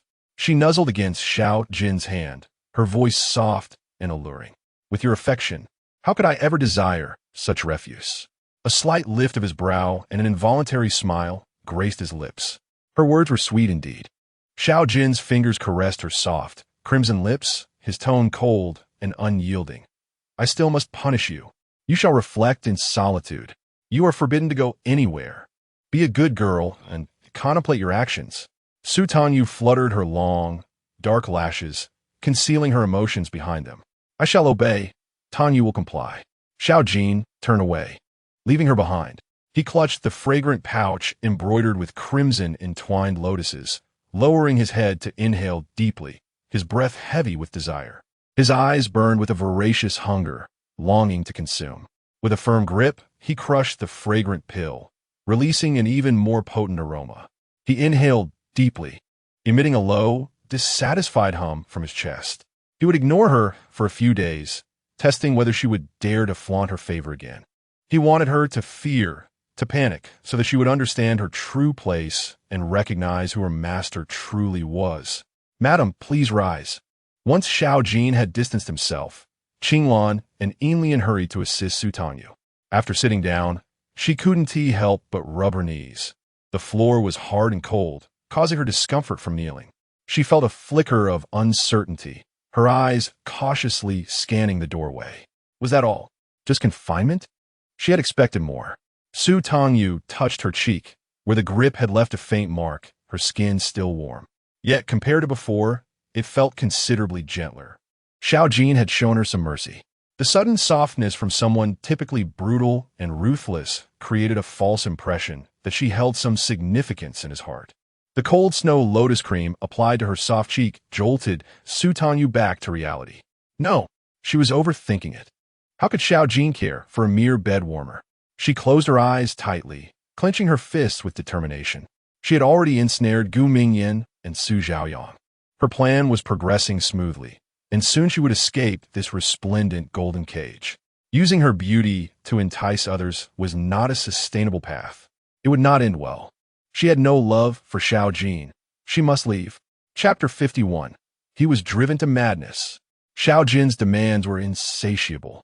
Confined, Su Tangyu spent her days rolling fragrant pills in her room until her fingers were raw. Ouch! Su Tangyu gasped in pain. She raised her fingers, only to realize they were not only raw, but also blistered. "Madam," Qinglan exclaimed upon seeing this, rushing to fetch some ointment. Su Tangyu pursed her lips and called out, "Qinglan, bring me a needle." She first used a silver needle heated over the candle flame to prick the blister, then applied another layer of ointment. "Madam, please take a rest and don't overexert yourself," Qinglan urged. "No." Su Tangyu frowned at the box of incense pills, shaking her head. "Today's supply is still far from sufficient. Xiao Jin requires a box every day and does not allow anyone else to assist her." Su Tangyu began to suspect that Xiao Jin was punishing her indirectly. "But your hands are injured." Qinglan knelt down and implored her, "Madam, why not soften your stance and plead for mercy from the prince? It has been several days. Surely his anger has subsided." In the palace, a consort who was confined found it exceedingly difficult to regain favor, and even the palace maids dared to show their displeasure. However, within the Regency Prince's residence, Su Tangyu was the sole lady. Even if the prince did not visit her courtyard, he still called for incense pills daily. Anyone with eyes could see that he held her in his heart. Delicious food and drink continued to be delivered, and the extravagant ice sculptures were regularly replaced with new designs. Everyone in the manor firmly believed that Su Tangyu's restoration to favor was merely a matter of time. Qinglan, feeling pity for her, continued to persuade, "Madam, if you were to act a little spoiled and admit your faults, life would be much more pleasant. Why must you make things difficult for yourself?"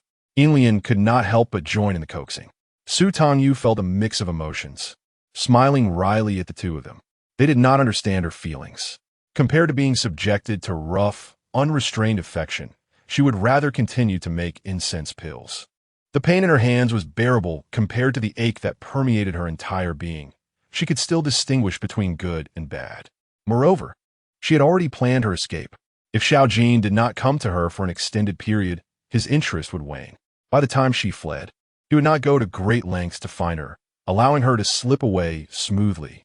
"Madam? Madam!" Qinglan called out twice. Su Tangyu returned to her senses. Offering a faint smile, "The prince has punished me for reflecting on my actions. How could I be lazy? Go fetch a clean strip of cloth. I will wrap my hand and continue working." "Put it down." "Stop." Xiao Jin suddenly entered from outside. "My prince." Su Tangyu was taken aback, hastily rising to greet him. When had he arrived?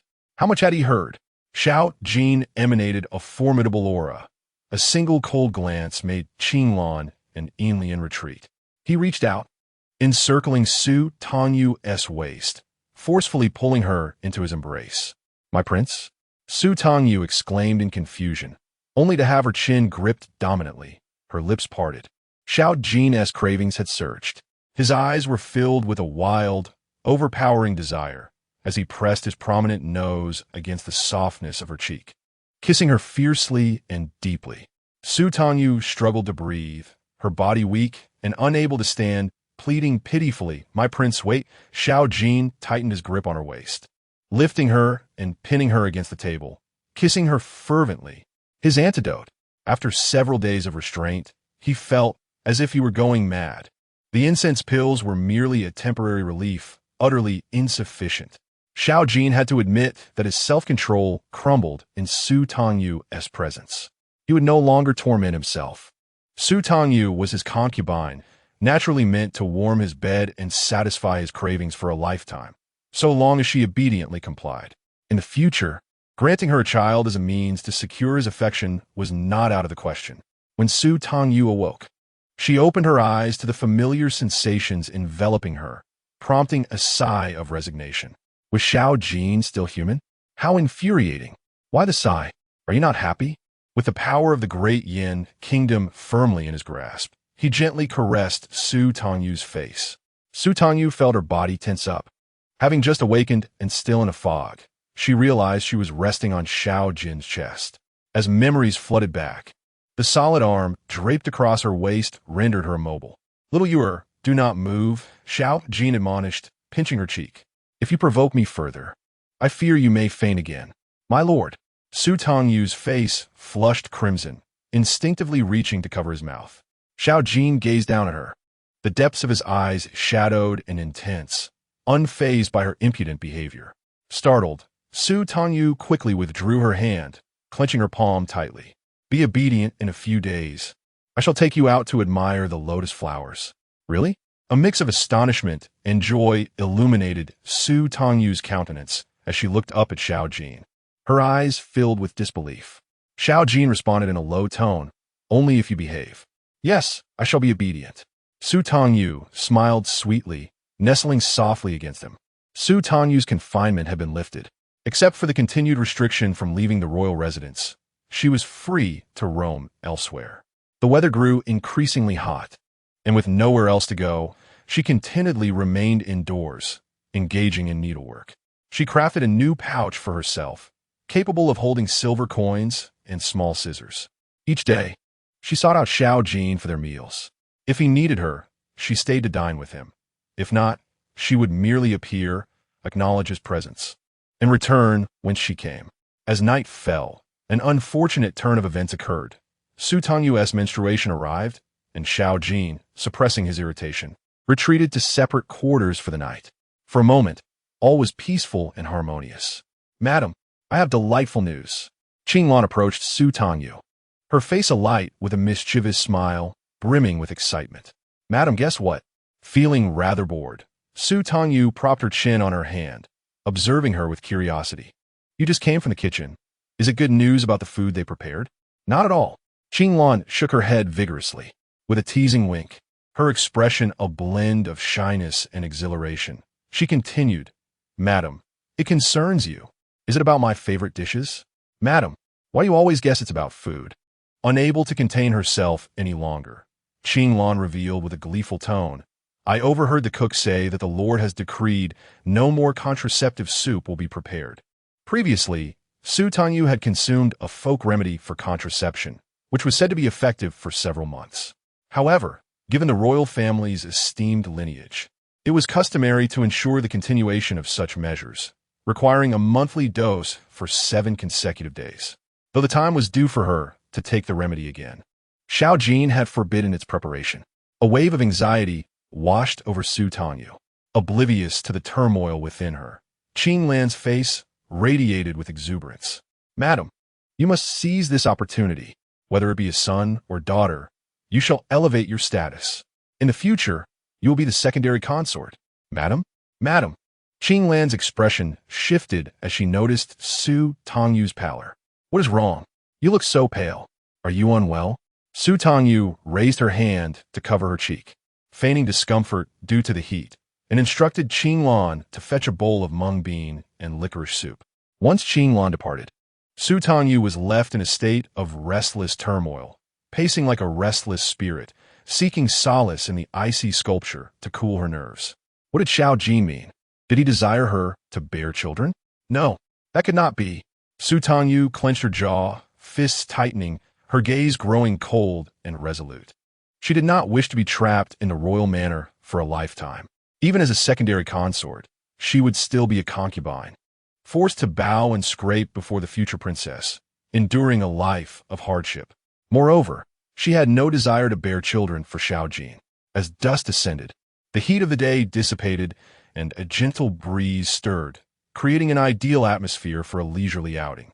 In the western part of the capital, at the Lotus Viewing Lake, a beautifully crafted, intricately carved boat glided gracefully across the water surface. Su Tangyu leaned against the delicately latticed window, her almond-shaped eyes quietly observing the ripples on the lake and the splendidly blooming lotus flowers nearby. The scenery was enchanting, yet her heart was heavy. Her gaze wandered around the boat, where a lone skiff and vigilant guards formed a protective circle around them. Escape? It was impossible. Turning back, she found Xiao Jin seated at an anima table, his handsome face pale and his demeanor cold and imposing as he attended to official matters. What kind of person was he? Su Tangyu could only silently grumble in her heart. Taking a deep breath, she smiled brightly, her eyes curving with charm. Your Highness, you are busy with affairs of state.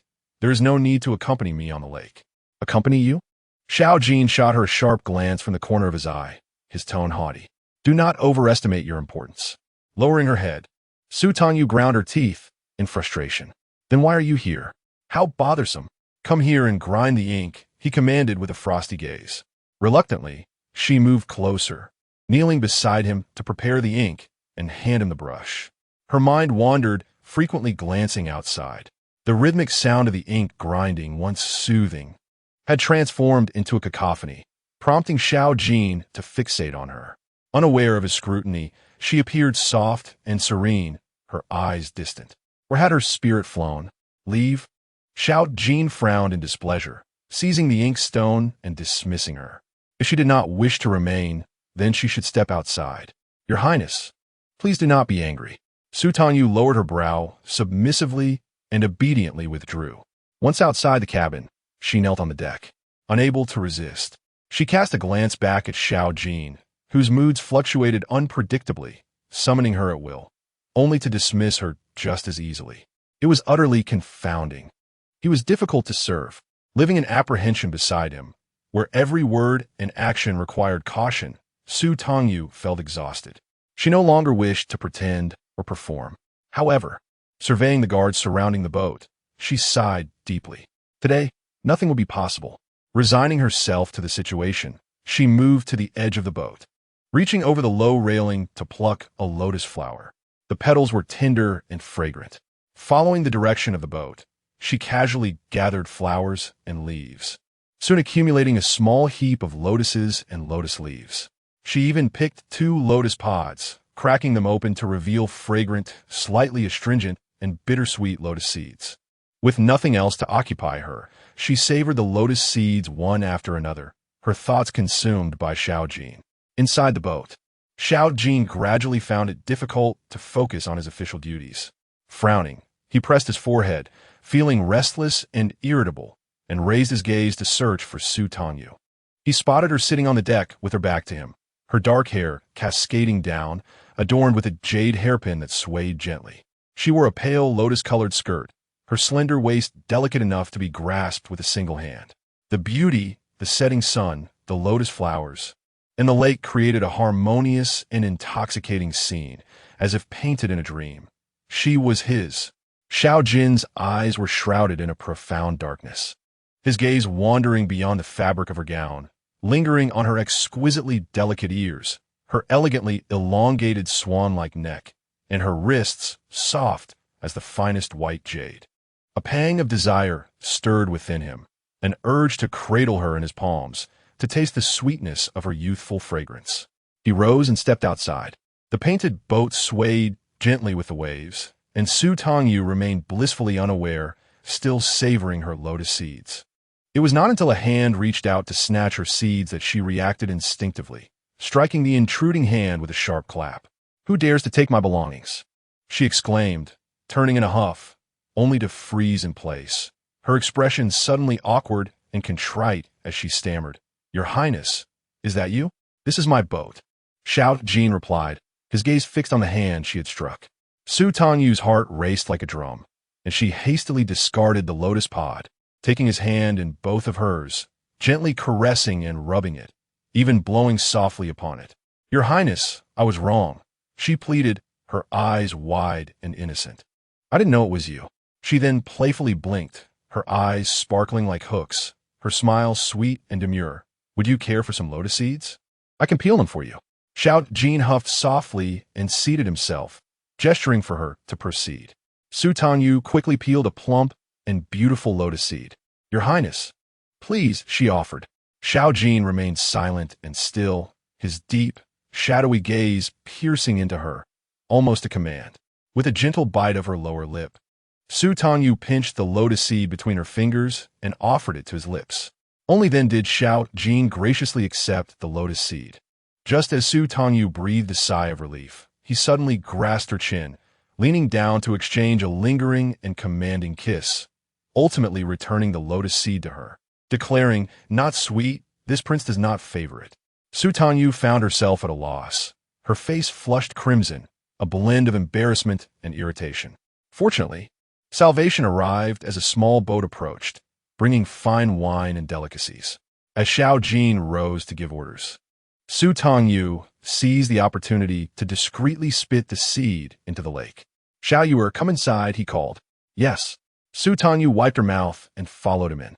The exquisite food and drink had been pre-ordered from a nearby establishment, featuring light yet savory dishes and rich, smooth wine. Xiao Jin drank alone, not requiring her service, and Su Tangyu relished the moment, her stomach soon full and content. "Are you satisfied?" Xiao Jin's gaze bored deeply into her. Su Tangyu nodded obediently. "Then let us return." He promptly commanded the boat to dock. Panic surged within Su Tangyu. This outing had provided her no opportunities, leaving her to ponder when the next one would arise. Will there be another chance? She gently tugged at his sleeve, her apricot eyes brimming with yearning. "Your Highness, can we come again?" Xiao Jin pinched her cheek playfully. "Xiao Yuer, this prince is very busy." Su Tangyu was momentarily taken aback. He truly had come to accompany her? The regent prince, wielding immense power and burdened with state affairs, had personally joined her for a lakeside excursion, leaving her feelings in a tumultuous state. Despite his thwarting of her plans, she found herself unable to feel anger. Lowering her gaze, she twisted her handkerchief tightly in her fingers. Xiao Jin observed her closely, interpreting her reluctance as a desire for another outing. "Very well. We shall return the day after tomorrow." "Thank you, Your Highness." Su Tangyu immediately looked up, her smile enchanting and captivating, her almond-shaped eyes shimmering with allure. She leaned closer, nestling in Xiao Jin's embrace, and pointed towards a grand 3-story pleasure boat in the distance. "Your Highness, may we ride on the large ship next time? I have heard that there will be singers and dancers performing aboard. It promises to be quite lively." Her gaze was fervent, and her voice playfully sweet, akin to honey. "I beseech you, Your Highness." Xiao Jin held her slender waist, his eyes cold and contemplative. Whenever little Yu was this proactive, it was most likely she had ulterior motives. "Your Highness, please allow me this opportunity to broaden my horizons, will you?" Su Tangyu tilted her head, planting a gentle kiss on his chin. "I have never been on a large ship in my life." She was both delicate and pitiable, truly endearing. Xiao Jin's heart softened, his voice low and husky. "Very well." Chapter 53. May your demise be unpleasant before their second outing. Su Tangyu consulted the almanac. It foretold great fortune and the realization of desires. She exhaled a sigh of relief, her eyes crescent-shaped with joy. Qinglan could not help but inquire, "Madam, is there some good news?" Su Tangyu nodded. She felt no guilt in deceiving. Was it not a good fortune to sail the lake with the prince? Qinglan understood, nodding vigorously in agreement. Qinglan wholeheartedly supported Su Tangyu, her heart brimming with anticipation, envisioning the romance between the prince and his lady, filled with affection. "Madam, since you are no longer taking medicine, you will surely conceive soon. You will soar to the heights of a favored concubine. And should you be fortunate enough to bear a child, You need not fear the future consort overshadowing you. Su Tangyu could not muster a smile. She did not desire that. She did not want it. Xiao Jin's desires were insatiable, his temperament unpredictable and difficult to please. His affection for her was merely a fascination with her beauty. With her as the sole woman in the prince's residence, all his attention was naturally directed towards her. However, it was only a matter of time before he took a second or third wife. A regent of such high standing, wielding immense power, could not forever cherish her alone. Her seduction of Xiao Jin was merely an act of vengeance. She had no affection for such a dangerous, formidable, and domineering man. She would not fall in love with him, nor bear him a child. This opportunity was rare. While she still could escape, she must depart swiftly. Do not linger. The more Su Tangyu contemplated, the more composed and clear-headed she became. She sent Qinglan and Yinlian away, retrieved a silken pouch, and prepared some silver coins and scissors. The carriage rolled towards the western city. Clad in splendid attire, Xiao Jin was handsome, exuding an innate nobility. He regarded Su Tangyu's smiling face thoughtfully. Little you, are you truly happy? Su Tangyu nodded repeatedly. She leaned against Xiao Jin's arm, resting her cheek against him, her voice sweet and soft. Thank you, Your Highness, for taking me on the large ship. Is that all? Xiao Jin's gaze was skeptical. Su Tangyu nodded fervently, her almond eyes glistening with moisture. My mother once said that when I grew up, she would take me on a boat. I never got to experience that. Her voice trembled, both aggrieved and grateful. Thank you, Your Highness, for fulfilling my wish. Understanding dawned upon him. Xiao Jin set aside his suspicions for the moment. Embracing Su Tangyu and comforting her. If you love boats, this prince shall procure a grand one. Spending a few days aboard shall be no trouble at all. Su Tangyu lowered her gaze, obedient and gentle. All right. The carriage arrived at the lakeside. The three-story pleasure boat has been awaiting for quite some time. This vessel, reserved for the elite, is a venue for the affluent to indulge in nocturnal escapades upon the lake, adorned with intricate carvings and accompanied by melodious tunes. The atmosphere is vibrant and lively. Look, the regent has truly arrived. Hush, the prince cherishes tranquility. We must speak softly lest we provoke his ire. It is perplexing, for the regent has seldom graced this place before. What brings him here tonight? Is the woman beside him none other than the eldest daughter of the Su family? Indeed, it is her. I have heard that the downfall of the Su family was orchestrated by her whispers. The prince dotes upon her immensely. The crowd buzzes with speculation. Gu Mingyan stands on the second floor, watching as Su Tangyu boards the vessel, his heart heavy with melancholy. Husband, Su Zhaoyang, adorned in resplendent attire, reaches out to embrace him. Gu Mingyan's demeanor shifts instantly. With a frigid disdain, he thrusts her away, exclaiming, "Begone! Were it not for my mother's orders, I would have no desire to lay eyes upon you." Su Zhaoyang's eyes brim with tears, her countenance a picture of sorrow. Stop pretending. Gu Mingyan's irritation deepens, his voice laced with bitterness. Had you not deceived me, I would never have treated you kindly. I would never have broken our engagement to wed you. You have misled me for 12 years. The sight of you repulses me. He dismisses Su Zhaoyang and storms off in anger, tears streaming down her face. Su Zhaoyang grits her teeth, her fingertips digging into her palm. She's been climbing into his bed every night. Gu Mingyan retreats to the study, preferring the company of a maid to her touch. If this continues, she will inevitably be expelled from the marquisate. Su Zhaoyang, filled with resentment, vows revenge. Only with Su Tangyu's demise will her husband's affection and heart return to her.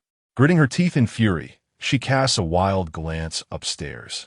The interior of the boat is hollowed out, revealing a three-tiered elegance, with a stage visible in the center of the first floor. The songstress performs while the dancers move gracefully. Su Tangyu, leaning by the window, watches with rapt attention. Xiao Jin exhibits no interest, seated at the table with a drink. His gaze is deep and contemplative, tinged with a hint of regret as he observes Su Tangyu's enchanting figure. Why could she not dance? An envoy from the prince approaches. Upon hearing the report, Xiao Jin's brow furrows, his expression cold and displeased. Absurd. He rises immediately. Xiao Yu, we must return. What? Do we not just arrive? Su Tangyu's face falls in disappointment, reluctant to depart. Your Highness, may I stay a little longer? I beseech you. She gazes at him with alluring, watery eyes. Xiao Jin ponders briefly, half an hour. Very well. Su Tangyu's face brightens with a radiant smile, nodding profusely. Thank you, Your Highness. With a lingering look, Xiao Jin, pressed for time, leaves half of his entourage to safeguard Su Tangyu before hastily departing the boat. Soon, the pleasure boat sets sail, gliding slowly toward the heart of the lake. Su Tangyu conceals her smile, contemplatively continuing to watch the performance. Gradually, noises from outside begin to surface. One by one, the guards venture out, yet none return. Finally, Yin Lian steps outside to assess the situation. Madam, something feels amiss. Qing Lan expresses her apprehension. It is quite boisterous below. Why is there not a sound here?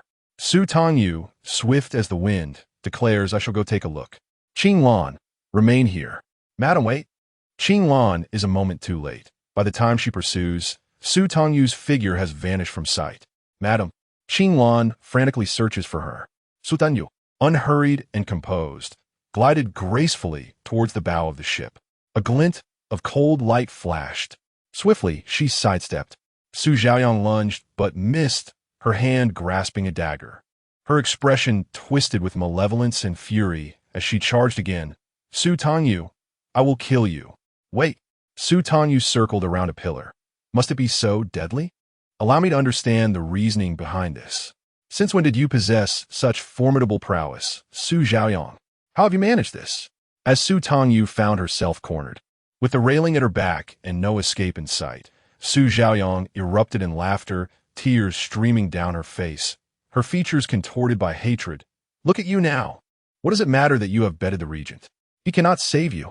With exhilaration, Su Tangyu waved her dagger. I have a benefactor aiding me. Su Tangyu. At that moment, Qing Lan appeared in the distance. Madam! Su Tangyu's gaze flickered, and with a swift movement, she leaped overboard. Su Xiaoyang was momentarily stunned, her expression frozen as she seemed to catch a glimpse of Su Tangyu smiling, saying, Sister, thank you. I wish you a most unpleasant demise. What? Su Xiaoyang was bewildered, rushing to the railing to look down, only to find the splashes had vanished. Su Tangyu was gone. Why? Why did Su Tangyu jump? Did she not fear death? Help! Qing Lan cried out. Su Xiaoyang pushed my lady off the ship. Someone come. Help! Chapter 54. I will no longer serve. With a splash, Su Tangyu struggled to ascend to shore, exhausted, collapsing onto the uneven, muddy ground, gasping for breath. This lake is vast. Swimming is utterly exhausting. Turning over, she gazed up at the stars in the night sky, unable to suppress a smile. Su Xiaoyang's expression was utterly foolish. A benefactor? Who could it be? Su Tangyu murmured to herself, her mind struggling to connect the dots. All her enemies, aside from Su Xiaoyang, were already dead. Who else could wish her harm? Eventually, she decided to cease pondering. Regaining some strength, she sat up, lifting her damp skirt to reveal an anklet on her calf. From her pouch, she retrieved a pair of scissors. Clink! The scissors deftly pried open the lock of the anklet, creating a delightful jingle. Su Tangyu surveyed her surroundings. The lake was expansive, the area secluded and desolate, a stark contrast to the lively festivities of those enjoying the lotus blooms across the water. Gathering her resolve, she had spent days contemplating how to remove the anklet, and now she could finally act. In her excitement, her energy surged, and soon, with a satisfying crack, the anklet broke apart. At last, I could be rid of you. Su Tangyu's face blossomed with a radiant smile, dazzling in its brilliance.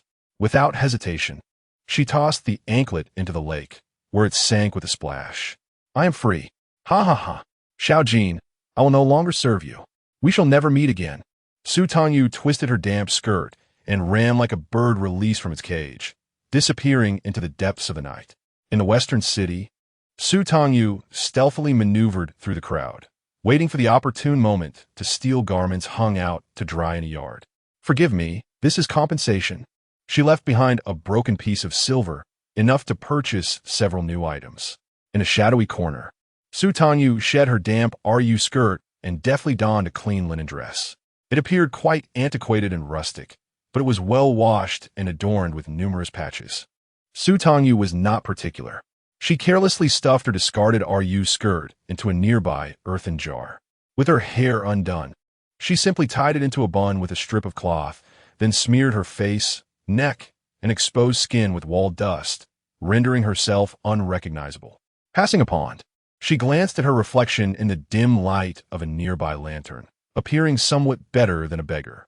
Excellent. No one would recognize her now. With swift determination, Su Tangyu bent low, evading the crowd as she approached the city gate. She peered at the tightly shut gate and the patrolling guards, silently finding a corner to sit down. I shall leave as soon as the gate opens tomorrow morning. Su Tangyu curled her knees, resting her chin upon her hands, her eyes sparkling with anticipation as she fixed her gaze on the gate. No one would know she was here. Xiao Jin must surely believe she is drowned. His methods are brutal and merciless. Su Xiaoyang would meet a dreadful end. She could depart with peace of mind. All her grievances had been avenged. Dreaming of the future, Su Tangyu yearned to travel to Jiangnan and reunite with her maternal grandfather's family by the lakeside. Meanwhile, aboard the boat, all passengers were forced to disembark, surrounded by guards who interrogated them one by one. On the deck, Qinglan knelt in tears, exclaiming, "Your Highness!" It was her. She pointed at Su Xiaoyang, crying out. She pushed the lady off the boat. "It wasn't me. I didn't do it." Su Xiaoyang, pinned down by Yin Lian, knelt in terror, desperately shaking her head, insisting. She jumped in herself. "I did not harm her. I saw it with my own eyes. You must not deny it." Qinglan, filled with righteous indignation, cried out loudly. "You wielded a weapon intending to kill the lady. The lady had no other choice. Your Highness, I implore you to seek justice for the lady." Qinglan repeatedly bowed her head to the ground. With his back turned to them, Xiao Jin exuded a terrifying aura, his handsome face dark and fierce, his keen eyes fixed upon the splashing figures in the lake. The royal guards and city patrol officers, numbering in the hundreds, scoured the area like dumplings being dropped into boiling water, searching for someone. Yet, an hour had passed without any sign of success. Xiao Jin's murderous intent surged, a storm brewing within him. "Cut off her hands. No, please, my lord, save me." Su Xiaoyang cried out in panic as she spotted Gu Mingyan, her voice filled with desperation. Soaked to the skin, having just emerged from the water, he charged toward Su Xiaoyang, raising his cane and striking her fiercely. Su Xiaoyang screamed in agony. "You wicked woman!" Gu Mingyan was beside himself with grief, shaking with rage as he shouted, "You have harmed Su Tangyu. I shall divorce you." Su Xiaoyang's eyes widened in horror.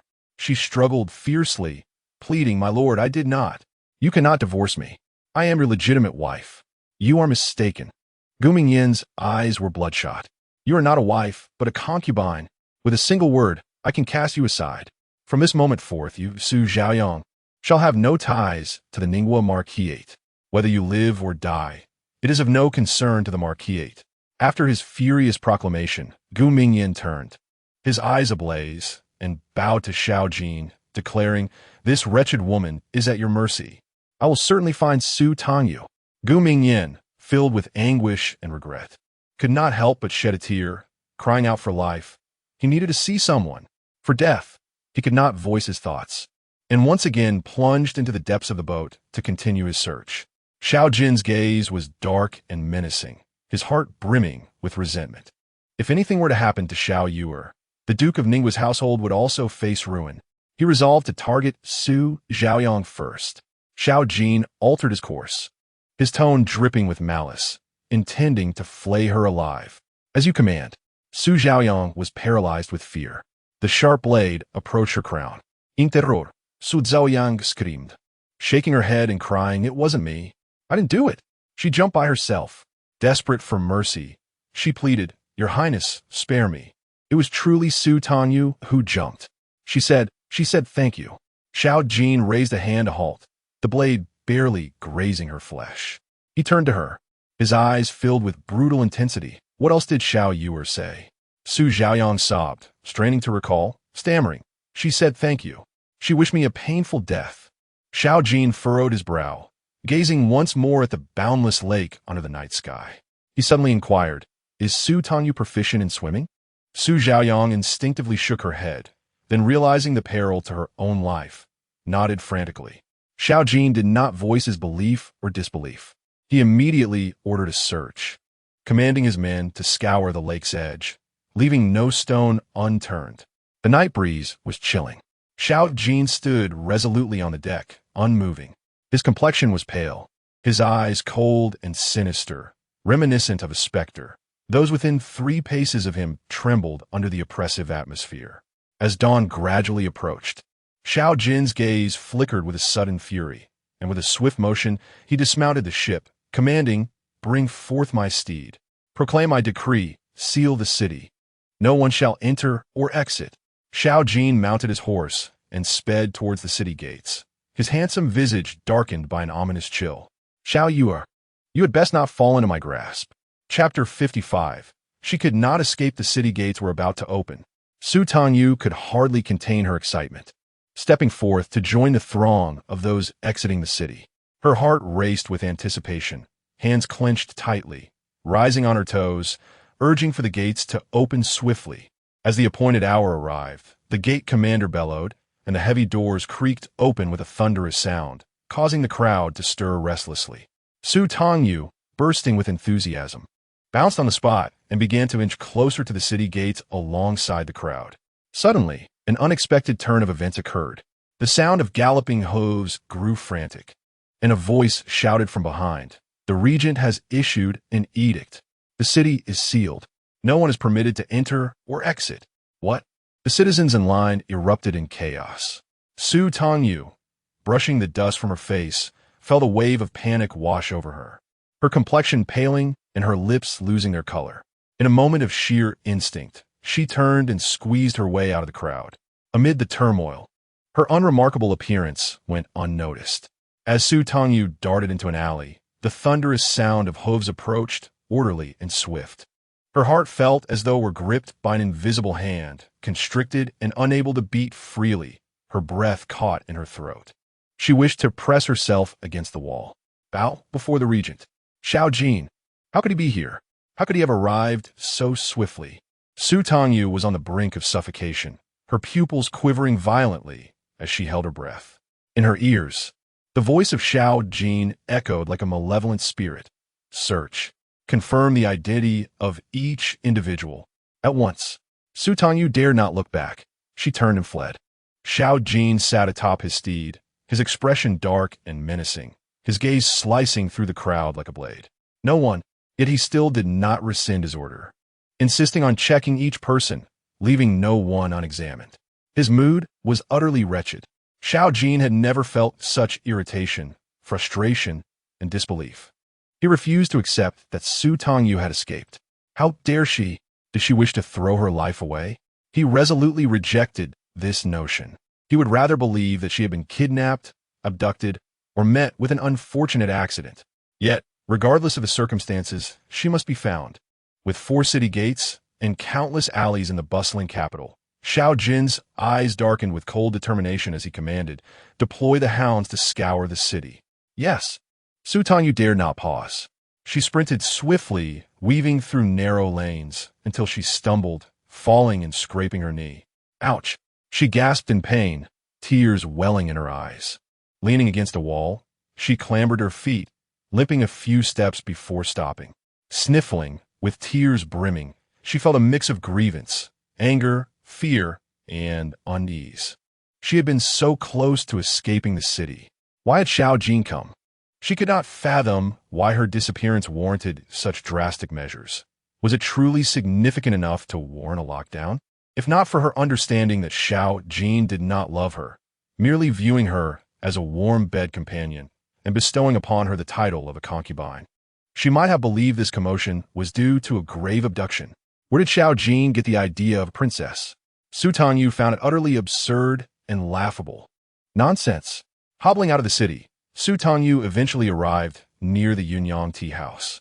She cautiously peered around, only to discover that the tea house was surrounded by guards from the royal residence. Instantly, she turned to leave. Woof, woof, startled by a suddenly emerging hound. Su Tangyu gasped. The dog barked furiously at her, drawing curious gazes from the onlookers. The officer holding the hound scrutinized her suspiciously. Cold sweat trickled down Su Tangyu's back as she trembled in terror, afraid to breathe, let alone look up. "Foolish dog, why are you barking?" The officer averted his gaze, kicking the hound angrily. "All you think about is food. Go on, get back to work." The hound, tail tucked, whimpered pathetically as it trotted away. Turning around, Su Tangyu noticed a Baozi shop right behind her. The delicious aroma of freshly steamed buns wafted through the air, making her stomach rumble. No wonder the officer had been mistaken. Surviving a close call, Su Tangyu's legs felt weak. She leaned against the wall, taking small breaths as her stomach growled fiercely. Digging in her pocket, she pulled out a coin to buy 2 buns, eating as she walked. Once she finished, Su Tangyu searched for water to wash her hands and cleanse the dust from her face and neck. Gazing at her reflection in the water, her eyes reddened as she bit her lip tightly. She knew she could not escape. If Xiao Jin caught her, the consequences would be dire. Taking a deep breath, she stood up and silently made her way back to the residence of the regent. "My lord, wonderful news. The lady has returned on her own." Xiao Jin received the news and, without a moment's hesitation, immediately mounted his horse and galloped back. An overwhelming aura of anger surrounded him as he strode with purpose into the front hall, his cold phoenix eyes fixed intently on Su Tangyu. She remained in her usual attire, seated calmly in a chair. Upon seeing Xiao Jin, she did not move, her eyes blinked, and tears streamed down her cheeks like pearls from a broken string, weeping pitifully. "Your Highness," Su Tangyu's heart brimmed with grievances as she sobbed sincerely, her delicate frame trembling. Xiao Jin's handsome face turned pale, his expression dark and foreboding.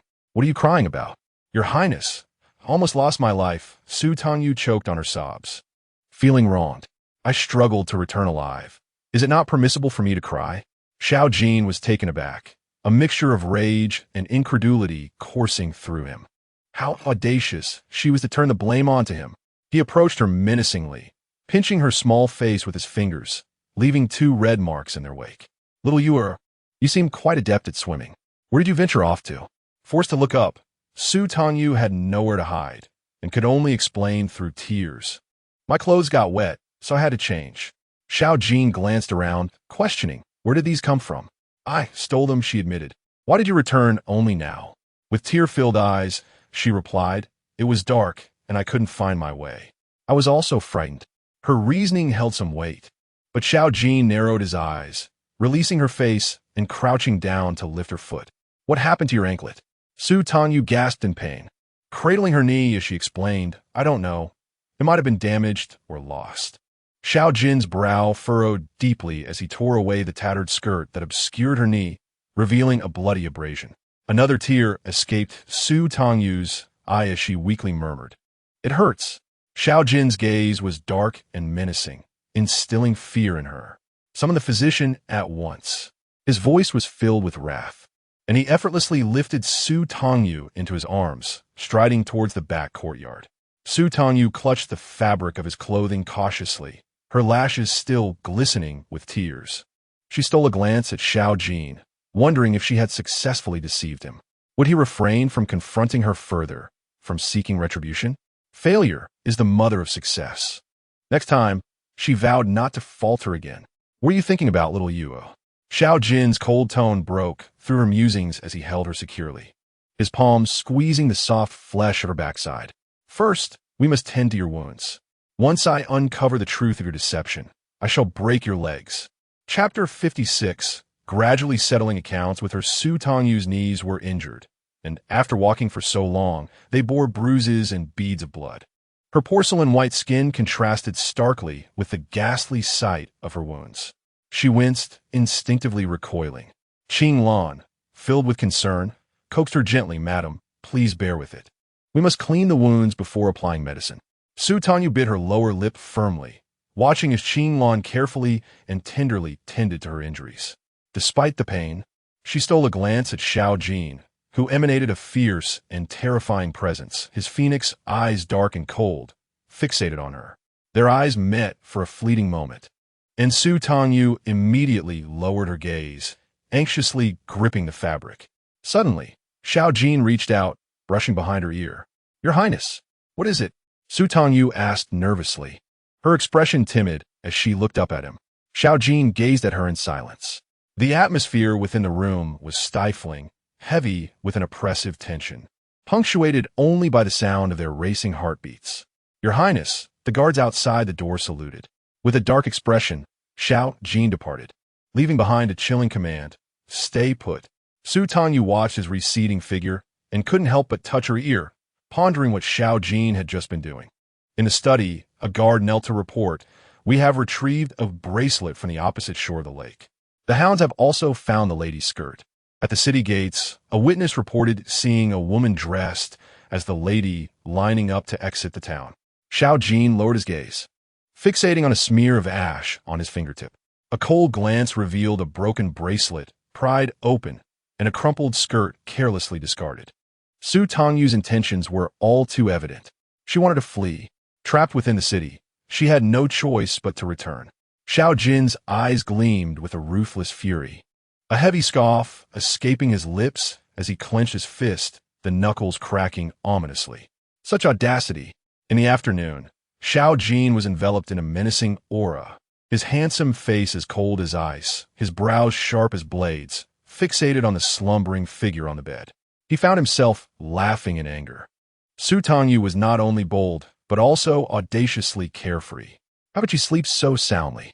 After a night of wandering the lake and fleeing, she was exhausted. Wasn't she? Flames of wrath burned in his gaze. Did she think that shedding a few tears and spinning some lies would absolve her of her transgressions? How naive and absurd. No one dared to toy with him in such a manner. He longed to strangle her. Xiao Jin reached out, fingers splayed like claws, poised to grasp Su Tangyu's neck. Suddenly, Su Tangyu, lost in her dreams, sensed impending danger. She curled up like a small animal, clutching herself, eyes shut tight, trembling with unease. Her beautiful face, fragile and pitiful, evoked a deep sense of compassion. Xiao Jin's gaze, dark and brooding, lingered on Su Tangyu for a moment before his hand shifted downward, tucking the blanket more securely around her. There was plenty of time ahead. Rising to his full height, Xiao Jin spoke coldly. I shall deal with you thoroughly in due time. Unaware of the looming threat, Su Tangyu awoke to find it was already evening. As she opened her eyes, she recognized the familiar four-poster bed and room. Cautiously cradling the blanket, she sat up while avoiding her wounds. She sighed, realizing that fleeing was far more challenging than seeking revenge. Xiao Jin was ruthless and unyielding. She could only imagine how he would deal with her. Just the thought sent a shiver down her spine. My lady, you are awake. Qing Lan exclaimed joyfully as she approached, ready to assist Su Tangyu in dressing and rising. Thank heavens, my lady, you are blessed and have returned safely. Su Tangyu offered a strained smile in response. After a moment's reflection, she asked, Qing Lan, what transpired after I fell into the water? With her eyes still red and swollen, Qing Lan spoke animatedly, my lady. The prince received news and rushed back from the palace to rescue you. Moreover, the heir has divorced that vile woman, Su Zhaoyang. Su Tangyu's brows eroded tightly, immediately pressing for more information, and then, just as Qing Lan was about to continue, Silver Lotus entered the room, interrupting her words. Silver Lotus bowed, my lady. The prince requests your presence at the training grounds. Now, Su Tangyu glanced at the darkening sky, realizing night was fast approaching. Her sixth sense was remarkably accurate. An inexplicable unease overcame her.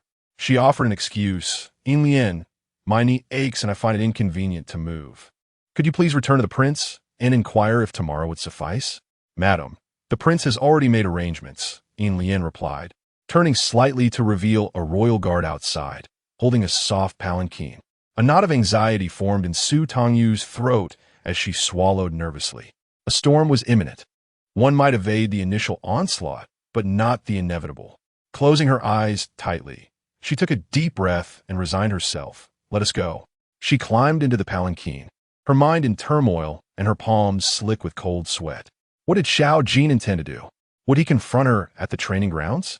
Su Tangyu's back was drenched with perspiration. Her legs felt weak with fear, and her heart ached with silent tears. Upon arrival, madam, please disembark, the guard urged. Qinglan and Yin Lian promptly assisted her. Madam, please take care. Su Tangyu hesitated as she approached the training grounds, the sky having turned pitch black. Inside, torches blazed, illuminating the area. Armed guards stood in a menacing formation, the atmosphere thick with tension. Su Tangyu's gaze swept across the scene and landed on Xiao Ju, who sat leisurely sipping tea. Opposite him, a woman was bound and kneeling on the ground, her head covered with a black cloth, obscuring her identity, though her attire seemed familiar. Little Jade, Xiao Ju's voice was cold and commanding. Come and sit. Where? She thought, as there was only one seat beneath Xiao Ju. With her head bowed, she slowly moved closer. Your Highness, I've applied medicine. It smells unpleasant. I prefer to stand. In a swift motion, Su Tangyu was pulled down and found herself seated on Xiao Ju's lap.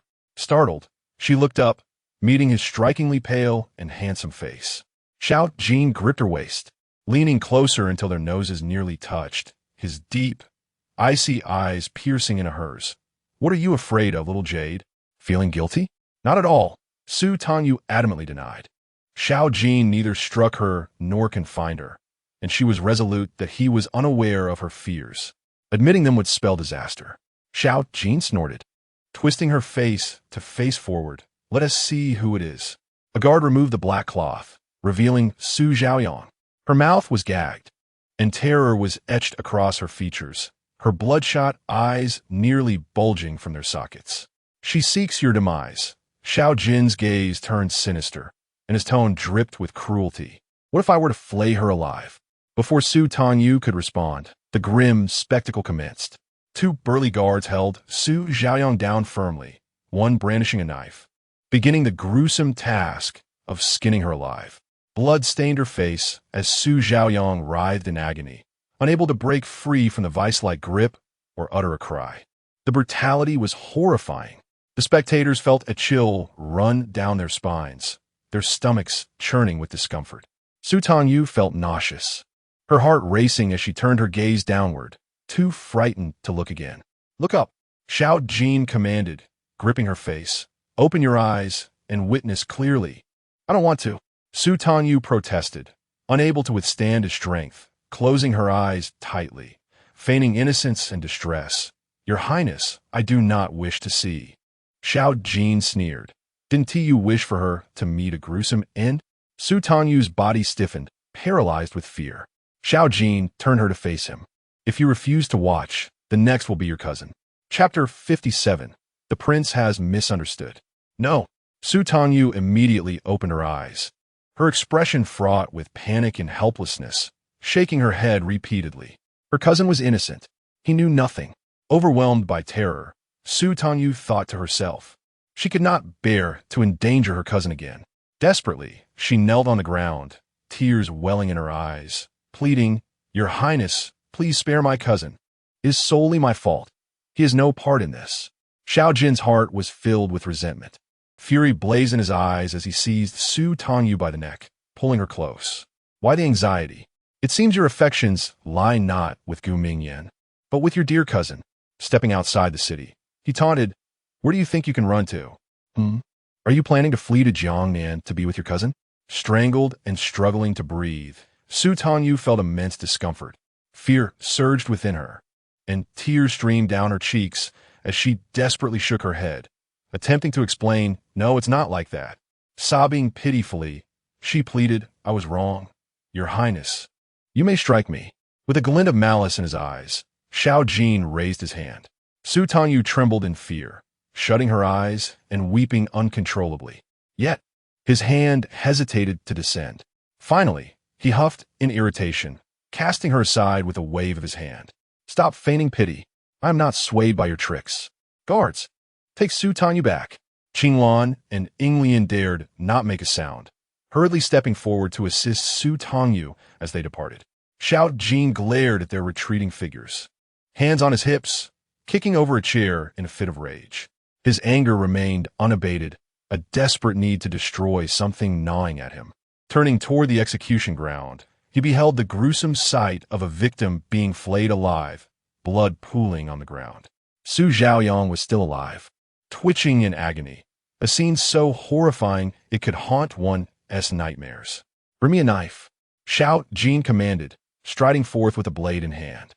The cold steel glinted ominously as he severed Su Zhaoyang's head. Blood splattered, staining his face with crimson droplets. The sight of blood on his pale visage rendered him a harbinger of death. No one dared to meet his gaze. With a voice devoid of warmth, he ordered, "Take him away, grind him to dust." "As you command." Su Tangyu was overwhelmed with terror, fear gnawing at her insides. Upon returning, she fell ill. Throughout the night, she burned with fever, while the physician of the regent's residence stood guard at her door, not daring to close his eyes. After 2 days of relentless fever, it finally subsided. Supported by Qinglan, Su Tangyu sat up in a daze, leaning against the headboard as she took her medicine, her face as pale as parchment. "Qinglan, has the prince visited?" she asked, her voice weak, yet her eyes shone with urgency. Qinglan shook her head. "The prince has not come, but everything you eat, use. And the medicinal herbs are the finest from a storeroom." Unable to fathom, Qinglan gently urged Su Tangyu, "Madam, the prince dotes on you. You have a glorious future ahead. Why do you still linger on another man?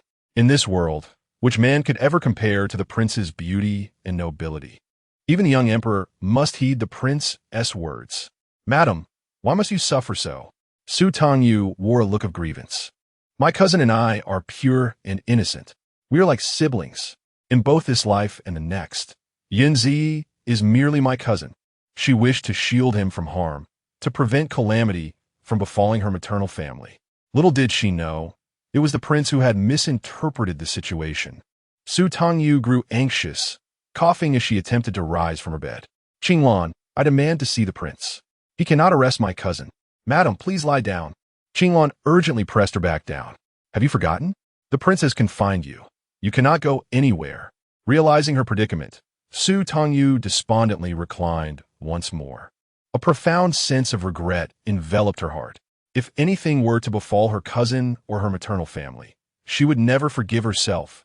Ilian stepped forward. "Madam, I shall convey your message to the prince." "Very well." Su Tangyu eagerly nodded. "Go quickly, Ilian. Tell the prince that whatever punishment he imposes upon me, I shall accept." Ilian sighed. "Madam, you must rest first." Unable to calm her restless spirit, Su Tangyu bit her lip, frequently glancing towards the door as the dusk began to settle. At long last, Ilian returned, yet her expression was one of resignation as she shook her head at Su Tangyu. A sense of dread gripped Su Tangyu. Surely, Xiao Jin would not truly apprehend her cousin. Overwhelmed by worry, she found herself unable to eat. "Madam, please have something to eat. If you don't eat, taking your medicine will harm your health," Qinglan urged. Dispirited, Su Tangyu shook her head, refusing both food and medicine. Suddenly, Ilian exclaimed, "The prince!" Su Tangyu sprang to her feet, but unexpectedly, darkness enveloped her, and cold sweat broke out across her body as she weakly fell back. "Madam!" Qinglan cried out in panic. Someone caught Su Tangyu. Shaking her head to clear her mind, she realized with a jolt that the one who held her was not Qinglan.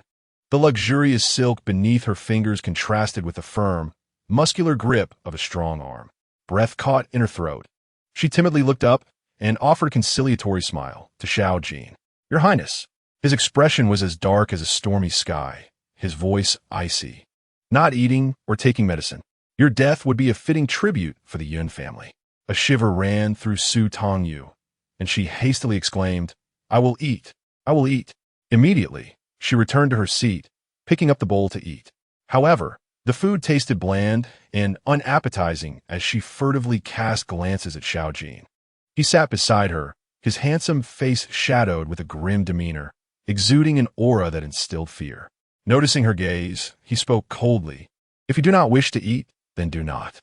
"No, I am eating," Su Tangyu insisted, lowering her eyes as she diligently consumed her meal. In her heart, she reflected repeatedly on the matter. Xiao Jin's possessiveness was excessively abnormal. She must not mention her cousin. "Your Highness," Su Tangyu said, wiping her mouth and rinsing. Leaning in with a timid expression, "It is such a great distance to Jiangnan. You wouldn't have apprehended anyone, would you?" Xiao Jin's cold gaze pierced through her. "That depends on my mood." That meant he had not captured anyone. A A sigh of relief escaped Su Tangyu, yet the next moment, reality would prove her premature in her relaxation. Xiao Jin would settle scores later. Little Yuer, tell me, how dare you run away? Su Tangyu's eyes darted nervously. I did not dare to lie. I was wrong. She immediately attempted to kneel in apology, but Xiao Jin was quicker, blocking her with his leg. His gaze was merciless. Sickly as you are, go lie down on the bed. Su Tangyu had no choice but to comply. However, she did not anticipate that as soon as she climbed into bed, Xiao Jin followed her, settling at the edge, shrouded in shadows and exuding an intense aura of oppression. Su Tangyu silently clutched the quilt. Speak. Xiao Jin's gaze swept over her features with palpable intensity. His tone a stark threat. The fate of the Yun family rests solely in your words. A chill ran down Su Tangyu's spine. She dared not meet Xiao Jin's eyes, lowering her head and racking her brain for a solution. If she spoke outright, he would be furious. She hesitated. Xiao Jin's patience was wearing thin as he grasped her chin, compelling her to look up, their eyes locking in a confrontation with no escape. What lies are you concocting now? His expression darkened, as if he would devour her whole. If there were any untruth, he would not show mercy. Chapter 58, Little Liar. Your Highness, you are rather fearsome. Her beautiful almond-shaped eyes brimmed with tears, and Su Tangyu pressed her lips together, exuding an air of pitiful grievance. How could I dare deceive you? Xiao Jin scoffed softly, amusement mingling with ire in his heart. A little liar, spinning tales, deceiving him, using him, yet here she lay, conversing rather than languishing in a prison cell. He had indulged her enough.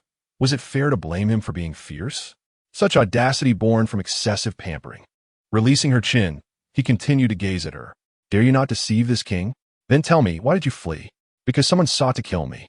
Su Tangyu had resolved her thoughts. This was not a lie, and she spoke with conviction. Su Zhaoyang said a noble person is aiding me. Even you, your highness, cannot save me. I do not wish to die. Her eyelids fluttered, tears of injustice cascading down, her voice trembling, fragile and helpless, evoking deep sympathy. I was frightened. That is why I ran. Xiao Jin furrowed his brow, his inner turmoil igniting his fury. Do you not trust this king? Am I not the esteemed regent capable of protecting you? But at that moment, your highness, you were not present. Su Tangyu's gaze reflected resentment and grievance. The palace guards had been diverted, leaving her with no choice but to leap into the lake. Having survived this time, what of next? The more she spoke, the more resolute she became. Your highness, you cannot be with me at all times. What wrong is there in my fleeing? How can you blame me? She felt aggrieved, driven by circumstances beyond her control.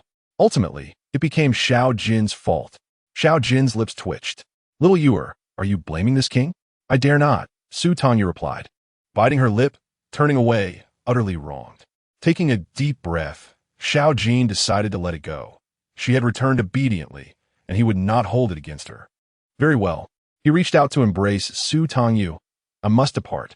The little emperor is indulging in icy treats, suffering from vomiting and fainting. As the regent, I cannot ignore this.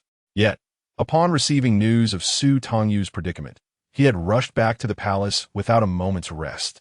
Not a wink of sleep. He even sealed the city to search for her. Your fright and desire to flee are understandable. This king does not blame you. Gently setting her down, he consoled her. Su Zhaoyang has harmed you, but she is no longer alive. Your cousin, this king will not pursue him. Su Tangyu felt a sigh of relief within. Yet, she remained apprehensive, gazing up at Xiao Jin. What of that noble person? A glimmer of murderous intent flickered in Xiao Jin's eyes as he vowed. This king shall uncover the truth. There will be no next time. After a brief pause, Xiao Jin lifted his hand and pinched Su Tangyu's cheek, asserting, you are not permitted another chance. He had already discerned Su Tangyu's weakness. With a cold snort, he threatened her. Dare to flee again? I shall not spare a single member of the Yun family. Su Tangyu, feigning weakness, nestled closer to him, her face pressed against his chest, her voice soft and compliant. With a prince safeguarding me, I would never run away. Yet that was a falsehood. Lowering her gaze, defiance flickered in her eyes, a resolute glint. She would not become a cage bird under Xiao Jin's control. Instead, she would bide her time, awaiting a favorable opportunity, one that would not implicate her maternal grandfather's family. And then there was that noble figure. Su Tangyu harbored grudges. Whoever sought her demise, as long as she drew breath, she would ensure their end. The notion of escape was now set aside. Although Su Tangyu was no longer confined, her freedom was merely an expansion of her cage. Xiao Jin forbade her from leaving the palace. With her illness still lingering, Su Tangyu complied with the need to recuperate, lavished in luxurious attire and meticulous care. 3 days later, she regained her vitality and health. On this day, Xiao Jin attended a banquet at the palace. With the prince away, Su Tangyu assumed command.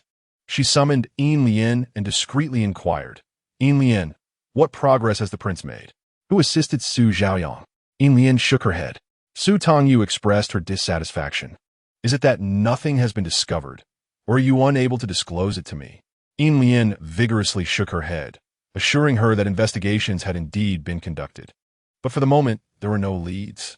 "If the lady wishes to inquire further, I shall certainly not conceal anything." "Then tell me, what have you uncovered?" The assailants who diverted the servants and guards were all skilled fighters. By the time they were located, they were all deceased, with not a single survivor. Su Tangyu was taken aback. All dead. Such ruthless extermination could not be the work of ordinary individuals. Who possessed such power to assist Su Zhaoyang in orchestrating her murder?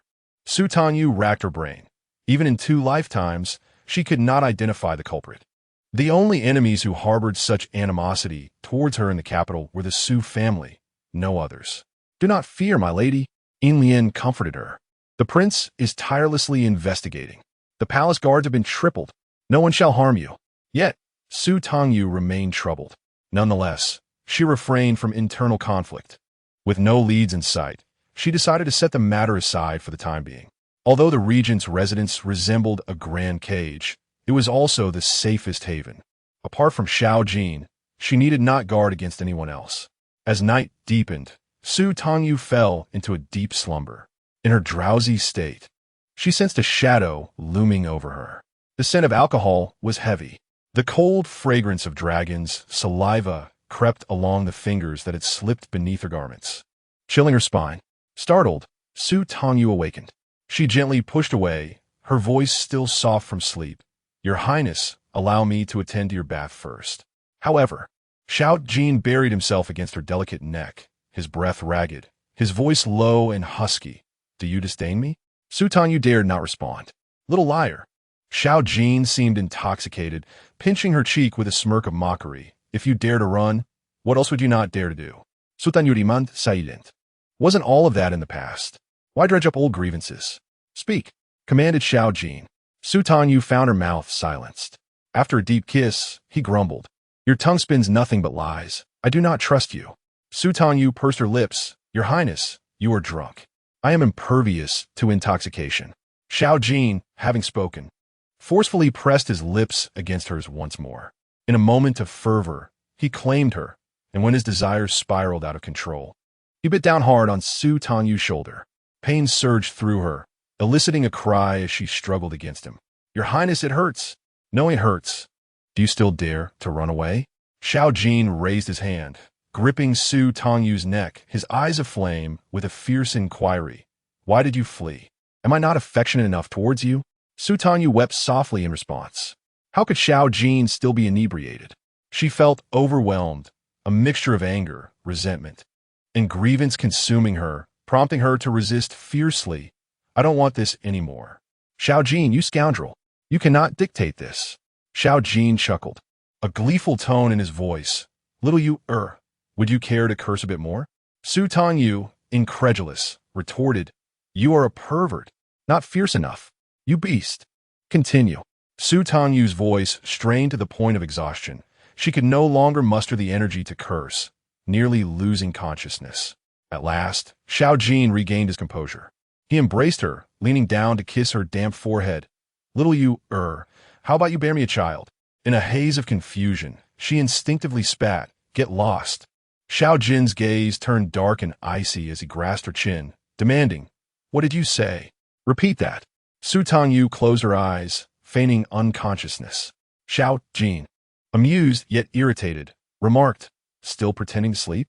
Chapter 59. Bearing a child, Su Tangyu had no choice but to awaken. If this continued, her body would surely unravel. Your Highness. She opened her eyes, appearing utterly bewildered and exhausted. What did you say? I didn't hear you. Xiao Jin fixed his gaze upon her face. His tone languid, yet commanding. Bear me a child. Su Tangyu fell silent.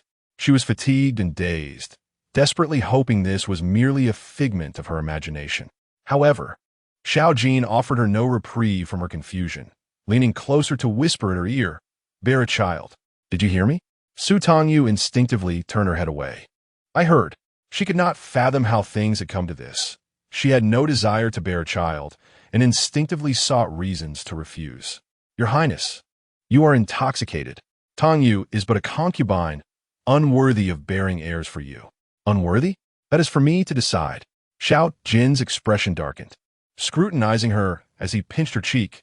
Little you, are you dissatisfied with your status? Or do you simply not wish to conceive? Su Tangyu averted hergaze, her breath quickening. She was firmly ensnared beneath Xiao Jin, her mind in disarray, unable to contemplate a strategy. She suspected that Xiao Jin was deliberately overpowering her, rendering her too weak and confused to think clearly, her reactions the most primal. Xiao Jin pressed her urgently. I do not wish to bear a child that is illegitimate. Lower than others. Xiao Jin studied her with a contemplative expression. You are the only woman in the palace. Who else, besides me, could possibly overshadow you? The future princess. I shall not marry a princess. Xiao Jin's brow furrowed, his tone laced with cold sarcasm. He swiftly turned, lifting the sweaty Su Tangyu into his arms, carrying her toward the warm pool. The warm water lulled her into a slumber. When she awoke, she found herself nestled in a soft, comfortable bed, momentarily believing last night had been a dream. Yet, upon moving her body, clarity flooded in. Last night was not a dream. Xiao Jin had lavished her with affection after drinking and had even spoken of bearing a child, declaring that he would not marry a princess.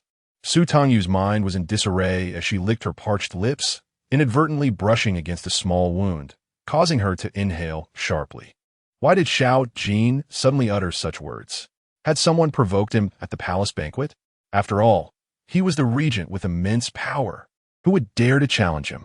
Did they wish for their own demise? Madam, you are awake, Qinglan announced, entering with a radiant and eager smile. The palace embroiderers have been waiting for you for half a day.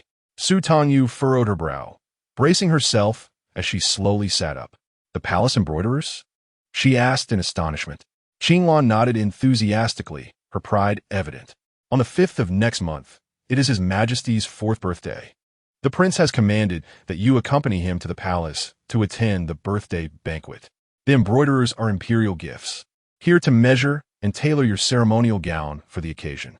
Su Tangyu was both surprised and perplexed. Was Xiao Jin serious? In a daze, she went through her morning routine, allowing the embroiderers to take her measurements and inquire about her preferences. Once they took their leave, Qinglan hurried after them, pressing silver coins into their hands, urging them to pay careful attention. The prince favors a slender waist for the madam. Ilian turned back to observe Su Tangyu, asking, Madam, are you not pleased? I am simply too shocked to feel displeased, Su Tangyu replied, shaking her head, her emotions tangled.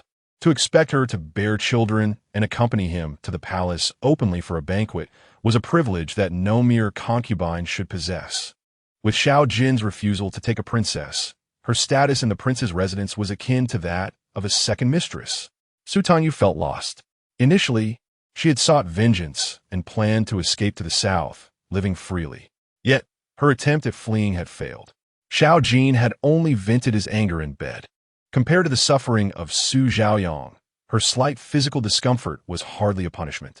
What was she to do if she chose to flee again? That would mean she could never bear a child. The offspring she bore would be her closest kin, the most cherished in the world, and she could never part with them. Wait, struck Su Tangyu. Could it be that Xiao Jin's intention in wanting her to bear children was to bind her to the prince's residence for life?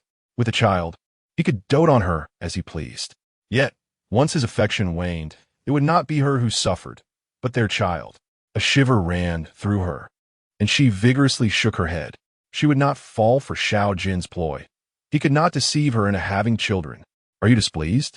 Xiao Jin asked, lifting his gaze from behind the desk, his expression dark and cold. Inlian hesitated before responding. My lord, the madam is not displeased. She simply has not smiled.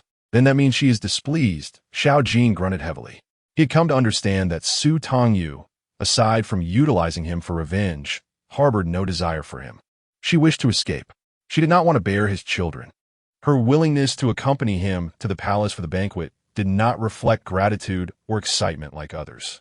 Su Tangyu's thoughts were more intricate than matters of the court. No matter, she would never escape his grasp. Xiao Jin's domineering nature was uncompromising, his tone chilling. She can only remain by my side every day, with nightly affection. She will inevitably conceive. What else can she do but bear my children? Inlian dared not speak further. Xiao Jin did not require her response, his gaze fierce. Leave now and keep a close watch on the madam. As you command. Time passed, and the day of the palace banquet arrived. The entire nation celebrated the young emperor's birthday. Su Tangyu, residing within the Regency Prince's mansion, could not help but feel the vibrant and festive atmosphere outside. Qinglan remarked, there is no curfew in the capital today. Tonight, there will be a grand display of fireworks and lanterns, as the people release lanterns to pray for the little emperor. Is that so? It must indeed be a lively occasion. Su Tangyu could not suppress her yearning. Having grown up in a nunnery, her childhood memories were now a blur, leaving her unfamiliar with the spectacle of fireworks and lanterns. If only she were free, she would certainly revel in the festivities and release a few lanterns herself. Alas! Su Tangyu sighed. Qinglan, prepare the water for my bath. It is time to get ready for the banquet in the palace. Yes, madam, look at your palace attire. It is magnificent. Qinglan joyfully presented the opulent gown, her tone filled with anticipation, believing that tonight, Su Tangyu would dazzle everyone at the palace banquet. Amused, Su Tangyu shook her head and waved her hand. No, thank you. I am merely a concubine of the prince, surrounded by nobility. I lack the qualification to be ostentatious. She preferred to remain inconspicuous. Qinglan nodded and rephrased. You are right, madam. You only need to enchant the prince. Qinglan, be quiet. Su Tangyu covered her waist, her legs feeling faint. Xiao Jin truly practiced what he preached. He had yet to give her the medicine. Anxiously, Su Tangyu touched her stomach, praying that the contraceptive remedy she took last month would indeed prove effective. She hoped it would last for several months, at least until she could escape. She must not conceive. The prince could not use a child to manipulate her. Madam, the water is ready. Su Tangyu took a deep breath and turned to bathe and groom herself, lighting incense to fragrant her hair in preparation for the palace banquet. Despite her efforts to remain low-key, her innate beauty shone through, a gift from her mother. Gazing at her reflection, Su Tangyu could not help but touch her face, admiring herself. I am truly beautiful. Xiao Jin agreed. Indeed. Su Tangyu noticed an additional figure in the mirror, feeling embarrassed and blushing profusely. Prince, when did you arrive? Chapter 60. Be good and don't move. The palace seamstress had crafted for Su Tangyu a semi-transparent light green oversized sleeve top, adorned with gold foil floral embroidery. Its edges draped with a circle of glass pearls, opulent yet elegant. Beneath, she wore a silk dress embroidered with golden peonies, its high-waisted long skirt accentuating her slender waist, causing the hem to ripple like waves as she walked, captivating all who beheld her. Her long hair was fashioned into a lofty bun, embellished with a silver and pearl hairpin and a peony adornment. Delicate, soft earlobes were adorned with slender enamel earrings. Not overly showy, yet still breathtakingly beautiful. Su Tangyu was lost in self-admiration, but if anyone were present, it was Xiao Jin who made her cheeks burn with shame. When did you arrive? Su Tangyu bit her lip, her cheeks flushed, her tone tinged with playful reproach. Prince, you are here. Why do you not speak? I just arrived. Xiao Jin offered no further explanation. He approached, his deep gaze appraising Su Tangyu, then reached for a golden butterfly hairpin from the jewelry box, deftly inserting it into her hairdo. Su Tangyu looked at the mirror in astonishment. The hairpin was positioned perfectly. It seemed as if the golden butterfly danced around the peony, adding a touch of vitality. Xiao Jin then took a brush, dipping it in a bit of gold-red rouge. Prince? Su Tangyu recoiled, her eyes wide with confusion. Be good and don't move. Xiao Jin grasped Su Tangyu's chin, his brush delicately tracing the center of her brow, creating a gilded crimson peony adornment. With each sway of the brush, a flower blossomed, enhancing her beauty with an exquisite charm. The scene was vibrant and fragrant. Xiao Jin lowered his gaze, a flicker of desire igniting in the depths of his dark eyes. Su Tangyu's expression shifted. Your Highness, have you forgotten? We are to attend the palace banquet. What is the rush? Xiao Jin lifted her chin, leaning down leisurely, savoring the remnants of her lip color with languid kisses. It was an indulgent tenderness. Her lips burned, and her tongue tingled. Su Tangyu blushed like a peach, her almond eyes clouded with mist. Her heart raced wildly. Silently, she clenched her palms, striving to calm the tumultuous emotions within her. Little Yuer is so sweet, Xiao Jin remarked with a lazy, amused tone, finishing his praise as he helped reapply her lip color. Su Tangyu felt a mix of anger and helplessness, casting a quiet glare at him. Xiao Jin caught the glance but feigned ignorance, a subtle smile playing at the corners of his lips. Enough, he declared, pulling Su Tangyu along, wrapping his arm around her waist as they stepped outside. At the entrance of the regent's palace, 5 majestic horses drew a lavish carriage, resplendent and opulent, akin to a miniature suite. Once Xiao Jin and Su Tangyu boarded, a host of maids and guards followed closely behind, the entourage proceeding grandly towards the imperial palace. The palace, a spectacle of golden splendor, with vermilion walls and glazed tiles, radiated magnificence. As dusk approached, the palace guards patrolled, and a gust of wind swept through, carrying a chilling bite. Su Tangyu surveyed her surroundings, devoid of longing, only perceiving an eerie terror. The palace felt like a more dreadful prison than the regent's residence.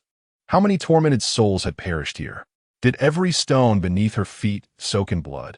Remaining here felt uncomfortable, sending shivers down her spine. Displeased? Xiao Jin inquired, his hand brushing along Su Tangyu's back, his gaze dark and cold. Little Yuer and I are in sync. Su Tangyu looked up puzzled. Did Xiao Jin not favor the palace? As the regent, he wielded immense power, capable of seizing the throne with ease. How could he possibly detest the palace? Unless there was a hidden truth. Curiosity stirred within Su Tangyu regarding Xiao Jin. Suddenly, a eunuch clad in crimson emerged, kneeling before Xiao Jin. Your Highness, the Prime Minister requests your presence for a discussion. The mention of the Prime Minister elicited a sharp, derisive glint in Xiao Jin's eyes. On the day of a young emperor's birthday, he still seeks to conduct state affairs. Truly a commendable minister of our great yin. Xiao Jin dismissed the Prime Minister with disdain, his demeanor icy. Not going. Tell him to leave. Your Highness, the eunuch trembled, beads of cold sweat dotting his forehead, visibly distressed. Observing this, Su Tangyu gently tugged at Xiao Jin's sleeve, her voice soft and persuasive. Your Highness, perhaps you should go. The eunuch's eyes widened in shock. Stealing a glance at Su Tangyu, he was taken aback by her audacity. However, Xiao Jin's reaction was even more astonishing. He showed no anger. Instead, he teased, pinching Su Tangyu's delicate waist. Does little Yuer wish for this Wang to accompany you in the palace? Su Tangyu smiled radiantly. Your Highness, matters of state are of utmost importance. Tangyu is but a triviality. Xiao Jin let out a soft scoff. He released Su Tangyu, and the banquet was held at the Golden Jade Terrace.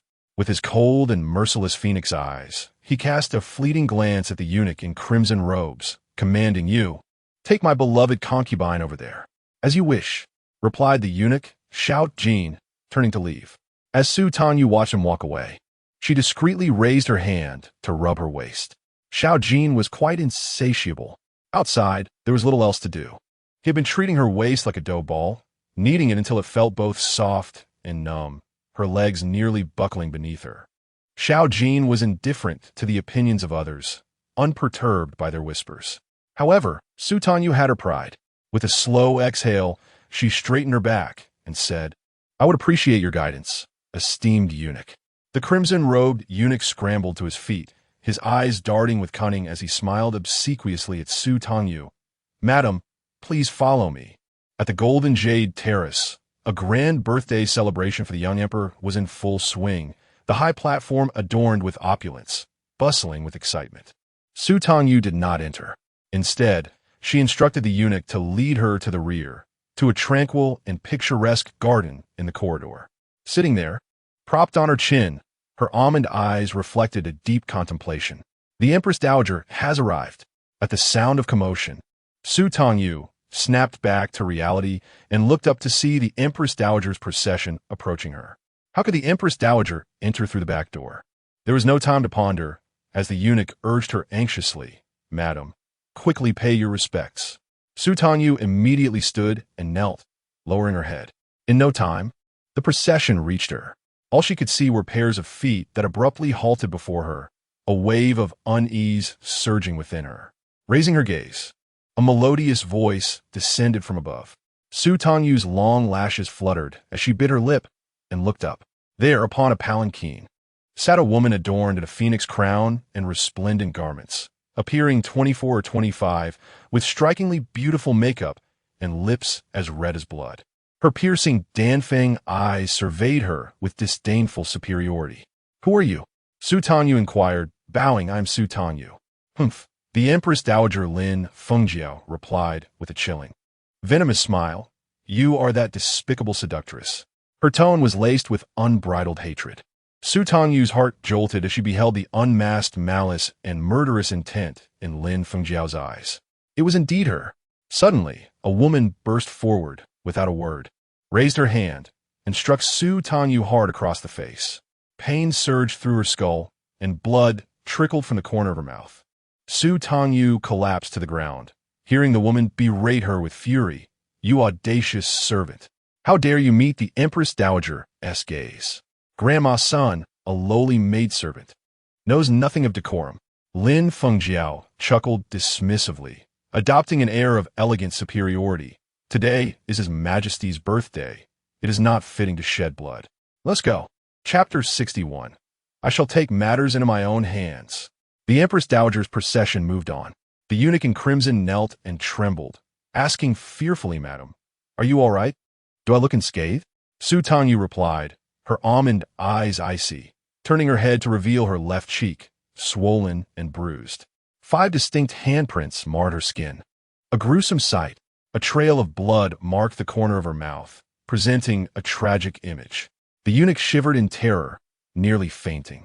Su Tangyu's lips twitched. Never mind. Go find the prince. Yes, at once. The eunuch in crimson fled in a flurry. Su Tangyu raised her hand and gently touched her cheek, wincing at the pain. The metallic taste of blood flooded her mouth. A chill washed over her delicate features. Her almond-shaped eyes glinted with an icy sharpness. The Empress Dowager. It was she who aided Su Zhaoyang.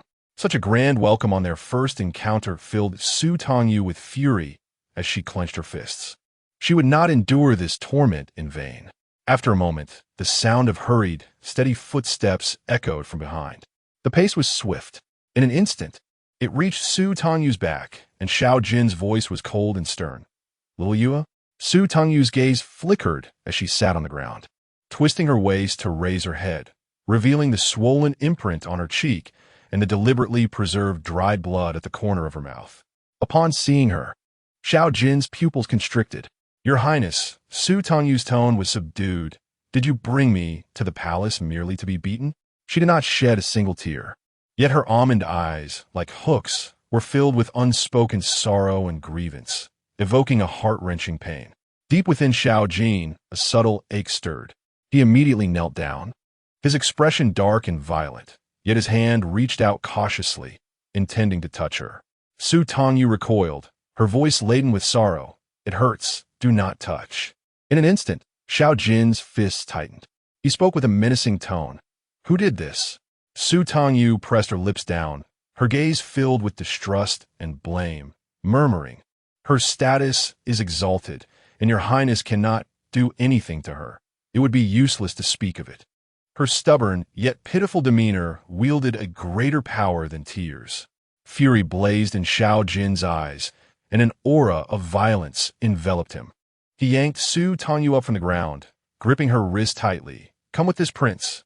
Within the grand hall, both guests and hosts had taken their seats. Yet the feast had yet to commence.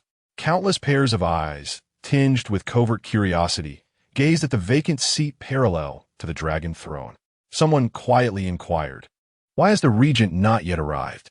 Who would dare to pry into the regent's whereabouts? They must wish to court death." The regent held immense power.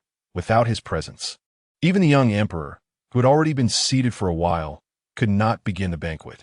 Suddenly, a gasp arose at the entrance. "The prince has arrived." Instantly, all eyes turned towards the door, welcoming the regent. The Empress Dowager Lin Fengjiao wore a radiant smile, leaning down to beckon the young emperor. "Your Majesty, when you meet Uncle Wang, be sure to smile sweetly, understand?" Today, the young emperor celebrated his 4th birthday, his cherubic face soft and adorable. He obediently nodded, about to greet when he saw something that frightened him, causing him to shrink back into the dragon throne. "Your Majesty?" Lin Fengjiao's gaze darkened with displeasure. However, in such a public setting, she refrained from reprimanding him, merely furrowing her brow and suppressing her irritation. Turning her head, Lin Fengjiao's smile regained its elegance, her red lips curving. "Regent, we have been waiting for you. Please take your seat." Upon meeting Xiao Jin's gaze, Lin Fengjiao froze momentarily. The hall fell into a profound silence. Everyone lowered their heads, exchanging furtive glances. What a potent aura of menace. What intense rage. Who had provoked the regent? "Little Yuer, who struck you?" Xiao Jin pulled Su Tangyu forth, wrapping his arm around her shoulder, silently offering her support and courage. In that instant, all eyes turned towards Su Tangyu. "Hiss, is that not the eldest daughter of the Su family?" "What eldest daughter of the Su family? She is the regent's concubine. Alas, what a formidable handprint. Who could have dared to strike? To lay a hand upon the woman of the regent is to court death itself." The whispers fluttered throughout the hall as Su Tangyu, with pursed lips, timidly replied, "I dare not speak." "Then point her out," commanded Xiao Jin, his gaze sharp as a blade, the fire of wrath simmering beneath. His penetrating stare swept across the assembly, causing a shiver to run down every spine. In a voice cold and fierce, he declared, "This prince shall take up your cause." Su Tangyu lifted her gaze, only to behold the exceedingly displeased countenance of Lin Fengjiao. Adorned with a phoenix crown, she sat rigidly upon her throne, as immovable as a stone statue. With a subtle glimmer in her almond-shaped eyes, Su Tangyu raised her delicate arm, her slender fingers boldly pointing toward Lin Fengjiao. A collective gasp echoed through the court, eyes widening in astonishment. Lin Fengjiao gasped as well, her expression a tumult of shock mingled with fury, her humiliation laid bare for all to see. Clenching her fists, she seethed inwardly, utterly incredulous that Su Tangyu would dare to accuse her. Xiao Jin's cold gaze turned toward her, sharp and unyielding. Panic set in Lin Fengjiao's heart as she opened her mouth, desperate to protest. But Su Tangyu swiftly withdrew her finger, declaring it was her. Pointing at Granny's son, she insisted, "She was the one who struck me." Xiao Jin, consumed by wrath, thundered, "Seize her." The palace guards advanced immediately to apprehend Granny Sunday. Terrified, she fell to her knees, her face a mask of horror and despair, her eyes pleading toward Lin Fengjiao for salvation. "Stop!" Lin Fengjiao cried, rising from her seat in alarm. "Regent, what is the meaning of this?" Yet Xiao Jin did not deign to acknowledge her, his fierce gaze fixated on Granny Sun as he coldly declared, "For daring to humiliate my beloved concubine. Let her be executed on the spot." "Ah, Empress, save me!" Granny Sun screamed in terror. "Regent, spare me." Lin Fengjiao rushed forward. Positioning herself protectively in front of Granny Sunday. "Tonight is His Majesty's birthday banquet. There must be no bloodshed. Remove the Empress," Xiao Jin commanded mercilessly, instructing the attendants to restrain Lin Fengjiao. The guards violently dragged Granny Sun away, raising their clubs high, ready to strike. Thud! Came the anguished cry of Granny Sun as the blow landed, tearing flesh and eliciting heart-wrenching pleas for mercy. Lin Fengjiao, frantic and filled with dread, shouted, "Regent, I command you to cease this." "Continue," Xiao Jin ordered coldly. Lin Fengjiao, her voice rising to a desperate shriek, pleaded, "Stop. I command you to stop."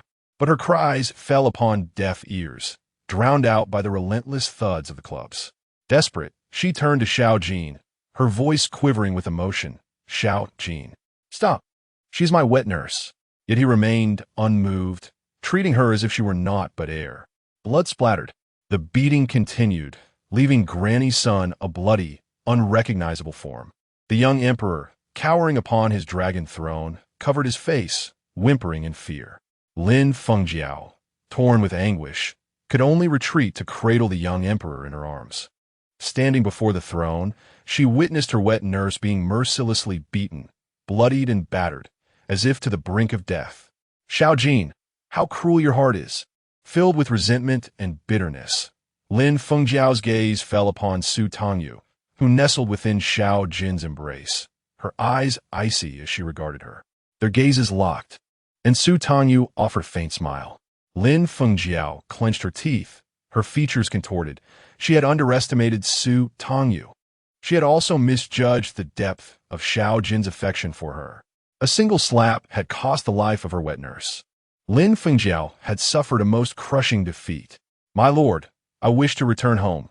Su Tangyu spoke softly, piercing her heart anew. Xiao Jin cast a disdainful glance at the lifeless body of Granny's son, then turned to embrace Su Tangyu, announcing, "I shall take my leave to congratulate His Majesty on his birthday." Chapter 62. Obsession unleashed within the carriage departing the imperial palace. Su Tangyu clutched the hem of her skirt, turning her head to press her lips tightly together, enduring the pain etched across her face. Xiao Jin's gaze was icy as he dipped his fingertip into the medicinal ointment, gently applying it.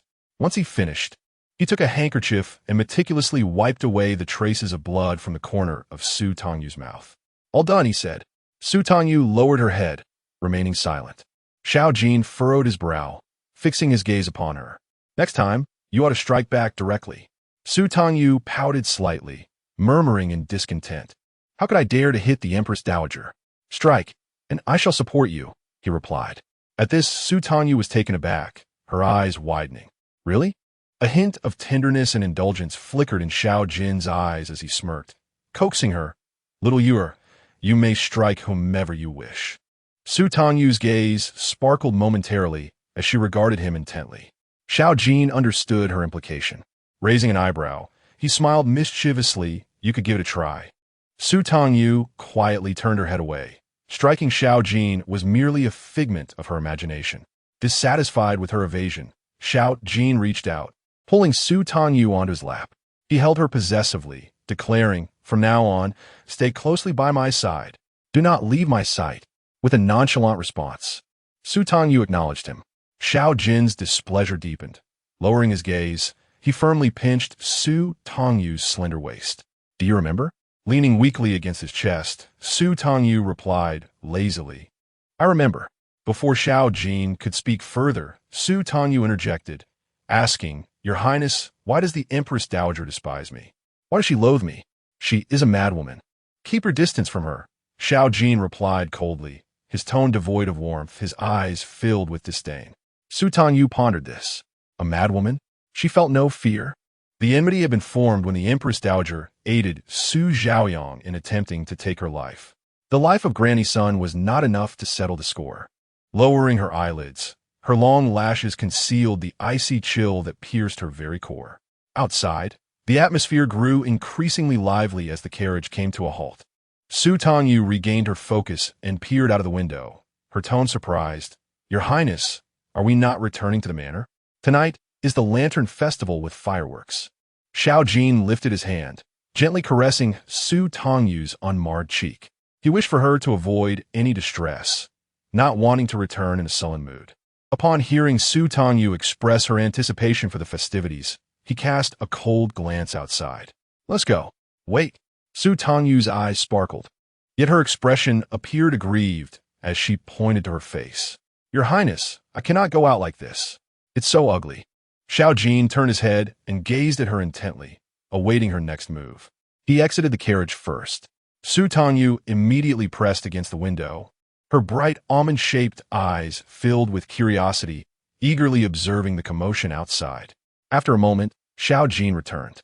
He reached out to place a veil upon Su Tangyu's face, a delicate blue gauze that was both breathable and concealed the swelling on her cheek. The ends of the gauze were adorned with fine chains of pearls, securing them gracefully behind her ears. Without needing to be prompted, Su Tangyu eagerly descended from the carriage, her enthusiasm evident as she took in her surroundings. Just as she was about to step forward, she felt a sudden weight on her wrist. Su Tangyu lowered her gaze and noticed Xiao Jin's hand sliding down her wrist, his long fingers assertively prying apart her fingers, entwining their hands in a possessive yet tender grip.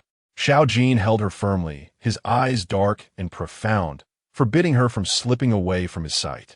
A wave of joy surged within Su Tangyu, and she smiled broadly, her eyes curving into crescent moons. Since she desired to play, it was she who led Xiao Jin along the path. Upon reaching the riverbank, people of all ages cradled lanterns, inscribing their heartfelt wishes upon them before releasing these vessels of hope into the flowing waters. Su Tangyu halted, captivated by the sight. Xiao Jin coldly commanded his attendants, "Go procure some lanterns." In no time, the guards stood in rows, presenting an array of lanterns for their master to choose from. "Select one," Xiao Jin urged, guiding Su Tangyu closer, his demeanor languid and indulgent. "If you cannot decide, we shall take them all." Su Tangyu shook her head repeatedly. "Your Highness, one wish is sufficient. To desire too much invites misfortune." She chose a lantern, turning back with a bright smile, softly pleading, "Your Highness, may I release it now?" Xiao Jin's gaze remained cold, yet he loosened his grip, watching as Su Tangyu cradled the lantern and distanced herself from him. Quietly, she penned her wish, each stroke filled with anticipation. She sincerely hoped and prayed for her desire to be fulfilled. Fearing that Xiao Jin might glimpse her wish, she hurriedly cast the lantern into the river. Watching the flickering flame sway gently as it drifted away, Su Tangyu exhaled in relief. "Your Highness, I am done." She returned to Xiao Jin, her face radiant with joy. "Will you release a lantern as well?" "Very well," Xiao Jin replied, his gaze focused ahead. "Are you hungry? There's food over there. Go ahead." The moment the words left his lips, Su Tangyu's stomach rumbled, revealing her hunger after feasting in the palace without having eaten anything. She glanced at Xiao Jin, assuming he had departed swiftly to avoid her seeing his wish. Little did she know, as soon as she turned away, one of the guards plunged into the water to retrieve her lantern. "Your Highness," the guard presented the lantern to Xiao Jin, who discovered the 4 characters inscribed on the petals. "As you wish." "What wish? Does she still intend to escape, or is it of no consequence?" Xiao Jin snorted coldly, commanding a scribe to add 4 more characters beside her writing. Long accompany Xiao Jin. "Little you are eternally mine. In life, you are my person. In death, my ghost." Xiao Jin's possessiveness was fervently overwhelming. After inscribing his declaration, he handed the lantern back, instructing the guard to return it to the river. At that moment, Su Tangyu returned with pastries, her keen eyes catching the guard's actions, a sense of foreboding creeping into her heart. "Wait, bring that here." She frowned and approached the guard, only to be seized by Xiao Jin, who embraced her waist with a single hand, insisting, "Little Yuer, let's explore ahead." "Your Highness, wait. Let me see that lantern." Xiao Jin tightened his grip, stating, "It will lose its power if you see it." Su Tangyu paused, her curiosity piqued as she looked up. "Is it your lantern, Your Highness?" "Indeed," Xiao Jin replied nonchalantly, shamelessly claiming it as his own. Su Tangyu quickly dismissed the thought. She had no desire to glimpse Xiao Jin's wish. Curiosity indeed kills the cat. She would not look. Xiao Jin led her to a tavern, where a private room awaited, complete with its own platform, with no outsiders around. Su Tangyu felt at ease to remove her veil and indulged in a delicate pastry to satiate her hunger. She refrained from inquiring whether Xiao Jin wished to partake, as she currently desired to ignore him. The Empress harbored animosity towards her, and it was likely intertwined with Xiao Jin. Unable to confront him, Su Tangyu could only silently curse him in her heart. Having settled her grievances, she resolved to bide her time and escape under the cover of night when the opportunity arose. Boom! Outside, a cacophony of explosions lit up the sky like day. Su Tangyu stepped onto the platform, tilting her head to gaze at the magnificent fireworks, her almond-shaped eyes sparkling like a sea of radiant stars. Xiao Jin, alone and immersed in his drink, observed her intently with his deep, dark phoenix eyes for quite some time. Achu, Su Tangyu rubit hernose, turning to meet Xiao Jin's gaze, feeling a shiver run down her spine. Your Highness? Why do you look at me so? Chapter 63. The only option is to bear children. Xiao Jin offered no response. Once the fireworks concluded, he effortlessly hoisted Su Tangyu back to the regent's residence. Navigating from the bath to the bed, Xiao Jin was both fierce and tender. His desires were insatiable, an unending entanglement that resembled a ravenous beast. Only pausing with the arrival of dawn, he held the exhausted, slumbering Su Tangyu in his arms, his hand gently caressing her abdomen, his gaze dark and inscrutable. Afternoon. Scoundrel. Xiao Jin, you pervert. Su Tangyu awoke with a start, biting down on the quilt in frustration as she cursed him. If this continued, it would be inevitable that she would become pregnant. Yet, Su Tangyu found herself powerless. She could not refuse Xiao Jin's affections, nor could she escape. For he gazed at her with an intensity that suggested she was not merely a mere concubine, but a cherished treasure. Su Tangyu found it hard to believe, thinking perhaps she was overthinking the situation. Who would torment something precious? Xiao Jin was no ordinary man. He was twisted. Avoiding him became her instinct. After days of indulgence, every time she saw Xiao Jin, she felt the urge to retreat, until he brought her delightful news. Little wearer, pack your things, he called to her. In 3 days, we shall depart for the summer palace. Su Tangyu's eyes sparkled with excitement as she eagerly approached and embraced his arm, sweetly inquiring, where is the summer palace? How long shall we stay? Yulong Mountain, duration uncertain, Xiao Jin replied, wrapping his arm around her waist with a languid demeanor, his tone nonchalant. The little emperor is sensitive to heat and prone to illness. We will return once the weather cools. It may take a month or 2. Su Tangyu pondered this thoughtfully before asking again, Your Highness, who will accompany us? Royal relatives and officials from a court. And the Empress? Naturally. She is the little emperor's birth mother. With her son as her backing, Empress Lin Fengjiao undoubtedly held the highest esteem among women. However, Su Tangyu feared her not, nor did she hold her in reverence, for she possessed the most formidable and dangerous man as her protector. In her heart, she plotted mischievous schemes. Noticing the glimmer in her eyes, Xiao Jin understood that her thoughts were not innocent. Su Tangyu's gaze flickered, and she turned away, muttering, Your Highness, it seems you think I am only capable of mischief. Her tone was displeased as she complained, I am merely afraid the Empress will bully me again. A cold glimmer appeared in Xiao Jin's eyes. Once they arrived at the summer palace, as the regent, he would have to attend to state affairs, unable to keep Su Tangyu by his side at all times. The occurrences at the Jin Yu Terrace must never transpire again. After a moment of contemplation, Xiao Jin removed the token from his waist and placed it into Su Tangyu's soft palm. Curiously, Su Tangyu examined the token. Crafted from fragrant Nanmu wood and adorned with gilded edges, on one side was a dragon's head, while the reverse bore the inscription Regent's Order. To see the order was akin to beholding the regent himself. This was a remarkable treasure. Su Tangyu's eyes sparkled with excitement, her face aglow with disbelief as she gazed at Xiao Jin. My lord, do you truly grant this to me? Indeed, Xiao Jin replied, gently stroking her cheek. You may command the imperial guards to protect you. Thank you, my lord. Little you he intoned with a low, stern voice, his hand sliding down to lightly grasp her neck. This token is solely for your protection. It must not be misused. His grip tightened slightly, carrying an implicit warning. Leaning closer, he whispered in her ear, should you dare disobey, I shall break your legs. Yes, I shall obey. Su Tangyu nodded vigorously, her smile sweet and innocent. Yet, in truth, she scarcely took his words to heart. She had grown weary of threats regarding broken legs.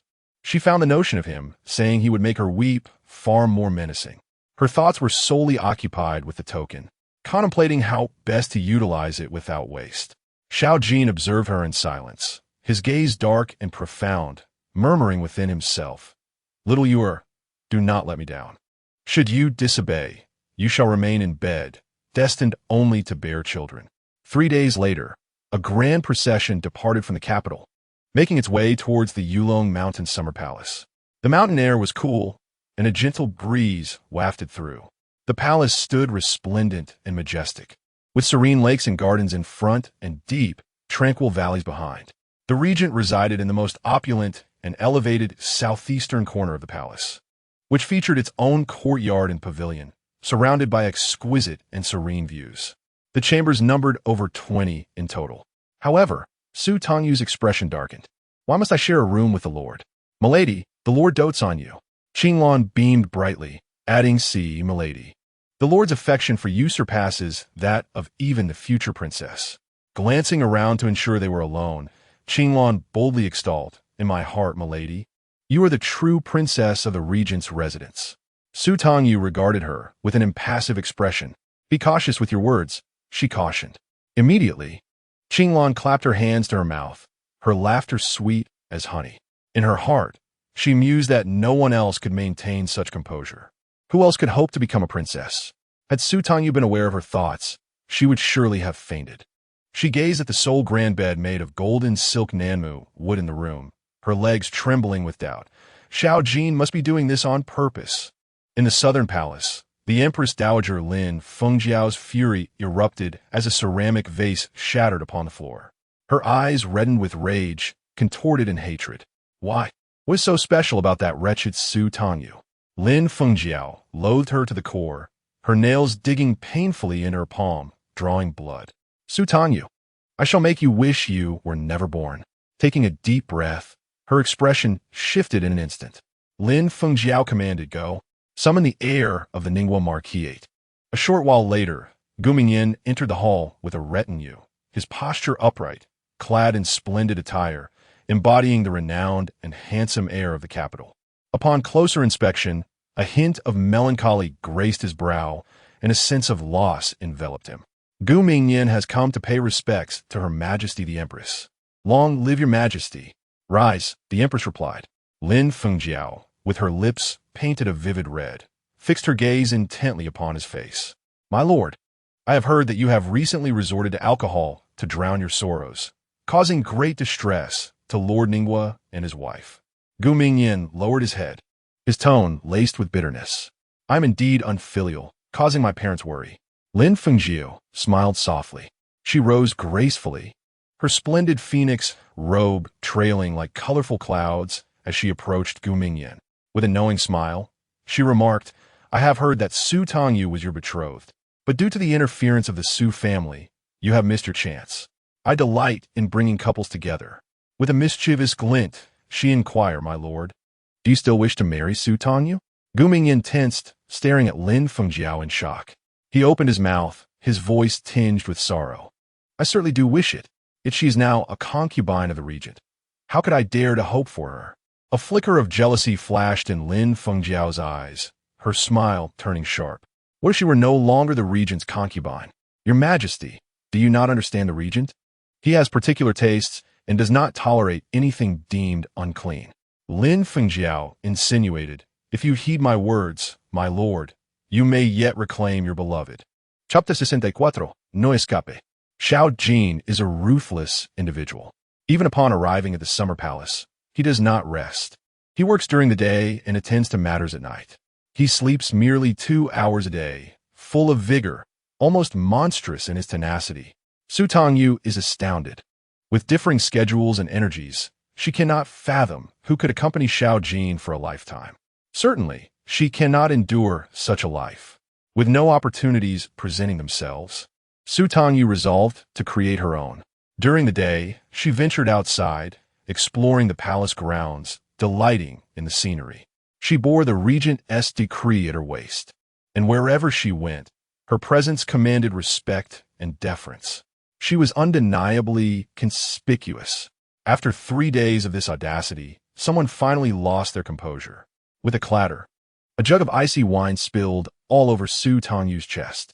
The thin fabric of summer attire clung to her skin, accentuating her graceful figure. Please spare me. The frightened maid collapsed to the ground, banging her head and crying for mercy. I understand my mistake. Please spare me. Su Tangyu's almond-shaped eyes glimmered coldly as she regarded the maid with significance. Qinglan, in a state of distress, fretted, What shall we do, madam? Your clothes are soaked. How can you face anyone? The maid immediately pointed ahead. There is no one there. You can go and change. Su Tangyu glanced down at her chest, raised her hand to cover herself, and instructed, Yinlian, go fetch me some clothes. Qinglan, accompany me to find a place to hide. The two complied without hesitation. Yinlian hurried away, while Qinglan impatiently urged the maid to lead the way, arriving at the door of a secluded side hall. As the maid opened the door, Su Tangyu stepped inside, only for the door to slam shut behind her. Outside, Qinglan shouted in fury, What are you doing? Open the door. A dull thud followed, and Qinglan fell silent. Coldness flickered in Su Tangyu's eyes. Unperturbed, she walked further in, surveying her surroundings. Upon witnessing the curling wisps of incense burning within the room, Su Tangyu instinctively grew alert. She raised her sleeve, dampened with wine, to cover her mouth and nose. Then, in a swift motion, she strode forward and kicked over the incense burner. With a resounding crash, her keen ears detected a hurried breath concealed behind the thick curtains. Who is it? Su Tangyu turned sharply, her voice icy. Show yourself. The curtain stirred slightly as Gu Mingyan emerged from behind, his gaze dark and complex as he regarded her. His voice hoarse, Tangyu. So it is you. An inner smirk of disdain flickered within Su Tangyu. The Empress's tactics were rather cliché. With her almond-shaped eyes cold and filled with contempt, she remarked unkindly, The prince will arrive shortly. Gu Mingyan. Are you tired of living? The regent will not come. Gu Mingyan stated with unwavering certainty. At his words, Su Tangyu's eyes glimmered momentarily. What do you intend? Gu Mingyan took a step forward. Su Tangyu instinctively retreated a step. Gu Mingyan paused, a bittersweet expression on his face. Do not be afraid. I mean you no harm. I merely wish to ask, can we start anew? A cold, mocking smile spread across Su Tangyu's face as she questioned him. With you? Yes. Tangyu, you are the legitimate daughter of the minister. You are my fiancé. Gu Mingyan implored passionately. I do not mind your status as the regent's concubine. I understand your circumstances. The Su family has wronged you, and those who harmed you are all dead. Tangyu, let's begin again. His eyes brimmed with hope and profound guilt. He raised 3 fingers, swearing to the heavens. I, Gu Mingyan, vow to marry you in grandeur. You shall not only be my heir's wife, but, when I inherit the title, the mistress of the marquisate shall be none other than you. After hearing his declarations, Su Tangyu remained unmoved, her beautiful brows and eyes devoid of warmth. Her tone laced with sarcasm. Gu Mingyan, stop the charade. Do you think I will be grateful? I am sincere, Gu Mingyan insisted, placing his hand on his chest and stepping forward urgently. Tangyu, listen to me. The regent's favor is fleeting. As a concubine, you have no future. Today, we are alone in this room. The regent will not believe in your innocence. You risk being cast out of the palace, or worse, losing your life. Tangyu, if you are willing, the empress will facilitate our marriage. You need not fear the regent's wrath. Suddenly, with no warning, Su Tangyu struck him across the face. Gu Mingyan was taken aback, only to receive another slap. 2 symmetrical marks adorned his cheeks. Su Tangyu shook her hand, her almond eyes filled with scorn. Gu Mingyan, do you think I would climb into bed without conditions? Xiao Ju is the regent, wielding immense power. As his concubine, I can at least seek vengeance. What do you represent? A blind fool. Marrying you, I fear our offspring would be imbeciles. Now leave. Her words, sharper than the 2 slaps, cut deeper. Gu Mingyan's heart shattered. Am I truly so unworthy in your eyes? Are you a good person? You speak of compensation while lighting incense to tarnish my reputation, forcing me into a corner with no escape but you. With her mouth and nose covered, it proved futile. Her face flushed, her breath became heated, and her heart raced. Su Tangyu's gaze towards Gu Mingyan was filled with disdain. Gu Mingyan, you are truly revolting. It was at this moment that Gu Mingyan finally realized the gravity of the situation. He glanced at the incense burner on the floor, his expression a mix of panic and urgency. It wasn't me. I merely intended to advise you. Outside, a cacophony erupted. Lin Fengjiao's voice was sharp and excited. Hurry, open the door and see if the adulterers have come together. If they have, summon the regent to catch them red-handed. Gu Mingyan's face turned pale, a sickly hue overtaking him. He had been used. Tangyu, I am sorry. I had no idea. Silence. Spare me your excuses. Su Tangyu surveyed the room quickly, then crawled beneath the bed. There's a man. Let him away. Don't make me lose respect for you. Gu Mingyan snapped to attention. He dashed outside and flung open a window just as the main door opened. Lin Fengjiao entered, only to find Gu Mingyan standing there, sporting 2 red handprints on his face. Lin Fengjiao's expression soured immediately as she demanded, Where is he, young master? Gu Mingyan pointed out the window. She escaped. Useless. You can't even keep track of a woman. Lin Fengjiao shot a glance at the incense burner before commanding, Quickly, pursue her. She has been drugged and cannot run far. Today, I must achieve my objective. Su Tangyu, you cannot escape. With that, Lin Fengjiao stormed out with her entourage, determined to catch the fleeing woman. Once she was far enough away, Gu Mingyan hurriedly crawled back under the bed. Tangyu, the empress has left. Su Tangyu, her face flushed unnaturally, lay motionless on the cold floor, weakly uttering, You can leave now. Gu Mingyan shook his head, anxious. I cannot leave. You need me. Before he could protest further, he was struck unconscious and dragged away. The palace doors closed once more, revealing a pair of boots embroidered with gold against a black background. Xiao Jin's voice was laced with fury. Come out. I cannot move, Su Tangyu replied, her tone pitiful and tinged with a whimper. Why did you take so long to arrive, my lord? Chapter 65. The terrifying nature of revenge. Xiao Jin felt a headache coming on. How could there be a woman like Su Tangyu? Refusing to behave, she insisted on leaving her quarters and ended up drugged. Was it not deliberate? Now, curled up in his embrace, she wept and lamented, appearing both wronged and vulnerable, utterly exasperating. To strike her was unthinkable, and to scold her seemed an unwarranted expenditure of energy. His handsome face was as pale as frost, his eyes darkening with suppressed anger. Yet he resigned himself to neutralizing the effects of a drug on Su Tangyu. This time, Xiao Jin was thoroughly displeased. It felt less like he was indulging Su Tangyu and more as though he were a mere instrument in this affair. He hastily dealt with the situation, a storm cloud of frustration hovering above him, his aura ominous and foreboding. He summoned his attendants to tidy up. Qinglan and Yinlian dared not breathe a word. Their heads bowed as they delicately helped Su Tangyu clean and change. Qinglan, are you all right? Su Tangyu's voice was laced with a husky tenderness. Qinglan touched the back of her neck, wincing at the pain. Yet, she felt her mistress was far more pitiable. Qinglan's eyes brimmed with concern, seeming to communicate, Madam. You have suffered greatly. Upon seeing the look in her eyes, a pang of guilt stirred within Su Tangyu. If it weren't for Yinlian's cunning, Qinglan would not have been called upon each time. Xiao Jin observed the deep bond between the mistress and her maid, a bitter smile forming on his lips. Get out, he barked. Qinglan and Yinlian hastily retreated.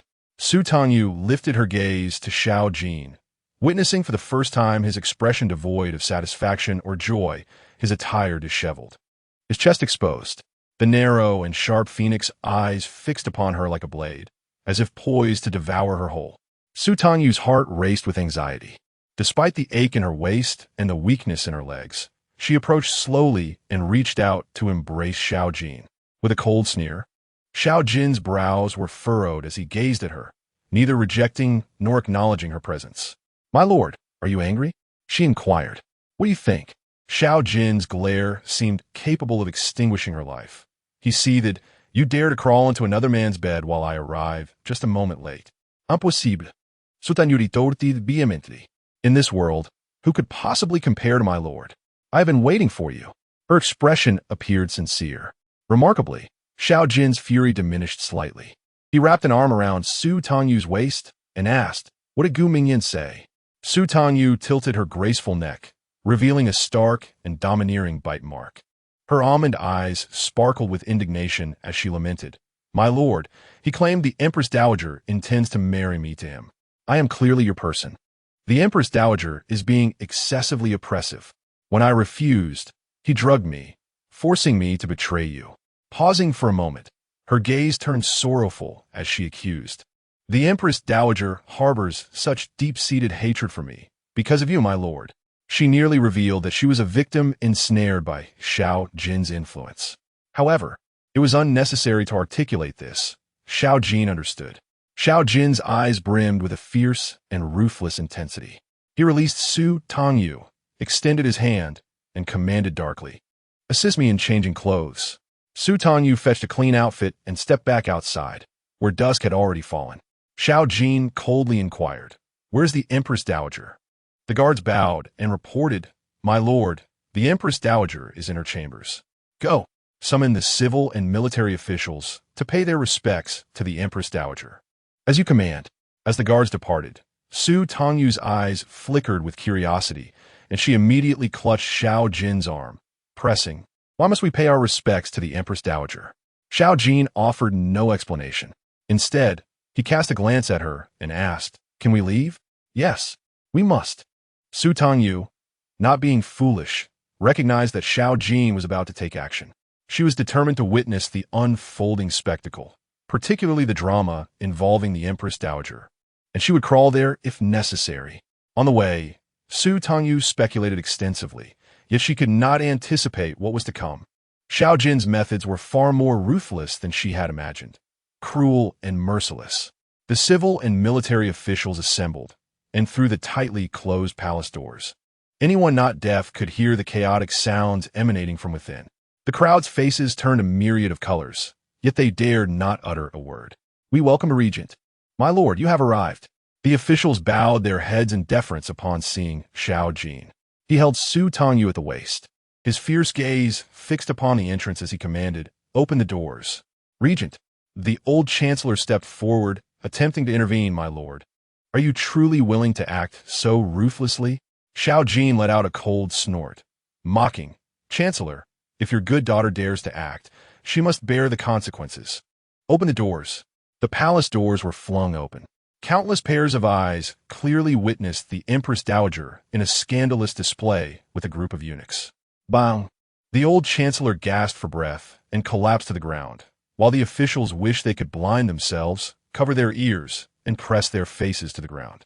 Su Tangyu's eyes widened in shock. Such an audacious act? Xiao Jin's desire for revenge surpassed her wildest imagination. "Bring them in." Xiao Jin lay decreed that the Empress Dowager had disgraced the royal family and must be immediately confined. The others were to be executed on the spot. The imperial guards rushed into the palace, mercilessly striking down the eunuchs one by one. Blood splattered, marking Lin Fengjiao's face, snapping her back to reality. Gazing at the corpses before her and the crowd outside, she belatedly lowered her head. Lin Fengjiao screamed in terror, frantically clutching the curtains to envelop herself. Overcome with fear and rage, she could not comprehend how it had come to this. Was she not supposed to apprehend Su Tangyu? As her memories surged back, Lin Fengjiao recalled the moment when Xiao Jin's dark guard had emerged to cover her mouth and nose.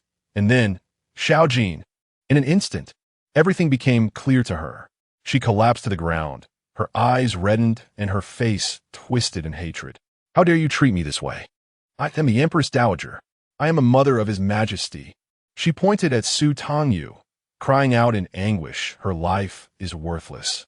Her death is of no consequence. I am your betrothed. Xiao Jin, you are so cruel, so heartless." "What? The Empress Dowager is Xiao Jin's betrothed?" Su Tangyu was taken aback, staring at Xiao Jin in shock, rendered speechless. Unmoved, Xiao Jin's handsome face bore a cold, mocking expression. "Empress Dowager, you have lost your mind." "I have not lost my mind. If it were not for the late emperor, I would have married you long ago." Lin Fengjiao, in utter disbelief, cried out, "How could you harm me for this wretched girl?" The officials wished they could vanish into the ground. Fortunately, Xiao Jin was entirely indifferent to their presence. He coldly commanded, "Proclaim my edict. The Empress Dowager has gone mad." Without my permission, no one is to approach or visit her. Bring the young emperor to my residence." Upon hearing this, Lin Fengjiao felt a surge of fear and urgency. She crawled and rolled. "Xiao Jin, you cannot take his majesty away. He's my son." The great doors slammed shut. Lin Fengjiao pounded on the palace gates. "Xiao Jin, I command you to let me out." Xiao Jin's handsome face darkened. His brows furrowed, his gaze sharp and authoritative as it swept over everyone. "I do not wish to hear any rumors about today's events. Leave. We take our leave." "Your Highness." The old chancellor was also carried out. Xiao Jin took Su Tangyu by the hand and walked some distance before stopping, frowning as he grasped her chin. Raising her face, "Why are you not speaking?" Su Tangyu blinked, questioning in her heart. Was she truly the prince's betrothed? Chapter 66. Obediently take care of the child, no. Xiao Jin's expression darkened ominously, his eyes brimming with intensity. "Do you believe the words of a madwoman?" He was clearly enraged. Su Tangyu, sensing the atmosphere, quickly shook her head, her voice sweet and soft. "I believe you, Your Highness. If you say it is not true, then it is not." While her words were sweet, a question lingered in her heart. Lin Fengjiao's heart-wrenching cries indicated a deep connection. Perhaps she could exploit this situation. "Little you are not to go out again and cause trouble." Xiao Jin huffed, his brows furrowed, his gaze dark and authoritative, his voice coldly warning. "Obey and take care of the child." "Huh? What child am I to take care of?" A sudden sense of foreboding welled up in Su Tangyu.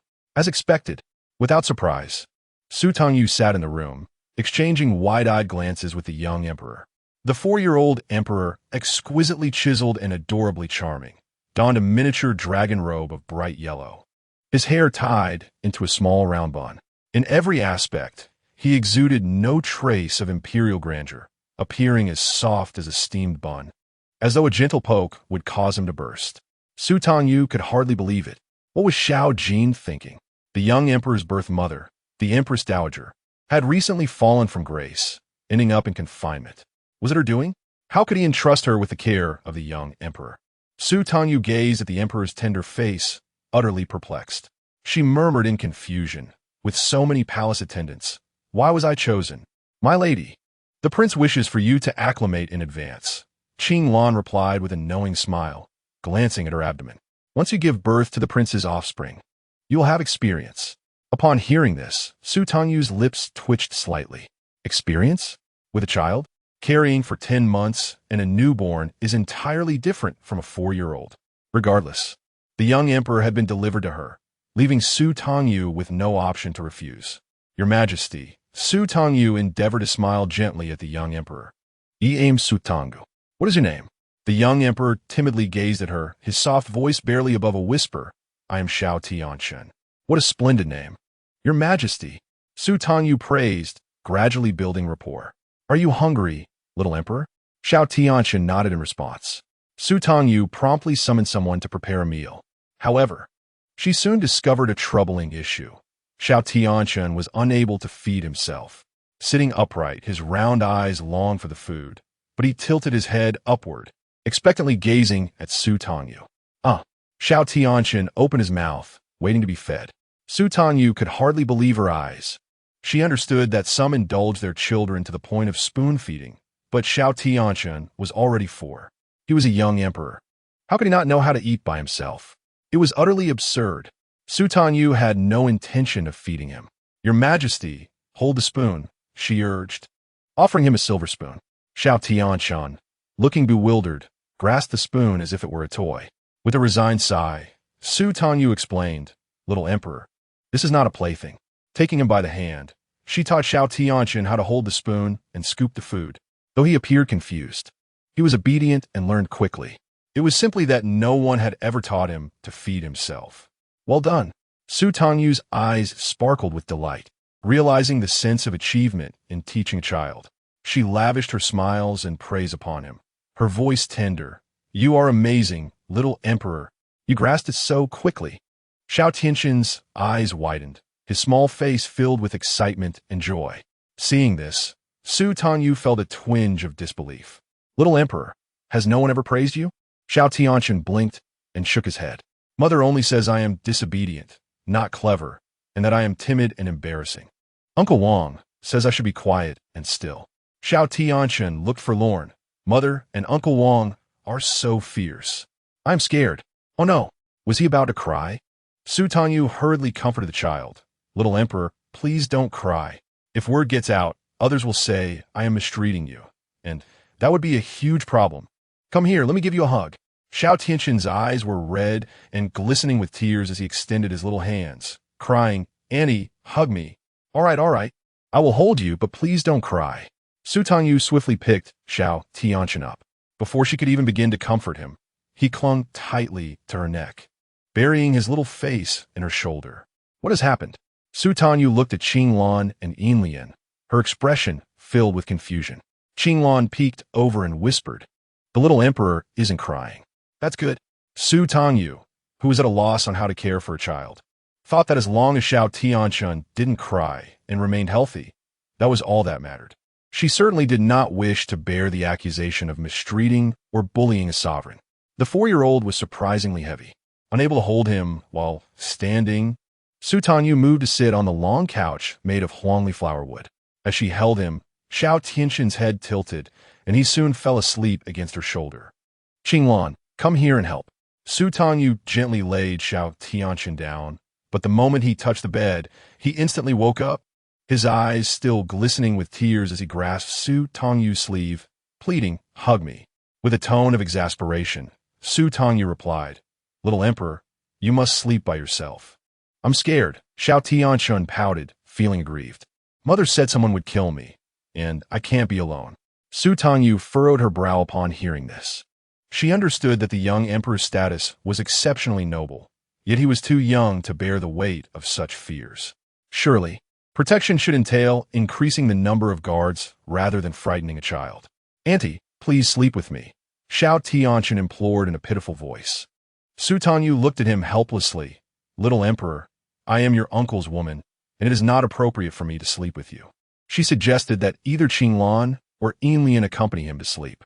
However, Xiao Tianchen was shy and did not recognize them, his eyes brimming with tears.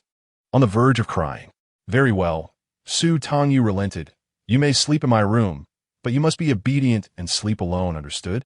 Xiao Tianchen glanced at the newly prepared small bed in the room, and then at the large bed obscured by the screen opposite, obediently nodding. Okay. Thus, when Xiao Jin returned in the dead of night, he was taken aback to find an additional small bed in the room. His little nephew, the sovereign of the great Yin kingdom, was sprawled out, his small belly rising and falling as he slept. Su Tangyu had not yet retired. She sat beside the small bed, propping her face up with one hand, tucking Xiao Tianchen's blanket. Xiao Jin had never witnessed Su Tangyu's gentle and serene demeanor before. It seemed as though she was enveloped in an invisible warm glow. More beautiful, more enchanting. A desire stirred within Xiao Jin.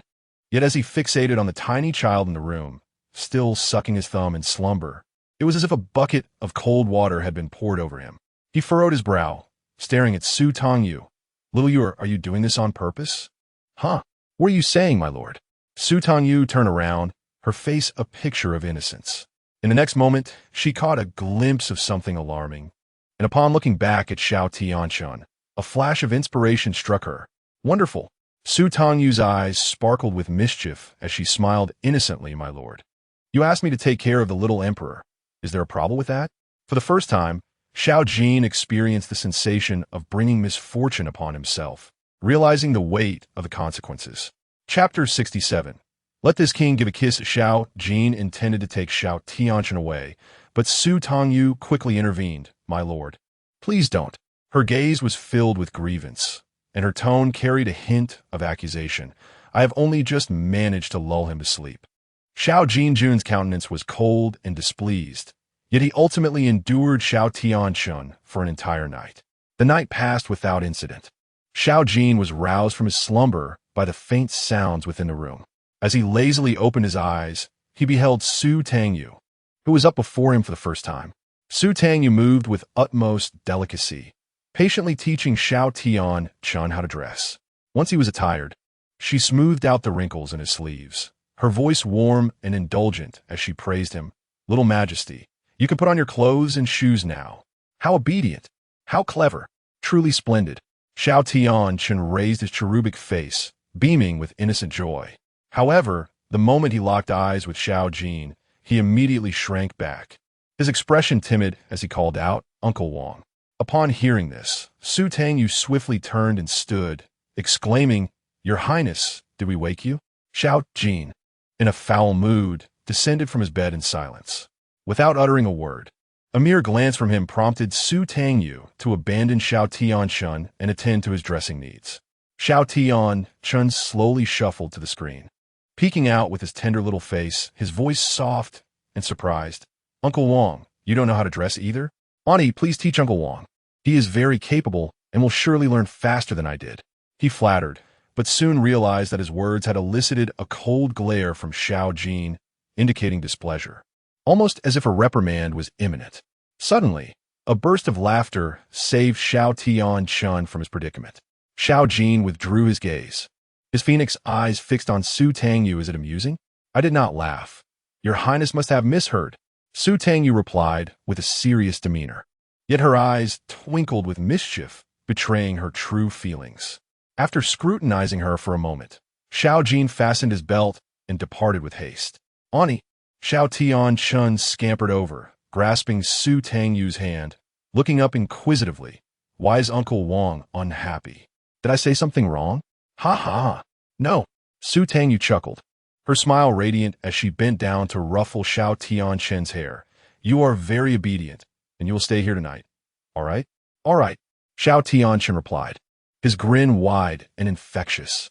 Alas, the joy was short-lived. After enduring for 2 nights, on the 3rd day, Xiao Jin moved both himself and the small bed next door.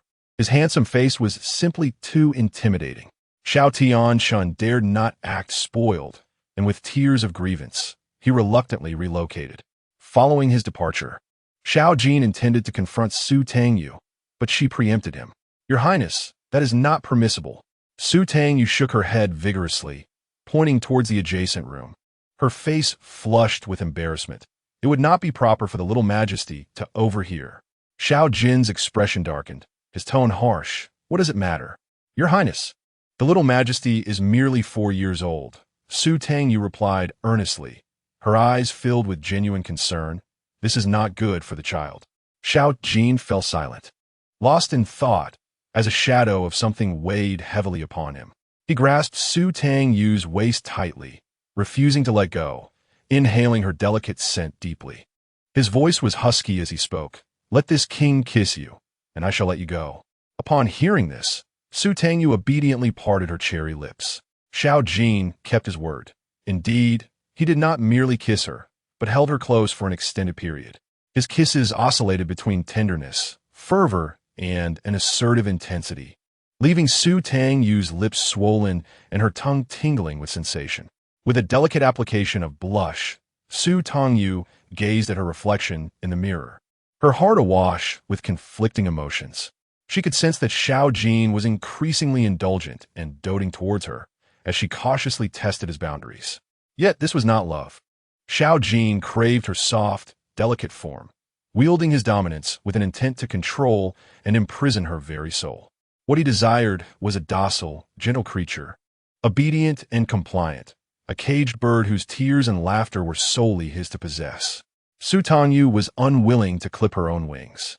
"Qinglan, has the little emperor risen?" "Madam, the little emperor has been taken away by the prince. He said he would find someone else to care for him." At these words, Su Tangyu's expression darkened. He could not even tolerate a mere child. How tyrannical! She was certain that tonight, Xiao Jin would not let her off easily. Pressing her lips together, she retrieved the regent's decree from the cabinet and commanded, "Qinglan, Yinglian, accompany me." "Madam, where are you going?" "To visit the Empress Dowager." Without a doubt, the Empress Dowager's chambers were heavily guarded, with no one permitted to enter or exit. Su Tangyu, too, was intercepted. Producing her token, she declared, "To see the decree is to see the prince. Who dares to stop me?" Stand Azida. The imperial guards, stricken with fear, immediately bowed and made way for her. Su Tangyu strode forward with purpose. Within the palace, Empress Dowager Lin Fengjiao was confined, devoid of any attendants. alone, adorned in a resplendent phoenix gown. She sat by the window, engrossed in a book.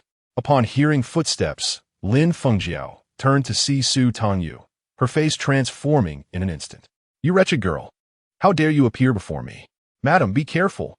Qinglan and Inglian hastily shielded Su Tangyu. Unfazed, Su Tangyu approached confidently, taking a seat in an empty chair. Lin Fengjiao's gaze bore down on her, as though she wished to punish her severely. "Empress Dowager, I have come to seek your enlightenment," Su Tangyu said with a faint smile, her eyes gleaming with provocation. "The prince does not acknowledge you as his former fiancé. Have you truly lost your senses?" "Silence. You insolent wretch, what do you know?" Lin Fengjiao, unable to handle the provocation, seethed with regret and venomous resentment directed at Su Tangyu. "I am the mother of the regent, the noble consort Mei, destined to be his daughter-in-law. Had it not been for the late emperor, I would have long been Xiao Jin's wife. Do not be so smug." Consumed by jealousy, Lin Fengjiao hissed, "Let me tell you, the regent has yet to marry a princess, all for my sake." Su Tangyu remained unfazed. Rather, her gaze turned pitying as she responded, "Empress Dowager, if you deceive me, that is one matter, but do not deceive yourself. If the prince harbored any thoughts for you, he would have married you long ago." The word struck like a dagger, causing Lin Fengjiao's heart to ache as if it were being cleaved in two. Xiao Jin would not wed her, even when both were ensnared in a drug-induced stupor. He had pounded the door until his fists bled, desperate to escape, leaving her behind in a cruel, unfeeling abandonment. This led to her becoming pregnant for the late emperor. Compelled to enter the palace, Lin Fengjiao, yearning for what she could not have, was driven to madness with jealousy. She harbored a deep-seated malice, wishing to consume Su Tangyu whole. "You must have drugged Xiao Jin." Perhaps, Su Tangyu mused, sensing that Xiao Jin's obsession with her was indeed quite abnormal, akin to a cat's addiction to grass, unable to break free from its grasp. She arrived, not to showcase Xiao Jin. Su Tangyu's eyes curved with a smile, "Your Majesty, the little emperor is quite well. He has already learned to eat, dress, and sleep by himself. You need not worry. I shall take good care of His Majesty." The Empress Dowager's expression shifted drastically, her anger palpable as she lunged forward. "Su Tangyu, you vile wretch, I shall ensure your demise and scatter your ashes." With Qinglan and Inlian standing guard, Su Tangyu turned away, a smile gracing her lips as she silently thought, "I await your response. Empress Dowager, do not let me down." Chapter 68. A tender heart, the narrow, dimly lit cell was engulfed in darkness, devoid of sound or light. The meager sustenance consisted of coarse bread, with only a bowl of water provided each day, and a dilapidated chamber pot for relief.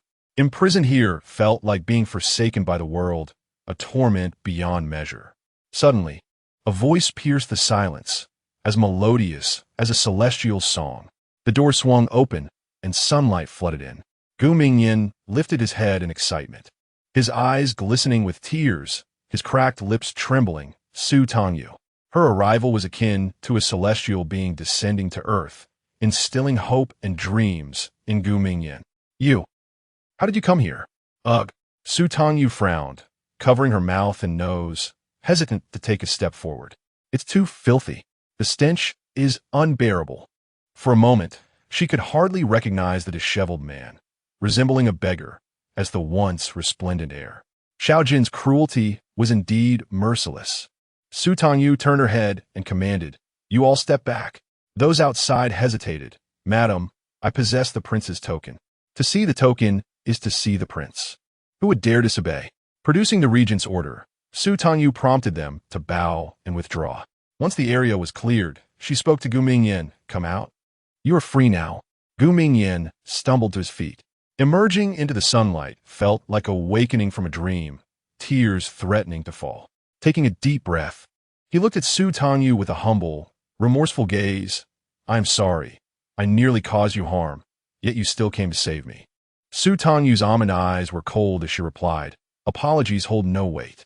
She scrutinized Gu Mingyan, then suddenly smiled, lowering her melodious voice. "Gu Mingyan, you must repay me. I need you to do something." "Of course," he responded without hesitation, but then concern clouded his brow. What if the prince blames you for releasing me? Do not fret. I have my ways. Su Tangyu's tone remained calm, her eyes shimmering with a cold light. Upon her return, the atmosphere inside and outside the residence was oppressive and frightening. Everyone kept their heads down, afraid to breathe loudly. Xiao Jin sat in a chair, toying with a string of jade beads, the sound crisp and clear. His gaze was icy and piercing as it locked onto Su Tangyu. "Your Highness, I have returned," she said, bowing gracefully, her eyes sparkling with beauty, unaffected by Xiao Jin's imposing presence. "Have you grown bolder, or are you simply unperturbed?" Xiao Jin grasped the jade beads, his expression dark and somber. "Come here." Su Tangyu approached with graceful steps, her skirt swaying, her slender waist invitingly tempting. Calm and obedient, she settled onto Xiao Jin's lap. The warmth of her fragrant presence eased the turmoil within him. He narrowed his eyes, scrutinizing Su Tangyu. "You met with the Empress Dowager." "Indeed." Su Tangyu responded with a crispness that betrayed no hesitation. Before Xiao Jin could continue his inquiry, she boldly met his gaze and confessed, "I trust the prince's words. Yet, I cannot help but wonder why the Empress insists on declaring me the prince's fiancé." After a brief pause, a hint of mist clouded her eyes, and her voice took on a tone of discontent. "The Empress claims that the prince's refusal to marry a princess is due to me." "Nonsense!" Xiao Jin's anger flared. How dare she speak of such things? It was utterly absurd, laughable even, yet his wrath subsided as swiftly as it arose. Noticing the nuance in Su Tangyu's tone, he regarded her with surprise and a playful smirk. "Little you are you jealous?" Deliberately turning her head away, Su Tangyu deflected. "The prince clearly stated he would not take a princess, leaving me at a disadvantage." "Indeed, you are jealous." Xiao Jin's mood brightened unexpectedly. Her recent avoidance of his company and sudden visit to the Empress now made sense. With this realization, the chill surrounding him melted away, replaced by the warmth of spring. He wrapped his arm around Su Tangyu's waist, kissed her forehead, and gently soothed her. "Do not overthink it. My relationship with the Empress is non-existent. You are the only woman in my heart." Su Tangyu let out a soft hum, akin to a playful pout or perhaps a shy response. Xiao Jin's heart softened further. However, he was not one to forget matters easily. He lifted her chin with a finger and questioned, "Did you release Gu Mingyan to provoke my jealousy, or do you still harbor feelings for him?" "Neither." Su Tangyu swiftly shook her head, calmly explaining. "He helped divert the Empress's attention. I do not wish to owe him anything, nor do I desire any further entanglement with him. That is why I set him free." Xiao Jin felt an unsettling discomfort at her words. He would have preferred jealousy over this. "Little you, He gazed at her with a longing that sought fulfillment. "Gu Mingyan assisted you with a trivial matter, and you feel the need to repay him. Yet, I have showered you with affection and avenged you. How will you repay me?" With a sweet and obedient smile, Su Tangyu blinked innocently. "Tangyu belongs entirely to the prince. Is that not sufficient?" Xiao Jin's lips curled into a satisfied grin. Yet it was not enough. He gently tapped her soft chest with a finger, asserting possessively, "Is your heart, little you truly mine?" Su Tangyu lowered her gaze, her delicate fingers enveloping his, gently pushing him away. "Your Highness, without a heart, one cannot live."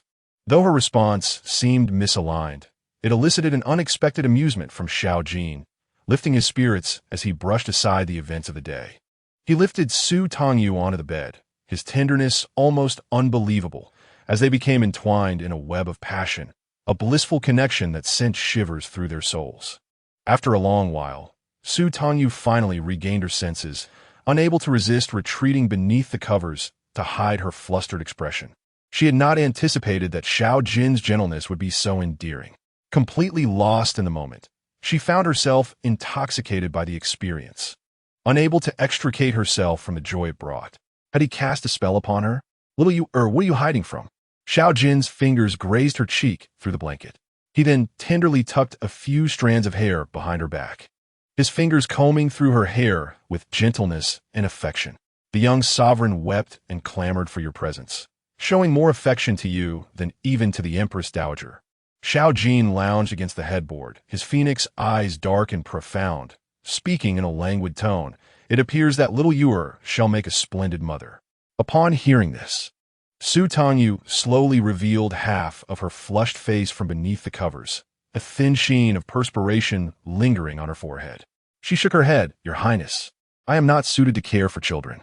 The young sovereign is drawn to me because you are too fierce, too strict. Naturally, a child prefers those who are gentle and indulgent. Xiao Jin responded disinterestedly. He had no fondness for children, yet he yearned for one. His child with Su Tangyu, whether a son or daughter, would undoubtedly be wonderful. His gaze fell upon the quilt, penetrating and contemplative, as he murmured, Have I not exerted enough effort? Little Yuer, why have you not yet conceived my heir? Su Tangyu's eyes flickered, and she quickly cocooned herself in the blankets, her voice muffled. The remedies only work for a few months. It's not happening. I do not believe it. Xiao Jin sees both her and the quilt back. Chapter 69. The deadline approaches. Auntie? Auntie! Xiao Tianchun tugged at Su Tangyu's sleeve, his childish voice calling out, Auntie, flowers. Yes, I am arranging flowers. Su Tangyu regained her composure and looked down, her smile freezing as she realized she had reduced the flowers to mere stubs. Xiao Tianchun, with his innocent face, remarked, Auntie's flowers are so special. Cough, cough, cough. Su Tangyu spluttered, her face turning crimson as she discarded the flower stubs. This won't do. Young sovereign, shall we go pick more flowers, all right? All right. Xiao Tianchun beamed brightly. Together, they ventured to the flower garden. Su Tangyu knelt down, patiently teaching Xiao Tianchun how to select and trim flowers while being cautious of thorns. His gaze was intense, absorbing every lesson with great seriousness. When he successfully cut a flower, she praised him, and his smile grew ever brighter, his youthful eyes sparkling as he declared, Auntie is the best. I like Auntie. After spending a few days with Su Tangyu, he learned many things.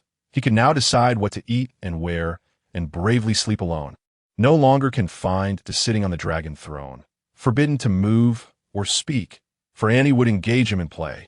With Annie around, Uncle Wang would not be stern with him. Xiao Tianchun gazed at her with adoration, sweetly exclaiming, Annie is amazing. Thank you. The young sovereign is very well behaved. Su Tangyu replied, affectionately ruffling his hair. At that moment, Su Tangyu keenly sensed a sinister gaze upon her. She discreetly searched and spotted a eunuch hurriedly departing. A sly smile graced her lips as she thought, Empress Dowager, how much longer can you endure? Lin Fengjiao screamed in frustration, unable to accept that her own flesh and blood was growing close to Su Tangyu. Su Tangyu has already taken Xiao Jin from me. She cannot take my own son as well. Father, you must help me. Lin Fengjiao's eyes blazed with jealousy and resentment, her once beautiful features twisting into a frightening visage. The old chancellor sighed. Empress Dowager, why must you suffer this way? Father, Lin Fengjiao wept in discontent. The late emperor was a frail, short-lived man. I was only empress for a year. If only you had assisted me and allowed me to marry Xiao Jin, I shall not remain a widow in my youth. Your majesty is still but a child. It is Xiao Jin who holds sway over this realm. Lin Fengjiao, torn between hatred and fear, lamented that Xiao Jin, for the sake of that wretched girl, harbored no sentiment for the past and treated her so cruelly. Moreover, he even entrusted the care of your majesty to that little minx. If I do not eliminate her, will there be any future left for me? The old prime minister remained silent for a considerable time. Lin Fengjiao wept bitterly. Father, can you bear to see your daughter potentially harmed by that vile creature in the future? The old prime minister sighed and shook his head. She has the regent as her protector. How can we dare to harm her? Observing a shift in her father's demeanor, Lin Fengjiao no longer concealed her intentions and maliciously proposed, lure her into the mountains, where no soul would know, and even the mightiest deities could not save her. Very well. The summer retreat in the palace has always hosted hunting activities. Every month around the 15th, royal relatives and officials with a penchant for hunting would gather in droves, venturing into the wooded hills behind the palace. Xiao Jin never missed such occasions. Clad in dark crimson hunting attire, he stood tall and valiant, his handsome visage reminiscent of a deity descending from the heavens, with cold, noble eyes that surveyed all. Xiao Yu, wait for me to return. Xiao Jin cupped Su Tangyu's face, leaning down to share an intimate, lingering kiss. His dark gaze fixed upon her, his fingertips caressing her rosy lips as he promised, if fortune smiles upon me and I manage to hunt a tiger or bear, I shall craft you a luxurious fur blanket. That would be wonderful, Su Tangyu replied with a smile, her eyes sparkling. May the prince's wishes come to fruition. Those words inexplicably stirred something deep within Xiao Jin's heart. He scrutinized Su Tangyu's gentle and lovely countenance, noting her obedient demeanor, which revealed no hint of trouble. Yet, he could not help but tenderly caution her. Xiao Yu, remain in the palace and do not wander about. Do you understand? Su Tangyu looked at him in surprise. Her tone was innocent and perplexed. My lord, I must care for the young emperor. Where else could I possibly go but the palace? It then dawned on Xiao Jin that Su Tangyu was not alone. She was accompanied by the young emperor, surrounded by guards, rendering escape impossible. Relieved, he smiled lazily. Very well, wait for my return. Su Tangyu smiled softly, bidding farewell to the prince. Uncle Wang, do your best. Xiao Tianxun became lively, cheerfully encouraging Xiao Jin. The latter cast a deep, meaningful glance at them before turning to mount his horse. Let us depart. The horn sounded, and Xiao Jin led the hunting party into the mountains. Watching the group disappear into the woods, Su Tangyu turned to take Xiao Tianxun's small hand, speaking gently. Little emperor, let us return to the palace and play. Half an hour later, a guard from the regent's residence sought out Su Tangyu, bowing to announce, Madam, the prince requests your presence. Please follow me. Su Tangyu blinked, a faint smile gracing her lips. All right. She then affectionately tousled Xiao Tianxun's hair. Your Majesty, you must play here and not wander off. Do you understand? Xiao Tianxun obediently nodded. Su Tangyu turned and instructed Qinglan and Yinlian to stay behind, both hesitant. Your Majesty is precious. With you here, I can rest easy. Otherwise, if something were to happen, how could I bear the prince's wrath? Upon hearing Su Tangyu's words, Qinglan and Yinlian immediately adopted serious expressions and obeyed her command to stay. After Su Tangyu followed the royal guards, Xiao Tianxun grew bored, cupping his chubby cheeks, and curiously inquired of Qinglan and the others. Has Uncle Wang returned to see Annie already? Is the hunting trip over so soon?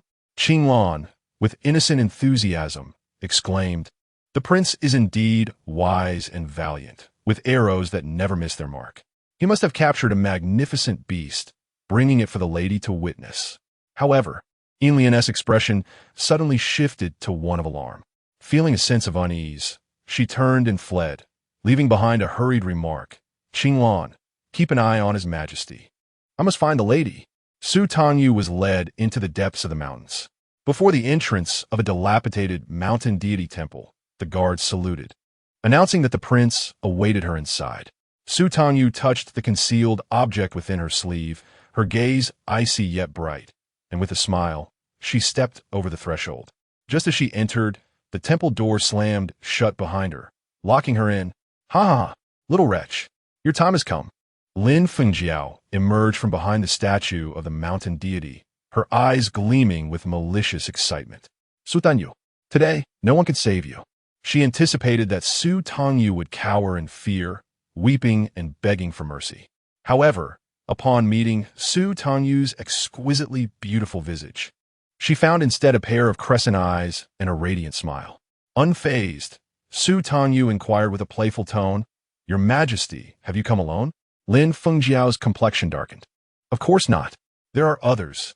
Outside the doors and windows, shadows flitted about, scattering some substance. Lin Fengjiao's expression twisted with resentment. Su Tangyu, I shall leave you in a state where not even your bones remain. Chapter 70. I do not love Xiao Jin. Lin Fengjiao shouted in a frenzy, filled with hatred and murderous intent. Yet, Su Tangyu paid her no heed. Instead, she focused on the moving figures outside, her ears attuned to the count, discerning two presences, one a false guard of the royal household, the other indeterminate in gender. Withdrawing her gaze, Su Tangyu smiled at Lin Fengjiao, teasingly asking, I wonder, are they loyal followers of the Empress or perhaps assassins? Lin Fengjiao's face contorted in anger. Why did Su Tangyu still wear a smile? Was she not afraid? Frustrated? Lin Fengjiao yelled once more, Su Tangyu, I shall kill you. I am aware that your majesty need not raise your voice, Su Tangyu replied, rubbing her ears and smiling sweetly. Coincidentally, I wish to have the same fate befall you. You. Lin Fengjiao laughed until her stomach hurt, regarding Su Tangyu as if she were a fool. With her fingers stained a vivid red, she pointed menacingly at Su Tangyu, sneering, You little wretch, you are trapped here. There is no escape. You wish to kill me? What daydream? Lin Fengjiao retreated step by step, her eyes gleaming with malice. When the fire begins to blaze, I shall eagerly await the sound of your screams. Imagining the scene, Lin Fengjiao felt a rush of excitement. In her mind, she envisioned Su Tangyu's tragic end, laughing heartily as she reveled in her fantasies. Once you are reduced to ashes, let us see how you entice Xiao Jin. If I cannot have him, no one else shall contest me. Everyone must perish. At that moment, a loud crash echoed from outside. Lin Fengjiao frowned and shouted, Someone come. A bunch of useless fools. Had her ears gone deaf? Yet, there was no response. Lin Fengjiao felt a deep sense of unease as she turned towards the back door, only to find a tall figure blocking her path against the light. Who are you to obstruct my way? She demanded fiercely. As she approached and recognized the person, her expression shifted in shock. Your Highness. Gu Mingyan gazed at her with a somber countenance. Your Majesty, how did you come to be here? What have you seen? I warn you. Suddenly, a knife plunged violently into her back. Lin Fengjiao slowly turned her head, realizing a dagger had been thrust into her spine. She cried out, the pain overwhelming her senses. Help! Someone please. The dagger was withdrawn, and blood gushed forth. In an instant, she felt her strength drain away, her head spinning as she collapsed to the ground, a pool of crimson forming beneath her. Vile woman! Lin Fengjiao lifted her head, her eyes wide with fear and disbelief as she stared at Su Tangyu. You dare to kill me? Su Tangyu smiled fondly, wiping the dagger clean and tossing the blood-stained handkerchief on her face. Drag her inside, she commanded indifferently. Understood. Gu Mingyan signaled, and two cloaked figures swiftly approached, dragging Lin Fengjiao into the mountain shrine. Soon after, the bodies of counterfeit palace guards and eunuchs were revealed. Su Tangyu's lips curled downward as she assessed the scene. A man and an androgynous figure. Fortunately, I was prepared, she mused. Turning to Gu Mingyan, she inquired, Where's the female corpse? He quickly called for assistance, and they brought forth a woman's body hidden among the bushes. I had to procure one from the village, just a recently deceased woman of similar age, he explained, his voice tense and obscure. Su Tangyu nodded and coldly asked, What the clothing? He hastily presented a bundle to her. With a decisive demeanor, Su Tangyu instructed, You all remain outside. Once the heavy door slammed shut, Gu Mingyan clenched his fists, his heart pounding like a drum. Inside the shrine, Su Tangyu swiftly removed her own garments, dressing the corpse in them, adorned with jewelry and the regent's decree. Her movements were quick and efficient. After donning the attire Gu Mingyan had prepared for her, binding her chest and applying powder to her skin, she styled her hair into a masculine fashion. In the blink of an eye, the room transformed from the presence of a breathtaking beauty to that of a young man with yellowed skin. Noticing someone watching her, Su Tangyu glanced at Lin Fengjiao as she tidied up. The latter, having lost considerable blood, appeared ghostly pale, her lips drained of color. Yet she was not dead. Lin Fengjiao glared at her, her gaze filled with resentment and confusion. Your Majesty, you should not assist Su Zhaoyang. Su Tangyu approached her, towering above, her eyes icy. And you should not harbor hatred towards me for this. You should kill me, for I despise Xiao Jin. Su Tangyu spoke with unwavering resolve. I am leaving now, never to return. With that, she turned it apart. Lin Fengjiao panicked. Summoning all her strength, she clawed forward a step. Wait. Come back. At that moment, Lin Fengjiao finally comprehended. She and Su Tangyu were not foes. Su Tangyu did not love Xiao Jin. She sought to escape him, to fly far away. She had misdirected her anger and provoked a formidable adversary. I shall not speak. Help! Help! Lin Fengjiao watched helplessly as Su Tangyu walked out, snatching the torch from Gu Mingyin's hand and ruthlessly casting it aside. Outside the mountain god temple, Lin Fengjiao's men had already doused it with oil. A single spark ignited a roaring blaze, which swiftly engulfed the temple. Su Tangyu turned without a backward glance, her tone cold and unfeeling. Hurry! This way! Gu Mingyin led the way. Behind them, the flames surged higher. Lin Fengjiao's piercing scream echoed as the dilapidated beams of the temple collapsed with a thunderous crash. The cries abruptly ceased, leaving only the roaring flames that consumed and obliterated everything in their path. At the foot of the mountain, Gu Mingyin presented a horse to Su Tangyu. I have prepared some money for you. Where are you going? It is none of your concern. After inspecting the horse, Su Tangyu turned, her almond eyes icy as they scrutinized Gu Mingyin. Suddenly, she smiled, leaning in closer to him, her finger grazing his throat. Gu Mingyin, tense and motionless, felt a shiver run down his spine. Murdering the Empress Dowager is a heinous crime punishable by the extermination of one's clan. Su Tangyu's smile turned frigid as she locked eyes with him.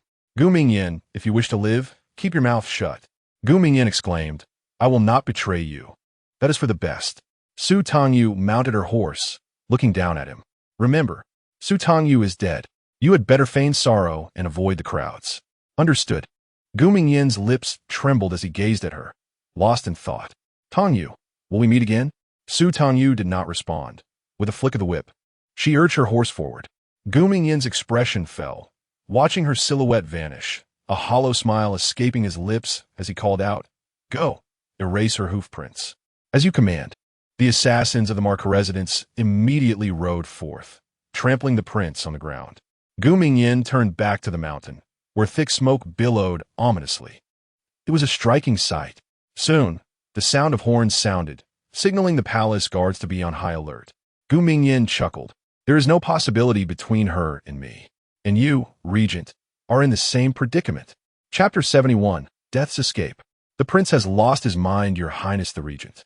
A guard knelt, trembling as he reported, We have found 4 corpses. Among them, 2 female bodies, 1 male, and 1 eunuch. Xiao Jin's complexion turned as pale as frost, dark and turbulent emotions swirling in his phoenix eyes. His presence was akin to an approaching tempest, instilling a profound fear that silenced all around him. Xiao Jin remained silent, his brow dark and brooding as he slowly approached the 2 female corpses. He meticulously examined the charred remains, many parts unrecognizable and carbonized. Suddenly, his gaze sharpened. Xiao Jin knelt down, retrieving a shattered token from one of the female corpses. Only a single character, Wang, was still discernible. This was the regent's decree he had given to Su Tangyu. In that instant, an agonizing pain pierced his heart, as if 1,000 knives were stabbing him. His vision blurred. Xiao Jin clenched his fists tightly, crushing the token into powder. It cannot be. Regret consumed him. He should not have left Su Tangyu in the palace. The thought of losing her struck his heart like a dagger. The prince was in disbelief. Xiao Jin's eyes were reddened as he trembled while caressing the charred remains. He refused to accept that this was Su Tangyu. She was so intelligent, so cunning. How could she be so easily deceived, leaving no trace of her body behind?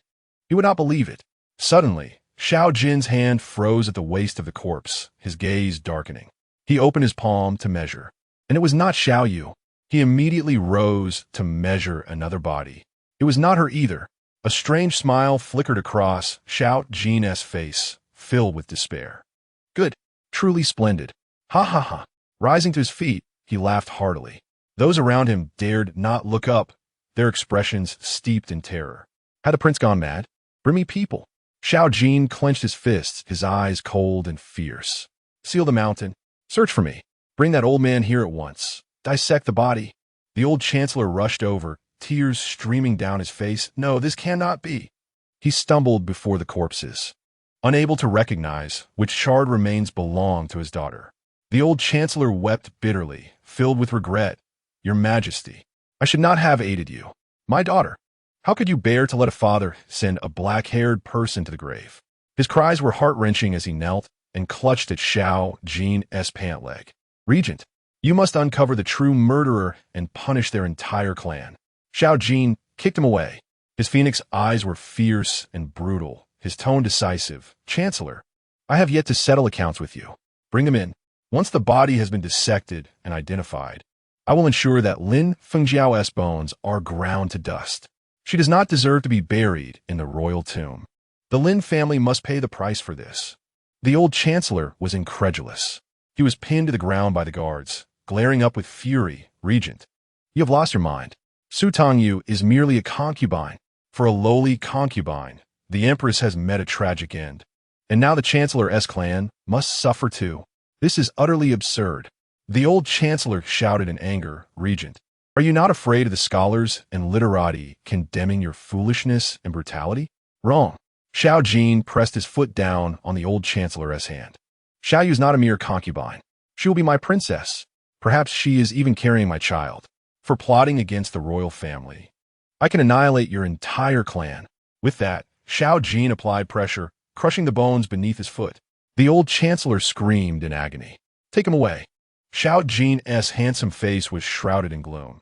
Ignoring the old chancellor's cries and curses, his gaze sweeping across the surroundings. The corpse was not Su Tangyu. She had escaped. She could not have killed alone, nor could she have fled without assistance. Someone must have aided her. Investigate. Xiao Jin commanded thunderously. Leave no one unexamined in the palace. Where could she have gone? His eyes turned icy as he sneered. Keep a close watch on the Jiang and Yin family. At once. Everyone sprang into action. Xiao Jin closed his eyes, inhaling deeply. The air was thick with the scent of smoke and the grotesque aroma of charred flesh. Within him surged a mix of relief at surviving, regret, anxiety, and a raging fury. Xiao Jin opened his eyes, his gaze filled with crimson rage. Su Tangyu, just wait. Your end is near. Xiao Jin, consumed by frustration, gritted his teeth and shouted fiercely, no matter the distance, I shall retrieve you. I will show no mercy this time. A sudden sneeze interrupted him. Su Tangyu leapt down from her horse, rubbing her nose. It was so itchy. Her ears felt warm. Unwaveringly, she concluded it must be Xiao Jin. But she was dead. What could he possibly do? She was free. A triumphant smile crept across Su Tangyu's face as she took a step forward, only to be met with the sharp sting of pain in her thigh. Ouch, that hurt. She knew how to ride, but merely in theory. Galloping recklessly, she dared not halt, her legs raw and tender, trembling as she walked. Su Tangyu staggered, stubbornly enduring the pain, and made her way to the dock where a ticket to Jiangnan awaited. Behind the counter, an elderly man extended his hand. 100 coins. Plus identification. None was available. Su Tangyu dropped a silver ingot onto the counter, her voice thick with urgency. Here, as your payment. Now, give me the ticket. The old man's face instantly broke into a broad grin. Deal. Su Tangyu placed another ingot down. In a private room, please. Certainly. Right this way, esteemed guest. The old man beamed as he personally escorted Su Tangyu onto the ship. The journey by boat was smooth, and soon she arrived in Jiangnan. However, Su Tangyu did not seek out the Yin family. Instead, she rented a small courtyard in a neighboring town, quietly settling in. Disguised in male attire, she even painted her face with blemishes. She also acquired a maid named Xiao Bing. Su Tangyu mandindos, instructing Xiao Bing to purchase groceries and gather gossip from the tea house. In the first month, the tea house buzzed with rumors of the empress's death.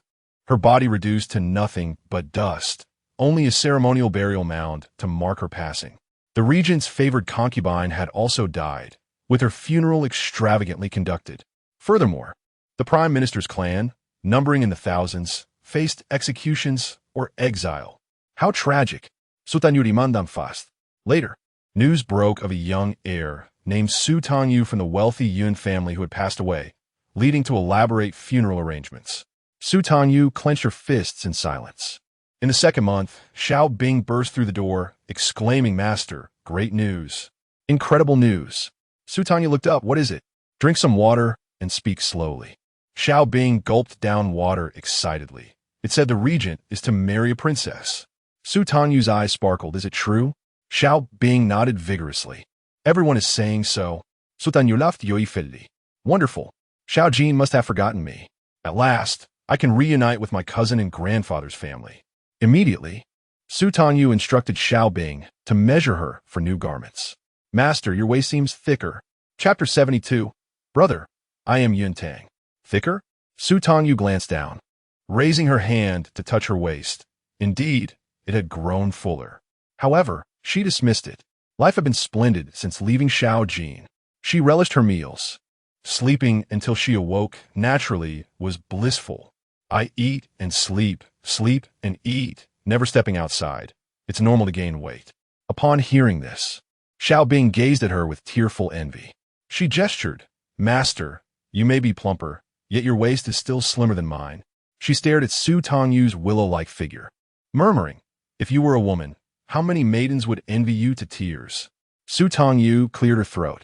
She purchased a pastry, primarily because its round shape and silly smile made it appear endearingly naive and somewhat clumsy.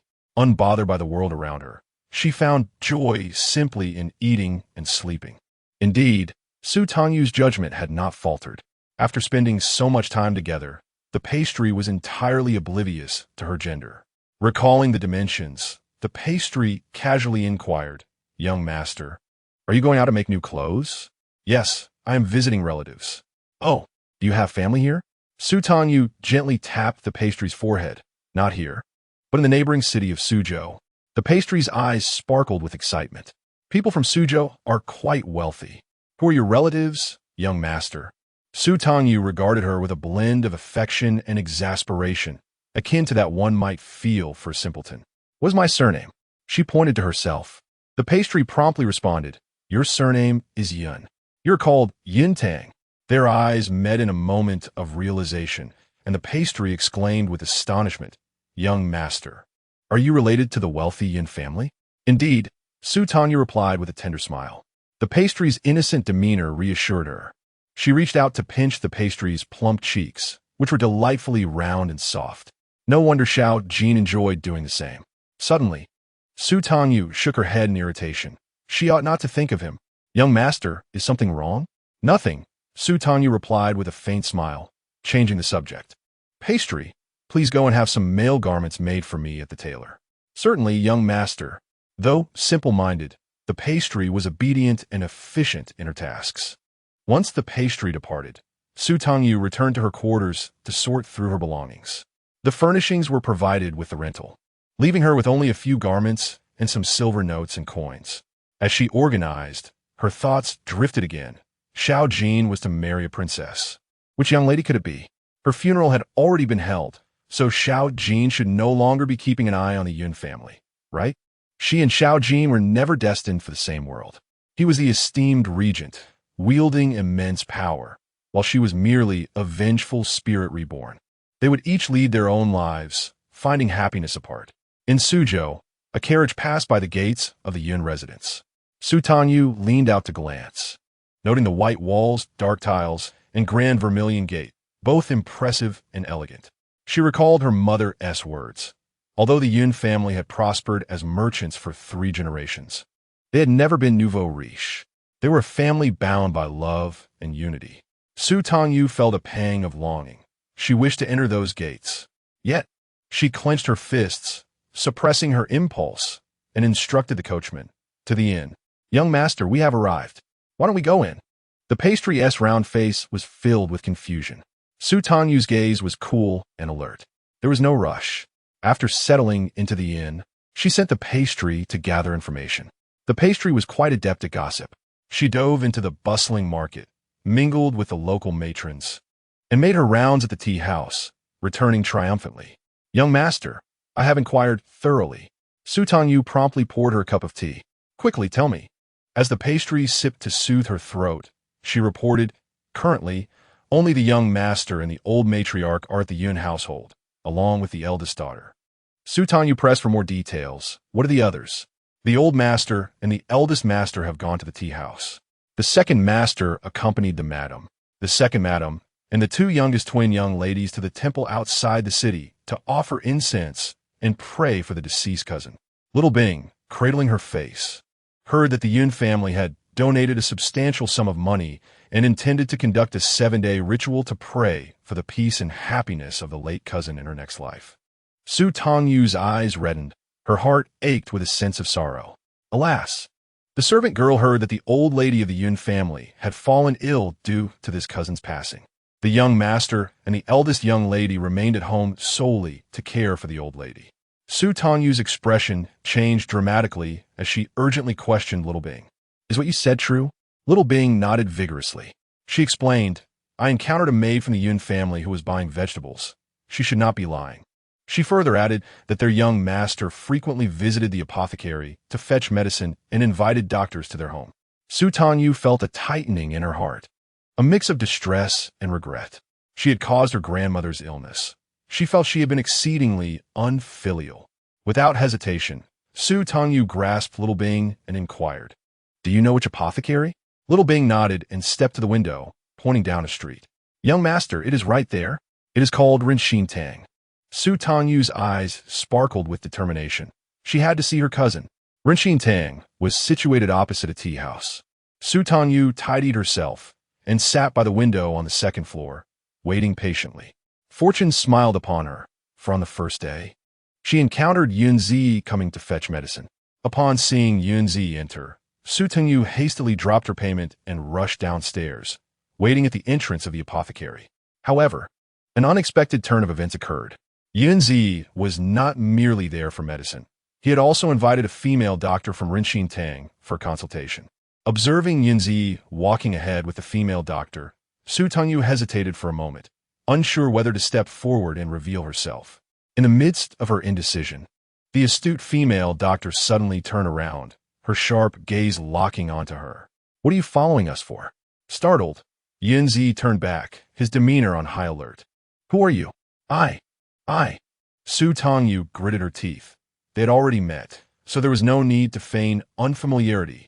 Taking a deep breath, she stepped forward, locking her gaze on Yunzi, and lowered her voice, declaring, "Brother, I am your distant cousin, Yun Tang." "Huh?" Yunzi looked bewildered. "Where did this distant cousin come from?" "Brother, have you forgotten?" Su Tangyu subtly reminded him, mindful of the presence of others. "I previously sent you a letter, mentioning that I had arrived in Jiangnan and would definitely accompany our little cousin to the Lantern Festival." Yunzi's expression shifted dramatically, his eyes glistening with emotion. He remembered. Only Tangyu had written about this in the letter. You are. Yunzi exclaimed in disbelief, fixating on the young man before him. Sallow, with a face full of freckles, short stature, and unremarkable appearance. "It is I." Su Tangyu smiled broadly at him. "I am Tang. Yunzi, overwhelmed with emotion, could not help but rush forward to embrace her. Tang. I thought I would never see you in this lifetime. Brother, please do not cry.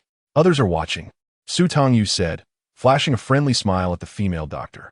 The female doctor smiled knowingly, her gaze imbued with profound significance. Chapter 73, The Runaway Little Wife. "Young master, you have guests at home today. It would be best for Lien Xiao to visit another day." The female doctor, Lien Xiao, intended to take her leave and return to the apothecary. Su Tangyu, anxious, stopped her. "Doctor, please wait." She then turned to Yunzi and asked, "Brother, is grandmother seriously ill?" She is of advanced age and, overwhelmed by sorrow, suddenly recalled the origins of her illness. Yunzi quickly refrained from speaking further. He laughed heartily, tactfully rephrasing, "With the medicine prescribed by Dr. Lien Xiao and acupuncture administered every few days, grandmother is already feeling much better. Tang, do not worry." How could Su Tangyu not be worried? She knew it was all because of her. She could not selfishly burden her grandmother further in her treatment. "Dr. Lien Xiao, please continue to care for grandmother." Su Tangyu smiled at Lien Xiao, requesting her ongoing assistance. Lien Xiao smiled back, "Very well." At that moment, Xiao Bing caught up with them. Upon seeing Yunzi, her round face flushed with embarrassment. "Young master, who is this?" "This is my brother, Yunzi." "Wow," Xiao Bing exclaimed, unable to conceal her disbelief. "Young master Yun is so handsome. You two do not seem related." Yunzi glared in annoyance. "You servant girl. Do you know how to speak?" Xiao Bing, frightened, immediately hid behind Su Tangyu. Su Tangyu chuckled. She had deliberately disguised herself, and Xiao Bing's words brought her some comfort. Brother, do not blame Xiao Bing. Let's go. The corners of Su Tangyu's eyes glistened with unshed tears as she urged him. I wish to see grandmother soon. All right. Yunzi's eyes were also reddened, yet he smiled joyfully. When grandmother sees you, she will surely recover. Together, they returned to the Yun family estate. At the entrance of the old lady's courtyard, Yunzi suddenly halted and said to Lin Xiao with a smile, Dr. Lin Xiao, you may enter first. My sister is with grandmother. Very well. Lin Xiao glanced at Su Tangyu, smiled at her, and turned to enter with her medicine box. Yunzi hurriedly pulled Su Tangyu aside. Come with me. Xiao Bing, you stay here, leaving Xiao Bing behind. Su Tangyu followed Yunzi to a secluded area behind the artificial hill. Yunzi looked around to ensure no one was in sight and urgently asked, Tangyu, what's going on? The regent said you died. They refused to give us your remains, and the family could only prepare a ceremonial grave for you. Seeing Su Tangyu, he was filled with both joy and confusion, torn by anxiety. I must clarify this. Su Tangyu raised her hand to calm him. Cousin, listen to me. To escape, to leave the regent, Su Tangyu must die. I am Yuntang. The 4 words resounded with conviction. From the day the plan for death and escape was conceived, she had resolved, I have severed ties with the Su family tree. Su Jian caused the death of my mother and brother. Why should I continue to bear his surname? I will take my maternal surname. From this day forth, Su Tangyu shall be known as Yuntang. Xiao Jin, day after day, called her little Yuer, haunting her like a ghost. She needed to rid herself of Xiao Jin's influence. Change her surname. Remove the character for Jade. I am Yuntang. No longer will there be a Su Tangyu in this world. A smile graced Yuntang's face. Although she had deliberately disguised herself, her heartfelt smile radiated a captivating brilliance, rendering her breathtakingly beautiful. Yunzi could not help but smile in return, nodding vigorously, excellent. You are Yuntang. This is splendid. I shall personally visit the government office shortly to register you under my parents' name. From now on, you shall be my beloved sister. A realization dawned upon Yunzi. Yuntang was exceptional, astute, destined for greatness. Though he felt unworthy of his cousin, he vowed to be her brother, to protect and cherish her throughout their lives, shielding her from life's storms to the best of his abilities. I must also write to grandfather, my parents, and uncle to return promptly to meet you. However, Juntang swiftly interrupted. No, absolutely not. Furrowing her brow, she explained, although I found a corpse to substitute for myself. Xiao Jin is a perverse being. I fear I cannot deceive him. Brother, is anyone watching the Yin family? Is it true that Xiao Jin has married the princess?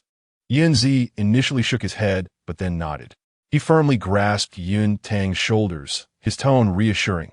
No one is surveilling the Yun family. There are reports from the capital indicating that the regent is preparing for his wedding with great fanfare and has even renovated the royal residence. His marriage to the princess is a certainty, without doubt. Upon hearing this, Yun Tang gradually exhaled in relief. Yet, concerns lingered. Brother, can we trust that Dr. Lin Xiao? Rest assured, Dr. Lin Xiao is a local, a disciple of a renowned physician. She has spent the past 6 months honing her medical skills in the mountains before descending to treat patients. Yunzi praised her for the past half year. She has been treating our family with remarkable expertise. Zuntang note that she has only been here for 2 months. Dr. Lin Xiao is local and arrived 6 months ago. Everything will be fine. Feeling reassured, Yuntang said, Brother, let us return. Wait, are you really going back like this? Yunzi's concern was palpable. Tang, you have endured so much suffering. Thank goodness you have escaped the regent. Yuntang smiled faintly. For now, this is sufficient. We must proceed cautiously. Very well. They returned together. Dr. Lin Xiao had already finished attending to the old matriarch and was now examining Yun Rongrong, the eldest daughter of the Yun family, in the outer chamber. Sure. Upon seeing them enter, Yun Rongrong immediately raised a finger to her lips. Grandmother is asleep. Speak softly. Then, her curious gaze fixed on Yuntang. Which distant relative are you from? Ahem. Rongrong, we shall discuss this later. Yunzi interrupted, then asked, What are you doing with the pulse? Are you unwell? Yun Rongrong shook her head. Dr. Lin Xiao interjected, The The old matriarch does not require acupuncture today. I accepted the consultation fee, so I cannot unjustly profit from your family. Please, have a seat. I shall also examine the young master and this gentleman. Dr. Lin Xiao's gaze fell upon Yun Tang's face, her tone laced with concern. I observe that the young master does not appear well. Are you ill? Before Yun Tang could respond, Yun Zi anxiously pulled her to sit, fretting, Tang. You have suffered. Let Dr. Lin Xiao examine you properly. Brother, I am eating well and sleeping well. I'm fine. Truly. Dr. Lin Xiao moved swiftly, decisively grasping Yun Tang's wrist, commencing the pulse examination. Yun Tang, witnessing this, felt a sense of helplessness. Xindao Yunzi remarked that there was no issue with Lin Xiao. In due time, she would come to realize her true identity as a woman. Lin Xiao's pulse-taking lasted a bit longer than expected, causing everyone's hearts to race. Yun Tang felt inexplicably anxious, recalling how her waist had thickened recently. She nervously inquired, Dr. Lin Xiao, am I truly unwell? Not at all, Lin Xiao replied, retracting her hand with a deep smile. The pulse was strong, yet there was a slight deficiency in vitality. I shall prepare a prescription for you. As Lin Xiao began to write, hesitation flickered across her face.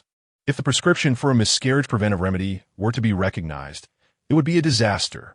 Casting a glance at the regent's runaway young wife, she smiled gently. I will return and make it into convenient pill form for you. In Chapter 74, I've caught you. Lin Xiao stated that she merely needed to prescribe some tonics to replenish energy and blood. Upon learning that she was not ill, Yun Zi sighed in relief. Dr. Lin Xiao, allow me to escort you. Yun Zi personally saw Lin Xiao to the door, leaving Yun Tang and Yun Rongrong staring at each other in bewilderment.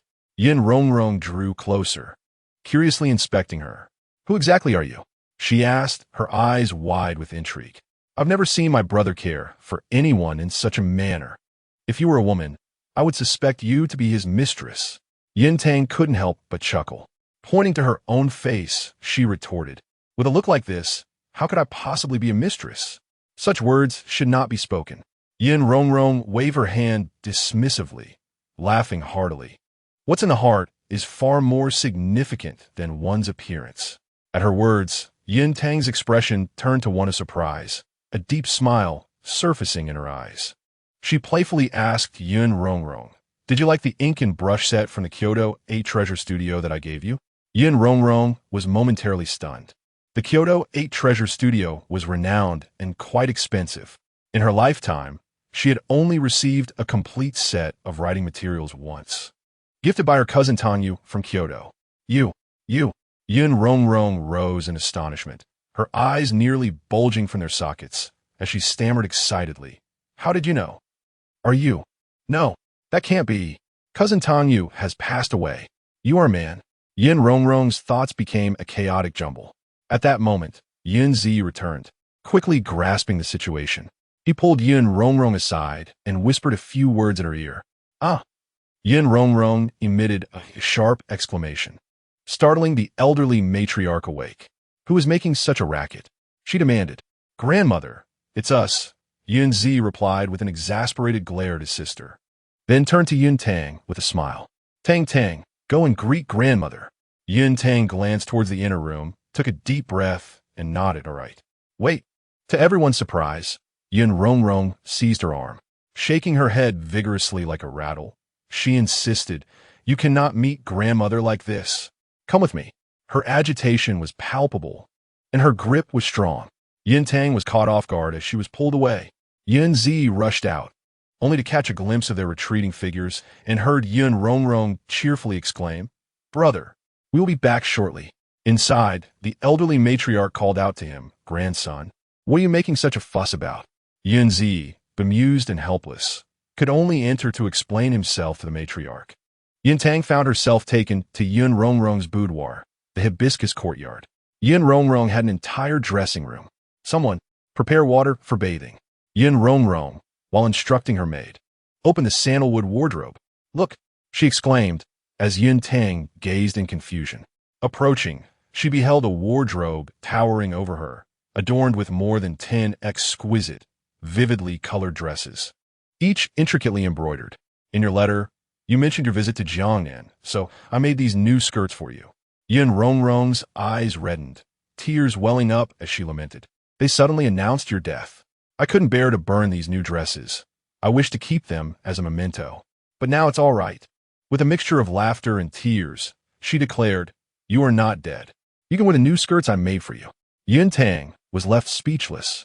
Her throat choked with emotion, her almond-shaped eyes brimming with tears. I'm so sorry, she murmured, filled with guilt. It's my fault for causing you such sorrow. Yin Rongrong shook her head vigorously, grasping Yin Tang's hands tightly. We all know, you have endured hardships in the Su family over the years. We only regret that we are merchants, unable to contend with the officials, and thus could not bring you back to Jiangnan. Cousin, you are incredible, Yin Rongrong exclaimed through her tears, praising her profusely. Truly, you are the woman I admire most in my life. You avenge yourself all on your own. I could never have imagined it. You're truly remarkable. Her extravagant compliments dispelled the melancholic atmosphere. Yin Tang, both amused and embarrassed by the flattery, felt her cheeks flush. Cousin, please stop. I'm not that extraordinary. But you are. Yin Rongrong's eyes sparkled with admiration. Aunt was the most beautiful woman in Jiangnan. Cousin, you must not meet grandmother looking like this. At that moment, the hot water was ready. Yin Rongrong, filled with excitement, pushed her into the bathing room. Cousin, hurry and bathe. You may choose any of my jewelry. Tears glistened in Yin Tang's eyes. She had expected her cousin to be a gentle and refined lady, but instead found her to be lively and impulsive. Their brief exchanges instantly bridged the gap between them. They felt less like strangers meeting for the first time and more like intimate friends. Is this the bond of blood? As Yin Tang sat in the bathtub, her eyes gleaming with joy, she smiled radiantly. She splashed warm water onto her face, washing away her disguise. Brother, we are back. Yin Rongrong took Yin Tang's hand, and together they ran joyfully into the courtyard of the old matriarch of the Yin family. Xiao Bing stood at the door, watching as Yin Tang brushed past her, offering a faint smile. Wow, Sister Fairy. Xiao Bing's eyes widened in awe, her cheeks flushed with excitement as the fairy's sister smiled back.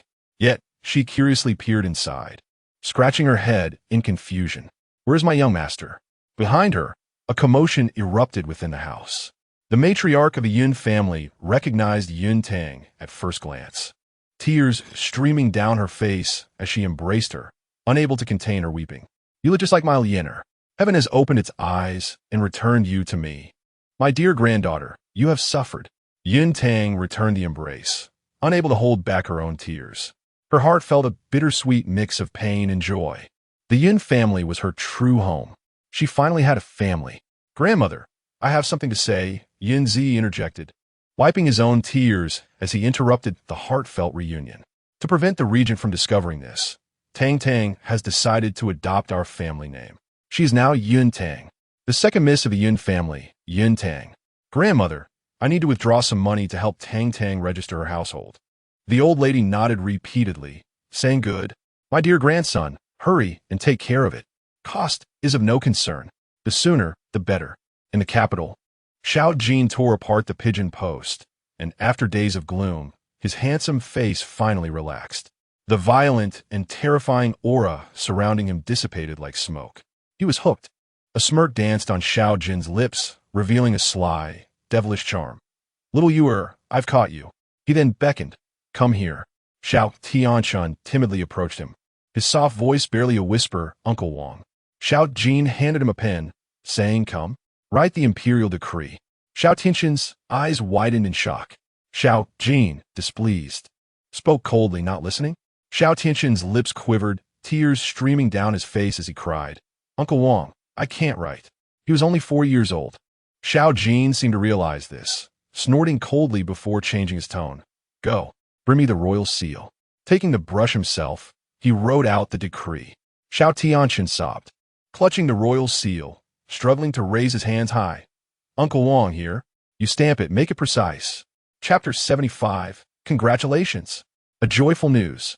Before her marriage, Yin Xiaoyan's boudoir, the Yulian pavilion, remained impeccably preserved. After many years, Yin Tang moved in. Every corner bore traces of her mother, bringing her a sense of comfort and ease. Are you truly my family's young master? Little Bing tightly followed Yun Tang, her round face filled with disbelief. Yun Tang, feeling slightly exasperated, turned to pinch her cheek. Little Bing, you've asked that 8 times already, but it feels like a dream.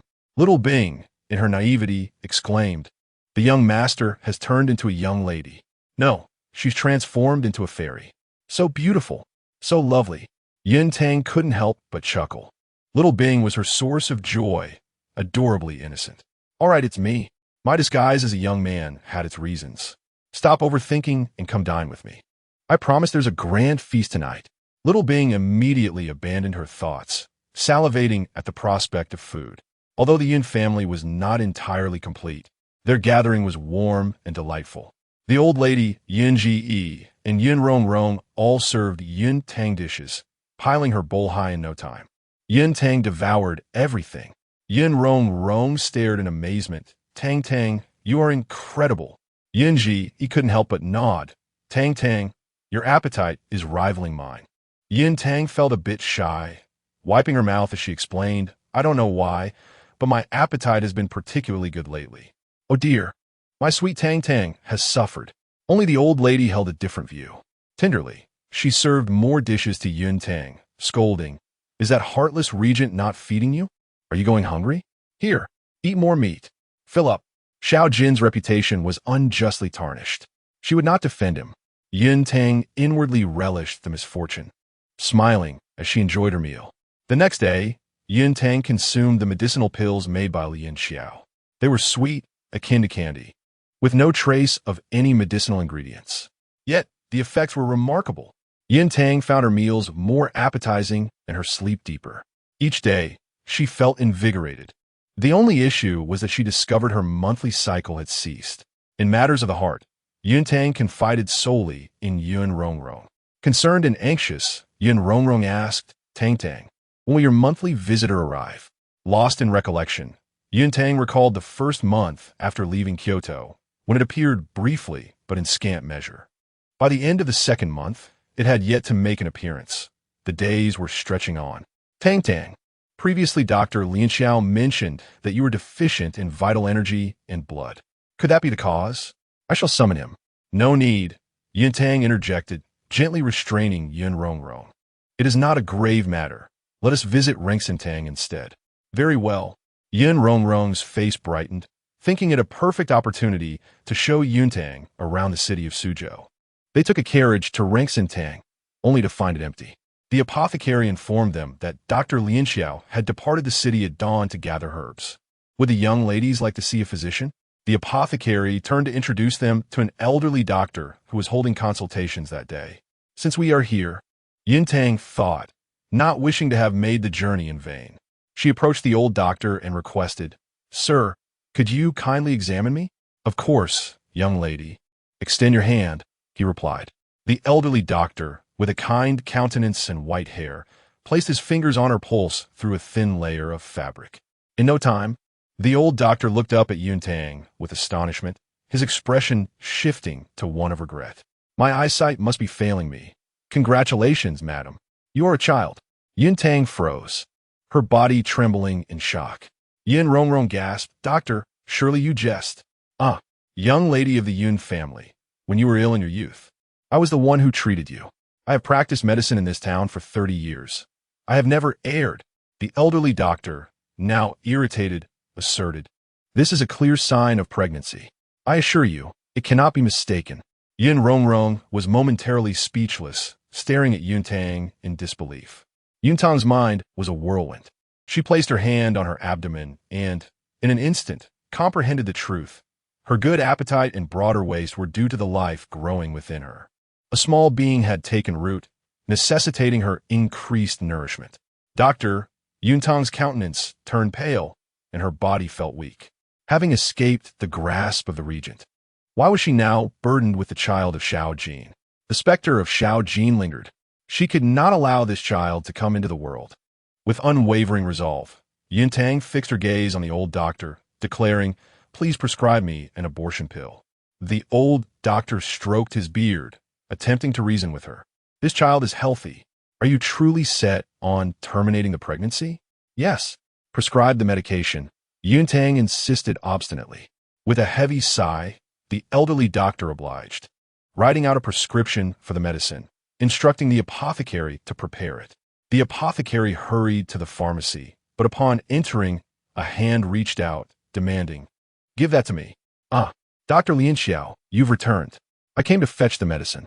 From now on, when members of the Yun family visit Rengsentang, I shall be the one to attend to them. Understood?" Lin Xiao's piercing, cold gaze intimidated the apothecary, who quickly nodded in compliance. Lin Xiao turned and tore up the prescription, preparing the medicine anew, muttering under his breath, "Your Highness, I cannot delay for long. If you do not arrive soon, your child will be lost." Meanwhile, Yuntang awaited her medication. Yun Rongrong, regaining her composure, quietly asked, "Tang Tang, do you truly intend to terminate the pregnancy?" Yuntang nodded, a sardonic smile tugging at her lips. "You cannot fathom how terrifying Xiao Jin is.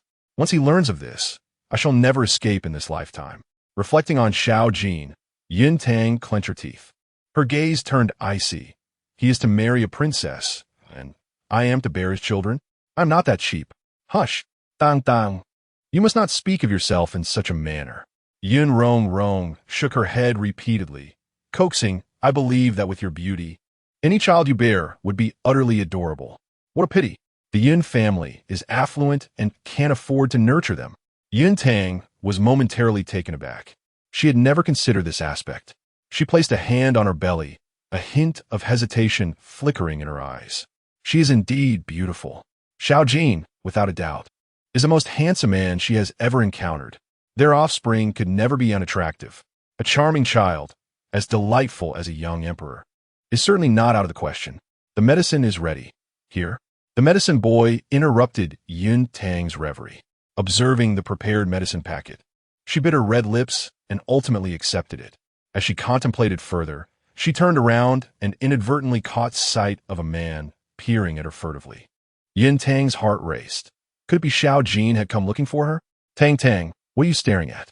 Yun Rong followed her gaze and instantly brightened up, rising on her toes to wave. "Jing He." Jing He strode over, his face flushed as he shyly remarked, Rong, I saw you with a friend and didn't dare approach. What are you shy about, being such a grown man?" Yun Rong playfully punched him and turned to introduce, "Tang Tang, this is my fiancé, Jing He." Yun Tang exhaled a long breath, relieved. She thought he might be Xiao Jin's spy, causing her heart to race. This child cannot be born. What if the child grows up resembling Xiao Jin? Her fragile heart would not withstand it. Yun Tang tightened her grip on the medicine packet. She would drink the medicine as soon as she returned. Chapter 76. Abortifacient Jing He and I have been childhood friends, our parents having been close friends for many years. Yun Rong gazed ahead at her fiancé, whose scholarly demeanor was charming as he escorted them home, smiling sweetly. She said, "When I was 14, we made a betrothal." Yun Tang was astonished. Why then have they not married yet? Yun Rong, a year her senior at 19, had a betrothal but no marriage? It seemed illogical. Yun Rong turned back to her, grinning. He is stubborn. After hearing my grievances, he vowed to achieve success in the imperial examinations before marrying me as his official wife. She spoke with intimacy and pride. Jing, he has already passed the preliminary examinations. Come next year's final test, regardless of his rank, I shall marry him. Upon hearing this, Yun Tang could not help but smile. Her cousin and fiancé share such a lovely bond. Tang Tang. Yun Rong grasped her hand, speaking earnestly. Once your cousin's husband becomes an official, we shall no longer fear oppression from those in power. Thank you, cousin. Yun Tang felt a warmth in her heart. She truly adored the Yun family. Jing, he escorted them to the entrance of the Yun residence. Rong, you have arrived home. He offered a shy smile to Yun Rong, his eyes filled with affection. He then bowed politely to Yun Tang, saying, "Second sister, I shall leave you here. Take care." Yun Tang glanced at Yun Rong, curiously asking, "Wouldn't young Master Jing come in for a cup of tea?" Jing, he quickly waved his hands. "I am merely out to purchase books today. Diligence can compensate for lack of talent. I should return to my studies." "Silly boy, off you go." Yun Rongrong teased him, encouraging him to work hard. I shall await your return next year to marry me. Jing he blushed profusely, stammering a reluctant agreement before hastily departing.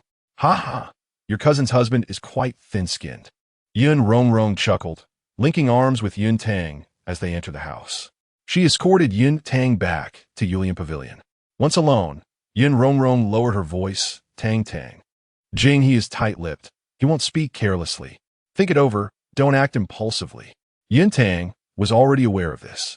Yun Rongrong's playful banter about Jing he was merely to lighten her mood and help her relax. Yun Rongrong continued, Grandfather, my parents, and my second uncle are all on their way back. Tang Tang, wait a moment. We shall help you decide. But Yun Tang shook her head, cousin. Please keep my pregnancy a secret. Do not tell anyone. Yun Rongrong's expression shifted to one of surprise and concern. Seeing Yun Tang's resolute demeanor, she sighed, very well. Tang Tang, you are wise and decisive. Whatever decision you make, we are your family. We will undoubtedly support you. If you need to take medicine, at least let me accompany you. All right? Yun Tang nodded, offering a faint smile. All right, thank you, cousin. As she watched Yun Rongrong leave, Yun Tang reclined in the rocking chair, closing her eyes and exhaling deeply. A trip outside had left her utterly exhausted. After a brief nap, she was awakened by Xiao Bing's call. Miss, the medicine is ready. Would you like to drink it now? Zuntang, momentia buu, vetponde, hiu. Xiao Bing pointed to the bowl of medicine on the table, smiling innocently. Miss, didn't you go to see the doctor? I saw you return with the medicine, so I prepared it for you. Yun Tang was taken aback. Noticing her confusion, Xiao Bing retracted her neck cautiously. Miss, did I do something wrong? Zuntang hestita. Ultimately sighing. Perhaps heaven had illuminated a path for her. It's fine, Xiao Bing. Just bring it over. Oh. Xiao Bing approached with the bowl, steam still rising from it, the familiar scent wafting towards Yun Tang. Her sense of smell was exceptionally keen. She paused, looking up at Xiao Bing. Are you certain this is the medicine I brought back? Xiao Bing nodded vigorously. Yun Tang furrowed her brow, bringing the bowl closer to inspect it, lost in thought. Xiao Bing, fetch my pills. Immediately, Xiao Bing hurried to retrieve a box of pills. Inside, a neat row of round pills emitted a sweet aroma. Yun Tang quickly took one, crushed it in her palm, and inhaled deeply. As the sweet scent dissipated, the original medicinal aroma emerged, identical to that of the herbal soup. Yun Tang was adept at concocting fragrances. She would not be mistaken. This was not an abortifacient, but rather a tonic she had been taking for several days to replenish her energy and blood. In a flash of insight, it became clear. A skilled physician, within just a few days, could not possibly be unaware of her pregnancy. Lian Xiao had deceived her. Anger flared in Yun Tang's eyes as she exclaimed, Xiao Bing, go summon Dr. Lian Xiao. Tell her, I feel unwell after taking the medicine. Go now. Xiao Bing, perplexed, complied without question, swiftly departing to find Lian Xiao. Upon receiving the news, Lian Xiao broke into a cold sweat, realizing she had not misprescribed the medicine. In a flurry of urgency, Lian Xiao hastily grabbed the medicine box and rushed to Yulian Pavilion. Upon entering, she found the room deserted, with only a bowl of cold medicinal soup left untouched on the table. What could have happened? In the next instant, a sharp dagger pressed against her lower back, sending a jolt of pain through her. She froze, paralyzed with fear. Yun Tang emerged from behind the door, instructing Xiao Bing to guard the entrance and inform her of any arrivals. Xiao Bing, bewildered by the scene of the two women, scratched his head and left. Don't move. The knife is not forgiving. Yun Tang stood behind Lian Xiao, her almond-shaped eyes glinting coldly. You swapped the abortion medicine, she accused. Do you know what happened to the last person who plotted against me? Sweat beaded on Lian Xiao's forehead as she swallowed hard, nervously nodding in acknowledgement. You killed her. A fleeting chill flickered in Yun Tang's eyes. She scrutinized Lian Xiao anew, her brow furrowing. You are one of Xiao Jin's people. Lian Xiao nodded again. With a sigh of resignation, she replied, I did not conspire against you. I am merely a physician, following orders. Yun Tang's complexion turned pale. The twisted Xiao Jin had been watching the Yun family for 6 months. Who would suspect a healer? Yun Tang's heart plummeted. taking a deep breath to regain her composure. She asked, "Have you told him everything?" Lien Xiao nodded. "What did he say?" Yin Tang pressed. Lien Xiao tilted her head slightly, attempting to appease her. "The prince instructed me to take good care of you and your child. He will soon arrive in Suzhou." Yin Tang gasped, her mind in turmoil. What does he want? Isn't he supposed to marry the princess? Confusion clouded her thoughts. Why would Xiao Jin, intent on marrying the princess, still not release her? Would he not fear the princess's wrath over abducting her? She had conceived before the princess. Surely, she should have a chance at happiness. All the blame lay with that scoundrel Xiao Jin. Yun Tang gritted her teeth. Then let it be a mutual destruction. Lien Xiao's expression turned to one of dread as she cautiously urged, "You are with child. Please remain calm. Anger is harmful." Yun Tang shot her a piercing glare. "When will Xiao Jin arrive?" Lien Xiao, terrified, hesitated. "You don't mean to assassinate the prince, do you?" "Rest assured, I'm merely speaking jest. I could never kill him," Yun Tang replied, her tone laced with disappointment. Chapter 77. Xiao Jin's arrival. Lien Xiao had no means of discerning the prince's whereabouts. She observed Yun Tang warily. There are many of the prince's men secretly safeguarding the Yun family. Safeguarding? Yun Tang scoffed. It is clearly surveillance. She sheathed her dagger and sat at the table, staring at the bowl of pregnancy medicine with a face full of agitation. "I can escape, but the Yun family cannot. I refuse to court misery." "Lien Xiao, you should leave. No need for farewells." Lien Xiao hesitated, her gaze nervously drifting to Yun Tang's belly. Instinctively, Yun Tang raised her hand to touch her abdomen, feeling even more troubled. "I will not terminate the pregnancy for the time being. Do you have any further inquiries?" "I do not dare." Lien Xiao offered a friendly smile, her tone gentle and warm. "If you need anything, Lien Xiao is at your service." Yun Tang did not reciprocate her pleasant demeanor. Lien Xiao, undeterred, smiled once more before turning to leave. Stepping outside, she basked in the golden rays of the setting sun, rubbing her lower back where the skin had broken. She exhaled a sigh of relief and murmured to herself, "How clever. No wonder she could escape right under the prince's nose." Lien Xiao glanced back. Yun Tang cared deeply for the Yun family. She would never flee. Yet the audacity to kill the empress could very well mean she would dare to assassinate the prince. The thought was too horrifying to contemplate. Lien Xiao took off running swiftly, leaving behind a light remark. Indeed, the more beautiful the woman, the more deadly. Yun Tang had not slept a wink all night. She pondered when Xiao Jin would arrive and how he would confront her. She had fled in a desperate attempt to escape. Surely Xiao Jin must be furious. The gravity of her situation weighed heavily upon her. However, as she touched her abdomen with a complex expression, she recalled that Xiao Jin had always wanted child. "My dear, you are my shield from harm. I must devise a plan to quell his anger and protect the Yun family." At dawn, Yin Rongrong lifted her skirts and rushed into Yulian Pavilion, her voice brimming with excitement as she shouted, "Tang Tang, get up quickly. Grandfather, my parents, and uncle are back. Dang Dang, are you awake?" As soon as she knocked on the door, it swung open, revealing Yun Tang smiling behind it. "Oh my goodness. Zun zong vong et kalim in dietz balai, Dang Dang. You look so haggard. Your dark circles are evident. You haven't even changed your clothes. Did you not sleep at all last night?" Frustrated with herself, Yun Rongrong stamped her feet, regretting that she hadn't stayed to accompany Yun Tang the previous day. "Cousin, it's not your concern." Yun Tang reassured her with a gentle smile, shaking her head. "Didn't you say grandfather and uncle have returned? Just wait for me. I need to freshen up." "All right." Yin Rongrong suddenly remembered something and quickly supported Yun Tang. "You are with child. There is no need to rush." Yun Tang paused, remaining silent. She bathed and changed, using makeup to conceal her dark circles, striving to improve her complexion. Facing the mirror, she forced a light-hearted smile, attempting to appear cheerful and vibrant. She wished to present her best self to her family.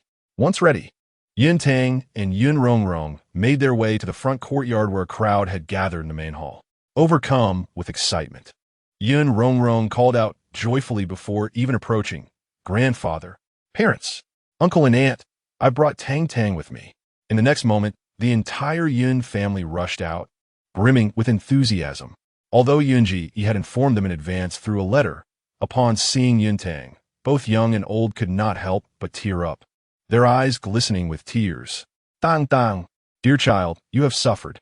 Sister Tang Tang. In the blink of an eye, Yuntang found herself enveloped by the warmth of her family. It was their first encounter, yet the bond of blood rendered any sense of estrangement non-existent. The gazes of the Yun family were filled with affection, tenderness, and warmth as they looked upon her. Yuntang's heart surged with emotion, and she too felt the sting of tears in her eyes. Her almond-shaped eyes brimmed with unshed tears. With a hoarse voice, she called out to each of them, grandfather, uncle, aunt, second uncle, a nod accompanied each name she uttered. Her twin cousins, 12 years old, were beautiful and charming, sweetly calling her sister. The heartfelt reunion filled the air with excitement and joy, evoking tears of sentiment that couldn't be contained. As the atmosphere grew fervent, Yun Rongrong curiously glanced around and asked, "Where's my brother?" Old Master Yun regained his composure, stroked his beard, and chuckled. "We have all come out.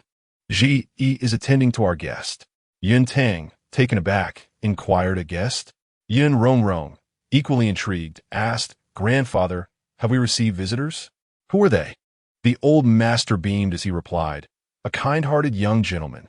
The head of the Yun family elaborated, explaining that they had received news and rushed back in haste, only to find their carriage wheels had broken from the jarring journey, stranded without a village in sight. They were fortunate that someone happened to pass by and offer them a lift. The head of the family sighed with gratitude. "Had it not been for this benevolent young man, my father and I would have spent the night outdoors. He had no accommodations in Suzhou, so my father and I invited him to stay with us for a while. The Yun family has ample vacant rooms. It is only fitting to repay such kindness." The madam added with a smile, "This young gentleman is quite handsome, truly a celestial being." "Mother, is that true?" Yun Rongrong immediately pried. "Where does he come from? What is his name?" "Ahem." The second master of the Yun family cleared his throat. "Let us not keep our guest waiting. We can converse later." The Yun family walked into the house together. Yun Tang was enveloped in the warm atmosphere created by her relatives, momentarily lost in their affectionate camaraderie, until she stepped inside and saw Yun Ji. Yun Ji sat at the entrance, looking despondent, her complexion as pale as a ghost. Her hand trembled uncontrollably, spilling half of the tea from her cup. Their eyes met. The despair and terror in Yun Ji's gaze silently urged, "Run." Yun Tang froze in place. She sensed a familiar, aggressive stare filled with an overwhelming possessiveness coldly fixed upon her. Holding her breath, she dared not lift her gaze. The madam approached with concern. "Ji, you look unwell. Are you ill?" Yun Ji, drenched in sweat, remained silent. The old master took the initiative to introduce young Master Xiao. "These are my two granddaughters, Yun Rongrong and Yun Tang." Yun Rongrong's eyes widened in astonishment. She whispered, "Tang Tang, he is truly handsome. A veritable beauty. Are you not going to take a look?" Yun Tang felt as though her spirit had withered. Raising her head to meet Xiao Jin's gaze, she thought, "Where is he handsome? Where is he beautiful? It is clearly broad daylight. Am I seeing a ghost?" Yun Tang's internal turmoil surged. She had yet to devise a foolproof plan, and Xiao Jin's arrival was far too abrupt. Her distress was evident on her face, and the Yun family quickly noticed. The old master hesitated. "Tang Tang, do you know young Master Xiao?" "Resigned." Yun Tang closed her eyes and replied, "Yes, I know him." Xiao Jin's dark, cold eyes glinted as he chuckled at her response. He made a gesture, and the guards promptly retrieved a decree from a rectangular box, announcing loudly, "The imperial decree has arrived. The Yun family shall receive it." "Xiao Jin." Yun Tang's eyes widened in alarm, panic setting in. "You cannot condemn my entire clan." Chapter 78. Marrying her as the princess consort. Xiao Jin, the regent. Oh heavens! The members of the Yun family quickly grasped the situation, their expressions shifting dramatically as they knelt in fear, bowing deeply. "We pay our respects to the regent." Yun Rongrong, frightened, tugged at Yun Tang, but to no avail. Among the kneeling crowd, only Yun Tang stood upright. She clenched her fists, her almond-shaped eyes ablaze with fury, biting her lip defiantly as she glared at Xiao Jin. There was an unmistakable sense that she was ready to confront him fiercely. Xiao Jin, with his sharp features reminiscent of a blade, regarded her with an air of leisurely aristocracy and undeniable interest. His voice, deep and seductive, resonated in the room. The guard proclaimed loudly, "By the decree of the emperor, today, the daughter of the Yun family, named Tang, with her breathtaking beauty and keen intellect, is specially granted to Regent Xiao Jin as his consort. A date for the wedding shall be chosen." Thus decreed, Yun Tang was utterly stunned. Her expression was one of disbelief, her eyes wide open as she gasped in astonishment. The members of the Yun family were equally taken aback, shocked into silence. How could it be a marriage decree? In that moment, there was a profound quiet, no one daring to respond. Xiao Jin rose languidly, adorned in an opulent dark silk robe with subtle satin patterns, exuding an unparalleled nobility. He took the decree in one hand and approached Yun Tang with a few strides, his tall and imposing figure casting a shadow over her petite frame. With a slight lowering of his brow and a hint of a smile playing at the corners of his lips, he said, "Little Jade, accept the decree. Will you defy it?"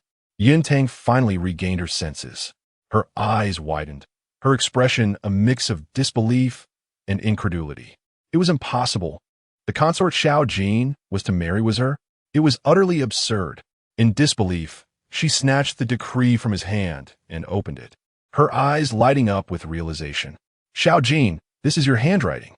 You cannot deceive me. The young emperor does not write," he replied. "I have taken it upon myself. It bears my jade seal." He gestured towards the seal's position.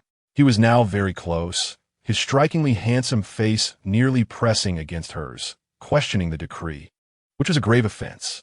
Yun Tang was momentarily speechless, unsure of what to say or do, and ultimately fled in a state of panic. "Ah!" she shrieked as she retreated to the jade lotus pavilion, cradling her head in distress.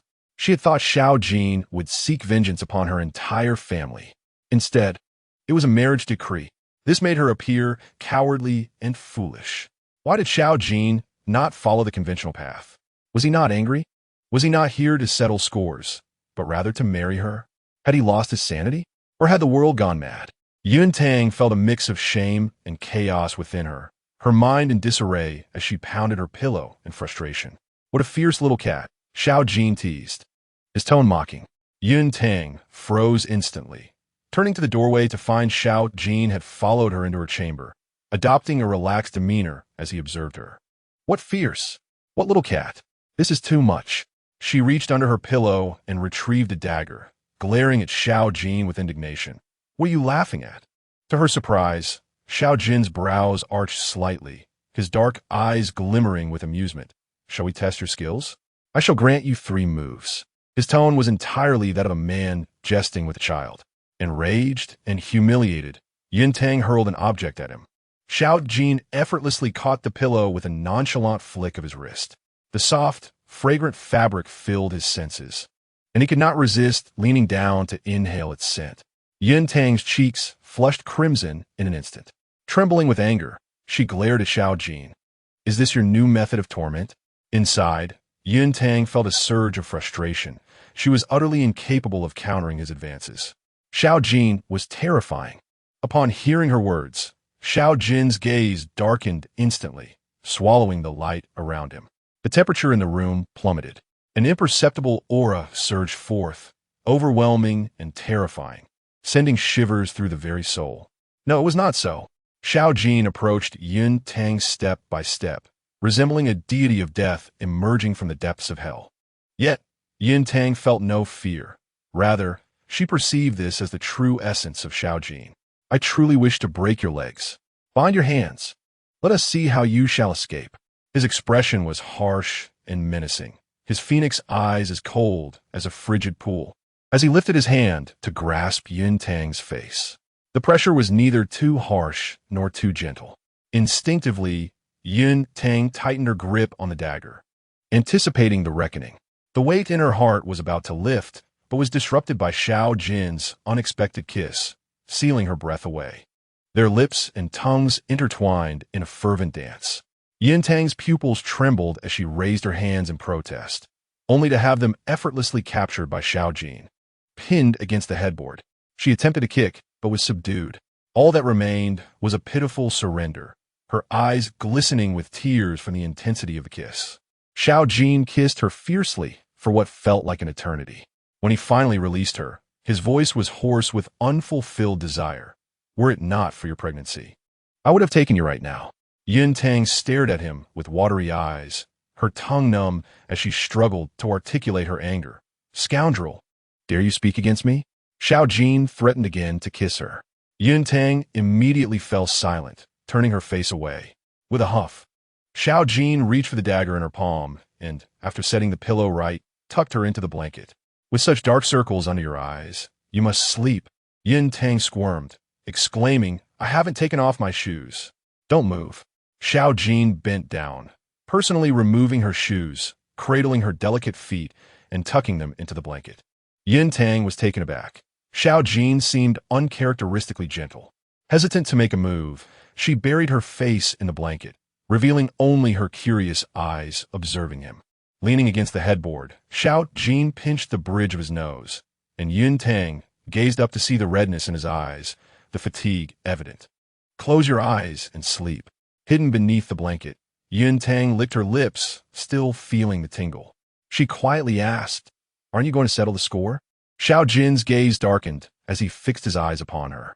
He had intended to punish her severely, to frighten her into tears, forcing her to confess and vow never to defy him again. However, upon seeing Yun Tang, the fire of anger in her eyes, the vibrant expressions that brimmed with life, stirred something within him. He recalled the moment he encountered the lifeless body, a pang of regret piercing his heart. Forget it, Xiao Jin reassured himself. As long as little Yu is alive. He was well aware of her temperament. She was quick to admit her faults, and he knew she would dare again. With a sigh, he declared, Return with me, and all shall be forgiven. Yun Tang furrowed her brow. Do you truly intend to marry me? Xiao Jin's gaze swept over the imperial decree cast at the foot of the bed, retrieving it with his toes, opening it with both hands. Cannot you read? Or do you not understand? I shall teach you. Yun Tang immediately turned away, presenting the back of her head to him. Xiao Jin couldn't help but laugh. Little Yu, I swear I shall take you as my queen. Do not be ungrateful. Yun Tang murmured, I never wish to be. The decree has been issued. You have no choice. Xiao Jin's tone was domineering. Once you awaken, you shall return with me. No. Yun Tang was unafraid of him and stood her ground, stating that she had just met her grandfather and did not wish to return with him. Xiao Jin leaned in closer, his voice low and cold, informing her that the Yun family would accompany her to Kyoto. Yun Tang's eyes widened in disbelief, and she retorted angrily, questioning why he would take everyone at once, calling it shameless. They stood face to face, their noses nearly touching. A smirk danced on Xiao Jin's lips. They were on their way to attend a wedding. Yun Tang's breath caught, and her heart raced with intensity. In Chapter 79, Yun Tang found the situation surreal. After her desperate attempt to escape, had Xiao Jin truly relinquished her so easily? Was it due to her pregnancy? But he had not even inquired about the child. Confused and lost, her sharp intellect felt stifled. Did she genuinely not want to return? Noticing her closed eyes, Xiao Jin observed her rolling them as if she were awake. Yun Tang cautiously opened her eyes and assessed him, remembering her grandmother was still ill. Xiao Jin pinched the bridge of his nose, his tone heavy with resignation as he gave her a 3-day ultimatum to depart. Not sleepy? He gazed at her face, questioning her alertness. His heated gaze fell upon her lips. Instantly, Yun Tang pulled the blanket over her head, muffling her complaints that his presence prevented her from sleeping. Xiao Jin remained silent. Through the blanket, she heard his steady footsteps retreating, the door clicking shut. Had he truly left? Yun Tang peeked out, her almond-shaped eyes wide with astonishment and confusion. Was it possible that Xiao Jin had taken her words to heart? Unable to resist, she gently caressed her belly, murmuring, Little one, your father is acting strangely. She could not comprehend Xiao Jin's transformation. After a sleepless night, fatigue finally overcame her. Once Xiao Jin departed, Yun Tang gradually relaxed and succumbed to slumber. Unbeknownst to her, after she fell asleep, Xiao Jin returned, his body still glistening with moisture from his bath. At ease, he lay down beside her as if it were the most natural thing in the world. He reached out, and Yuntang instinctively rolled into his embrace, nestling her soft, delicate face against his chest, sleeping soundly and sweetly. Though her words may have been stubborn, her body told a different story. Xiao Jin let out a soft hum, holding Yuntang close, inhaling the scent of her hair deeply. His empty soul found solace. In that tight embrace, his heart, once hollow, felt perfectly fulfilled. The desires within him stirred. With a dark glint in his eyes, his strong hand glided along Yuntang's back, resting on her slightly rounded belly, soft and warm, reminiscent of exquisite jade. He sighed, a smile dancing in his eyes, as he could not help but gently caress the precious life within her. Would it be a boy or a girl? Xiao Jin discovered an overwhelming sense of anticipation blossoming within him, pondering what name would be fitting. The urge within him transformed into a beautiful yearning. Upon waking, Yuntang realized she was nestled in Xiao Jin's arms, feeling disoriented, unsure of the time or place, momentarily believing she was still in the regent's mansion. As clarity returned, she instinctively tried to push away, yet remained motionless. Xiao Jin lay with his eyes closed, his expression calm and serene. He was roused from his slumber, his hand instinctively reaching to pinch the side of Yuntang's waist. His voice was hoarse and weary. "Stop messing around. Let us sleep a bit longer." "I'm hungry," Yuntang replied, her tone laced with a hint of grievance. "Don't pinch me. If I have a miscarriage, it will be your fault." Xiao Jin instantly became alert, his eyes fixed on her. He scoffed at her disbelief, asserting, "My lineage is not so easily lost." Yuntang provocatively countered, "Who knows?" To which Xiao Jin swiftly covered her mouth, sitting up to inquire, "Hungry? What do you wish to eat? Sour or spicy?" Yuntang rolled her eyes, pulling his hand away with determination. "I want meat." In the brief time she had slept, the Yunjia household had undergone a complete transformation. Not only had the guards been replaced by those from the regent's residence, but even the cook and servants had been changed. The table was laden with an abundance of dishes, all of which were Yuntang's favorites. She ate heartily, yet could not withstand the intensity of Xiao Jin's gaze, which was deep and melancholic, fixated upon her. "Xiao Jin, do you have a problem?" She addressed him without the formal title, calling him by his name. Xiao Jin, unfazed, pondered briefly before responding, "I eat sour, I eat spicy. I'm not picky. Could it be twins?" Yuntang's pupils widened in shock, leaving her momentarily speechless. When Lien Xiao arrived to check her pulse, Yuntang couldn't help but signal her discreetly, urging her to examine Xiao Jin as well. Lien Xiao inadvertently caught sight of Xiao Jin's expression, instantly breaking into a cold sweat. She had underestimated Yuntang. This was no ordinary demure wife of the prince, but rather a treasured ancestor. It was as if she were on the verge of declaring that the prince had lost his senses. To her astonishment, Xiao Jin did not react, neither scolding nor punishing her. Instead, a hint of gentle indulgence lingered in his eyes. "Lien Xiao is here to take your pulse." Yuntang seized the opportunity to slip away, exclaiming, "I'm going to visit my grandparents." "Xiao Jin, you mustn't come. They're afraid of you." Having said that, she dashed off. Xiao Jin exchanged glances with his guards, who closely followed, providing protection at her sides. Lien Xiao dared not raise her gaze. "Your Highness, do you wish to take your pulse?" "Not necessary," Xiao Jin replied, his demeanor cold and piercing. "Please report on Xiao Yuer's condition." Lien Xiao bowed respectfully. "The princess is 3 months pregnant, and the fetus is strong." As Yuntang entered, the entire Yunjia family encircled her, their eyes filled with concern and fear. "Fine. Xiao Jin is not angry with me. He still wishes to marry me as his princess." Yuntang reassured her family with a smile, her voice soothing. "You truly need not worry. I carry his child, and with a child comes status. It is precious." The explosive news left the Yunjia family, except for Yun Rongrong, utterly stunned as they fixated on Yuntang's belly, a mixture of shock and joy washing over them. Yun Rongrong sighed in relief. "Thank goodness, Tang Tang. You decided to keep the baby." Yuntang nodded, her gaze complex as she gently caressed her abdomen. "Tang Tang," Yunzi called out, are you willing to marry the regent? He hasn't treated you very well. Old Master Yun sighed repeatedly, never imagining that a kind-hearted young man he encountered would turn out to be the formidable regent, bringing trouble home and endangering his granddaughter. His regrets were profound. Tang, Old Master Yun gazed at her with worry. Though you are to be a princess, the Yun family is rooted in commerce. If the regent mistreats you, our family. The tragic death of his younger daughter weighed heavily on Old Master Yun's conscience, a burden he would carry for a lifetime. It was he who married his daughter to Su Jian.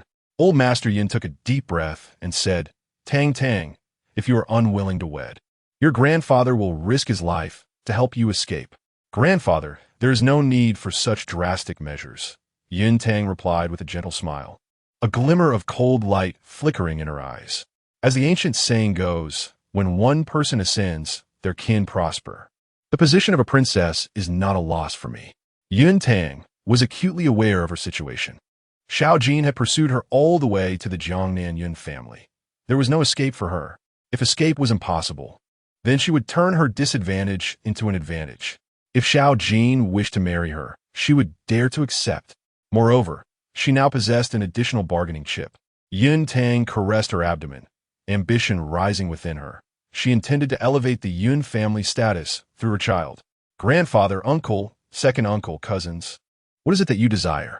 Yun Tang smiled slyly at them, her apricot eyes sparkling with cunning ambition. I shall whisper sweet nothings into the ears of the powerful. The Yun family fell into a collective silence. This is rather good. No weeping or wailing, no sense of grievance about the marriage.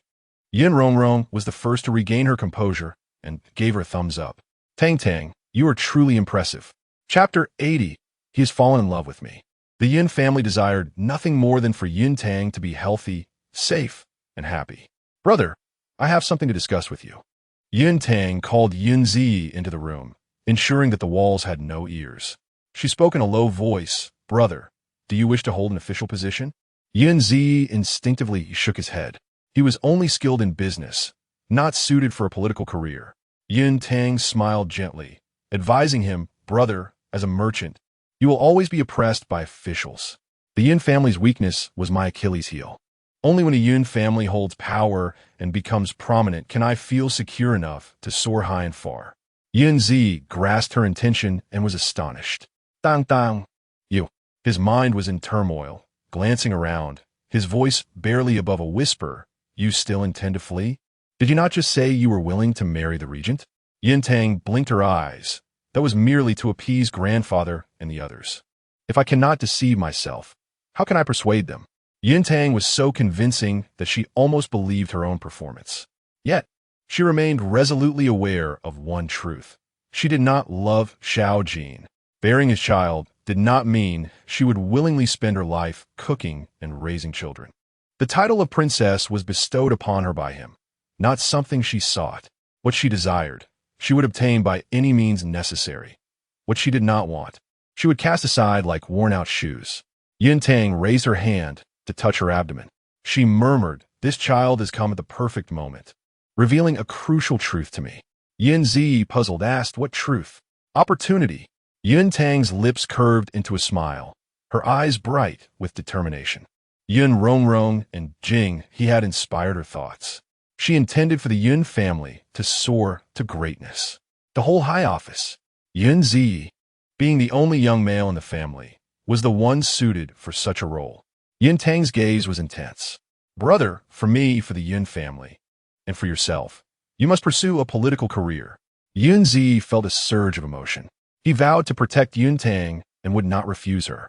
But a question lingered. Tang, becoming an official is not that simple. Will Xiao Jin truly grant you a position? Whispering sweet nothings in his ear is not just talk. Yun Tang teased, brother, only need be prepared. Yun Zi still harbored doubts. Will the regent really grant it? He will. As he appeared, Yun Tang's eyes sparkled, and the corners of her mouth curled into a teasing smile, radiating exuberance. Initially, she was perplexed.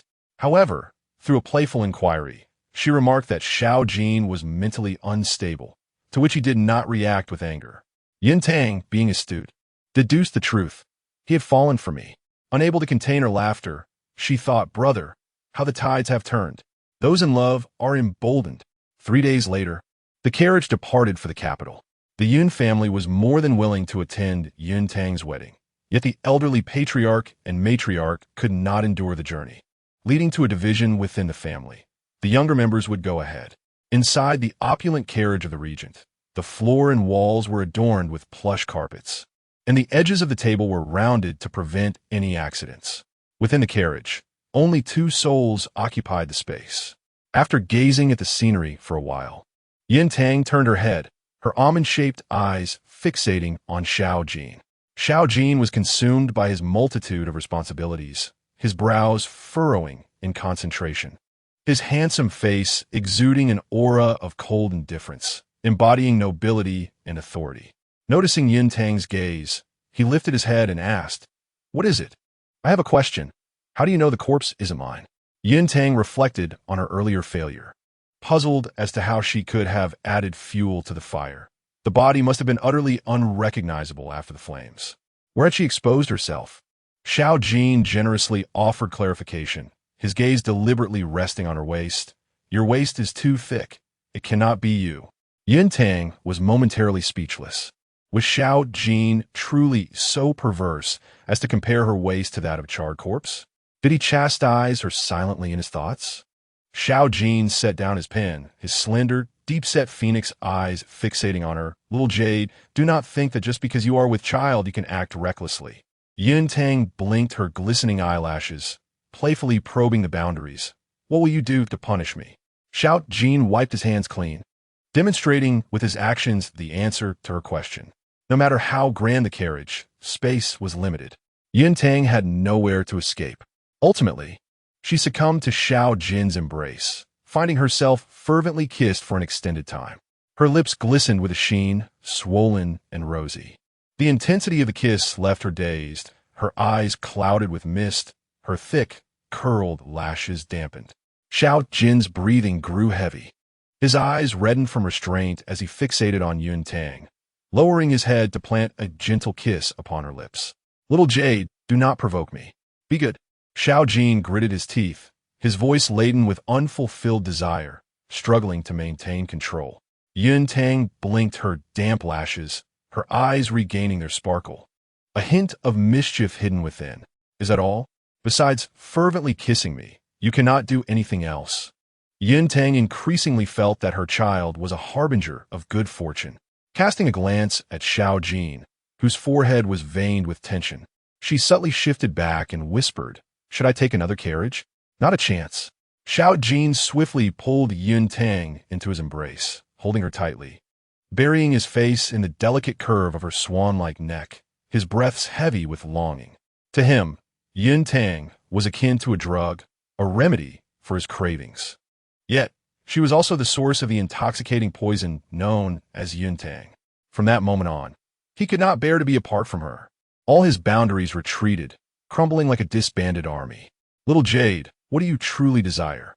Xiao Jin's voice was hoarse and low, tinged with helplessness.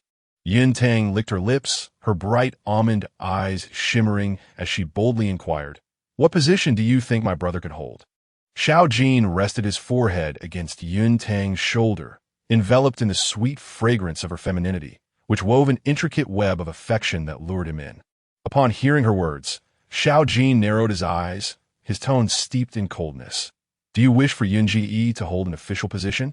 "Indeed. Duntang una vez li demandé." "As your princess, my maternal family cannot forever remain mere merchants, can they?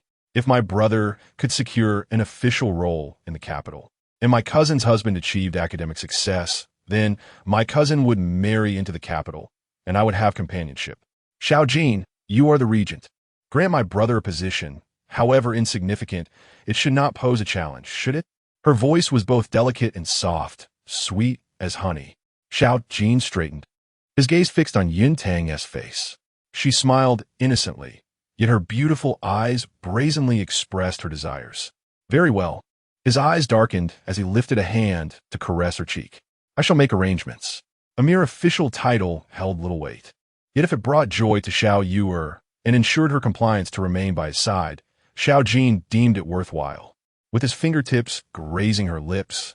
He lowered his head, his voice husky and yearning. Xiao Yu, allow me another kiss. Yun Tang closed her eyes and instinctively tilted her neck.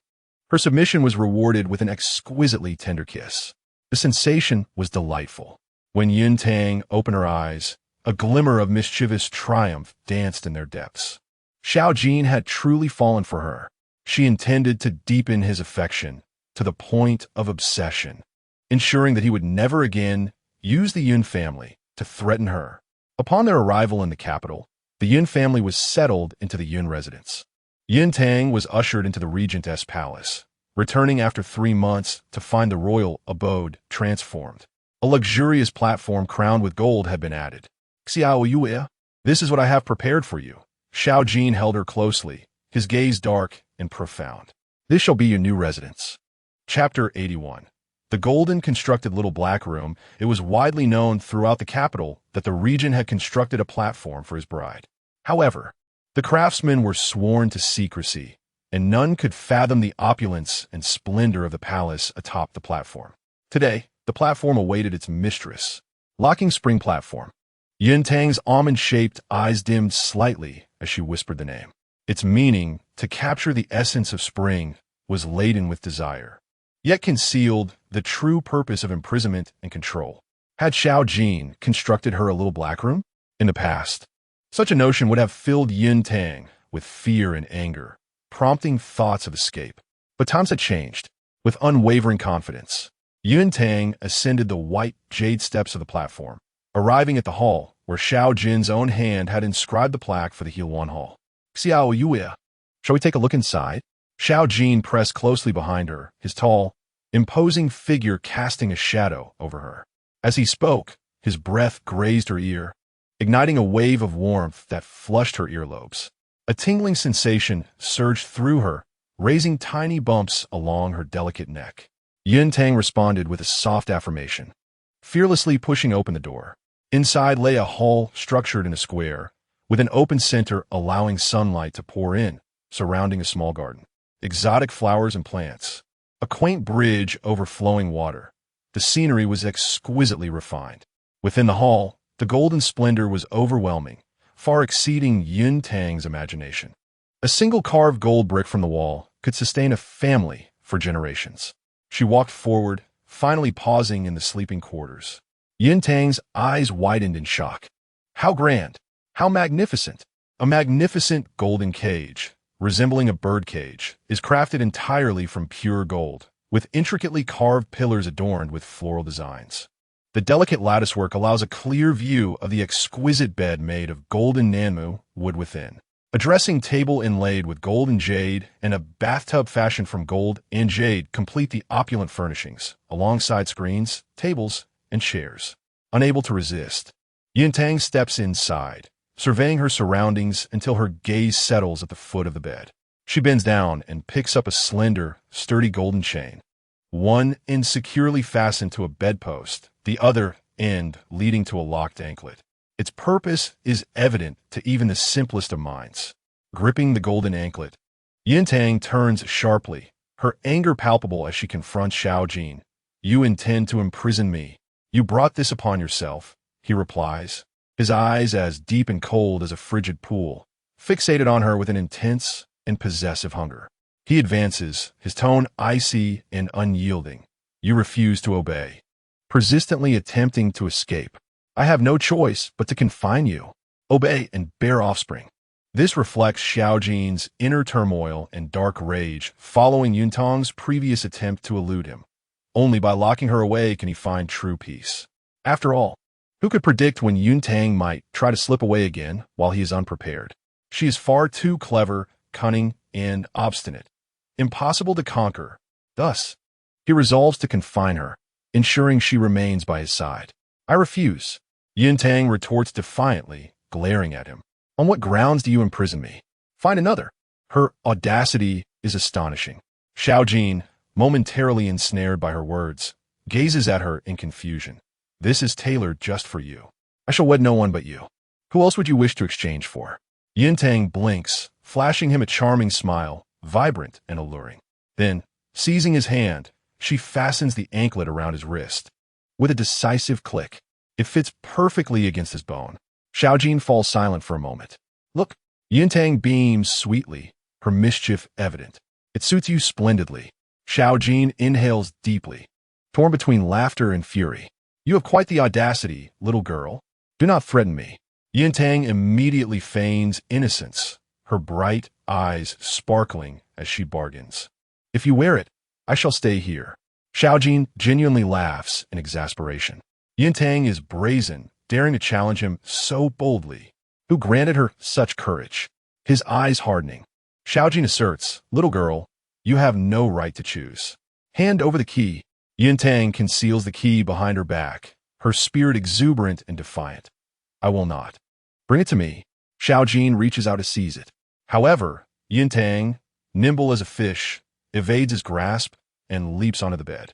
This unexpected turn leaves Xiao Jin momentarily stunned. Not fleeing, being obedient on the bed. Xiao Jin watches as Yintang touches the bedding, finding it soft and comfortable. Indeed, he has spared no expense. Sitting on the edge, she gently swings her legs and gazes up at him, her eyes sparkling with mischief. I carry your child. I will not run away. She coos, softening her voice, feigning vulnerability. Please do not lock me away. What kind of princess is confined before even entering her home? If word gets out, you will lose face, and I still have mine to protect. Xiao Jin ponders her words with intent. Yintang's eyes glimmer as she continues. If you keep me locked away here, away from the light of day, it will not be good for the child. After exchanging soft words, Yintang suddenly shifted her tone and expression, deliberately threatening him. If you truly imprison me, I will resort to starvation and perish, leaving you without a child.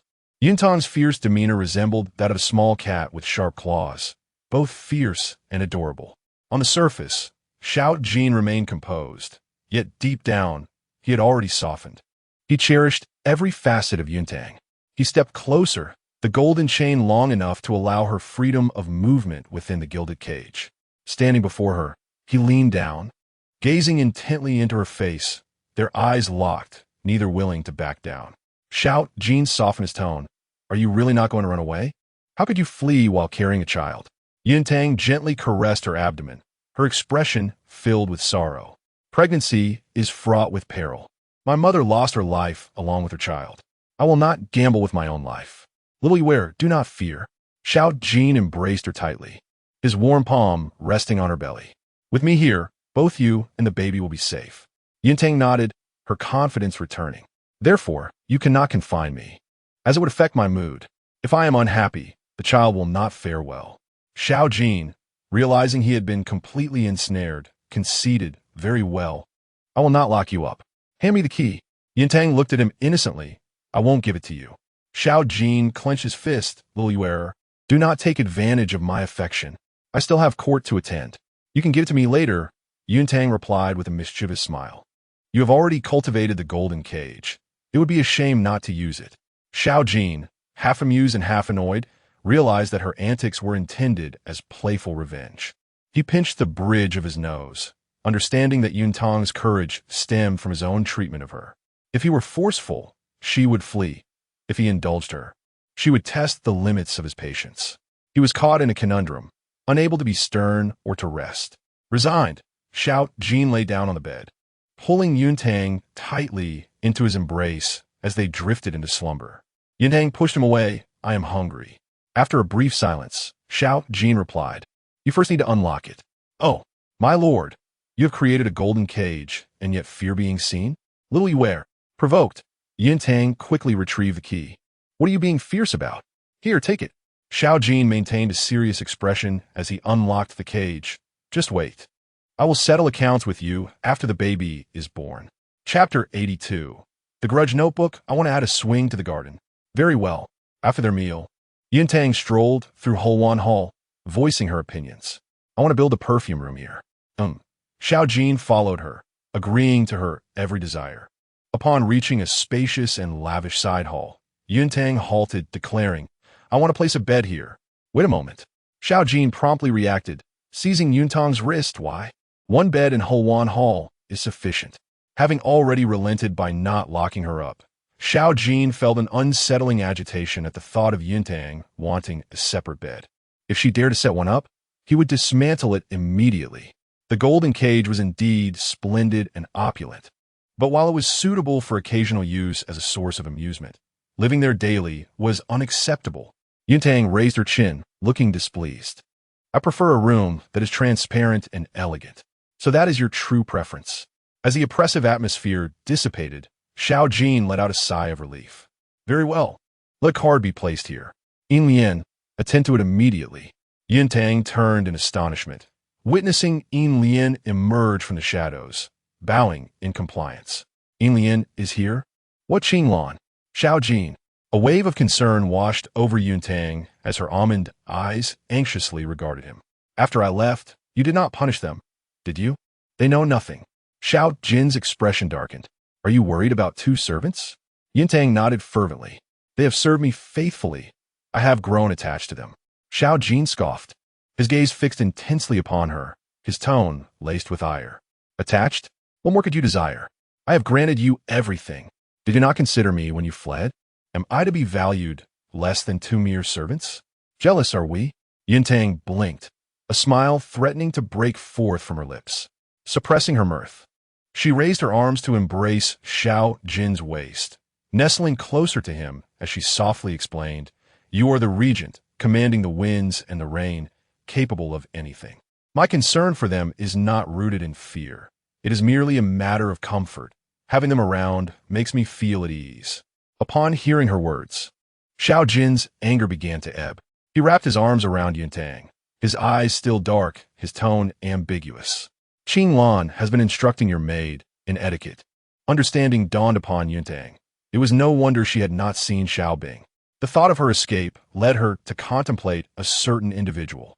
Given the chance to start anew, she would still eliminate the Empress Dowager without hesitation. She would show no mercy. However, Yuntang bit her lip and inquired, What became of the young emperor after the Empress Dowager's demise? Xiao Jin replied casually, He wept for a time, then forgot. What? Yuntang could hardly believe it, lifting her gaze to lock onto Xiao Jin's. Forgot. Her eyes widened in disbelief, her lips parting in astonishment, exuding both adorability and allure. The heat in Xiao Jin's gaze intensified as he caressed Yuntang's cheek, patiently elucidating. Upon his birth, the late emperor passed away. Lin Fengjiao frequently executed palace attendants. The young emperor has witnessed more death than you can imagine. Such exposure has numbed him. Children have short memories. Let him play for a few days, and Lin Fengjiao will merely be a name to him. He has even issued a decree forbidding anyone from mentioning her. Gradually, Lin Fengjiao will be completely forgotten, and no one will remember her. Xiao Jin did not perceive his actions as cruel. Lin Fengjiao had brought this upon herself. Yuntang fell silent, the ruthlessness of the imperial family stirring worries for the child within her. Just as she placed a hand on her belly, a larger hand enveloped hers, resting upon her abdomen. Little Jade, what troubles you? Our child will have loving parents. Yuntang felt a tumult of emotions, nodding slowly. Yes. The following day, Yuntang encountered a newly formed quartet. In addition to Qinglan, Yin Lian, and Xiao Bing, a new face, Lian Xiao, joined them. Lian Xiao bowed respectfully, stating, The prince has decreed that from today, I shall serve as your personal physician. Yuntang raised an eyebrow, her tone teasing. Lian Xiao, you won't misdiagnose or prescribe the wrong medicine again, will you? I would not dare. Then tell me, who will you heed from now on? Yuntang's voice turned icy, imbued with a sharp edge. Lian Xiao broke into a cold sweat at the thought of the prince's command. Steeling herself, Lian Xiao knelt before Yuntang. I shall adhere to your orders. Satisfied, Yuntang nodded. You may rise. She then turned her attention to Qinglan. Her eyes were rimmed with red, tears welling up as she locked gazes with Qinglan. Unable to contain herself, Qinglan took a couple of steps forward, her voice heavy with emotion. Madam, it is wonderful that you are safe. Woo-woo. Just as Yuntang was about to offer her comfort, Qinglan's demeanor shifted in an instant. Wiping away her tears, she murmured, Madam, you have returned safely and are even expecting a little master of the Wangfu. Such joyous news cannot be met with tears. Madam, Oh no! You are now the esteemed future princess. With tears still lingering, Qinglan grinned widely and corrected herself. Congratulations, princess! Congratulations, princess! Yuntang smiled helplessly. Qinglan's ever-constant presence brought her a sense of warmth and ease. Xiao Bing, innocent and well-behaved, had already astonished Yuntang with her identity back at the Yun residence. Since arriving at the regent's mansion, she had become obedient and had taken on the role of Qinglan's little attendant. Lian was sharp and reliable. With these four by her side, Yuntang felt no burden in any aspect. Princess, you have returned. Come, try on a wedding dress. Qinglan was eager. Today, the maid has brought the wedding attire from the embroiderers. If it doesn't fit well, we must make immediate alterations to avoid delaying the wedding date. Xiao Bing, go call someone quickly. Xiao Bing scampered out dutifully. Coming back to her senses, Yuntang hastily called out, Qinglan, when is the wedding date? Huh, you do not know? Qinglan replied, her expression a mix of surprise and caution. It is set for the 1st of October, personally arranged by the prince. Yuntang gasped, realizing that today was the 20th of September, leaving less than 10 days until the grand wedding. Is it even possible to prepare everything in time? She exclaimed in shock. Qinglan shook her head repeatedly. Princess, you are unaware. Since returning from the summer resort, the prince has commanded preparations for the wedding. It has been over 2 months in the making. Everything is ready, just awaiting your return. Upon hearing this, Yuntang's emotions became exceedingly complex. Xiao Jin had genuinely prepared for such a long time. It was not a mere facade to coax her into appearing. After confirming that she was alive, he had resolved to marry her. Yuntang murmured, but there was no betrothal gift. Qinglan nodded vigorously. There was. Early this morning, the prince, accompanied by his majesty, personally visited the Yun residence to deliver the betrothal gift and announce the wedding date. Princess, the prince refrained from disturbing your peaceful slumber, knowing you were with child. Qinglan clenched her fists, her face radiant with excitement. The prince has always made exceptions for you. I knew he holds you dear in his heart. Princess, you and the prince will be very happy. Will we? Yuntang pouted slightly. Happiness is a mutual endeavor, while Xiao Jin may have developed feelings for her. She had not reciprocated. His current affection could not erase the memory of his previous harsh and brutish behavior. He had once regarded her as nothing more than a mere plaything, subjecting her to endless torment, and even confining her to a small dark room. Yuntang flipped through her mental ledger of grievances, feeling a huff of indignation rising within her. She would never fall for Xiao Jin. The wedding attire had arrived. Xiao Bing entered, accompanied by the embroideress. Qinglan continued her praises. Princess, do take a look. This was meticulously crafted by dozens of embroiderers from the prince's palace. A unique piece in all the world. Initially indifferent, Yuntang found herself unable to look away upon glancing at the attire. Chapter 83. The stunning wedding dress, the bright red, cloud-patterned satin, intricately embroidered with golden threads depicting 2 phoenixes soaring, and silver threads outlining vibrant peonies, showcased exquisite craftsmanship. A true masterpiece. The collar and cuffs were adorned with precious gems, radiating opulence and splendor. The East Pearl, worth a fortune, was set in a shimmering circle. On the belt, golden threads form branches, and jewels bloom like flowers, an astonishing display of opulence. This is a wedding gown that captivates the senses, a treasure beyond measure. Embodying unparalleled luxury, no woman can resist its allure. As Yuntang donned the exquisite garment, she gazed into the mirror, unable to suppress the radiant curve of her lips. How beautiful! Qinglan exclaimed with unrestrained admiration. The princess is stunning. Xiaobing nodded vigorously, her eyes filled with admiration, nearly drooling at the sight. Lian Xiao, equally astounded, could not help but inquire, what about the phoenix crown? The wedding gown and phoenix crown are traditionally a matched set. Hearing this, Yuntang turned her head, her eyes sparkling with curiosity as she looked towards Qinglan and Lian. Qinglan whispered an explanation. The prince found the 5 dragons and 2 phoenixes crowned too plain and has requested a more extravagant design. Yuntang gasped in astonishment. Is he mad? More? According to the customs of the Great Yin Kingdom, a prince's consort is entitled to 3 dragons and 1 phoenix. while a regent's consort is already at the highest level with 5 dragons and 2 phoenixes. Adding more would mean only the empress wears the 9 dragons and 4 phoenixes. Does Xiao Ju not fear that rumors of rebellion will spread on their wedding day? The princess need not worry. Lian interjected. His Majesty has granted his approval. Yuntang hesitated, pondering the fact that the young emperor was merely 4 years old. What could he possibly understand? She turned once more to the grand bronze mirror, trying to envision what she would look like adorned with the phoenix crown. For a woman, marriage is one of the most significant events in her life. She never expected to reach this day, nor did she foresee Xiao Ju bestowing upon her such extravagant and even audaciously grand attire. Was he attempting to compensate for his previous misdeeds? After treating her so harshly, was this his way of making amends?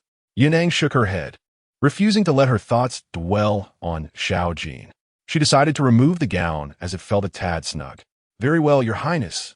Qinglan promptly summoned the seamstress to take her measurements, ensuring that everything would be perfect for the wedding day. Just as Yuntang had removed the wedding gown, Xiao Ju returned. His gaze fell upon the gown with a hint of regret. He had not witnessed Yuntang in it. Xiao Jun's eyes flickered towards her, filled with unspoken desire. No, Yuntang protested, leaning against the table, feigning dissatisfaction. It's too exhausting to keep changing. You can see it on the wedding day. Xiao Ju frowned momentarily, but ultimately softened, gesturing for everyone to leave. Xiaoyu, the betrothal gifts are ready, and the wedding date is set for October 1st. I know, Yuntang replied, resting her cheek on her arm. Her almond-shaped eyes quietly fixed on Xiao Ju, remaining silent. He approached her, gently brushing his hand over her head. Why do you look at me like that? Are you unhappy? Or is something bothering you? Yuntang blinked and turned her head away. It's nothing, just looking. Observing this, Xiao Ju's expression darkened. He understood Yuntang was perceptive, cunning, and intelligent. Though she was present with him, carrying their child, Xiao Ju still felt an unsettling anxiety. The fear of losing her loomed large in his heart, dreading that she might vanish if he turned away. Whenever she displayed her affection, he found himself reluctant to be harsh with her. With a brooding gaze, Xiao Ju resolved to invest effort in the Yun family. Uncle Wang, Auntie, Xiao Tianxun burst in, panting heavily, his forehead glistening with sweat. Upon hearing his soft, adorable voice, Yuntang immediately sat up, her eyes brightening as she looked at him. Little Emperor, you've arrived. Uncle Wang departed at a brisk pace, and it was only after I, panting, managed to catch up with Xiao Tianxun. Yuntang immediately shot a reproachful glance at Xiao Ju, then smiled as she poured water for Xiao Tianxun. Xiao Ju, however, did not receive such kindness. He shot a frosty gaze at Xiao Tianxun, causing the latter to hide behind Yuntang in fright. Little Majesty, please have a seat, Yuntang said gently, taking Xiao Tianxun's small hand and assisting him onto the stool. Auntie, Xiao Tianxun looked at Yuntang with innocent curiosity and asked, if Annie marries Uncle Wang, do I need to change how I address you? The clever child, with a mischievous glint in his eye, mumbled in a childlike voice, if Uncle Wang has a wife, should I call her Queen Mother? Yuntang coughed, almost choking. Xiao Ju raised a hand to pat her back, his phoenix eyes glinting with warning. Where did the Emperor learn such nonsense? Absurd. My wife is your aunt. Xiao Tianxun timidly acknowledged his mistake. Cough. It's all right, Yuntang interjected, smiling as she patted Xiao Tianxun's head. You may address me however you wish. Xiao Tianxun glanced at Xiao Ju, obediently calling out Aunt. Yuntang responded with a smile. Aunt. Xiao Tianxun wriggled in anticipation, eagerly gazing at Yuntang's belly. May I touch the baby brother? Of course. Yuntang encouraged as Xiao Tianxun boldly extended his small hand, gently touching it, his little face perplexed. And I cannot feel him. Yuntang couldn't help but smile at his adorable demeanor. She cupped Xiao Tianxun's chubby face, her eyes crinkling with warmth as she gently explained. It's because he is still small. When he grows a bit more, he will be more active.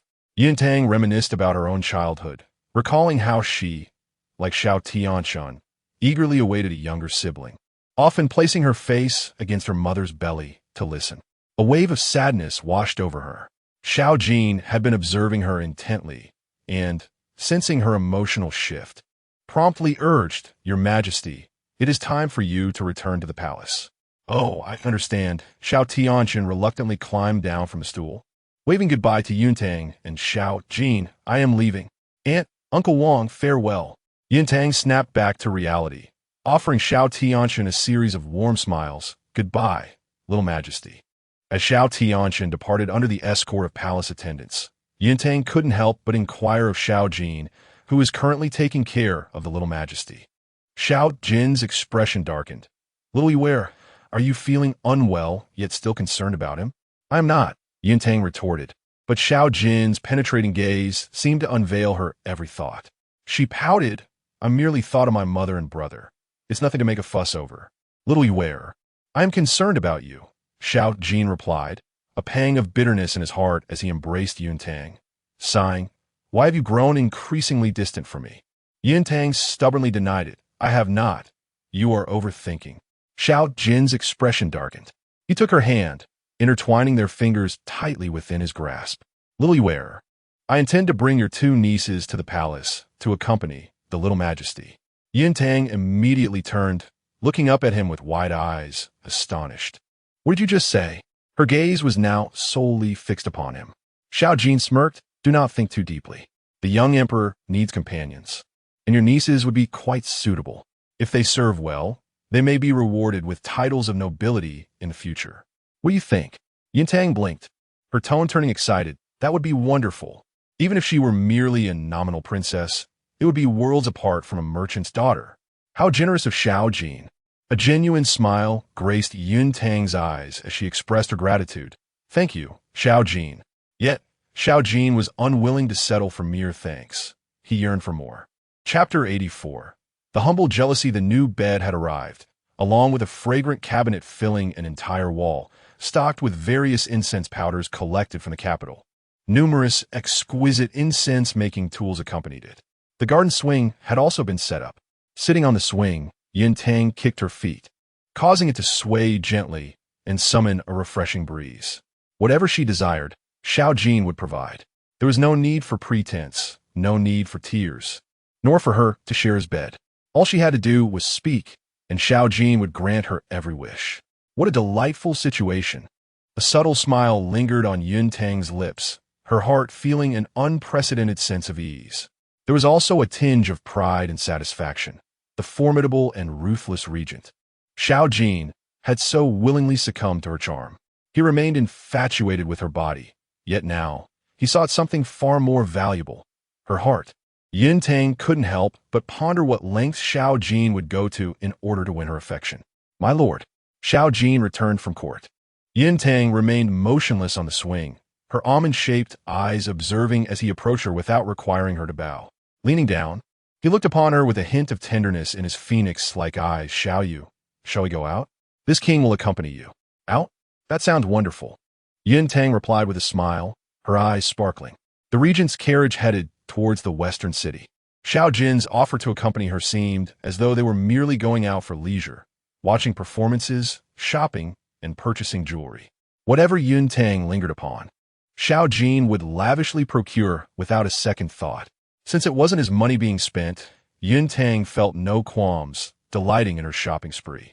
However, the atmosphere shifted when a shadow guard discreetly reported to Xiao Jin, causing his expression to darken momentarily, a flash of murderous intent flickering in his gaze. He approached Yuntang, taking her hand with a gentle tone. "Xiao Yu, you must be tired. Let us rest at a tea house."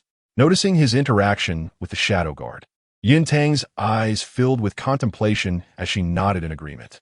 Upon arriving at the tea house, Xiao Jin ordered refreshments before excusing himself under the pretext of urgent business, taking the guards with him and leaving only Qing Lan and 3 others to attend to her. Yuntang's gaze turned suspicious. What scheme was Xiao Jin devising? Yet, the answer soon revealed itself. Gu Ming Yin had arrived. After months apart, Gu Ming Yin, dressed in white, appeared disheveled and pallid, exuding an air of lifelessness. Upon seeing Yuntang, a spark ignited in his eyes. "Su Tangyu, it truly is you," Gu Ming Yin exclaimed as he stepped forward, only to be halted by Qing Lan and the others. Yun Tang cast a glance at the adjacent wall and waved her hand, commanding, Qing Lan, you may leave. I wish to speak with the heir. Qing Lan hesitated, but ultimately retreated due to her orders. As the door closed, a curious inquiry from a small voice reached her ears. Sister Qing Lan, who is he? In a dismissive tone, Qing Lan replied, a foolish one who cannot see the truth. Upon hearing this, Gu Mingyan's face paled further, and he swayed unsteadily. Yun Tang's expression remained indifferent. Heir, please. Have a seat. After Gu Mingyan took a seat nearby, he finally spoke to explain, Su Tangyu, I am no longer the heir. My father passed away 2 months ago, and I have inherited the title of Duke of Ningwa. Yun Tang's expression turned to one of astonishment, a mix of condolences and congratulations.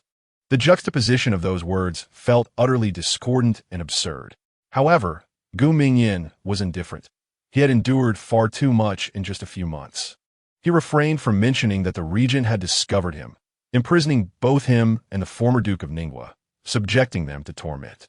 He had managed to withstand it, but his father had suffered immensely, ultimately succumbing to illness and leaving this world. Gu Mingyan did not blame Yun Tang. It was his own fault for not being more prudent, allowing himself to be ensnared. I heard that the regent is to marry a princess who bears an uncanny resemblance to you.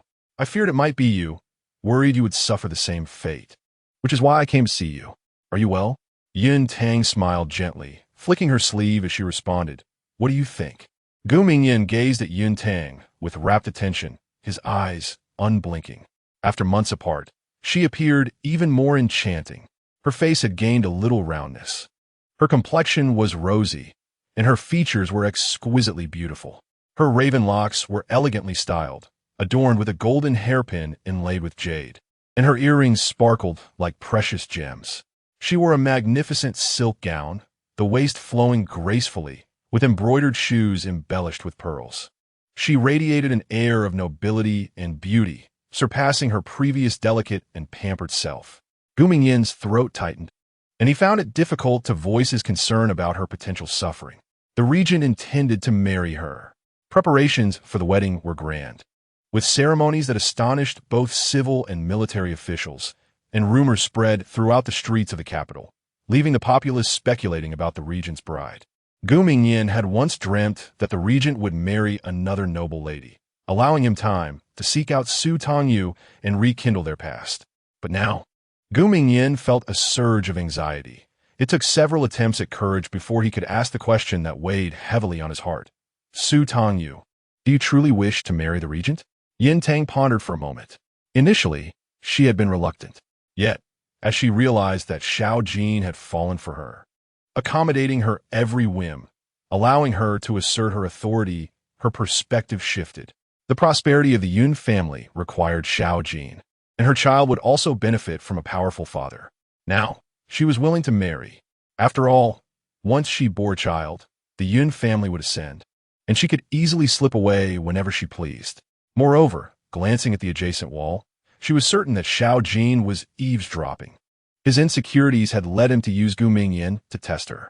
The sheer pathetic nature of it made Yun Tang chuckle inwardly. To prevent a certain individual from spiraling into madness, she smiled sweetly and melodiously declared, I am willing to marry Xiao Jin. Su Tangyu, has the regent threatened you? Gu Mingyan sprang to his feet in distress. I can help you. Just say the word and I Gu Ming Yan. Yun Tang's voice turned cold as she sternly interrupted him. I do not require your assistance. Furthermore, my surname is not Su. I am Yun Tang, the second miss of the Yun family from Jiangnan. Gu Mingyan appeared dazed, his eyes filled with sorrow and regret. Are you truly going to marry him? After how he treated you, he is unworthy of you. Gu Mingyan, you should leave. Yun Tang regarded him as a pitiful creature, contemplating sparing his life, as he may yet prove useful in the future. Stop dreaming and wake up. Without Xiao Jin, I will not look at you. Gu Mingyan, in a state of utter despair, stumbled away.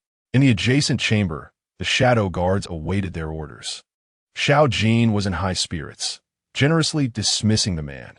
After all, he was a marquis, and the prince chose to show him mercy this time. The shadow guards sheathed their blades and respectfully withdrew. Xiao Jin straightened his robes and returned, his phoenix eyes brimming with delight as he gazed at Yintang. "Little wearer, I have returned." Yintang cast him a sidelong glance, holding her teacup, unwilling to engage. Xiao Jin sat beside her, unabashedly revealing his intentions. "I too wish to avoid the prospect of future infidelity. Rest assured, that shall not happen." Yintang responded with a radiant smile, now that he has departed. Where is the chance for infidelity? However, Xiao Jin's antics displeased her. She desired some form of compensation. "Xiao Jin, has my brother's official position been secured? You wouldn't deceive me, would you?" "Indeed." Xiao Jin grasped her hand and gently kissed her forehead, his voice languid and soothing. "How about the salt and iron minister?" Yuntang's eyes sparkled with excitement. Such a lucrative position. The salt and iron minister oversaw the finances of salt and iron, a significant and independent role, only accountable to the emperor. Given the youth of the little emperor, it meant that Yunzi would only need to heed Xiao Jin's commands, allowing for considerable freedom. "I have tested him. He will initially manage the salt and iron in Jiangnan, and upon achieving results, he will be promoted." Xiao Jin continued, "As for the Yun family, I have plans as well." Yuntang's eyes gleamed with anticipation as she inquired further, "What plans?" Her vivacious and charming demeanor was utterly captivating. Moreover, Yuntang had just expressed her willingness to marry him. Xiao Jin's heart swelled with joy, and he couldn't resist cradling her face and kissing her tenderly. Yuntang, wide-eyed, pondered why he frequently kissed her. Yet, considering the benefits he had provided, she embraced his neck, reciprocating with a prolonged, passionate kiss. Their lips met, breaths entwined, and Yuntang's cheeks flushed with a rosy hue, her almond eyes shimmering with softness. She gently pushed Xiao Jin away. "You haven't finished speaking?" Xiao Jin, insatiable, brushed his lips against her cheek. He resumed, "The Yun family has a knack for business, owning tea houses, silk, and brewing. After our marriage, I will issue an edict for the Yun family to become imperial merchants, with your two uncles overseeing this matter." Yuntang's eyes lit up with each revelation. The little princess would play alongside the young emperor. Yunzi would become the salt and iron minister, and the Yun family would rise to the status of imperial merchants. Such immense wealth had suddenly befallen the Yun family. Indeed, connections were the swiftest route to power and riches. Yuntang beamed a radiant smile, planting a sweet kiss on the corner of Xiao Jin's mouth. "Thank you, my lord, for your kindness." "Little your mere thanks are insufficient." Xiao Jin's gaze darkened with desire, as though he longed to consume her entirely. Yuntang, feeling the weight of his stare, quickly took his hand and placed it on her soft belly. Her eyes innocent and sincere. "Xiao Jin, you know I am with child. We cannot be reckless, can we?" Indeed, Xiao Jin's voice was hoarse. His deep, burning gaze brimmed with unbridled desire as he pulled Yuntang into his embrace, panting softly, "Just let me kiss you once more. Just a kiss, nothing else." Yuntang, in a moment of generosity, obliged him. As someone who has experienced it firsthand, Yuntang cannot help but acknowledge that Xiao Jin's kissing skills have significantly improved. Previously, his kisses left her breathless, but now they bring her immense comfort and pleasure, which she is more than willing to indulge in. The wedding date is just around the corner, and Yuntang patiently remains at the regent's residence, reviewing the dowry list presented by her family. The betrothal gifts bestowed by Xiao Jin are entirely her personal assets. After 3 days and nights of perusing the list, she finds the sum staggering, enough to make her question whether she is wealthier than some nations. She cannot help but ponder that had Xiao Jin treated her a bit better from the start and presented such an extravagant dowry, she might have truly been moved. Alas, there are no what-ifs. Yuntang swiftly dismisses her daydreams and begins to strategize the arrangement of her substantial dowry and betrothal gifts. With Yunzi aspiring to enter the government and her two uncles on the verge of becoming imperial merchants, Yuntang approaches them, presenting her wealth as encouragement to expand their business ventures.